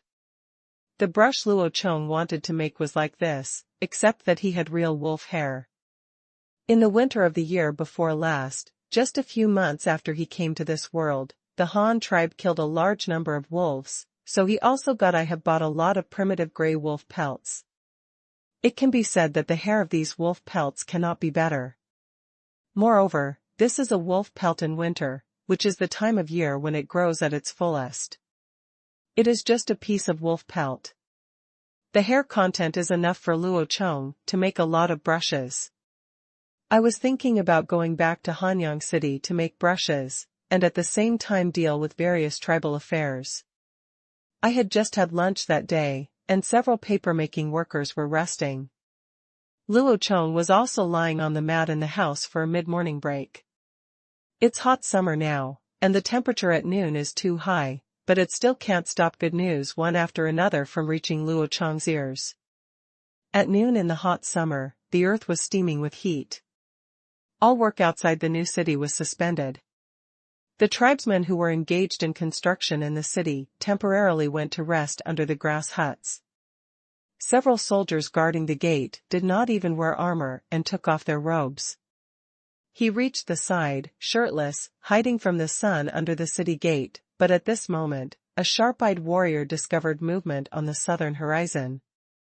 Chai Jian, look, are there a lot of people in the south? There seem to be a lot of women and children. These should be the laborers who come to work for us, right? In the city gate cave, a man with a waist knife hung on his waist. The soldiers called out to their comrades. Really? You're still on your way in this hot weather. You just keep watching here while I go up to the top of the wall and take a look. The soldier named Chai Jian hurriedly ran to the city wall, climbed up the city wall on a temporary long ladder, set up a pergola and looked to the south, wasn't it? There was a dark area in the distance, including men and women, old and young. There are at least 3,000 people, and they are all heading this way. They are really human. There are a lot of people here. You go call the brothers first and stop them from entering the city. I will go and report to City Master Lin. Hey, okay, you go quickly, the brothers are all gathered together, there is work to do. At first, the soldier also shouted to his comrades and explained the situation to them. Soldiers from a small flag were here. They knew that those who came were laborers. Although they were not allowed to enter the city, it was not easy to stop them. Someone came out immediately. I came up with the idea and brought several large buckets of water so that the workers could drink a bowl of water to quench their thirst when they came here. They must have been exhausted from the rush on this hot day. Sure enough, within a short time, a dark group of people arrived at the south gate of the new city. Some people who had been here several times before were already familiar with these soldiers. They were not polite when they saw water and quickly scooped it up. He drank it gurglingly, and at the end he didn't forget to bring some to the woman and child. Inside the city, Dashu also received a notification from the soldiers guarding the city.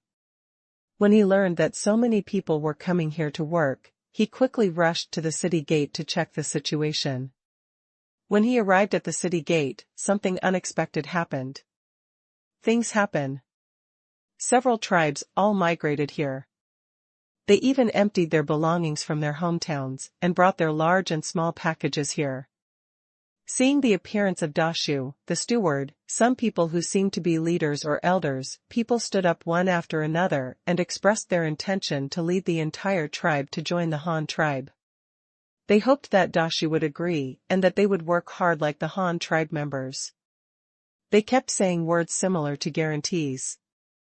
Dashu was extremely happy. Luo Chong had this idea in mind when he started to create this labor market. Now, after several months, he finally saw the results.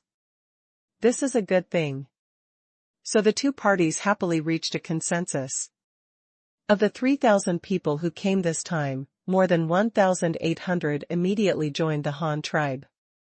The remaining more than 1,000 people are still working here as laborers. They have not said whether they will join or not. But many of these people are new to the tribe and do not know much about the situation of the Han tribe. They still need a gradual transformation process. Among them was the leader of the Lu tribe, who came here for the first time. They also followed the workers into the city. Under the leadership of the soldiers, they went to the designated rest area and built a straw shed for rest. As they walked all the way in, Leader Lu kept looking around, looking at all the novel things in the city, and kept sighing as he walked. The Han tribe was too rich and powerful. He saw hundreds of ox carts and horse-drawn carriages along the way, as well as thousands of yellow-skinned antelopes, which he had never seen before. Those white sheep. Dashu was also standing at the door of the South City Gate, still looking to see if anyone was coming from the south. It would be great if some more people came to join the Han tribe. But at this time, no one came on the southern horizon, but several strange figures appeared on the river to the east. There were 4 or 5 adult men and women, holding a large bamboo raft floating on the river. They kept looking towards the Han tribe new city, but they never dared to approach the shore, as if they were hesitating for something. This scene was seen by a soldier who had just returned from pulling water, and he quickly reported it to Dashu. Dashu was also quite surprised that there were actually other tribes who could build ships. The person holding the bamboo raft on the river was none other than the water chestnut tribe Luo Chong met when he went to the swamp to look for wild rice, that is, the group of people soaking in the water to pick water chestnuts. At first, Luo Chong paddled a homemade fish skin boat there, and later he stepped into the mire with flippers to collect rice in front of their eyes. It is no exaggeration to say that Luo Chong left a deep impression on them at that time. He was able to make a vehicle that floated on the water, and he was able to enter the forbidden land they talked about without being swallowed by the mire. This is almost a godlike existence in their hearts. Of course, they also tried to contact Luo Chong, and learned from Luo Chong to make rafts out of wood. A few pieces of driftwood tied together can hold people floating on the water. This brain the cave is really magical, and the people of the Ling tribe have been keen on building rafts since then, building various rafts. Because they live in a swamp, although there is dry land all year round, the surrounding environment is still dominated by water networks. Without such a means of transportation that can float on the water, they can't swim very far by themselves, so they started trying to make various rafts out of many different materials until one day they found bamboo in the swamp. Speaking of which, it is actually a pity. There were originally bamboo forests in the swamp, but Luo Chong was only looking for rice at that time. He had no other thoughts at all, and he had no time or opportunity to look for anything else. At that time, there was a group of blue antelopes. They were tied up on the shore. It was hard to tell whether they would run away if they returned too late, so Luo Chong went back quickly after looking for rice. It was precisely because of this that he missed bamboo, a versatile material. However, Luo Chong's bad luck does not mean that the Ling tribe's luck is also bad. They live in the swamp every day, so naturally, they are more likely to encounter those bamboos. It is precisely through the discovery and application of bamboo that the living standards of the Ling tribe have improved rapidly. Stand up. In the past, they could only soak in the water to collect wild water chestnuts, or occasionally catch a small animal to make a tooth sacrifice. But after they got bamboo, they could use bamboo rafts to collect water chestnuts further away, because the reason for the expansion of the field is that the harvest is also several times that of the previous one, so that the Ling tribe will not go hungry. And this is only one aspect of it. Since the emergence of bamboo, the Ling tribe's ability to make weapons has also improved a lot, including bamboo guns, bamboo spears, bamboo bows and arrows, as well as bamboo harpoons and bamboo baskets. The birth of these bamboo weapons gave them the ability to eat meat. They could use bamboo rafts to fish, use bamboo spears to hunt small animals such as otters and beavers, and they could also conquer other tribes. However, the tribes in the swamp are very limited, far fewer than the tribes on land. After all, not everyone can get enough food in the swamp. In this way, the Ling tribe relied on a large number of bamboo rafts, natural bamboo weapons, or conquered by force, or threatened annexation. After successively annexing 4 or 5 small tribes, they finally had no opponents, and their number surged to more than 1,000. People have become the overlords in the swamp. The rapid rise of the Ling tribe was all due to Luo Chong. It was he who taught the Ling tribe how to make rafts, so that they could go further. Otherwise, they would not have discovered bamboo and relied on it. Although all of this has nothing directly to do with Luo Chong, it can be regarded as the butterfly effect he brought about. However, the butterfly effect brought by Luo Chong is not over yet and is still having an impact on the Ling tribe. The Ling tribe themselves also know that they can become so powerful and improve their living standards so much because of the skills of Professor Luo Chong. They feel that Luo Chong is a god and has come to inspire them. Otherwise, why would he suddenly land in the air? Near their tribe? Under this theory that Luo Chong was the god, the Ling tribe began to dig deep into their original memories, hoping to get some inspiration from them. When they first met Luo Chong, what else did Luo Chong do besides teaching them how to build rafts? As a result, they soon discovered a very important thing. The god came in that small boat and took away a kind of plant from the forbidden land. The god came specifically to find that kind of plant. Even the god, something that everyone cares about, must be something very useful. This major discovery made them very excited, so the Ling tribe immediately organized people to return to the original forbidden area to look for the unique plants that Luo Chong had taken away. They followed Luo Chong's example, using bamboo rafts as boards, step by step. After paving it in the swamp, it was logical to find the rice that Luo Chong had picked at that time. After they collected some rice, they didn't know the function of this plant at first, but besides some being able to cure diseases and some being edible, what else could the plants be used for? Maybe the god is looking for this kind of thing just to eat it. This thing must be edible. After all, those waterfowl especially like to eat this kind of thing, and they are still alive and well. This means that people can also eat it. So they began to try fancy ways to eat rice, grilling the rice ears. In the end, they were either uncooked or grilled directly. In some cases, they turned into popcorn. In short, they never got the correct way to eat rice. Until one day, a member of the Ling tribe put the peeled rice in a bamboo tube and cooked it with the fish, and then they got a piece of bamboo tube fish porridge. This sudden discovery made the senior officials of the Ling tribe very happy. The cooked rice was no longer so dry and hard, but became soft and delicious, exuding the unique fragrance of rice. It is indeed a rare delicacy in nature. No wonder, God, I'll love eating this.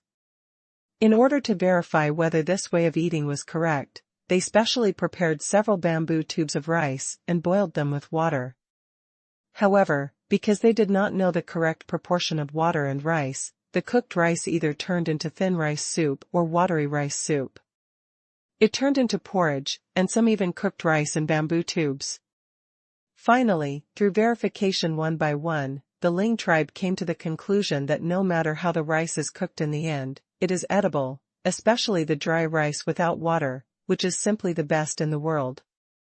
Sweet, soft and waxy natural pollution-free rice, mixed with the unique aroma of rice and fresh bamboo. The soft and waxy texture is not only very delicious, but also suitable for all ages. Even children and the elderly with weak teeth can eat it, and it is also special. At its most filling, half a bamboo tube of rice can feed an adult. The rice tastes surprisingly good when paired with barbecued goose, grilled fish or broth. This new food soon became popular among the Ling tribe, and they began to frantically search for rice nearby. As expected, the hard work paid off, and the Ling tribe found more wild rice gathering places in the swamps, which became the Ling tribe. The first target of the tribal gathering team, rice, gradually began to surpass their water chestnuts and became a staple food that the tribesmen generally liked. Although they have not yet learned to grow rice and still rely on collecting rice grown from wild rice, this has undoubtedly paved a new farming road for the Ling tribe. As long as they continue to eat rice, then they will be able to grow their own rice. It's just a matter of time. But no one thought that this conclusion would be realized so quickly. But to talk about this, we have to talk about it when the Ling tribe suddenly discovered that the Han tribe was planting rice by the river in the new city one day. The big river to the east of Han tribe's new urban area is actually connected to the swamp water system in the northeast. To be precise, the water source of this river comes from the swamp wetland in the northeast. Since the rivers are connected, the Ling tribe, which has just mastered the technology of making bamboo rafts, naturally has no reason not to explore. In fact, they sent people to look here as early as this year when the ice and snow melted. At that time, they had already found signs of human life here, such as the smoke rising from the caravans and soldiers stationed by the Han tribe in the early days. At that time, the population gathered here was only less than 200 people. From a distance, it really looked like a half-sized tribe. The Ling tribe, which had just been annexed by force and grown rapidly, naturally had no reason to let this small tribe go. However, at that time, they didn't bring that many people, just one raft and a few people. They are not in a hurry. As the saying goes, a monk who can run away cannot run away from the temple. Now that they know the location of their residence, are they still afraid of the duck flying? But when they gathered manpower and came again, thousands of manpower had gathered in the new city. Among them, there were not many people from the Han tribe. At that time, they were mainly laborers from nearby tribes, but the Ling tribe did not know this situation. When they saw that the number of people on the shore suddenly increased to almost the same as the total population of the Ling tribe, they began to lose heart. They had no confidence at all in fighting these people. So they retreated again, and from time to time, they sent people to take a peek with small bamboo rafts. This observation lasted for almost 3 or 4 months, and during this period of observation, they also discovered the Han tribe's behavior. Be different. The Han tribe not only had a large population, but also had a huge fleet of vehicles and all kinds of strange tools. Their observers once hid in the reeds on the other side and witnessed with their own eyes that the Han tribe built a tower in less than half a month. Tall rammed earth city walls. This is a very powerful tribe. We should learn from this tribe. When the senior leaders of the Ling tribe heard the reports from their subordinates, they decided, and more frequent reconnaissance began. Those who came to conduct reconnaissance discovered during day-by-day surveillance that since the city wall was built, more people had come over, almost several times more than before, and it was still increasing. What surprised them was that this tribe actually domesticated a large number of wild beasts, the number of which was almost equal to the population, and even several times greater than the population of the Ling tribe. Not to mention other cattle and horses, the more than 3,000 saiga antelopes alone are very conspicuous. Although they are relatively far away, the number is so huge that it is impossible to miss them when they go in and out of the city gate every morning and evening. All these situations were fed back to the Ling tribe one by one, which also gave the Ling tribe a deeper understanding of this tribe living on land. However, their senior officials also had questions. With so many people gathered in one place, these people what to eat? What does it depend on to provide food? However, before they could think about this problem, the Han tribe immediately made new moves.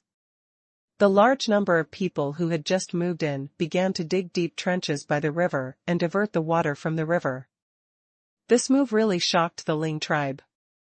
People are shocked and confused. Can people actually change the natural landforms? Change the direction of water flow to your own advantage? Although they didn't know the purpose of doing this at the time, it still gave them a lot of inspiration. It turns out that if there are more people, they can still do this. Even if they move mountains and reclaim seas, it will be no problem. Continuing to observe, the next actions of the Han tribe were even more puzzling to them. They used a large amount of labor force, cattle and horses to turn over the soil by the river. Viewed from a distance from the other side, the entire ground that had been turned over appeared to be. The dark brown neat veins appeared, and then the Han tribe's next move made them even more confused. Those people actually flooded all the plowed land with the water they just diverted, and then sprinkled something in some places. Looking from a distance on the other side, the transformed paddy fields would form large reflections in the sun. Very obvious. This news was naturally passed back to the Ling tribe. However, they never understood the purpose of the Han tribe's transformation of paddy fields, but they knew that it would be impossible for the Han tribe to waste so much manpower and material resources. If something useless happens, the land will definitely change. Sure enough, just over 10 days later, a plant actually grew on the small piece of land where things had been scattered before. Looking from afar on the other side of the river, there was a patch of land on the large reflective surface of the water. A large area of green plants appeared, and it was impossible not to pay attention. In the next few days, thousands of people came out of the city wall in droves. They pulled out the green plants from the ground, and then inserted them one by one. In the large area of flooded ground, they were planted very neatly and sparsely. These plants became inconspicuous after transplanting, but they grew rapidly. After a short period of greening, they immediately entered the dividing period. The seedlings that originally had only a few leaves quickly branched out in just 1 week. The paddy fields were covered and turned into neat rows of green. This change in the paddy fields surprised the Ling tribe. Judging from the changes they have learned so far, it seems that the tribes on this shore have spent so much time and energy just to get these plants. What kind of plants are so important? This information was fed back to the Ling tribe one by one, and then their senior officials made a comprehensive analysis. As a result, they quickly discovered an amazing information. The characteristics of this plant are very similar to the rice they guard every day. All grow in mud covered with water, and the tribe that grows these plants seems to have their hair tied.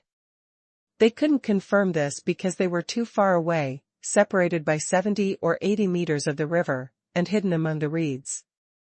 It was difficult to see the hairstyles of the people on the other side, but they could also tell that those people did not have long hair. Look.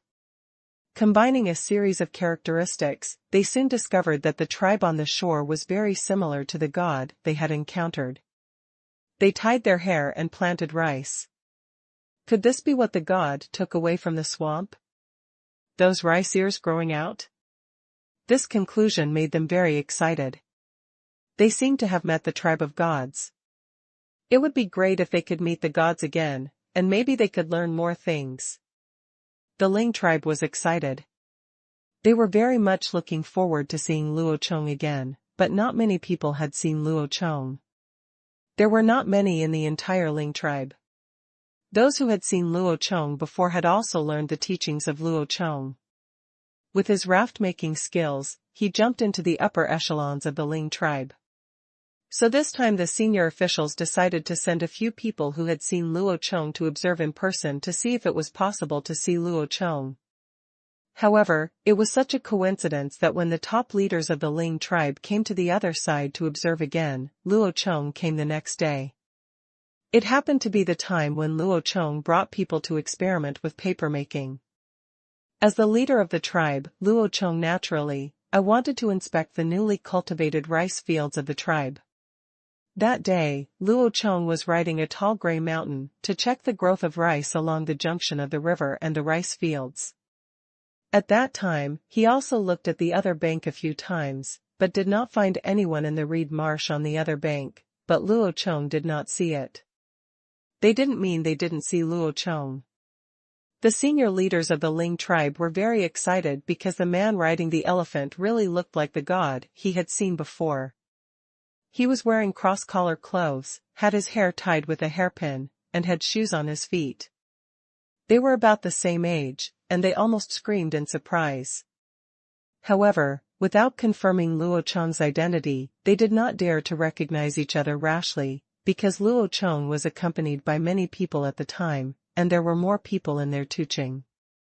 What if they recognized each other by mistake? The tribe was not something they could provoke at all.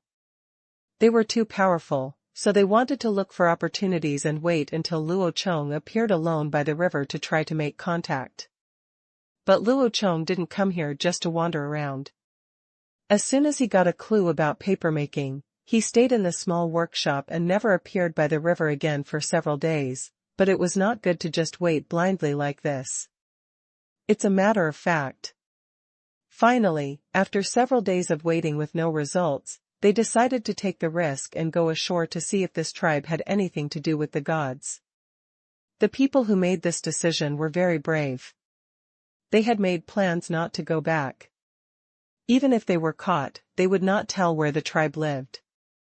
Anyway, they came by water and there was no trace at all. So there was the scene that just happened. At noon, while everyone in the Han tribe was resting and there was no one on the river, the 5 people from the Ling tribe started to hold a bamboo raft to the other side of the river. And then landed ashore to find out, but they were discovered by the soldiers at the city gate, and the big tree happened to be nearby. This was something that the 5 people from the Ling tribe never expected. Who is that person?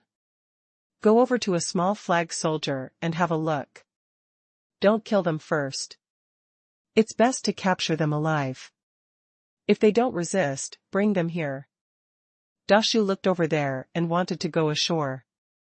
The 5 men said to the soldiers around them. Yes, sir.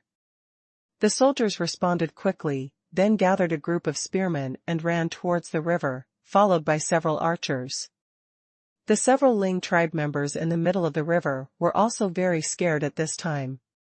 After all, it was one thing to dare to come ashore, but it was another thing to see whether they would be scared when they saw soldiers coming with weapons. What should we do? Shall we go there? They have already reached the shore. If we go up, we will definitely be caught. I am not afraid of death. The key is that if we die like that, our mission will not be completed. A man on the bamboo raft said to his companions. Go over, of course we have to go over, but you are right, we can't just die like that, so I will swim over by myself first, and you just wait here. If they don't kill me, you can come back.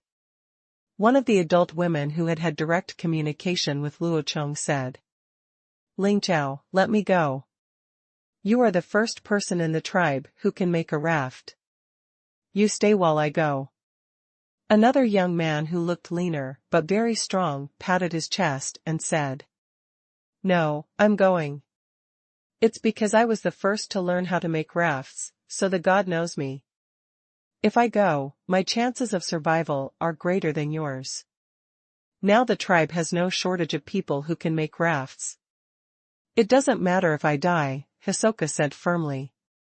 Let me. Hisho, be careful, or run away if you can't.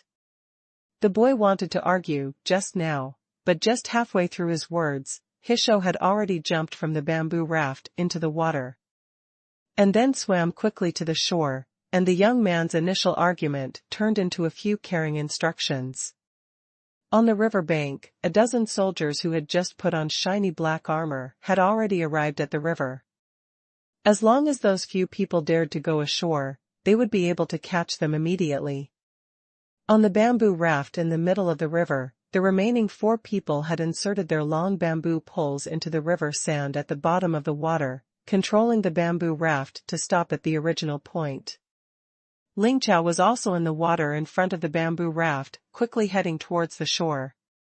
Swimmed over.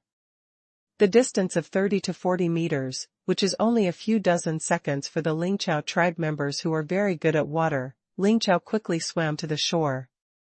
As a result, she just stood up from the water. He was pointed at by a dozen large guns stretched out from all around. I mean no harm. I want to see your leader. Please give this to him. The water chestnut standing in the water did not move, but made gestures to communicate with the warriors. Although she could not understand clearly, she also had a secret weapon. While she was talking, she took out a large water chestnut she carried with her. The water chestnut is all black and shiny, shaped like a bull's head, about the size of an egg, and looks exactly like the one given to Luo Chong. This is why Ling Chao is confident that she can survive. As long as these soldiers do not kill her immediately, and as long as the leader of this tribe is really Luo Chong, then Luo Chong will definitely be able to recognize this Ling Chao and know that she is from the Ling Chao tribe. This way, Luo Chong might even want to spare her life for the sake of their acquaintance. The soldiers didn't understand what Lithop said, but they understood what she meant. She wanted to give them the black thing and then hand it over to the leader, because Lithos handed out the water chestnut and pointed at the Tuching behind them. Direction, and made a gesture on his head to insert a hairpin. Well, if I understood it correctly, it should mean handing this thing to the leader. The soldiers nodded to Ling Chao, then stepped back a few steps, allowing her to stand on the shore. Then two of them put away their guns and went over to grab her two arms. Only then did the others put away their guns. And then the flag officer leading the team also took the water chestnut from her hand, gestured to her, and motioned for the water chestnut to follow them to the other side of the city. Hisoka didn't resist. Seeing that the soldier was willing to take her to that city, he didn't mean to kill her directly, so he followed him obediently. The small flag leader led two people and Ling Chao back to the direction of Tuching, while the remaining dozen soldiers were still guarding the shore, always guarding against the remaining 4 people on the bamboo raft in the middle of the river. A group of 4 people quickly arrived at the city gate. Dashu was still waiting here. When he saw the soldier leading one of them over, he nodded secretly. "Lord City Lord, this woman seems to want us to give this thing to the leader. We don't know what it is." "Look, are you going to take it to the leader?" The flag leader handed the water chestnut to the leader. Asked the tree. The big tree didn't answer immediately. Instead, it picked up the water chestnut and looked at it carefully. The more it looked like a bull's head. But upon closer inspection, it was indeed another kind of plant. Such a strange plant might actually have some special function. Does this woman know the leader? Or was it that the leader had entrusted her to help find this plant, or that she wanted to use it to trade with the Han tribe? Dashu guessed so. However, even though he didn't know the specific purpose of this woman, Dashu decided to show it to Luo Chong, just in case it was really useful, so as not to make a mistaken judgment and ruin the leader's plan. "You guys, just wait here. I'll show it to the leader. Don't embarrass this person first, and don't hold her. Find her some water to drink, and just watch her, and don't run around." Dashu gave a few soldiers after explaining. He turned around and went into the city to find Luo Chong. At the city gate, Linko's arms were also released, and soldiers brought a stool for her to sit on, and brought her a bowl of water in a white porcelain bowl. Seeing the attitude of these soldiers towards him, Hisoka felt relieved and began to look at everything around him curiously. He saw a stool that seemed to be made of wood. Was this specially used for sitting?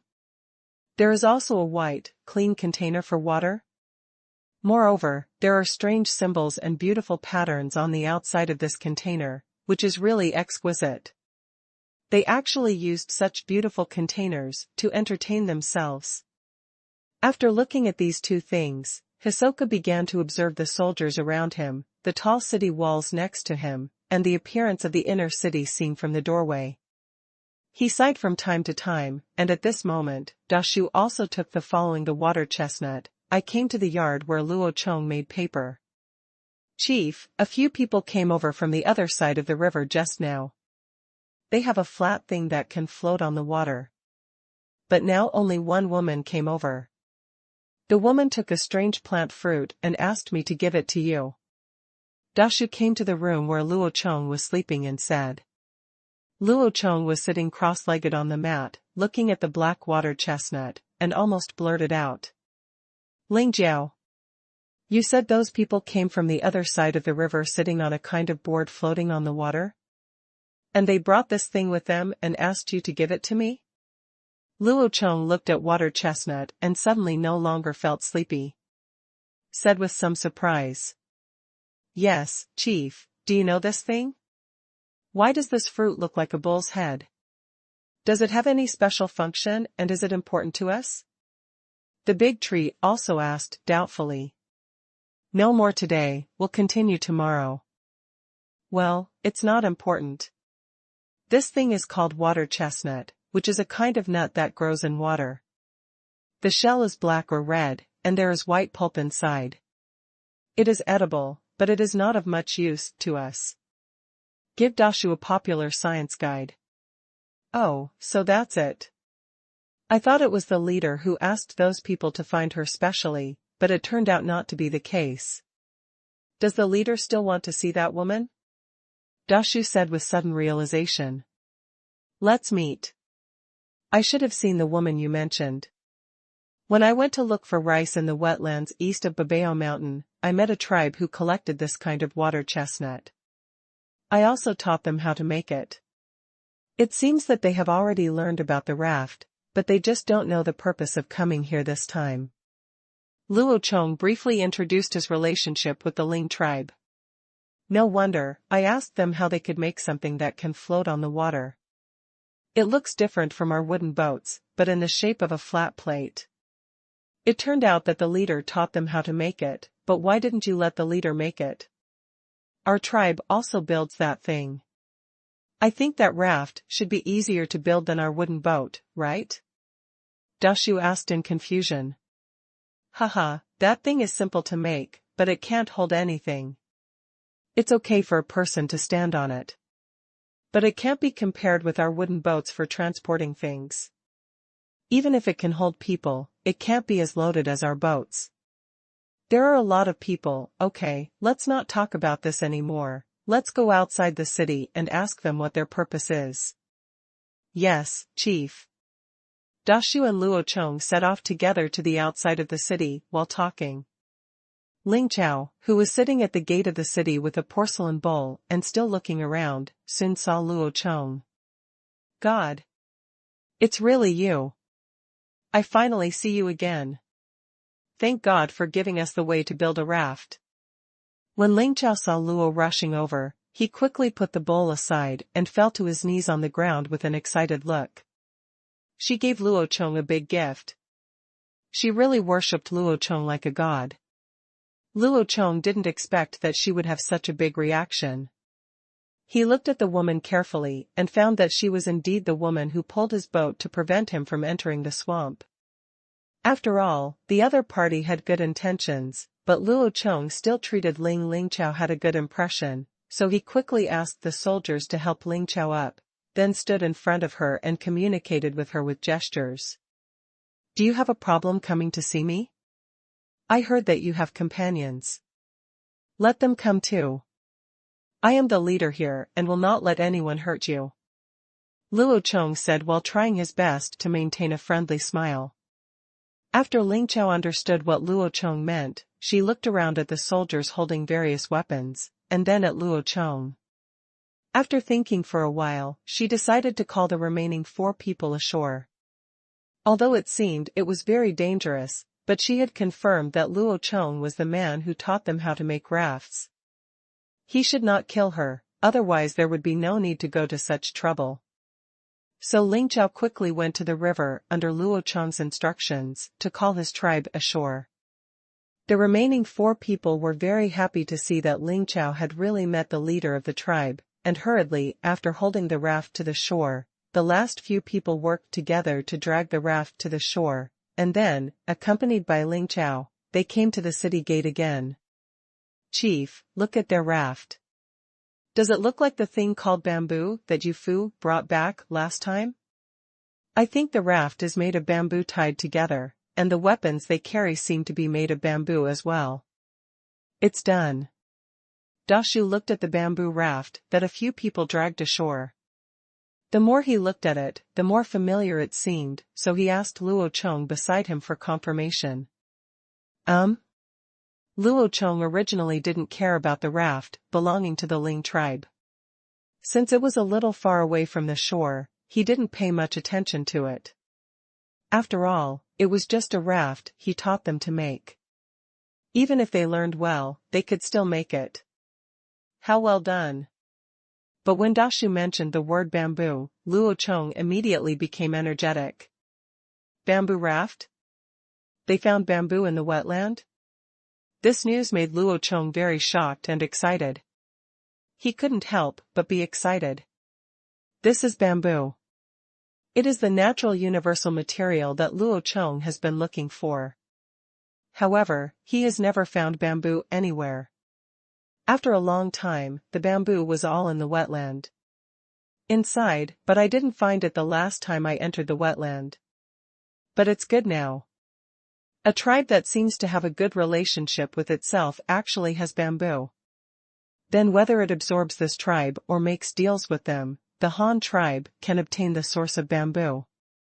This is definitely a miracle. Great news. Just as Luo Chong stretched his neck to look towards the river bank, 5 people from the Ling tribe were led by soldiers to the gate of the South City. Among the 5 people, in addition to Ling Chao, there were 3 men and 1 woman. The woman held a bamboo spear with an animal bone inserted into the top, and the man is carrying a bamboo bow and arrows.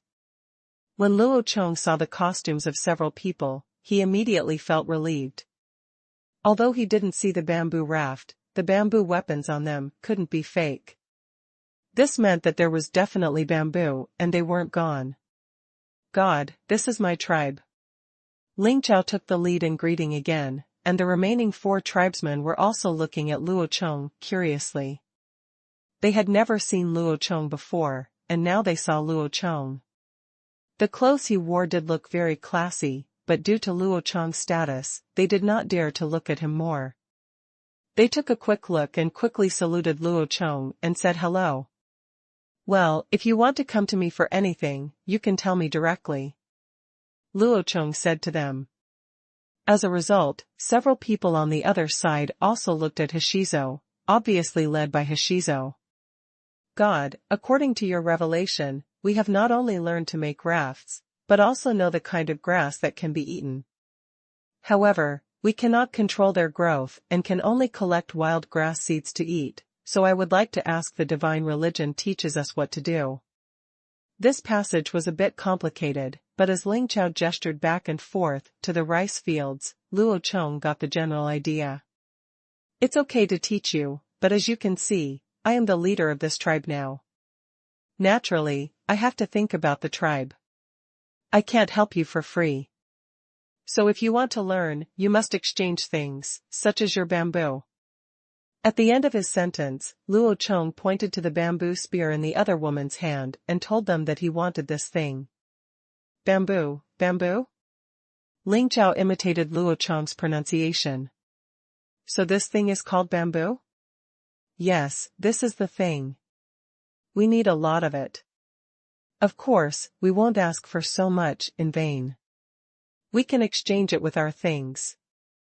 If you agree, I will send someone to teach you how to grow rice. Luo Chong, after saying these words, he finally nodded to Dashu. How could Dashu not understand what Luo Chong meant, and immediately asked people to get samples of the goods that the Han tribe usually sold.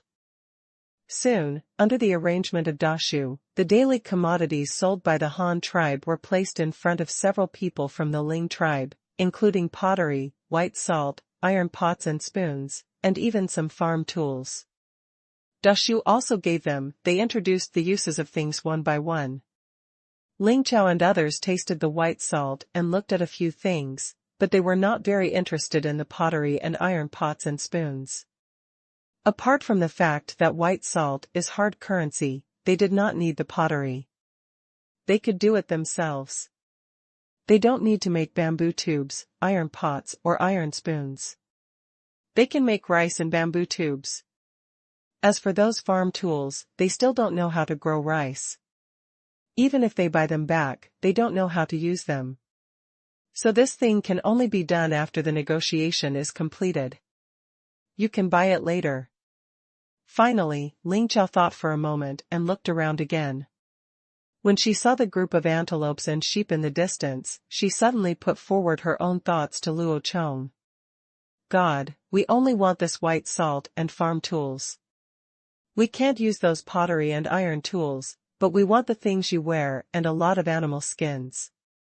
Luo Chong was surprised when he heard the things she asked for at first, but after thinking about it for a moment, he understood that the Ling tribe lived in a wetland, and there must be few or no large herbivores around, that is, fish, and there are more waterfowl, so clothing is really a big problem for them.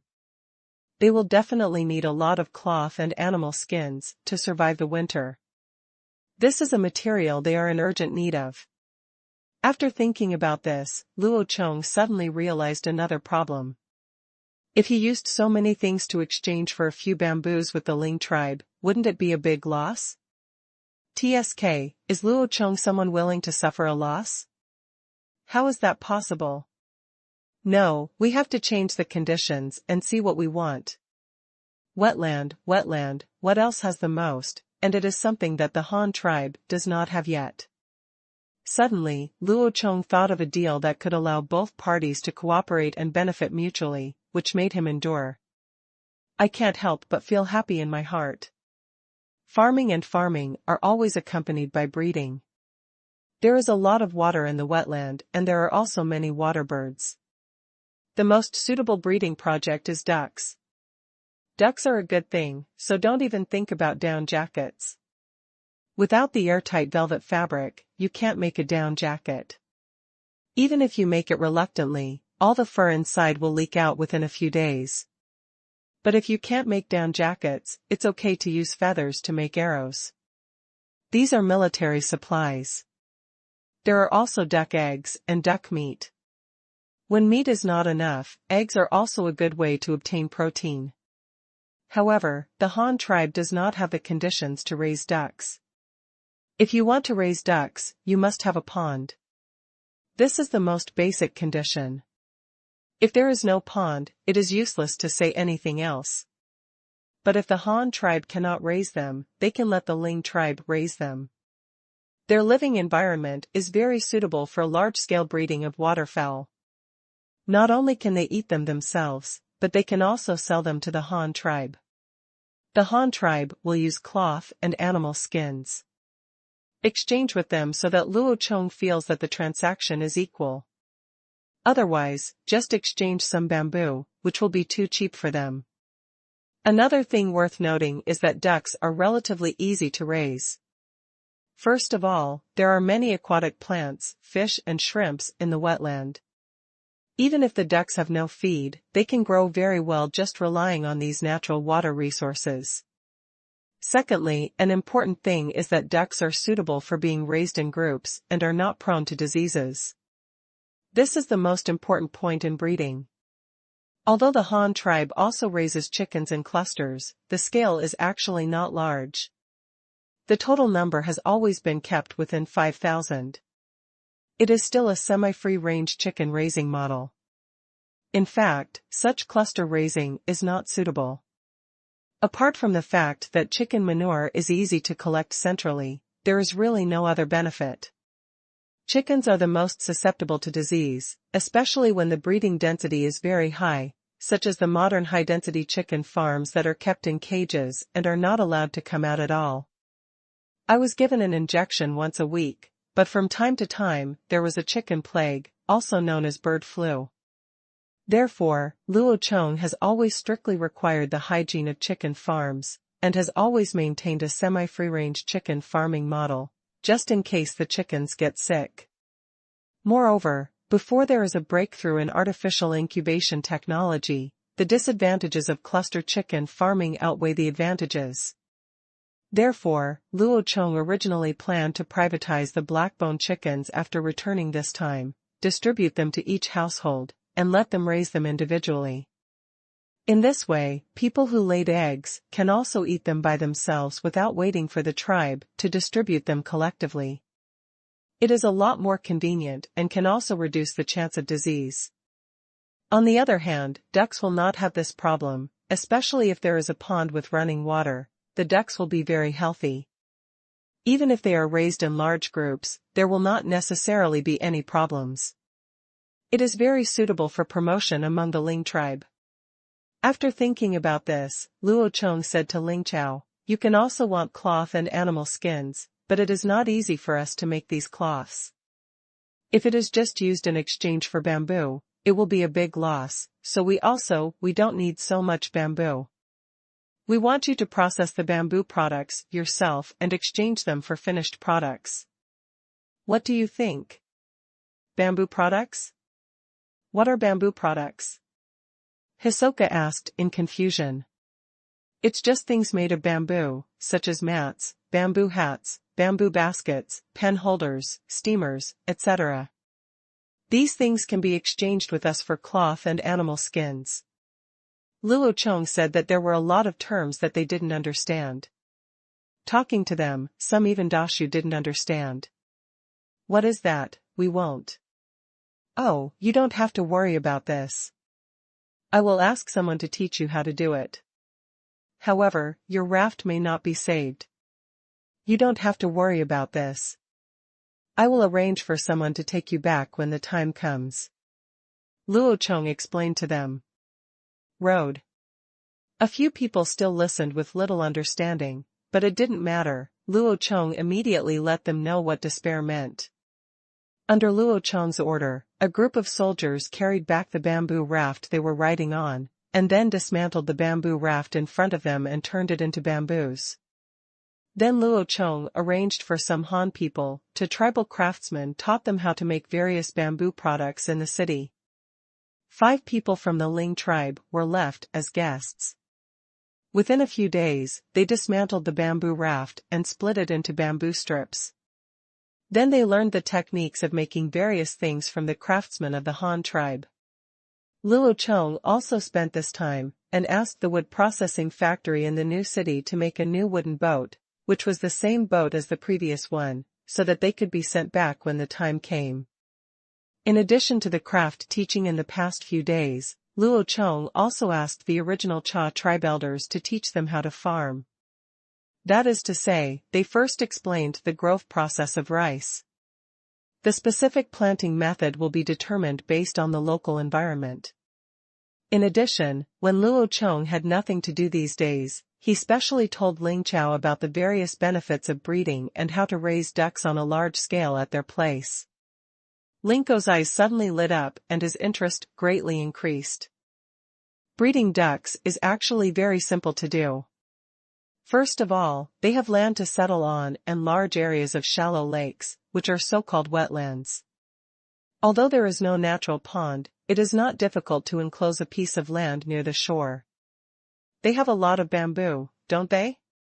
Just use bamboo to make a fence to enclose an area on the shore. Then the next step is to catch wild ducks. It is definitely difficult to catch adult wild ducks that are good at flying, but it is very easy to catch those ducklings that have just hatched and have not yet learned to fly. Shoot the big ones to death with bows and arrows, and cast nets to catch the small ones alive. Catch them and feed them. It's easy to stop these little ducks from running away. If it's more troublesome, you can use bamboo to build a big cage, or use bamboo poles to set up a frame, and then draw a large net on top to prevent them from flying out. It's easy to just cut them off. The flying feathers of a duck make it unable to fly, but Luo Chong does not support this method. After all, the only feathers a duck can use to make arrows are those flying feathers, and it would be too wasteful to cut them off like this. In addition, it would be better if the Ling tribe had the ability to feed them with feed. I believe many people have heard the word cramming, such as cramming teaching, which means forcefully instilling a large amount of knowledge, but this is actually just its derived meaning. Its original meaning is actually the literal meaning. There is a method of force feeding when raising ducks. Put a funnel in the duck's mouth and pour feed directly into it.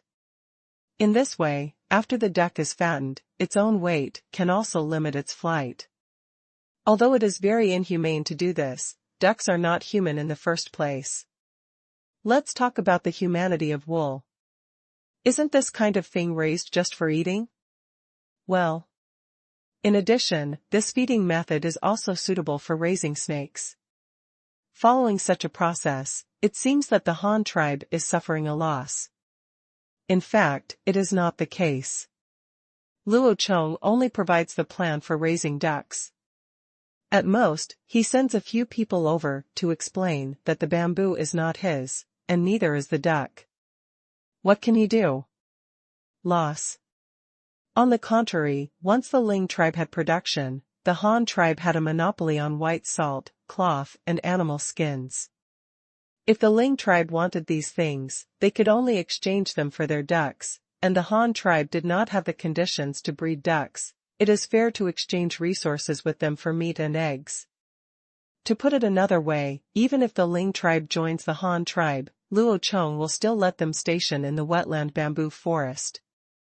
After all, the bamboo there cannot be given up. No matter what, a small village is needed to permanently stay there, and the Han tribe will still have to. They were provided with white salt, cloth, and other items, but they were only named as members of their own tribe, so it didn't matter whether they joined the Han tribe or not. Anyway, they were working for Luo Chong and contributing to the Han tribe. Besides, teaching them to grow rice, hasn't Luo Chong done this before? In the past, he vigorously promoted rice cultivation at the market in Hanyang City, and even taught planting techniques for free and provided grain seeds for free. Now he has just changed his tribe. They also taught them to weave various bamboo products. Did the Han tribe suffer? It seems like you are at a disadvantage. This is a leak of technology. But what kind of skill is bamboo weaving? Take basket weaving as an example. You can basically do it at a glance. You still need to hide your skills. You might as well teach them openly. Go out. If Luo Chong doesn't do this, in the foreseeable future, the Han tribe will directly purchase mozo bamboo raw materials from the Ling tribe, and then process it into what they need. But doesn't it require manpower to process it by itself? The Han tribe has a lot of work just to carry out infrastructure construction, and still has time to do this? Now there happened to be some people from the Ling tribe who were willing to hire people to do the work for them, so just think of it as hiring them with your own wages. Anyway, so many workers have been hired, and it doesn't matter who they hire or not. As a person who wants to be an emperor, he must be broad-minded and have a long-term vision. He cannot care about such small gains and losses. This will not make him an emperor. A true emperor must have the world in mind and look at long-term goals and strategic goals. The goal is that if duck raising can really be launched, it can drive the national economy and improve the people's living standards. This is what an emperor should do. A week later, Ling Chao and others also learned the bamboo weaving technique taught by the Han tribe. Although the Han tribe had never weaved bamboo before, there were still many weaving rattan products. Compared with weaving bamboo, the two were not that big. The difference is just a matter of drawing inferences. During these 7 days, Ling Chao and others also learned more about the Han tribe. What products the Han tribe usually sells, the living habits of the Han tribe people, how to make rice, or add some other things. Ling Chao learned how to cook porridge and eat rice, which also gave them a better understanding of how to eat rice. Early that morning, taking advantage of the cooler weather, Luo Chong came to the river to see off Ling Chao and the others. Because the bamboo raft they came on had been destroyed, the Han tribe would send the newly built boat to send them back, and accompanying them was a delegation of 15 envoys sent by Luo Chong. The mission was led by the former leader of Cha, who is now the chief of the Chai clan, plus a tribesman who is good at cultivating rice, a tribesman who is good at weaving rattan baskets, and a giant eagle used to convey messages, leaving 12 people. They happened to be soldiers of a small flag. Many of them had participated in previous missions of transporting or by rowing boats. They were familiar with driving boats. Their main task this time was to protect the safety of the mission. Luo Chong also considered this choice of people. The Cha tribe used to be a tribe close to the river bank and made a living by fishing. After Luo Chong promoted rice cultivation, the Cha tribe was also the first tribe to cultivate paddy fields based on its own advantageous terrain, and before joining the Han tribe, it was also the tribe with the largest planting area among those tribes that learned to grow rice. It can be said that the living environment and lifestyle of the Ling tribe are very similar to the previous Cha tribe. Therefore, there is no more suitable person to help them find suitable land reclamation locations and teach them how to grow rice than the leader of the Chai tribe. After all, he's done this before. After they pass this time, they will stay for more than a month. It is June now, and it takes 3.5 months for rice to mature. They can plant at least one season before late autumn. During this period, Chief Chai will help them select land. They are then instructed to farm and will not return until the transplanting is completed a month later. Moreover, during the more than 20 days when the seedlings are growing, they can also plan a duck farm and complete the preliminary land enclosure activities. In addition to fishing, the Ling tribe's own people can also use nets to catch some ducks. After that, they will have to slowly improve and accumulate on their own, but given the current environment, I believe this accumulation will be quick. Ling Chao and the others followed the Han tribe's envoy on a small wooden boat. When they came back, the envoy would row the boat back, while the Ling Chao tribe continued to use their bamboo rafts as transportation. Anyway, they had plenty of bamboo, so as good as that raft. It has been half a month since Luo Chong came to Qingshu. During this half-month, he and Hanyang City have exchanged letters. However, Hanyang City has already been on track and everything is proceeding in an orderly manner. And according to the reports of the Rat Wizard and the elders, another teaching building has been built. The 4 teaching buildings planned by Luo Chong are now half completed, and I believe they will be completed soon. The construction speed of Hanyang City is very fast, and the new city area is naturally not slow either. The planning of the new city area is different from that of Hanyang City. Hanyang City is a square city. The well character formed by the 4 main streets divides the entire city into 9. It is a square city, but the new city is a square city, and it is also a rectangular city, so it is naturally different from Hanyang City. The area of Xinqingfang City is larger than that of Hanyang City. The cross formed by the 2 main streets intersecting horizontally and vertically divides the entire city into 4 large rectangular urban areas. Within these 4 areas, there are 2 cross-shaped. The secondary road is divided into 4 communities. In other words, there are 16 small urban areas in a city, and each of these small urban areas is slightly larger than the Han tribe's urban area. In comparison, the new city's A city is 7 districts larger than Hanyang City. And this is obviously not enough. The population in the new city is constantly increasing. In addition to the Han tribe's own population, there are also a large number of laborers. The number approaches 5 figures. In addition, the city cannot be used only to build residences. Corresponding factories and warehouses are also needed. For example, the windmill wood processing plant and blacksmith workshop have been built. There is also a special area for raising cattle, horses, and sheep, and there are also warehouses for storing grain and feed. These already occupy 3 areas, plus the residences in the new city. The area is also much larger than that of Hanyang City. Even if all the remaining 13 districts are built with residential buildings, the city cannot accommodate nearly 10,000 people living at the same time, so it will be divided into cities again. Where will the new city be divided? This is a problem. Luo Chong originally planned to build a post village between Qingshu and Hanyang City, with a population of about 1 or 2,000, but now is obviously not the time. The target area does not have a large amount of water sources, but there are a few mountain springs and streams. But that is not enough to support the growth of rice. Without food, how can we survive? Do we still need to let the cities on both sides send supplies to the middle? This is simply impossible. According to Luo Chong's vision, this village must meet its own food supply, and it is unrealistic to grow rice there. So Luo Chong plans to build this post-village after the corn and soybean seedlings are successfully cultivated. At that time, corn and soybeans, which do not require much water, will be promoted locally as the main rations of the villages. However, it is still early to raise seedlings. In less than a year or two, it is impossible to form a large-scale planting with just a few seeds. Now there is wheat suitable for planting there, but the wheat growth cycle is long and the yield is low. There are already, in the case of corn, it cannot be regarded as the first choice. Since villages can no longer be built and the population of the new city must be divided, we might as well follow the original plan and build another city next to the existing city.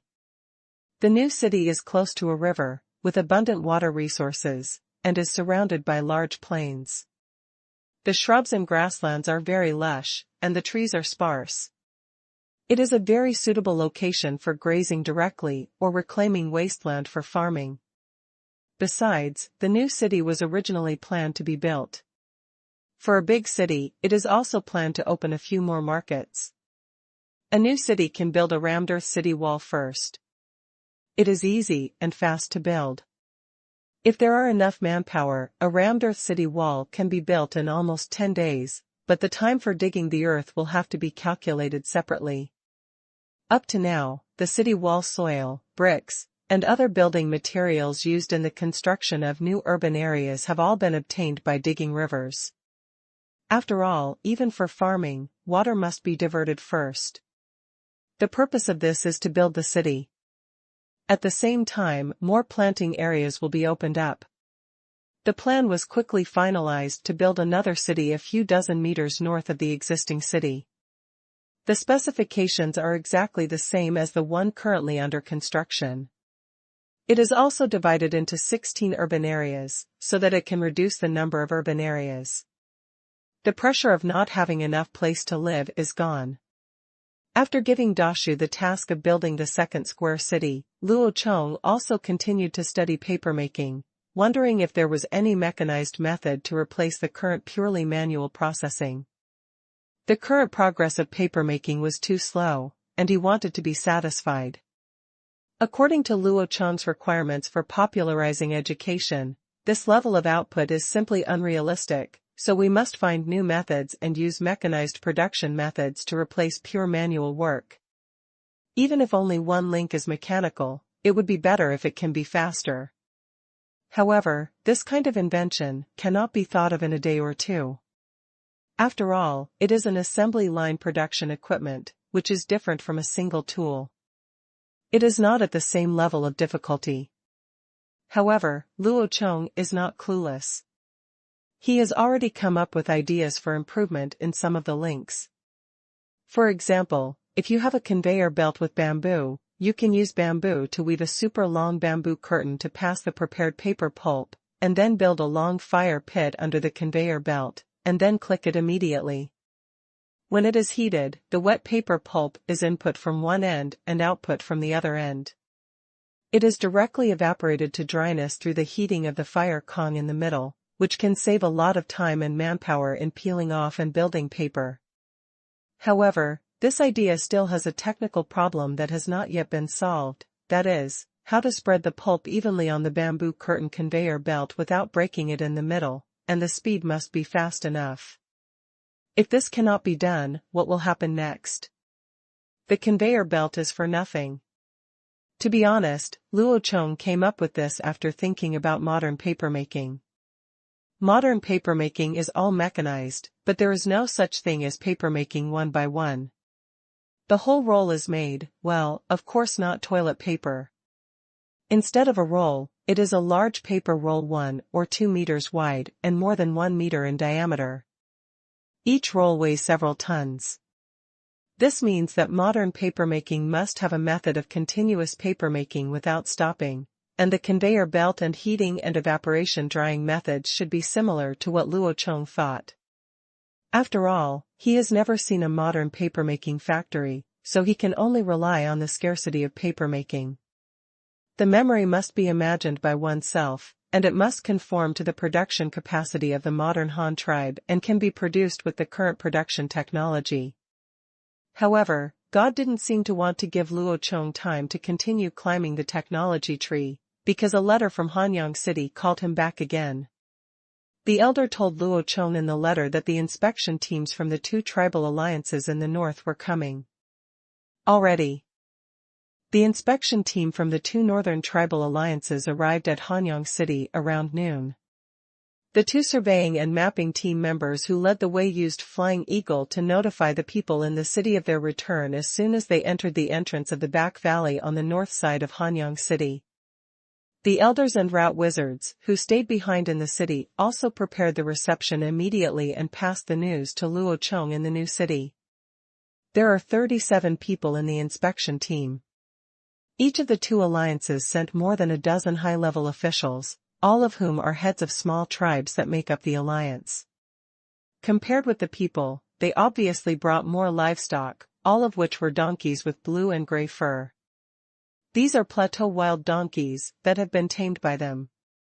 They can not only be ridden, but also used to carry some things. For example, this time, the donkeys carried a lot of inheritance slates with mythological stories painted on them. These stone slabs are not very big. Each one is about the size of a large wok, with a diameter of about 40 centimeters. The stone is like a flat piece of natural crystallization. Each piece is about 2 fingers thick. It is not polished manually. The surface shows alternating textures of yellow and orange, and the pattern painted on it with unknown paint has turned into dark brown due to age. Each stone slab weighs about 50 kilograms, and a donkey carries 2 pieces on its back. There are more than a dozen donkeys just to transport these stone slabs, and some are used for riding or carrying some food. When they came far outside Hanyang City, the sight in front of them immediately shocked them. The blue brick city was actually less than 8 meters high, but looked extremely majestic to them. It brought great impact. The bricks and stones as neat as scales were piled up layer by layer. It really seemed like something that only gods could create.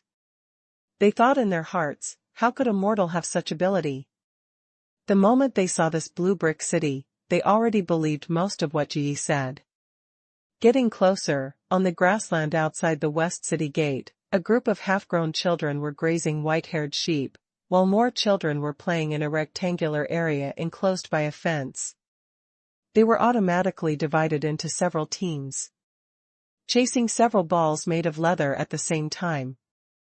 There are many children who have no chance to play and can only gather on the outside of the field to watch.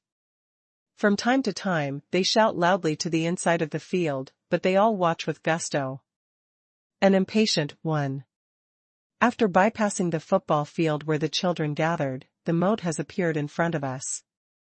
The sparkling water looks very clear. You can see the bottom of the water at a glance. The depth of the river, coupled with the height of the city wall, even those man-eating giant apes, there's nothing they can do about it, they thought. Welcome to Hanyang City, friends from afar. On the suspension bridge, 2 old men in white robes held wooden sticks to greet them. These are the elders and shamans of our tribe. They are welcoming you. The 2 members of the surveying and mapping team who led the way acted as temporary translators for them. Everyone heard that they were shamans and elders of the Han tribe. Although they didn't understand why the Han tribe had these 2 positions at the same time, no matter which one they were respectable people. They were all wise men of the tribe, dedicated to serving future generations.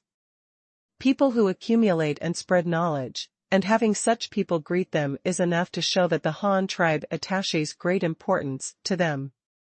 The 2 parties exchanged pleasantries and soon entered the inner city. Compared to the tall city walls outside, the scene inside the inner city made them more breathtaking. Large and small vehicles were pulling bricks and thick wooden boards, and some were pulling white soil they didn't recognize, all heading towards the center of the city from the outside. The wide street is very smooth, paved with large blue bricks made of the same material as the city walls. There are green bricks with holes in the middle. There is water flowing underneath. It is actually empty? The neat houses on both sides of the street are also very attractive.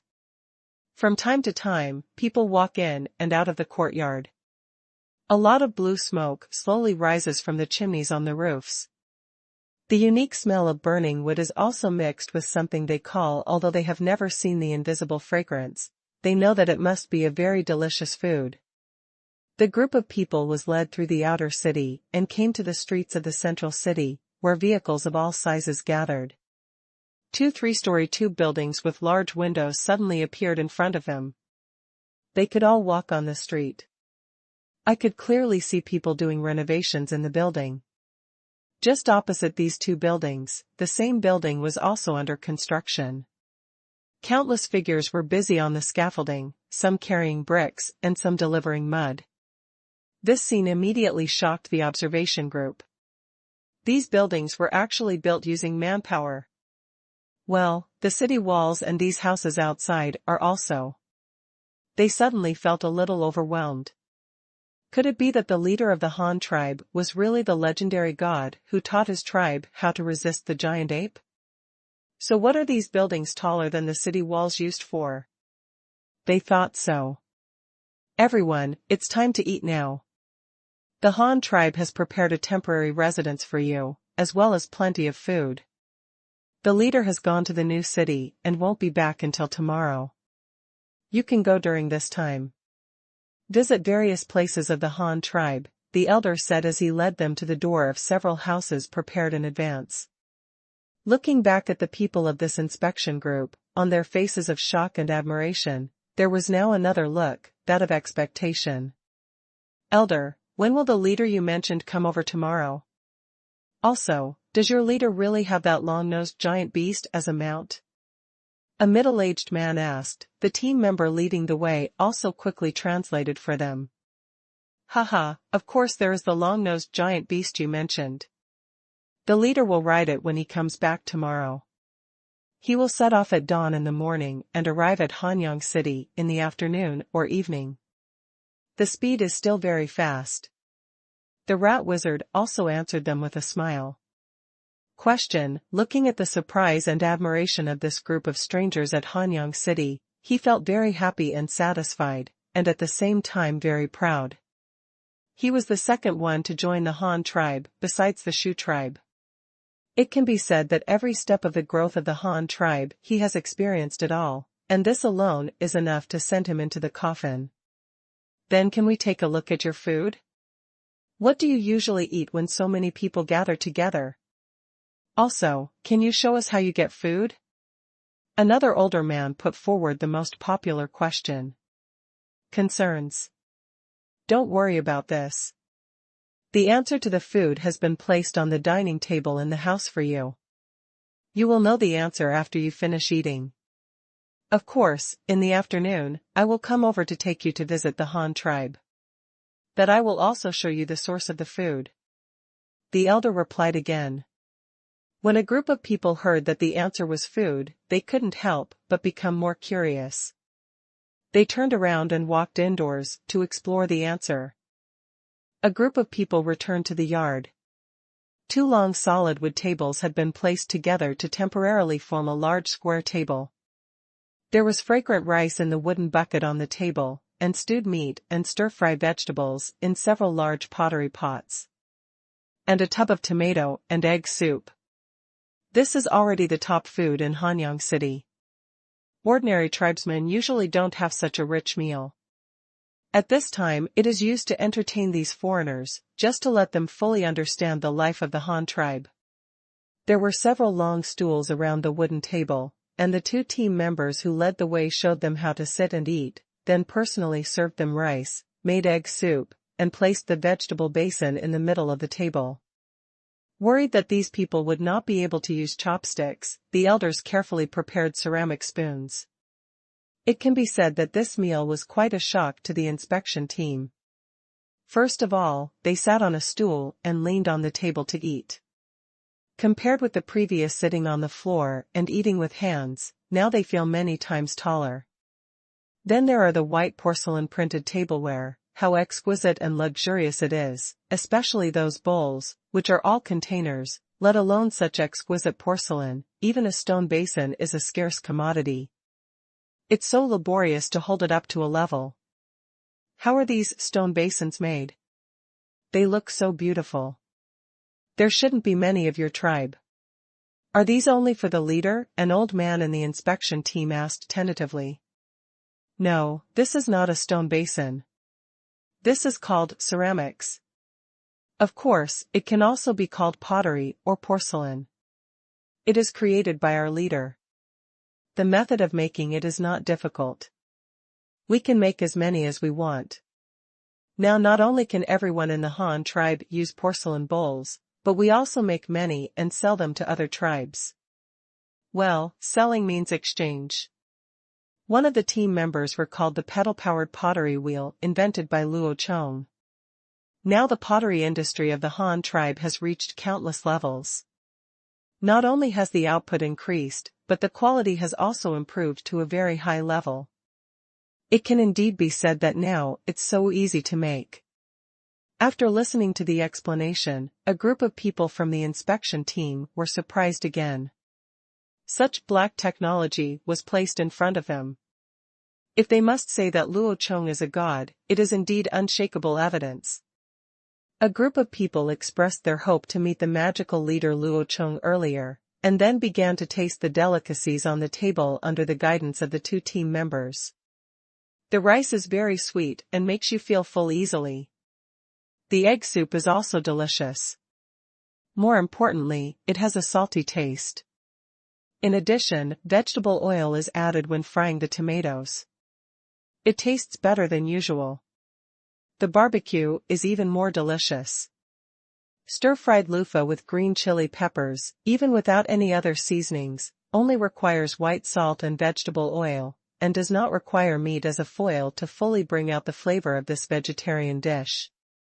At first, they couldn't stand the pungent spicy taste, but after eating it they couldn't control themselves and reached out to this dish again. It seemed to be very popular with them. But this is understandable. After all, their usual food is bland or tastes like blood. It is rare to eat food with such a special taste. This is one of the reasons why the ancients always loved spices so much. 1. Of course, they will not miss the most important meat dish. This time they are cooking mutton, but the cooking method is based on pork. In order to make full use of the vegetables, the cooking is a bit like the random stew in northeast China. Cut the mutton into cubes and blanch it in water to remove the blood foam. Drain and set aside. Heat oil in a pot and add the semi-solidified sugar paste formed by drying the cannibal tree syrup. When it is cooked, it will smoke and turn black. At this time, pour the mutton in and stir-fry. Sugar color, the mutton cooked until white turns into caramel color after stirring with a spoon. This is the only way to color food without soy sauce. Then add cabbage, beans, dried chili peppers, star anise, and white salt, then fill with water, and simmer until the mutton becomes rotten when poked with chopsticks. Remove from the pot. This unique meat made everyone extremely happy to eat it. They had never eaten meat other than barbecue. It turned out that meat could be eaten like this. This was the first reaction of all of them after eating it. The strange way of eating and the strange food soon left an indelible impression on them, but they still didn't understand what was the staple food of the Han tribe. It's impossible to eat this for every meal, so someone quickly raised this question. What can you eat every day? It must be rice. Ah, this is it. The white thing in your bowl is made of rice. Rice is also a good thing our leader got. The team member said briefly, he replied, but he still kept talking about the leader's words, as if without Luo Chong these things would not happen. Is this a lot of rice? It looks a bit like fruit. Do we need to send people to collect it every day? Another person asked again. This is just a grass seed grown from a kind of grass called rice. The team members said in a way that was easy for them to understand. As long as you bury this kind of grass seed in the soil, it will grow another kind of rice again. We the leader calls this planting, and we get rice by planting this kind of rice. Can new ones grow just by burying them in the soil? Doesn't that mean that as many as you bury can grow? Doesn't that mean that you can eat as much as you want? The old man who asked the question first stood up in surprise and stared at the team member who was speaking, hoping to get a positive answer from him. After all, this was a problem that had been bothering them about their unity. Without enough food, the more people there were, the more likely they would be unable to gather together.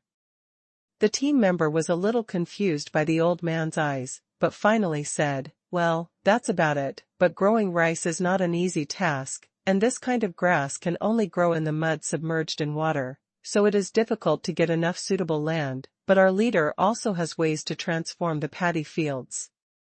You can go to the paddy fields later and you will understand after you see it." The old man was quite happy to hear what he said. He had confirmed this method of obtaining food. As for the difficulty of growing it, he thought it was normal. Food cannot fall from the sky, whether it is hunting or gathering. All require effort on your own. The key is that hunting and gathering are purely based on appearance. Sometimes, even if you pay, you may not get a harvest. As for planting, it sounds like as long as you are willing to work hard, you will definitely get a stable harvest. This is the key points: safety and stability are more important than anything else. After a group of people cleared the table of delicious food, they immediately asked 2 team members to take them to see the rice without taking a rest. After all, this is the top priority of this inspection. The 2 team members who led the way led the inspection group to start a tour of the Han tribe. The elder and the rat wizard did not follow. They were older and rarely moved around in the city. "I rarely go out of town." The group first went to the rice fields outside the east gate and looked at the straw growing in the water and the 2 artificial rivers in the middle of the rice fields. Everyone in the inspection team was surprised when they learned that these were actually dug manually. But looking back at the city wall behind them, it seemed that digging an artificial river had become a matter of course again, which made them sigh inwardly.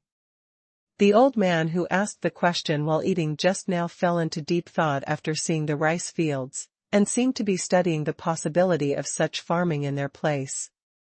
Next time, they visited peanut and vegetable fields, as well as wheat fields that expanded to dozens of acres.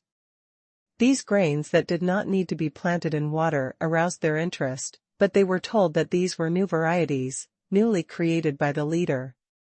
Yes, there was no stable food supply yet, and the group couldn't help but feel regretful. Finally, after walking around the fields outside the city, they returned to the city again. This time they visited the industries of the Han tribe, such as oil-pressing mills, weaving mills, and wood-processing plants.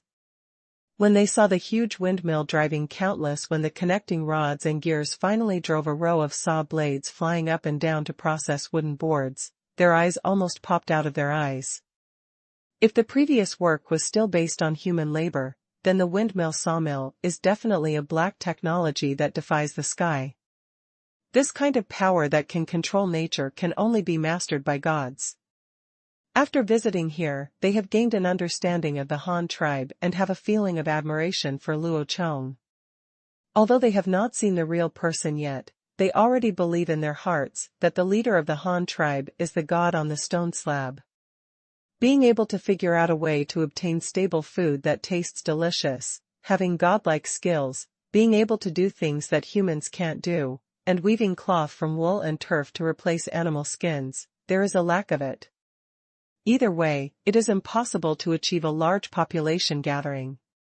It seems that the prediction is not wrong. This is indeed not something ordinary people can do. After getting the answer they wanted, the next step is to look forward to the true God. They hope to meet Luo Chong for one last confirmation. Of course, this is not important, because they have already seen the words on the stone slab in Hanyang City. In that kind of dress, as the leader of the Han tribe, Luo Chong would naturally be the same as them. They mainly want to see Luo Chong's decision and whether he is willing to unite them, lead them to fight against the oppression of the cannibals, and let them live a life of plenty of food and clothing. The other thing is how Luo Chong will arrange for them if he agrees. The environment in Hanyang City is really good. They can't dream of it in every aspect, but now this small town, which is not very big, is already full of people. This situation is more embarrassing. After visiting Hanyang City, it is impossible to say that they are not envious at all. Who doesn't want their people to live a better life? Fortunately, this problem did not bother them for long, because they met Luo Chong the next day. There were two groups of people who returned to Hanyang City the next day. One group was the prospecting team sent out by Luo Chong half a month ago. They were the team that specifically went to look for graphite ore and borax. However, because of the Shui clan, with the guidance of people, they easily found the location of these two minerals. The next mining is even easier. When equipped with iron tools, it is still used to dig soft minerals such as graphite. In addition to transportation, it is almost as fast as digging soil. They can easily get enough. One cart, the other borax was not that strong, so with a hammer and a pickaxe, it took them 3 days to get together a cart. The 3 four-wheeled trucks, pulled by 2 oxen, carried a huge load. Fortunately, there was no heavy rain during this period, and the roads the trucks were traveling on were very hard. This prevented the mine trucks from getting stuck in the muddy road. Of course, the results are also very gratifying. Let's not talk about the use of borax. The 2 carts of graphite alone are enough for Luo Chong to use for a long time. After all, making pencil lead requires adding clay to it. When the 2 are blended, it is equivalent to there are 4 truckloads of pencils, 4 truckloads of pencils. If this were given to one person, he might not be able to use it up until he dies.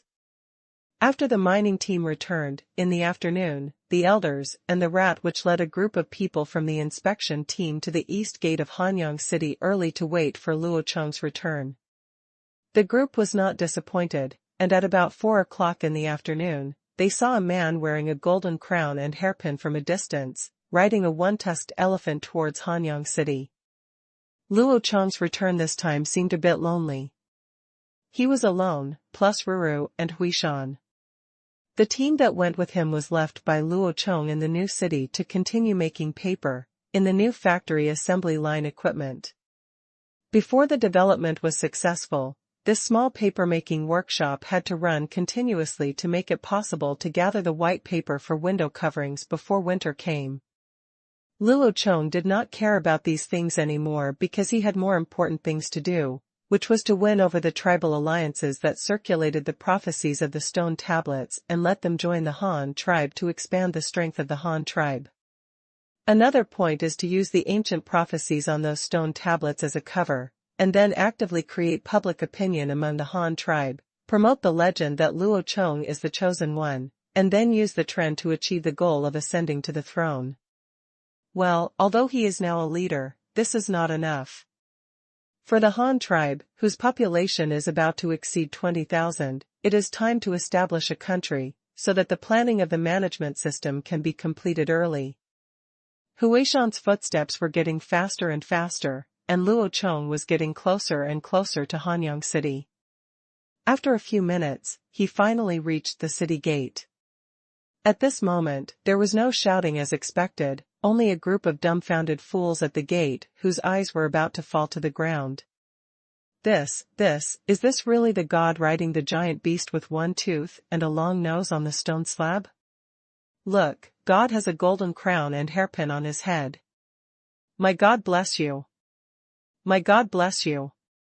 A group of people who had seen the slate countless times decided at a glance that Luo Chong was the god. In the end, they didn't know who was the leader, but they all crawled to the ground and paid homage to Luo Chong. Seeing this situation, Luo Chong couldn't help but twitch the corner of his mouth, a bit dumbfounded. He originally thought that it would be so difficult to convince the other party that he was their chosen leader, but when the time came, he might have to show off some magical tricks to pretend. You're forcing yourself to do something, but you didn't expect that before you even spoke, the other party immediately started to worship you. This was not giving you a chance to show off your talents at all. Everyone, let's get up. Let's talk after we enter the city. Luo Chong jumped down from the back of the gray mountain and walked to the crowd and said. Everyone in the inspection team saw Luo Chong in person, and the last trace of doubt in their hearts was completely eliminated. At this time, seeing Luo Chong being so kind, they also relaxed a lot, but they did not have the respect and admiration they deserved. Will not be missing. A group of people followed Luo Chong into the city respectfully, and then they made an appointment to have dinner with Luo Chong to chat before parting ways. Luo Chong first ordered someone to deliver the white paper that Ruru brought back to his home, and then let Ruru and Huishan run and play by themselves. Then he went home alone and looked at the growth of the corn and soybean plants. And before waiting for a while, two old men in robes entered the courtyard. Chief. The rat wizard and the elder shouted in unison. Well, did anything happen while I was away? How was your reception of the inspection team these 2 days? Did they make any special discoveries, or did they make any decisions? Luo Chong looked at the two. The old man asked. Chief, the construction of the teaching buildings is progressing very quickly. 2 of them have been completed, and we are in the process of decorating them. Yes, the 3rd building has been built with 2 floors, and the 3rd floor wall is now being erected. It is expected to be built soon.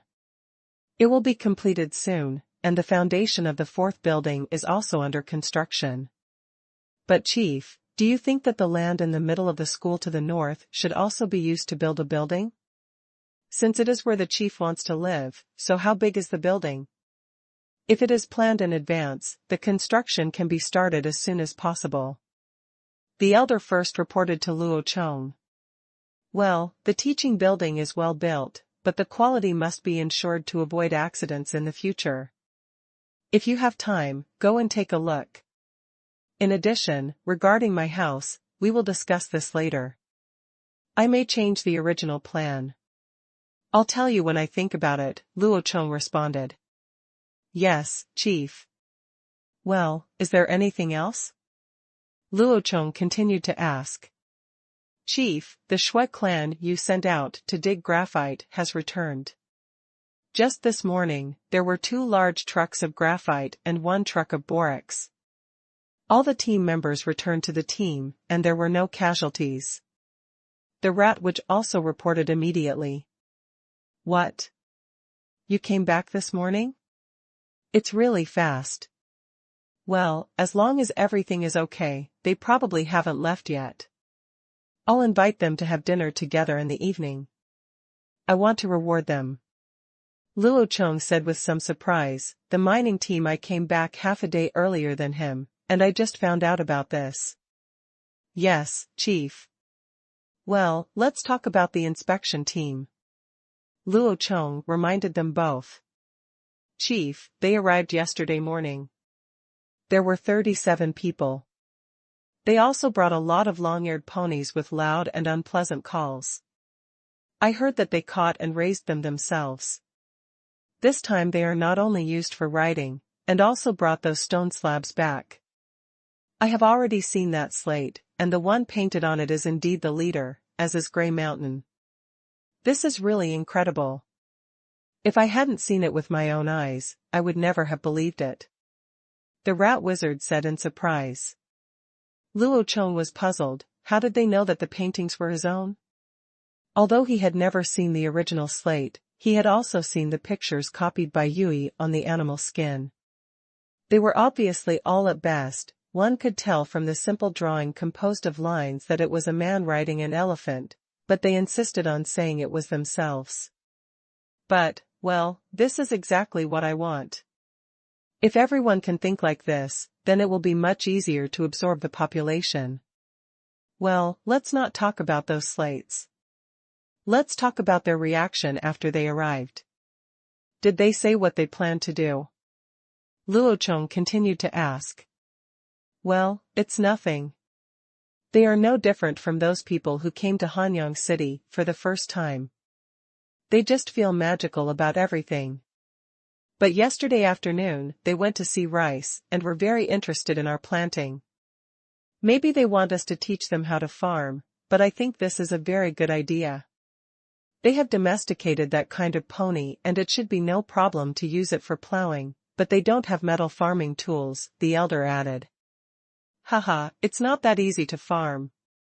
You have to join our tribe first. The rat wizard also showed a smile at this time, and Luo Chong and the elder also smiled. It was obvious that the three of them had the same idea about the expansion and development of the tribe. Soon it was time for dinner, and the dining place was arranged on the city wall.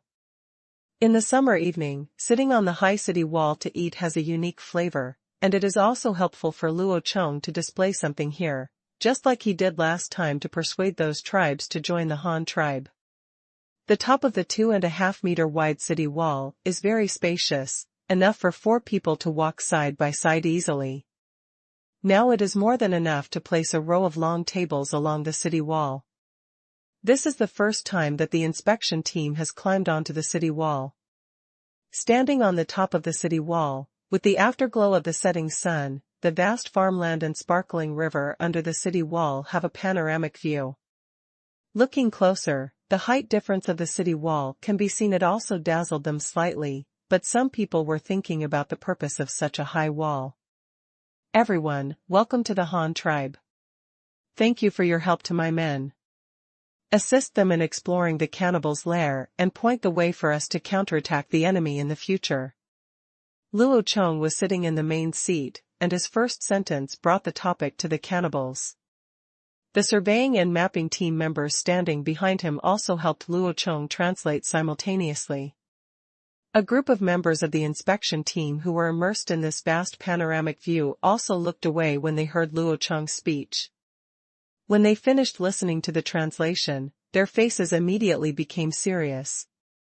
This was exactly what the stone tablet predicted, and the person in front of them, it was the leader who was prophesied to lead the human race to defeat the giant ape.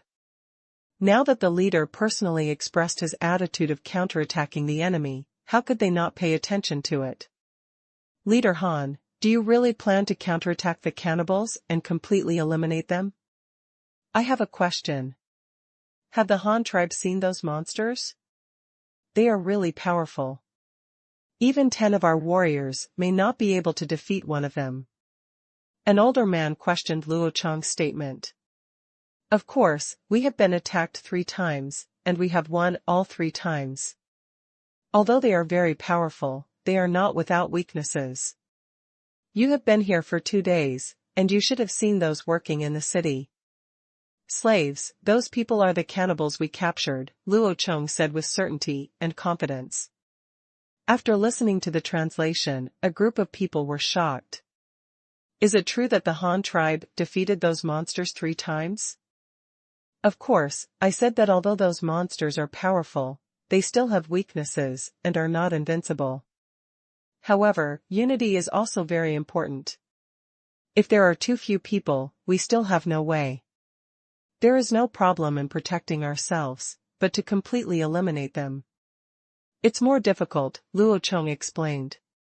Leader Han, can you tell us if those monsters really have weaknesses? Asked a young man who looked strong. That's no problem. You must first know the advantages of those monsters. They are very strong and move very fast, especially in the woods. Now that you know this, don't choose to fight them in the woods. By doing so, they lose something to climb on, which also reduces their advantage. Luo Chong told them his opinions, and it felt like a group of them were interviewing him, asking whether he had the strength to defeat the enemy if he was made the leader. But those monsters can still run very fast on the plains. Sometimes they can even catch up with our domesticated beasts. They sometimes capture our people on the plains. Just not being in the woods is of no use, right? The man continued. You are right. That's why we built this city wall. It can block any enemies who want to attack us and protect the people living in the city from the enemy's killing. When an enemy attacks, we will close the city gates and send soldiers to climb the walls to fight. It was the same last time. The cannibal army surrounded Hanyang City. At that time, dozens of giant apes tried to invade the city. However, although they were very powerful, they were killed by my soldiers before they even touched the wall. Luo Chong explained to them the purpose and effect of the city wall, which really surprised them. But, Chief Han, it's not easy to build such a high wall. Only a large tribe like the Han tribe can build such a tall thing. If we were asked to come, we wouldn't be able to do it at all, so we still can't hide from being attacked. The situation of enemy hunting. A person from the Hunting Alliance complained in the inspection group. No, you can. As long as you choose to join the Han tribe, our leader will definitely lead you to the better. By then, not only will there be a strong city wall as a fortress, but you will also be given powerful weapons, so that you can really rely on yourself. Efforts to block the enemy's attack. The rat which was sitting below, and when he heard someone say this, he quickly brought the conversation back to the right track, which was also their ultimate goal, to persuade them to bring people to join the Han tribe. Can the Han tribe really accept us? Where will we live after we come? Or do we not need to come? If we need to come, what will happen to our food? Will we rely on farming? A man who looked relatively young asked. Hearing the low-pitched translation of the surveying and mapping team members behind him, Luo Chong turned his eyes to the young man who had just spoken. The young man's face was full of seriousness, and did not look like he was joking at all. In other words, this guy really planned to move here and join Han tribe. Why? Luo Chong was surprised. Are they so proactive in persuading others to join his tribe? It's really evil. But after thinking about it, he realized that the people of these tribal alliances were indeed different from the tribes he had encountered before, because they believed in the prophecy of the stone tablets.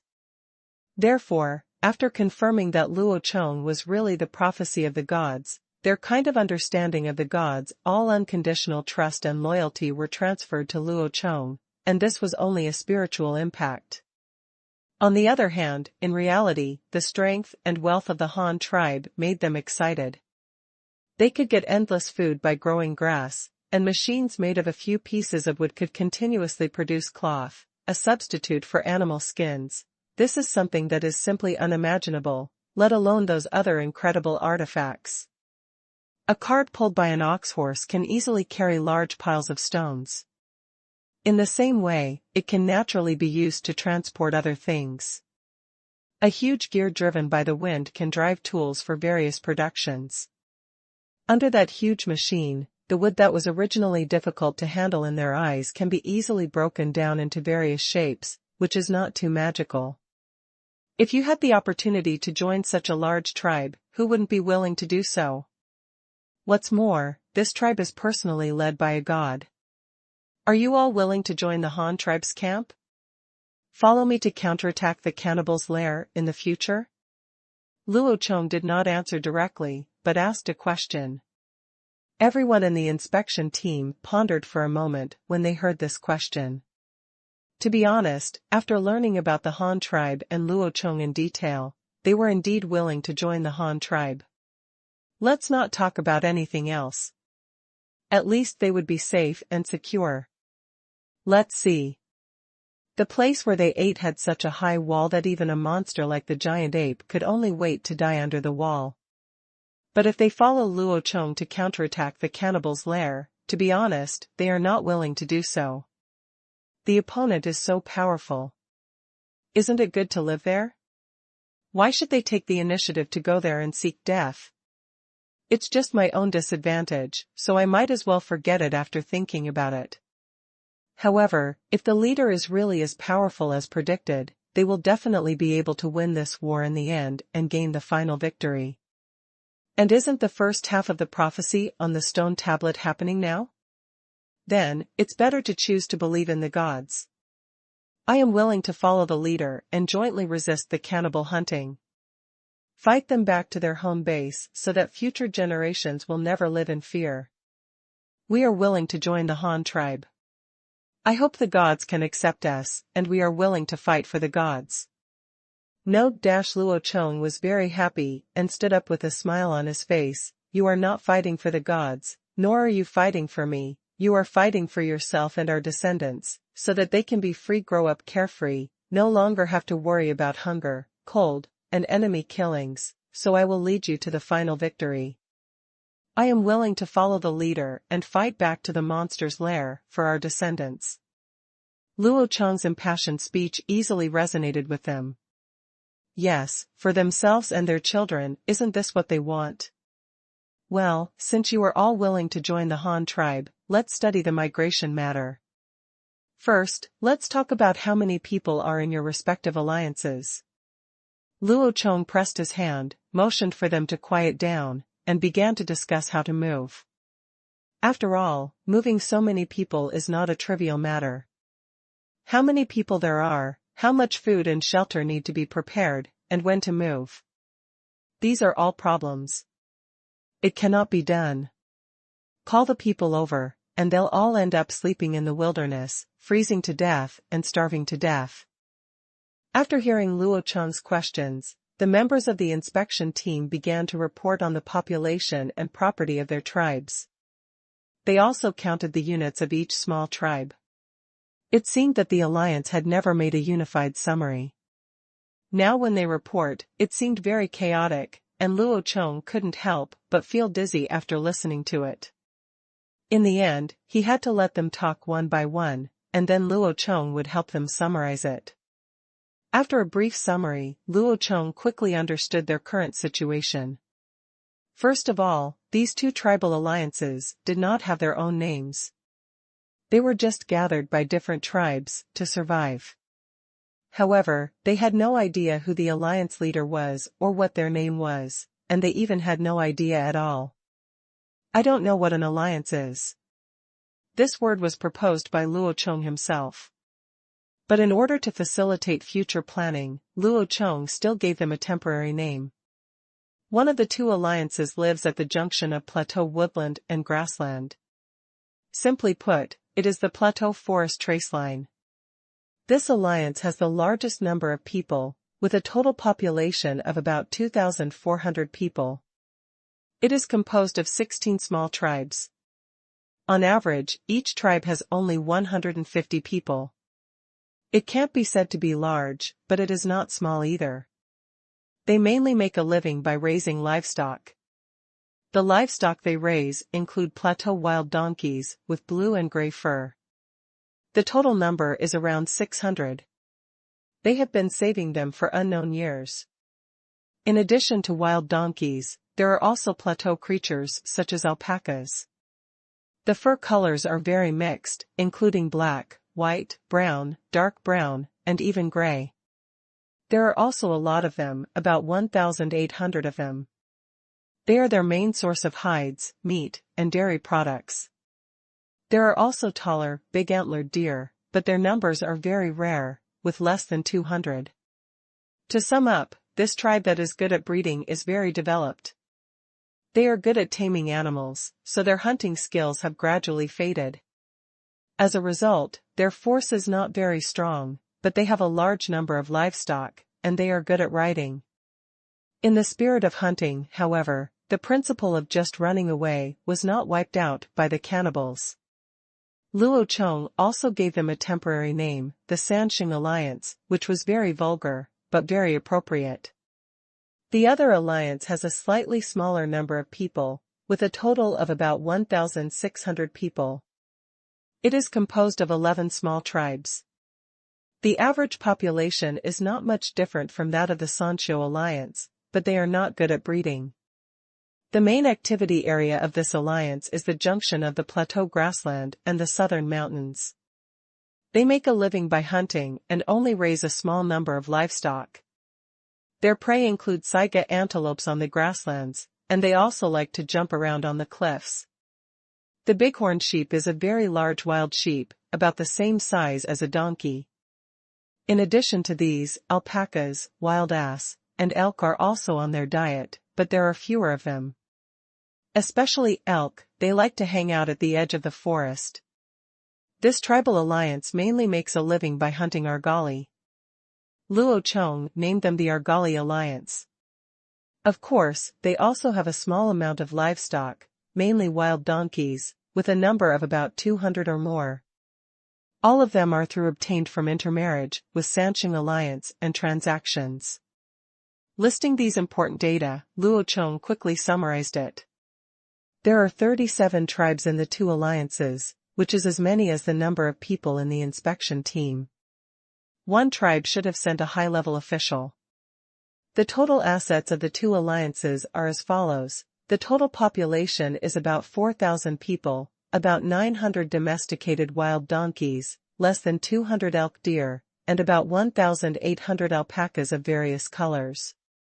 The rest of the animal skins and meat are not included in the assets.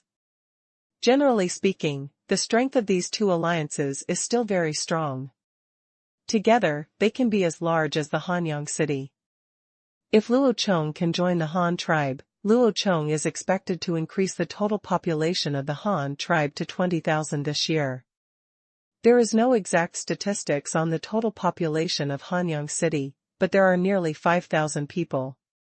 When the new city was first built, there were more than 7,000 people. In addition, in the past few months, it has gradually absorbed surrounding labor tribes, and the population has already exceeded its around 10,000, and it's expected to be around 10,000. Of course, this doesn't include the number of slaves. The number of these people alone has reached 16,000. If they can really absorb the Argali Sheep Alliance and the Sanxiang Alliance, it is certain to exceed 20,000. Moreover, Luo Chong did not include the Ling tribe and the many labor tribes in the south of Xinjiang. After all, in Luo Chong's eyes, these people were also expected to join the Han tribe this year. "Chief, when can we move here?" someone from the inspection team asked Luo Chong. "Well, don't worry, let me think about it. You probably won't be able to move here this year. Let's not talk about anything else. First of all, the place to live cannot be guaranteed. Our manpower has a heavy construction task this year. Over there in the new city area, the tribesmen haven't even built their own houses yet, let alone build houses for you. The food problem is easy to solve. If it doesn't work, just kill the sheep. If you don't have it, just buy it from the southern grasslands. But if you move here this year, it will take at least 2 months to go back and forth. After all, you have to bring a woman with you. Children are not as relaxed as you are. In this case, even if you come here, you will have to wait until early autumn, and then there will be a tight food storage season.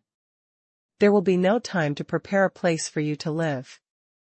In this case, you will not be able to safely spend this winter after coming, and you will not have a warm house to live in. It will freeze people to death.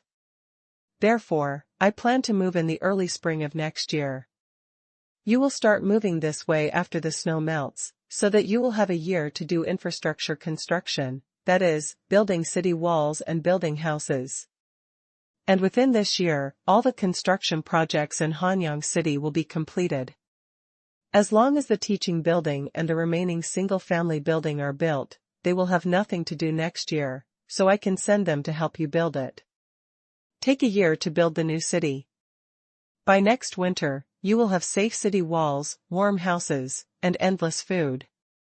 Luo Chong gave them a detailed analysis of the current situation and difficulties. Then Chief, are we considered members of the Han tribe now? Can we have what others have? A young leader asked Luo Chong. Haha, as long as you agree to join, you will be a member of our Han tribe. No matter where you are, you will have the same rights as other tribesmen. I know what you are thinking.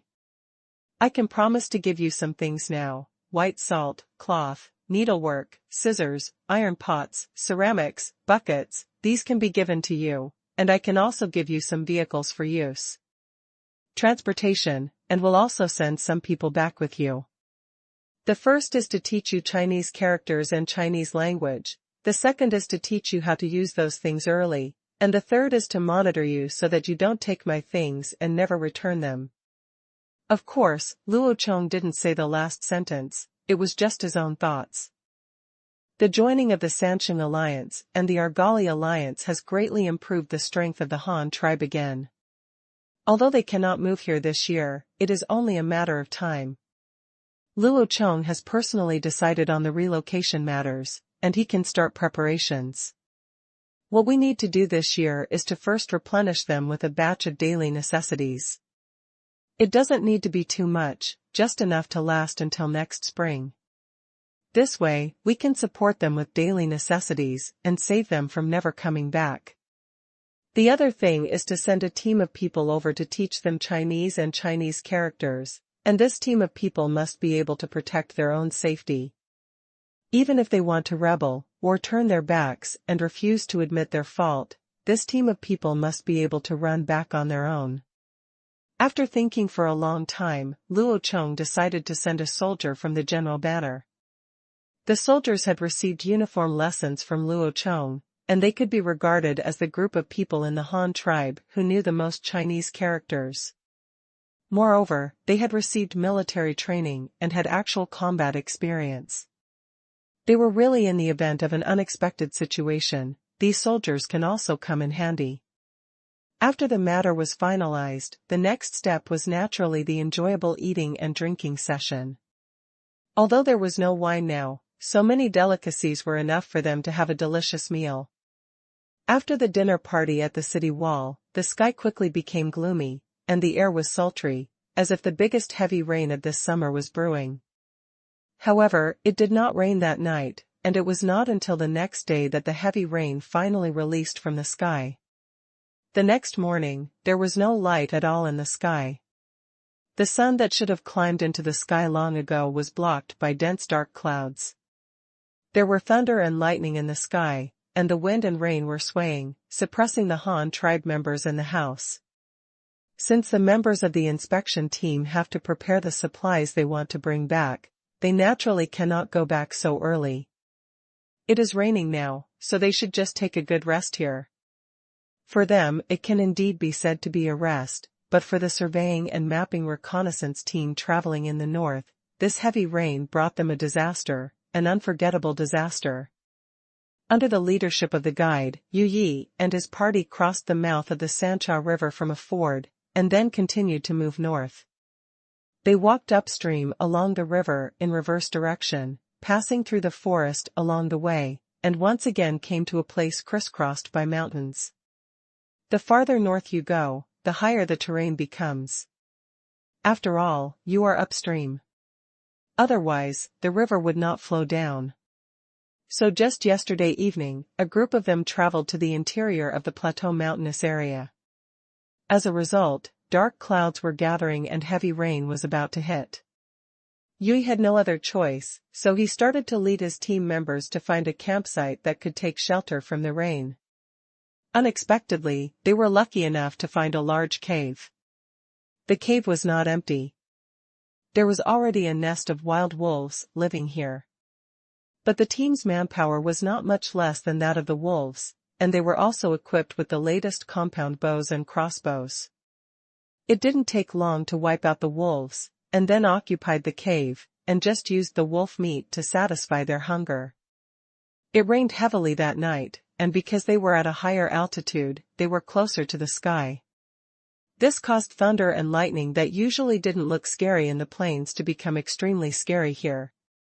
There is a natural phenomenon called thunder and lightning, and another kind of thunder and lightning is called plateau thunderstorm. There is no doubt that what they encountered was plateau thunderstorm weather. The huge thunder seemed to be in their ears, the earth was shaking, and even the mountains seemed to not wanting to be left alone. He was eager to give it a try. Yui and his party were hiding in the cave and could not see the scene outside at this time, otherwise they would be so frightened that they would run away. Countless thunders snaked down from the sky, not hitting anywhere, but specifically hitting the place where they were hiding. A mountain. The terrifying thunder slurry struck the rocks, and then disappeared without a trace in the blink of an eye, as if nothing had happened. The thunder cloud seemed not to give up, and continued to pour thunder slurry towards the mountain. Finally, Dashan reacted. There was a shaking feeling, and several pieces of gravel fell from time to time in the cave. It seemed that it might not be able to hold up and collapse at any time. Captain, look, the river water outside seems to be declining. A team member stood at the entrance of the cave and observed the situation outside. Seeing an unusual sight, he couldn't help but shout to Yi behind him. Impossible. It's raining so hard outside. Even if the river doesn't rise, it's impossible for it to fall. Yi denied that the river would only rise if it rained heavily. He still knew this bit of natural knowledge. How could it be raining when the water level drops? Really, Captain, I didn't lie to you. If you don't believe me, come and see. The team member continued to shout with a firm look on his face. Yui, on the other hand, was in disbelief. He held a wooden stick as a cane and supported it on the shaking ground as he walked toward the entrance of the cave. Then he stood behind the water curtain at the entrance of the cave and watched the changes in the river. It didn't matter. As a result, he really found that the river water was much lower than before the rain. No, this is impossible, this is not normal, Yui screamed in his heart, and he continued to look outside, as if to find out what the problem was. Looking at the scene outside and comparing it with his memories before the cave, he soon discovered a problem that surprised him even more. This result was even more difficult for him to accept than the drop in the river water. No. No. It's not that the river is falling, but that the mountain is rising. Look at the other side of the river. The water level on the other side of the river has not changed. It's the shore on our side that has risen. Yi was surprised. Shouted. What a horse! The mountain is rising? A group of team members were all surprised and ran to the entrance of the cave to observe the situation outside. At this moment, more violent shaking came from the mountain, and a continuous roar came from the depths of the cave. The sound was extremely terrifying. Not human voices don't sound like wild beasts, they sound more like the roar of mountains. And the roars were unusually numerous, like tens of millions of monsters shouting, and they sounded extremely terrifying. Rumble, click. This was not the sound of thunder, but as the mountain shook violently and rose, the ground in the cave finally became overwhelmed and cracked. Ah! This sudden change caused a team member, a guide and 3 horses to fall into a crack in the mountain instantly. The space under the crack seemed to be quite large. The screams of the 2 people who fell down even caused an echo, but the echo also changed. Extremely terrifying. It was obviously the screams of 2 people, but the sound coming from the dark cracks now was like millions or hundreds of millions of people screaming at the same time. It felt like the terror that had just come from the depths of the cave. Scream. Hurry, retreat quickly, escape from the cave quickly, and grab your horses. A group of people were stunned by this horrific scene. Only Yui reacted first and shouted at the top of his lungs for the team members to evacuate the cave. However, a team member just led the horse and ran into the heavy rain outside. Those who hadn't come yet said urgently. With the last sentence, he was swallowed up by the rolling thunder slurry in the blink of an eye. In the blink of an eye, the men and horses were killed on the spot without even moving. Seeing the team members who were killed by thunder just after leaving the cave, the group was so frightened that they stopped at the entrance of the cave. There were thunders outside, and they would be killed if they went out. There were cracks and terrifying roars inside. The surveying and mapping team was in a dilemma. But fortunately, the cave is spacious enough, even if all the team members and horses stay in the cave, it will be fine. Of course, the premise is that no monsters will run out of the cave. It's thundering outside. It seems we can't get out. Will we all die here? A team member said desperately. Yugi couldn't answer this question, but he was unwilling to give up. This was the first time that he truly led a team on a mission, and he would never give up easily. We won't die. Since we can't get out, we should be prepared to deal with danger here. Everyone, stay away from that crack and pile all the firewood into the hole.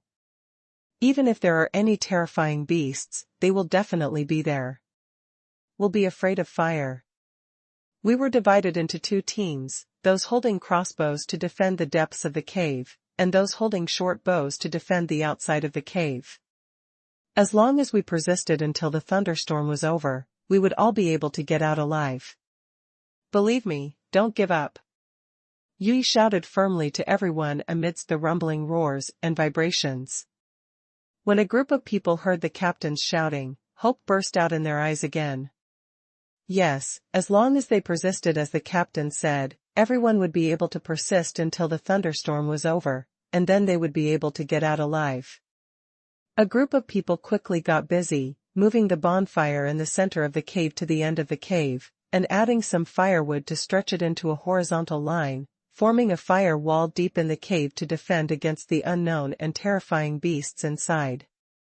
Next, the team was automatically divided into two parts according to the different weapons they held, guarding the entrance and the depths of the cave respectively. The remaining guide guarded the horses between the two teams and tried not to frighten them. In this way, the surviving team members shivered until dawn amid the shaking of the mountain, the roar of thunder, and the roar of the cave. What frightened them was that every time a thunder fell from the sky, the surface of the cave with a flash of light would also emit from the depths of the crack. The flash was very bright, as if lightning penetrated the entire mountain and finally exploded inside the mountain. The team members were scared, but they had no way to escape. They could only pray silently that this nightmare would end soon. No matter where they went, they had to leave this ghost place first. After 4 or 5 hours like this, the rain gradually subsided, the dark clouds gradually dispersed, and the terrifying thunderstorm disappeared. However, the weird things were not over yet. The mountain was still shaking violently. Yu-Gi looked at the entrance of the cave. The river water not far away is rising continuously, and it seems that the mountain is sinking, but it has actually fallen again. However, this did not prevent them from escaping the cave at this time. When they saw the first ray of sunlight emerging from the clouds, Yi couldn't wait to order all the team members to withdraw from the cave. Everyone led the horses to the open ground outside the cave. Beside the companion who was struck to death by lightning, some people couldn't help but burst into tears. This experience was really terrible. 3 companions were lost in the blink of an eye, which shocked their hearts. Bah, bah.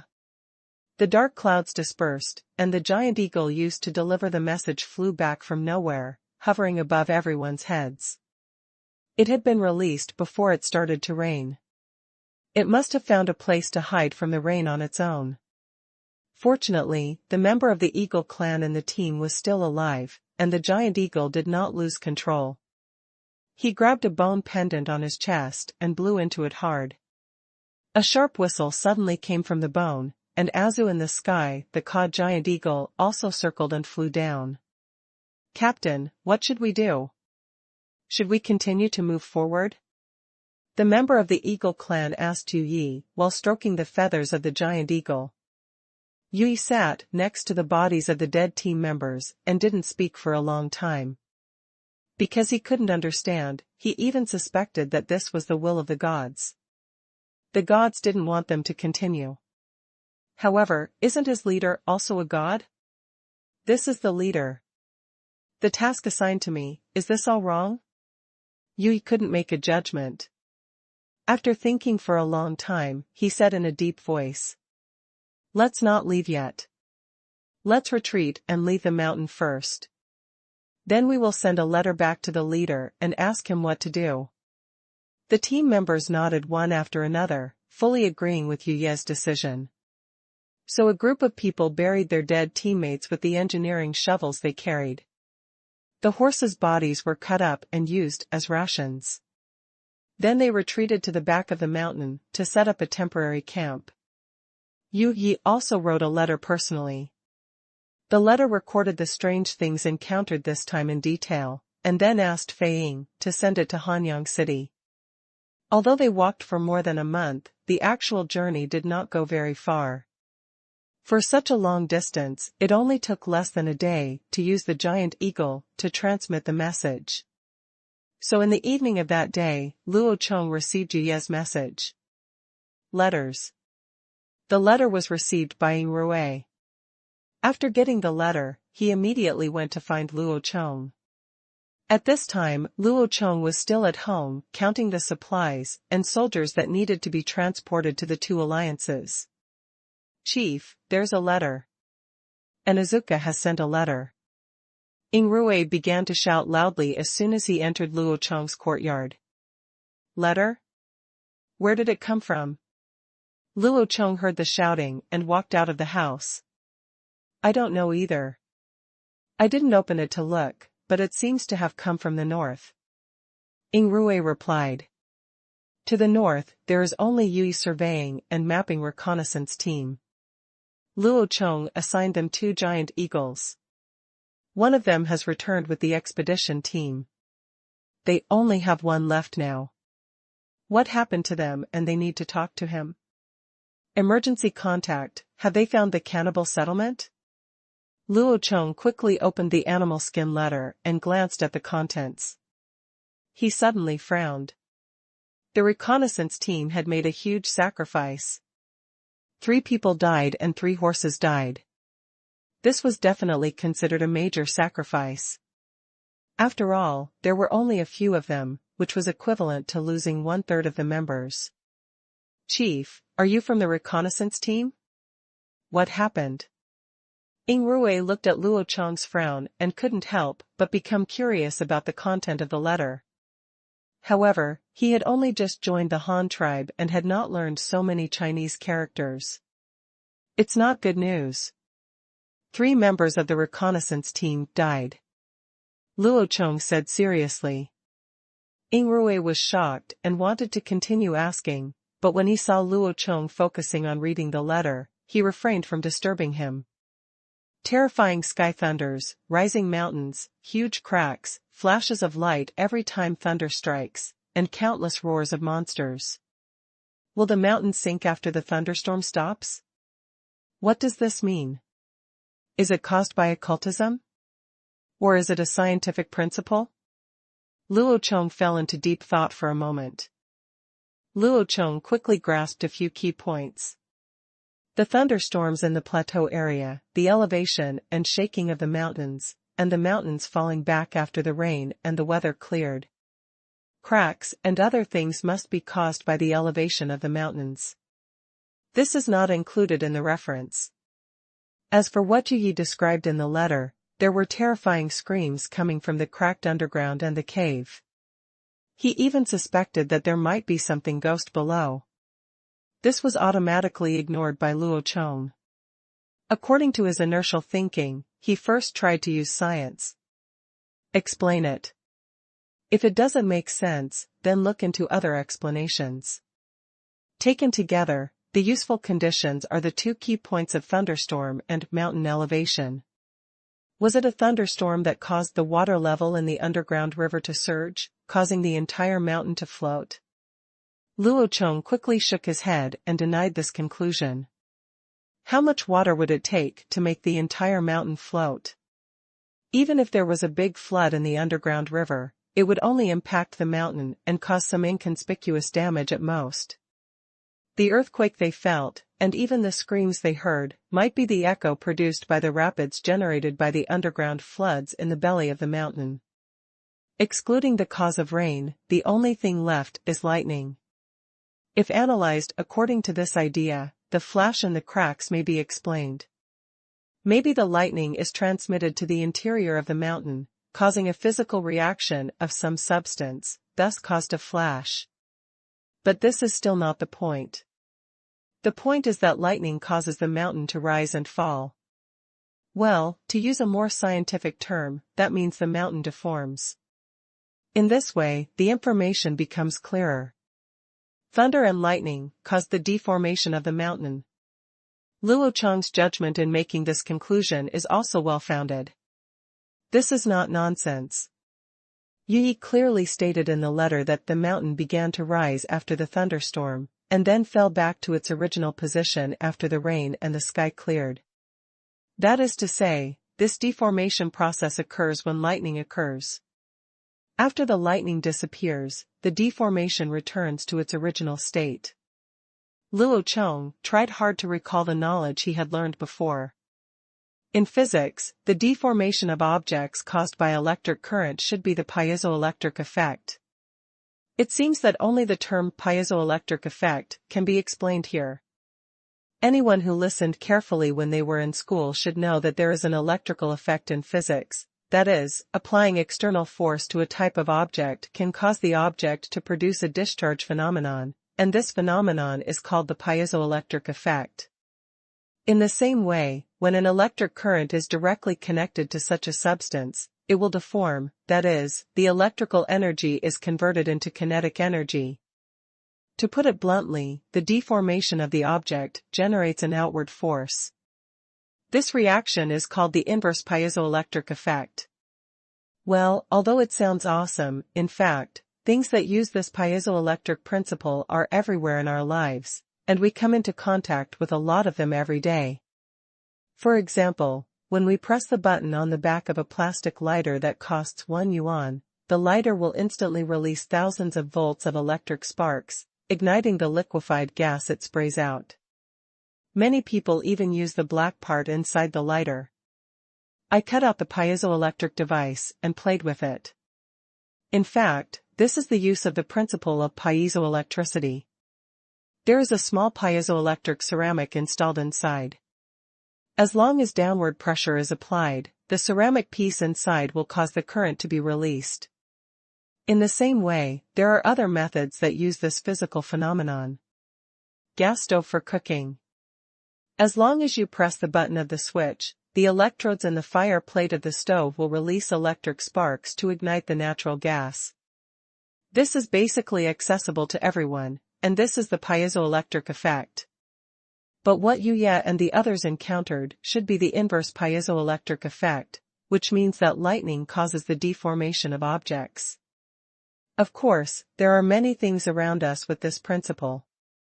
The most common ones are mobile phones. In more detail, they are earpieces and microphones. The most commonly used objects for the piezoelectric effect are various crystals, not to mention artificial piezoelectric ceramics. Among naturally formed things, there are quartz, crystal, or crystals precipitated from metal minerals. Only such things can generate pressure with current. Electrical effect. Take a crystal as an example. As long as an electric current is connected to this kind of thing, it will vibrate violently or become slightly larger. In the same way, applying a certain force to the crystal can also cause it to generate electric current. Moreover, crystals are very sensitive to force and electricity. For example, cut a crystal into a thin piece with a diameter of 3 to 4 millimeters and a thickness of a few tenths of a millimeter, connect the positive and negative electrodes to it, and then connect it with other electrical appliances to create a circuit. Then put this device in a place, and there is a bead vibrating its wings more than 10 meters away from it. This vibration can be captured by the crystal piece, and then the crystal piece is forced to generate electric current due to the vibration of the air, and finally it is displayed on the electrical appliance. The frequency of vibration, as long as several groups of such devices are compared with each other, can detect and capture the size, orientation, and even distance of the target object. Is it a lot like sonar and radar? In fact, this is the principle of using the piezoelectric effect. In the same way, this thing is also used in microphones. When we speak into the microphone, the air vibration caused by the sound waves will be transmitted to the piezoelectric element inside the microphone, and then the vibration force will generate different currents, and finally the current is turned into an electrical signal through a radio transmitting device and transmitted to another person's mobile phone. After receiving the current signal at the other end, it passes the current to the crystal piece to deform it. Then the crystal piece vibrates and is transmitted through the air, and turns into sound waves. At the other end, the sound is perfectly reproduced. This is the inverse piezoelectric effect used, that is, the crystal deforms when energized and vibrates. This thing is not only common in life, but also has many uses in the military.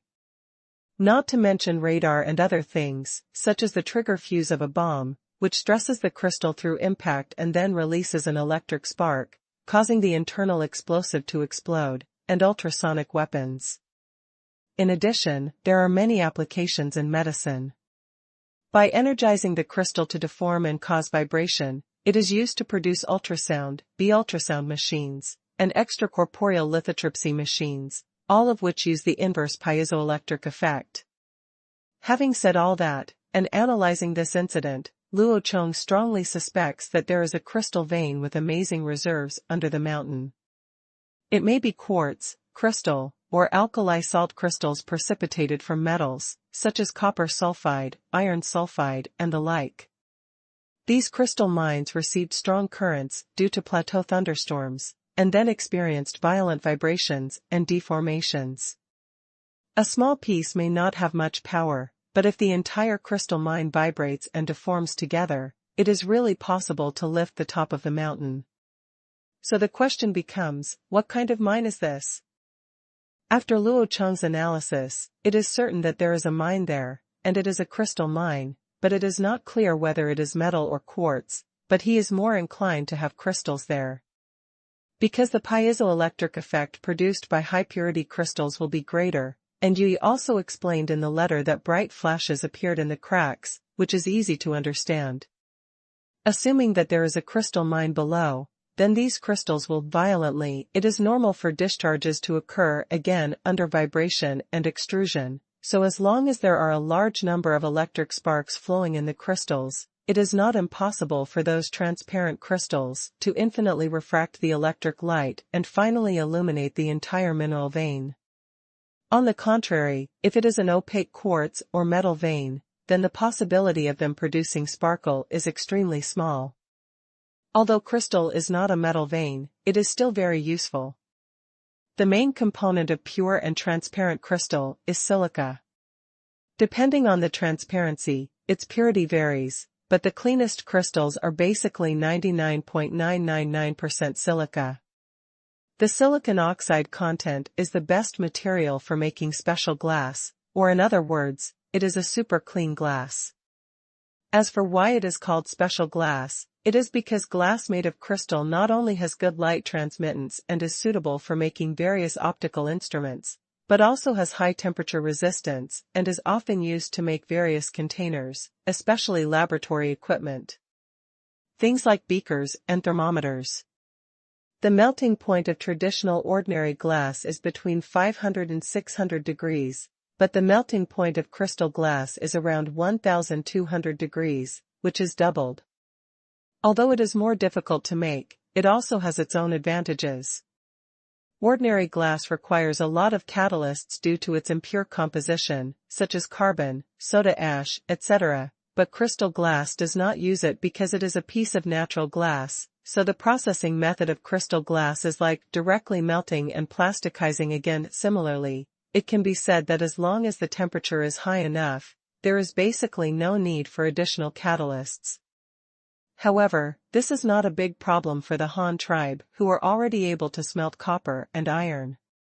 But the biggest problem now is that it is still unclear whether it is a crystal mine, because all this is just Luo Chong's guess. After figuring out the key to this, Luo Chong immediately wrote back a letter to Yui. In the letter, he first expressed his sorrow for the sacrificed team members, and said that he would take good care of their families and let Yui bury the dead on the spot. The main explanation is that there are no gods or demons in that mountain, but a crystal mine. The shaking and rising phenomena of the mountain are also caused by lightning hitting the crystal, so Yui and the others should not be afraid.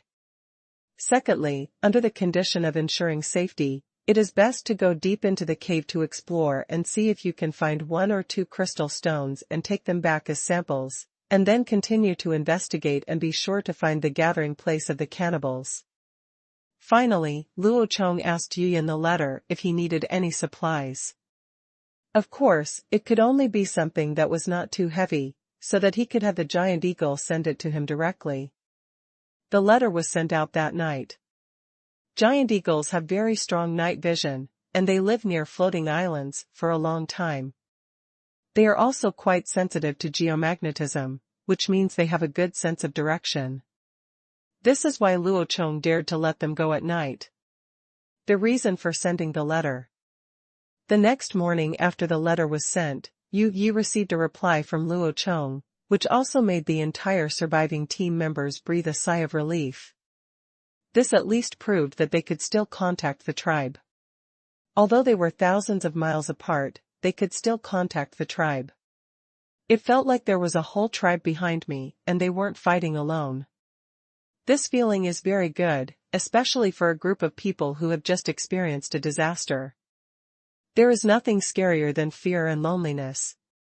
Yi quickly read Luo Chong's reply and told it to the other team members. When they heard that the leader judged that it was a crystal mine, everyone was relieved. Although they didn't know what the crystal mine was, Yi, knowing the word mine, the copper and iron tools they use are all extracted from the mine.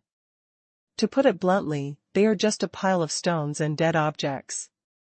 Fear comes from the unknown, but when they understand the truth of the matter, they will naturally no longer be afraid. Compared with monsters who don't know what they look like, and gods that are simply invisible and intangible, if it is just a pile of stones, what's so scary about that? Captain, do we still want to go into that cave to have a look? The leader wants us to go in and look for stones, the member of the Eagle clan asked.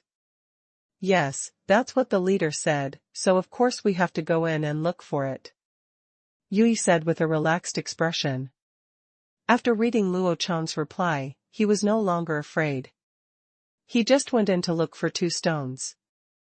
As long as it won't thunder again, so there's nothing to be afraid of. But don't we have a mine? Why do we need to find another mine? And we don't even know what that kind of stone looks like. There are so many stones in the cave, how do we know which one it is? The members of the Eagle clan asked again. Tao. It seemed that he was still frightened by last night's experience and was not so willing to enter the cave. Why do you have this idea? Don't you know how important ores are to our Han tribe? Without copper and iron, can we live such a good life now? Without those metal tools, we can grow so much food.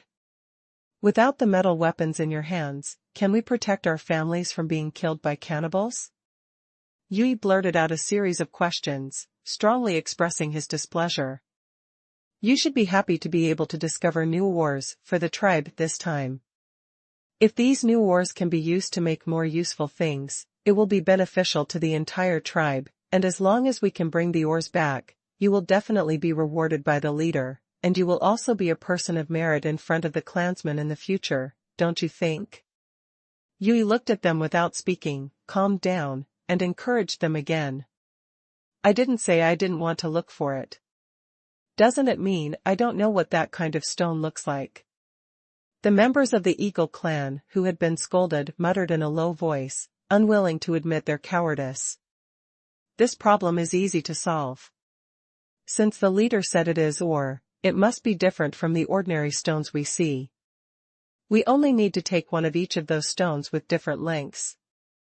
There will always be one that the leader needs.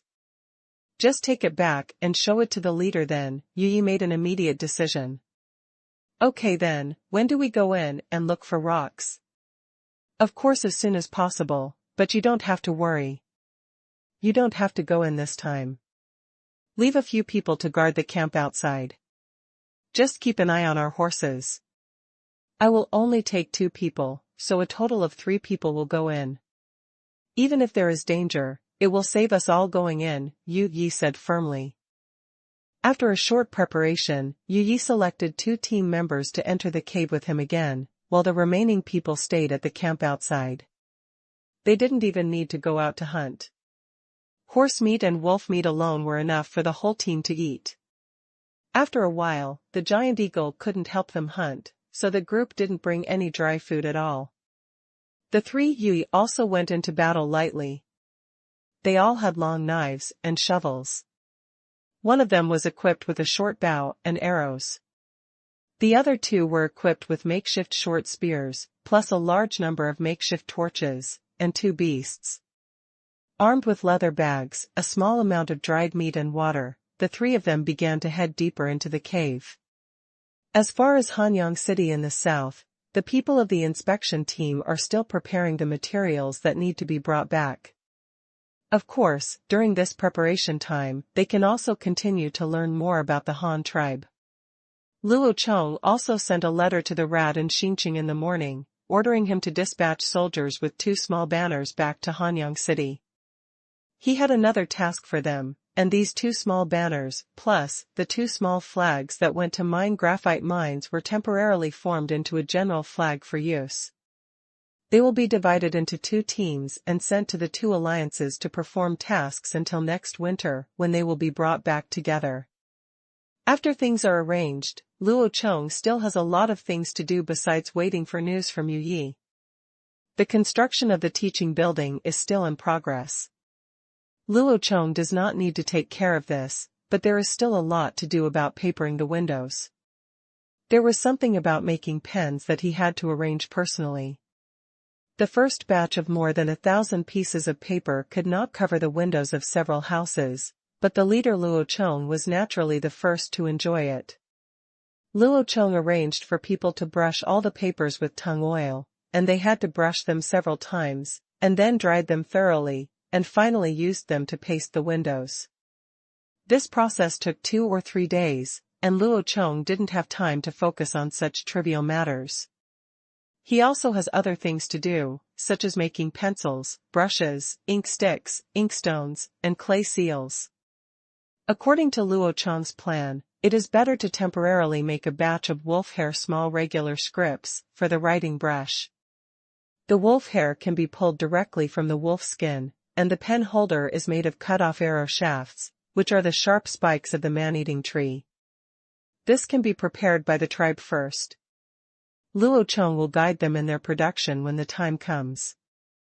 The other thing is to making sticks in batches. This time is a little different from the temporary one before. I want more materials to making sticks. Of course, I need to build a kiln specifically for burning pine smoke. This kiln does not need to be complicated. It only needs a simple combustion chamber and a long chimney.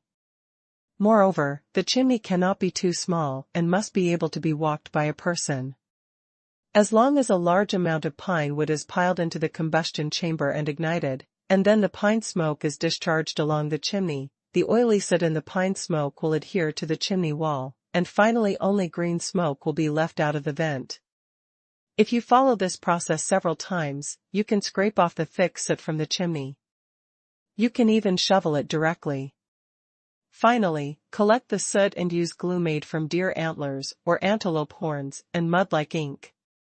The clay is then put into a wooden mold and pressed into long square ingots, and finally dried. When it's time to use it, you only need to add a small amount of water to the inkstone, and then grind the ink stick inside to dissolve it, so that you can get dark ink, just like the story about Wang Shiji who used up 18 tanks of water when practicing calligraphy. In fact, it is the water used to mix ink. As for inkstones, in order to popularize education, it is naturally impossible to use such luxurious materials and techniques. Luo Chong is going to leave it to Lizzie to do it. He can just use clay to bake a batch of rough pottery inkstones. The materials are cheap and simple to make, and they are as good as a brick.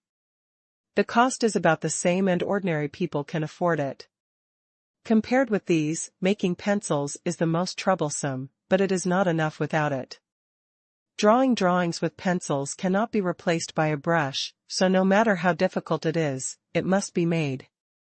The first step is to crush graphite and clay, and then grind them into powder. This can be solved with a hammer and a millstone. After that, the 2 powders are mixed with water in proportion, kneaded into a mud ball and then squeezed into the shape of a pen refill.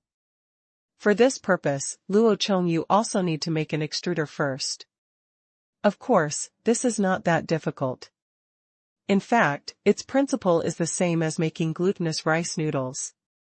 Get a tube, install a mold with a small hole on the head, then put the dough into it, and use a wooden hammer or other things from the other end. Just squeeze the dough out, and the thin noodles will be squeezed out from the small holes of the die. Here, the dough is just replaced by graphite clay. Even if you actually use a tool to make glutinous rice noodles, the theory is the same. It can be used. Both the tube and the die are easy to handle. Considering the thickness of the pencil lead and the accuracy of the machine, just use the lost wax method to directly cast a bronze one. The rest of the overall frame and extrusion device can be made of wood. Keep the tube vertically fixed, with a lever hammer on top. It can be operated manually. The next step is to cut the extruded noodles to the length of a pencil, about 18 centimeters, then dry them, and finally fire them in a kiln to harden them, and the pencil lead is completed. Theoretically, such a refill can be used for writing, but it is easy to break and easily stain your hands, so a wooden casing is needed. This is not difficult. Take a pencil with a diameter of 1 centimeter as an example. First saw the wood into thin slices about 5 millimeters, 10 centimeters wide, and as long as the pencil. Then use a special shaving knife to cut out a row of 10 centimeters on the board. A semicircular groove is provided as a spare. The diameter of the groove is half the pencil lead. When assembling, place the completed pencil lead into the groove of the wooden board, then apply a layer of glue, then buckle another grooved wooden board on top, and finally press it with a heavy object to make the two wooden boards firm. Clamp the refill securely. After drying, use a V-shaped shaving knife to cut grooves from both sides of the board until the entire board is cut through. In this way, with the 4 grooved sides and the 2 planes above and below the board, you can finally cut it all at once. Cut out 10 regular hexagonal prism-shaped pencils. As for the large and small grooved shaving knives, they are made directly from iron sheets. Its principle can also be found in real life. Well, to understand it is similar to the thing used to grate potatoes at home, but it is not used for it. It is used to wipe potato shreds, but it is used to wipe wooden boards. Such a pencil is already processed and can be used directly. If you want it to look beautiful, you can also apply a layer of colored paint on the outside or print a few words on it, but Luo Chong thinks it is not necessary. First of all, the wood-colored pencils are also very beautiful. In addition, spending manpower and material resources to decorate the pencils is a bit wasteful. There is no need to do so. The last thing to do is the clay seal mentioned before. Of course, this is a bit incorrect. Another name may be called movable type printing. Although the output of current papermaking workshops is far from meeting the needs of printing books, movable type printing is also an extremely time-consuming job. After all Chinese characters have to be carved out, and there are more than one set. This workload is still quite large. As for the reason for more than one set, it is of course for printing needs, because the same word will appear multiple times in an article within one page. In such a situation, if only one of each word is engraved, then it can't be used for printing at all. And not only that, there are also different sizes of characters, and each character needs to be engraved on several large and small printing plates. There is also the last difficulty, which is to write reverse characters. As we all know, in fact, the movable type printing plate is no different from a seal. If you want the handwriting to be printed correctly, the seal must be reversed. And in this current job, other than Luo Chong, no one else could complete it. But this job is still a problem for Luo Chong. Originally, his calligraphy writing skills are average. He can do it if he writes straight, but it is terrible if he writes backwards. It is also difficult to use something to copy because writing with a brush puts pressure on the paper. It's very small. So Luo Chong thought for a while and decided to using permeable rice paper to write the straight characters first. If the paper is thin, the ink will penetrate the back of the paper. Then he can practice according to the handwriting on the reverse side. So he once again gave Lizzie a task, asking him to use clay and kaolin in a ratio of 7:3 to make light brown mud ingots. First, grind the soil into fine pieces, mix the two evenly, then knead them into mud, and finally make them into different specifications. The rectangular mud embryo can be dried and used for later use. After the final carving is completed, it can then be fired together.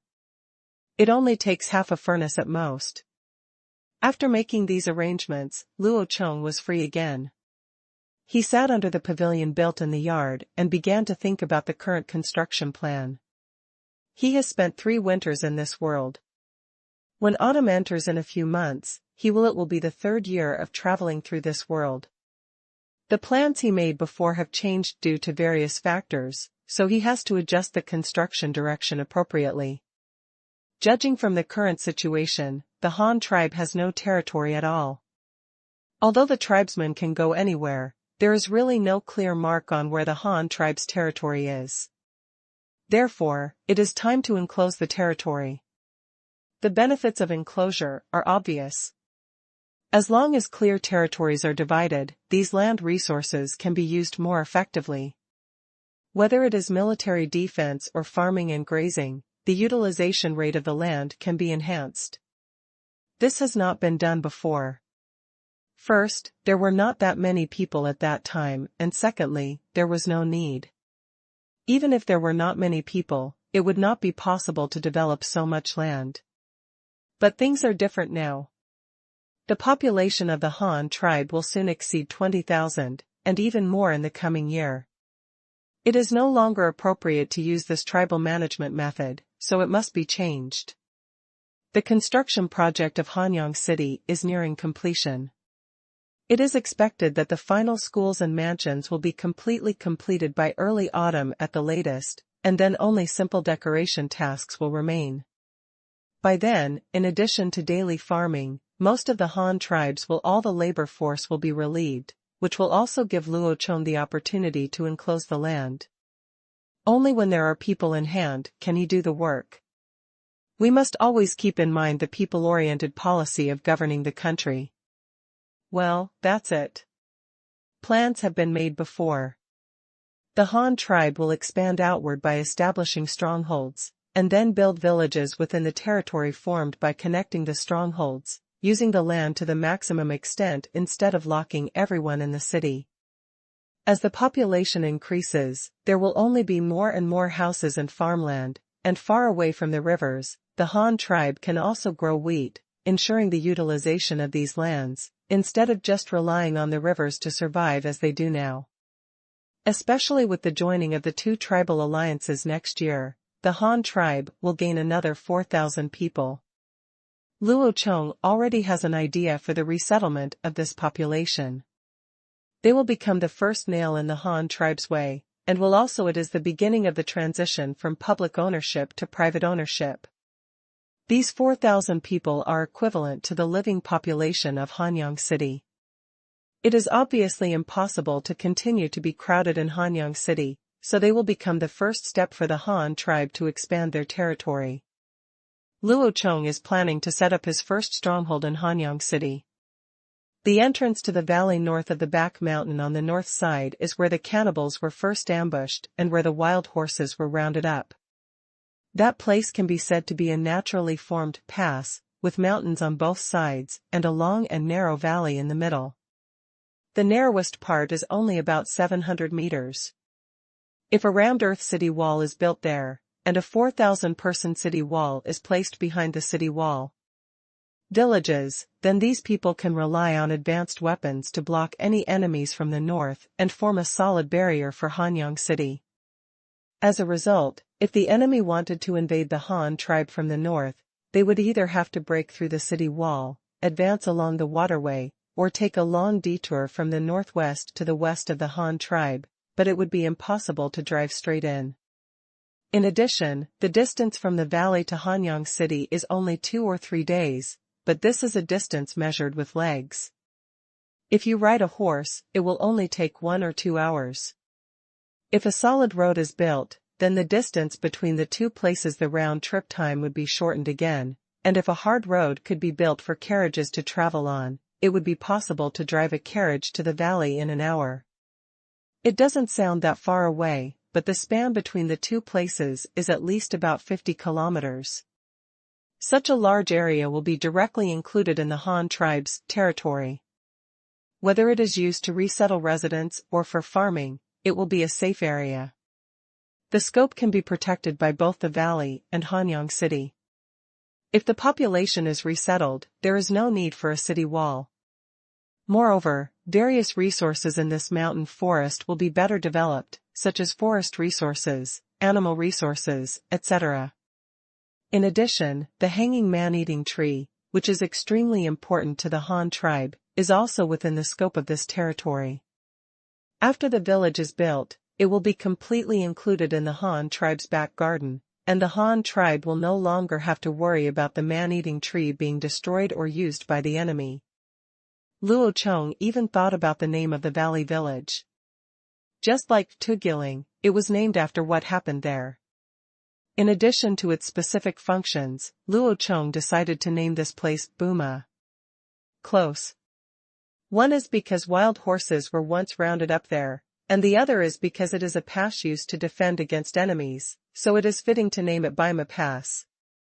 The last point, which is the first step in the transformation from public ownership to private ownership mentioned earlier, will also start from this place.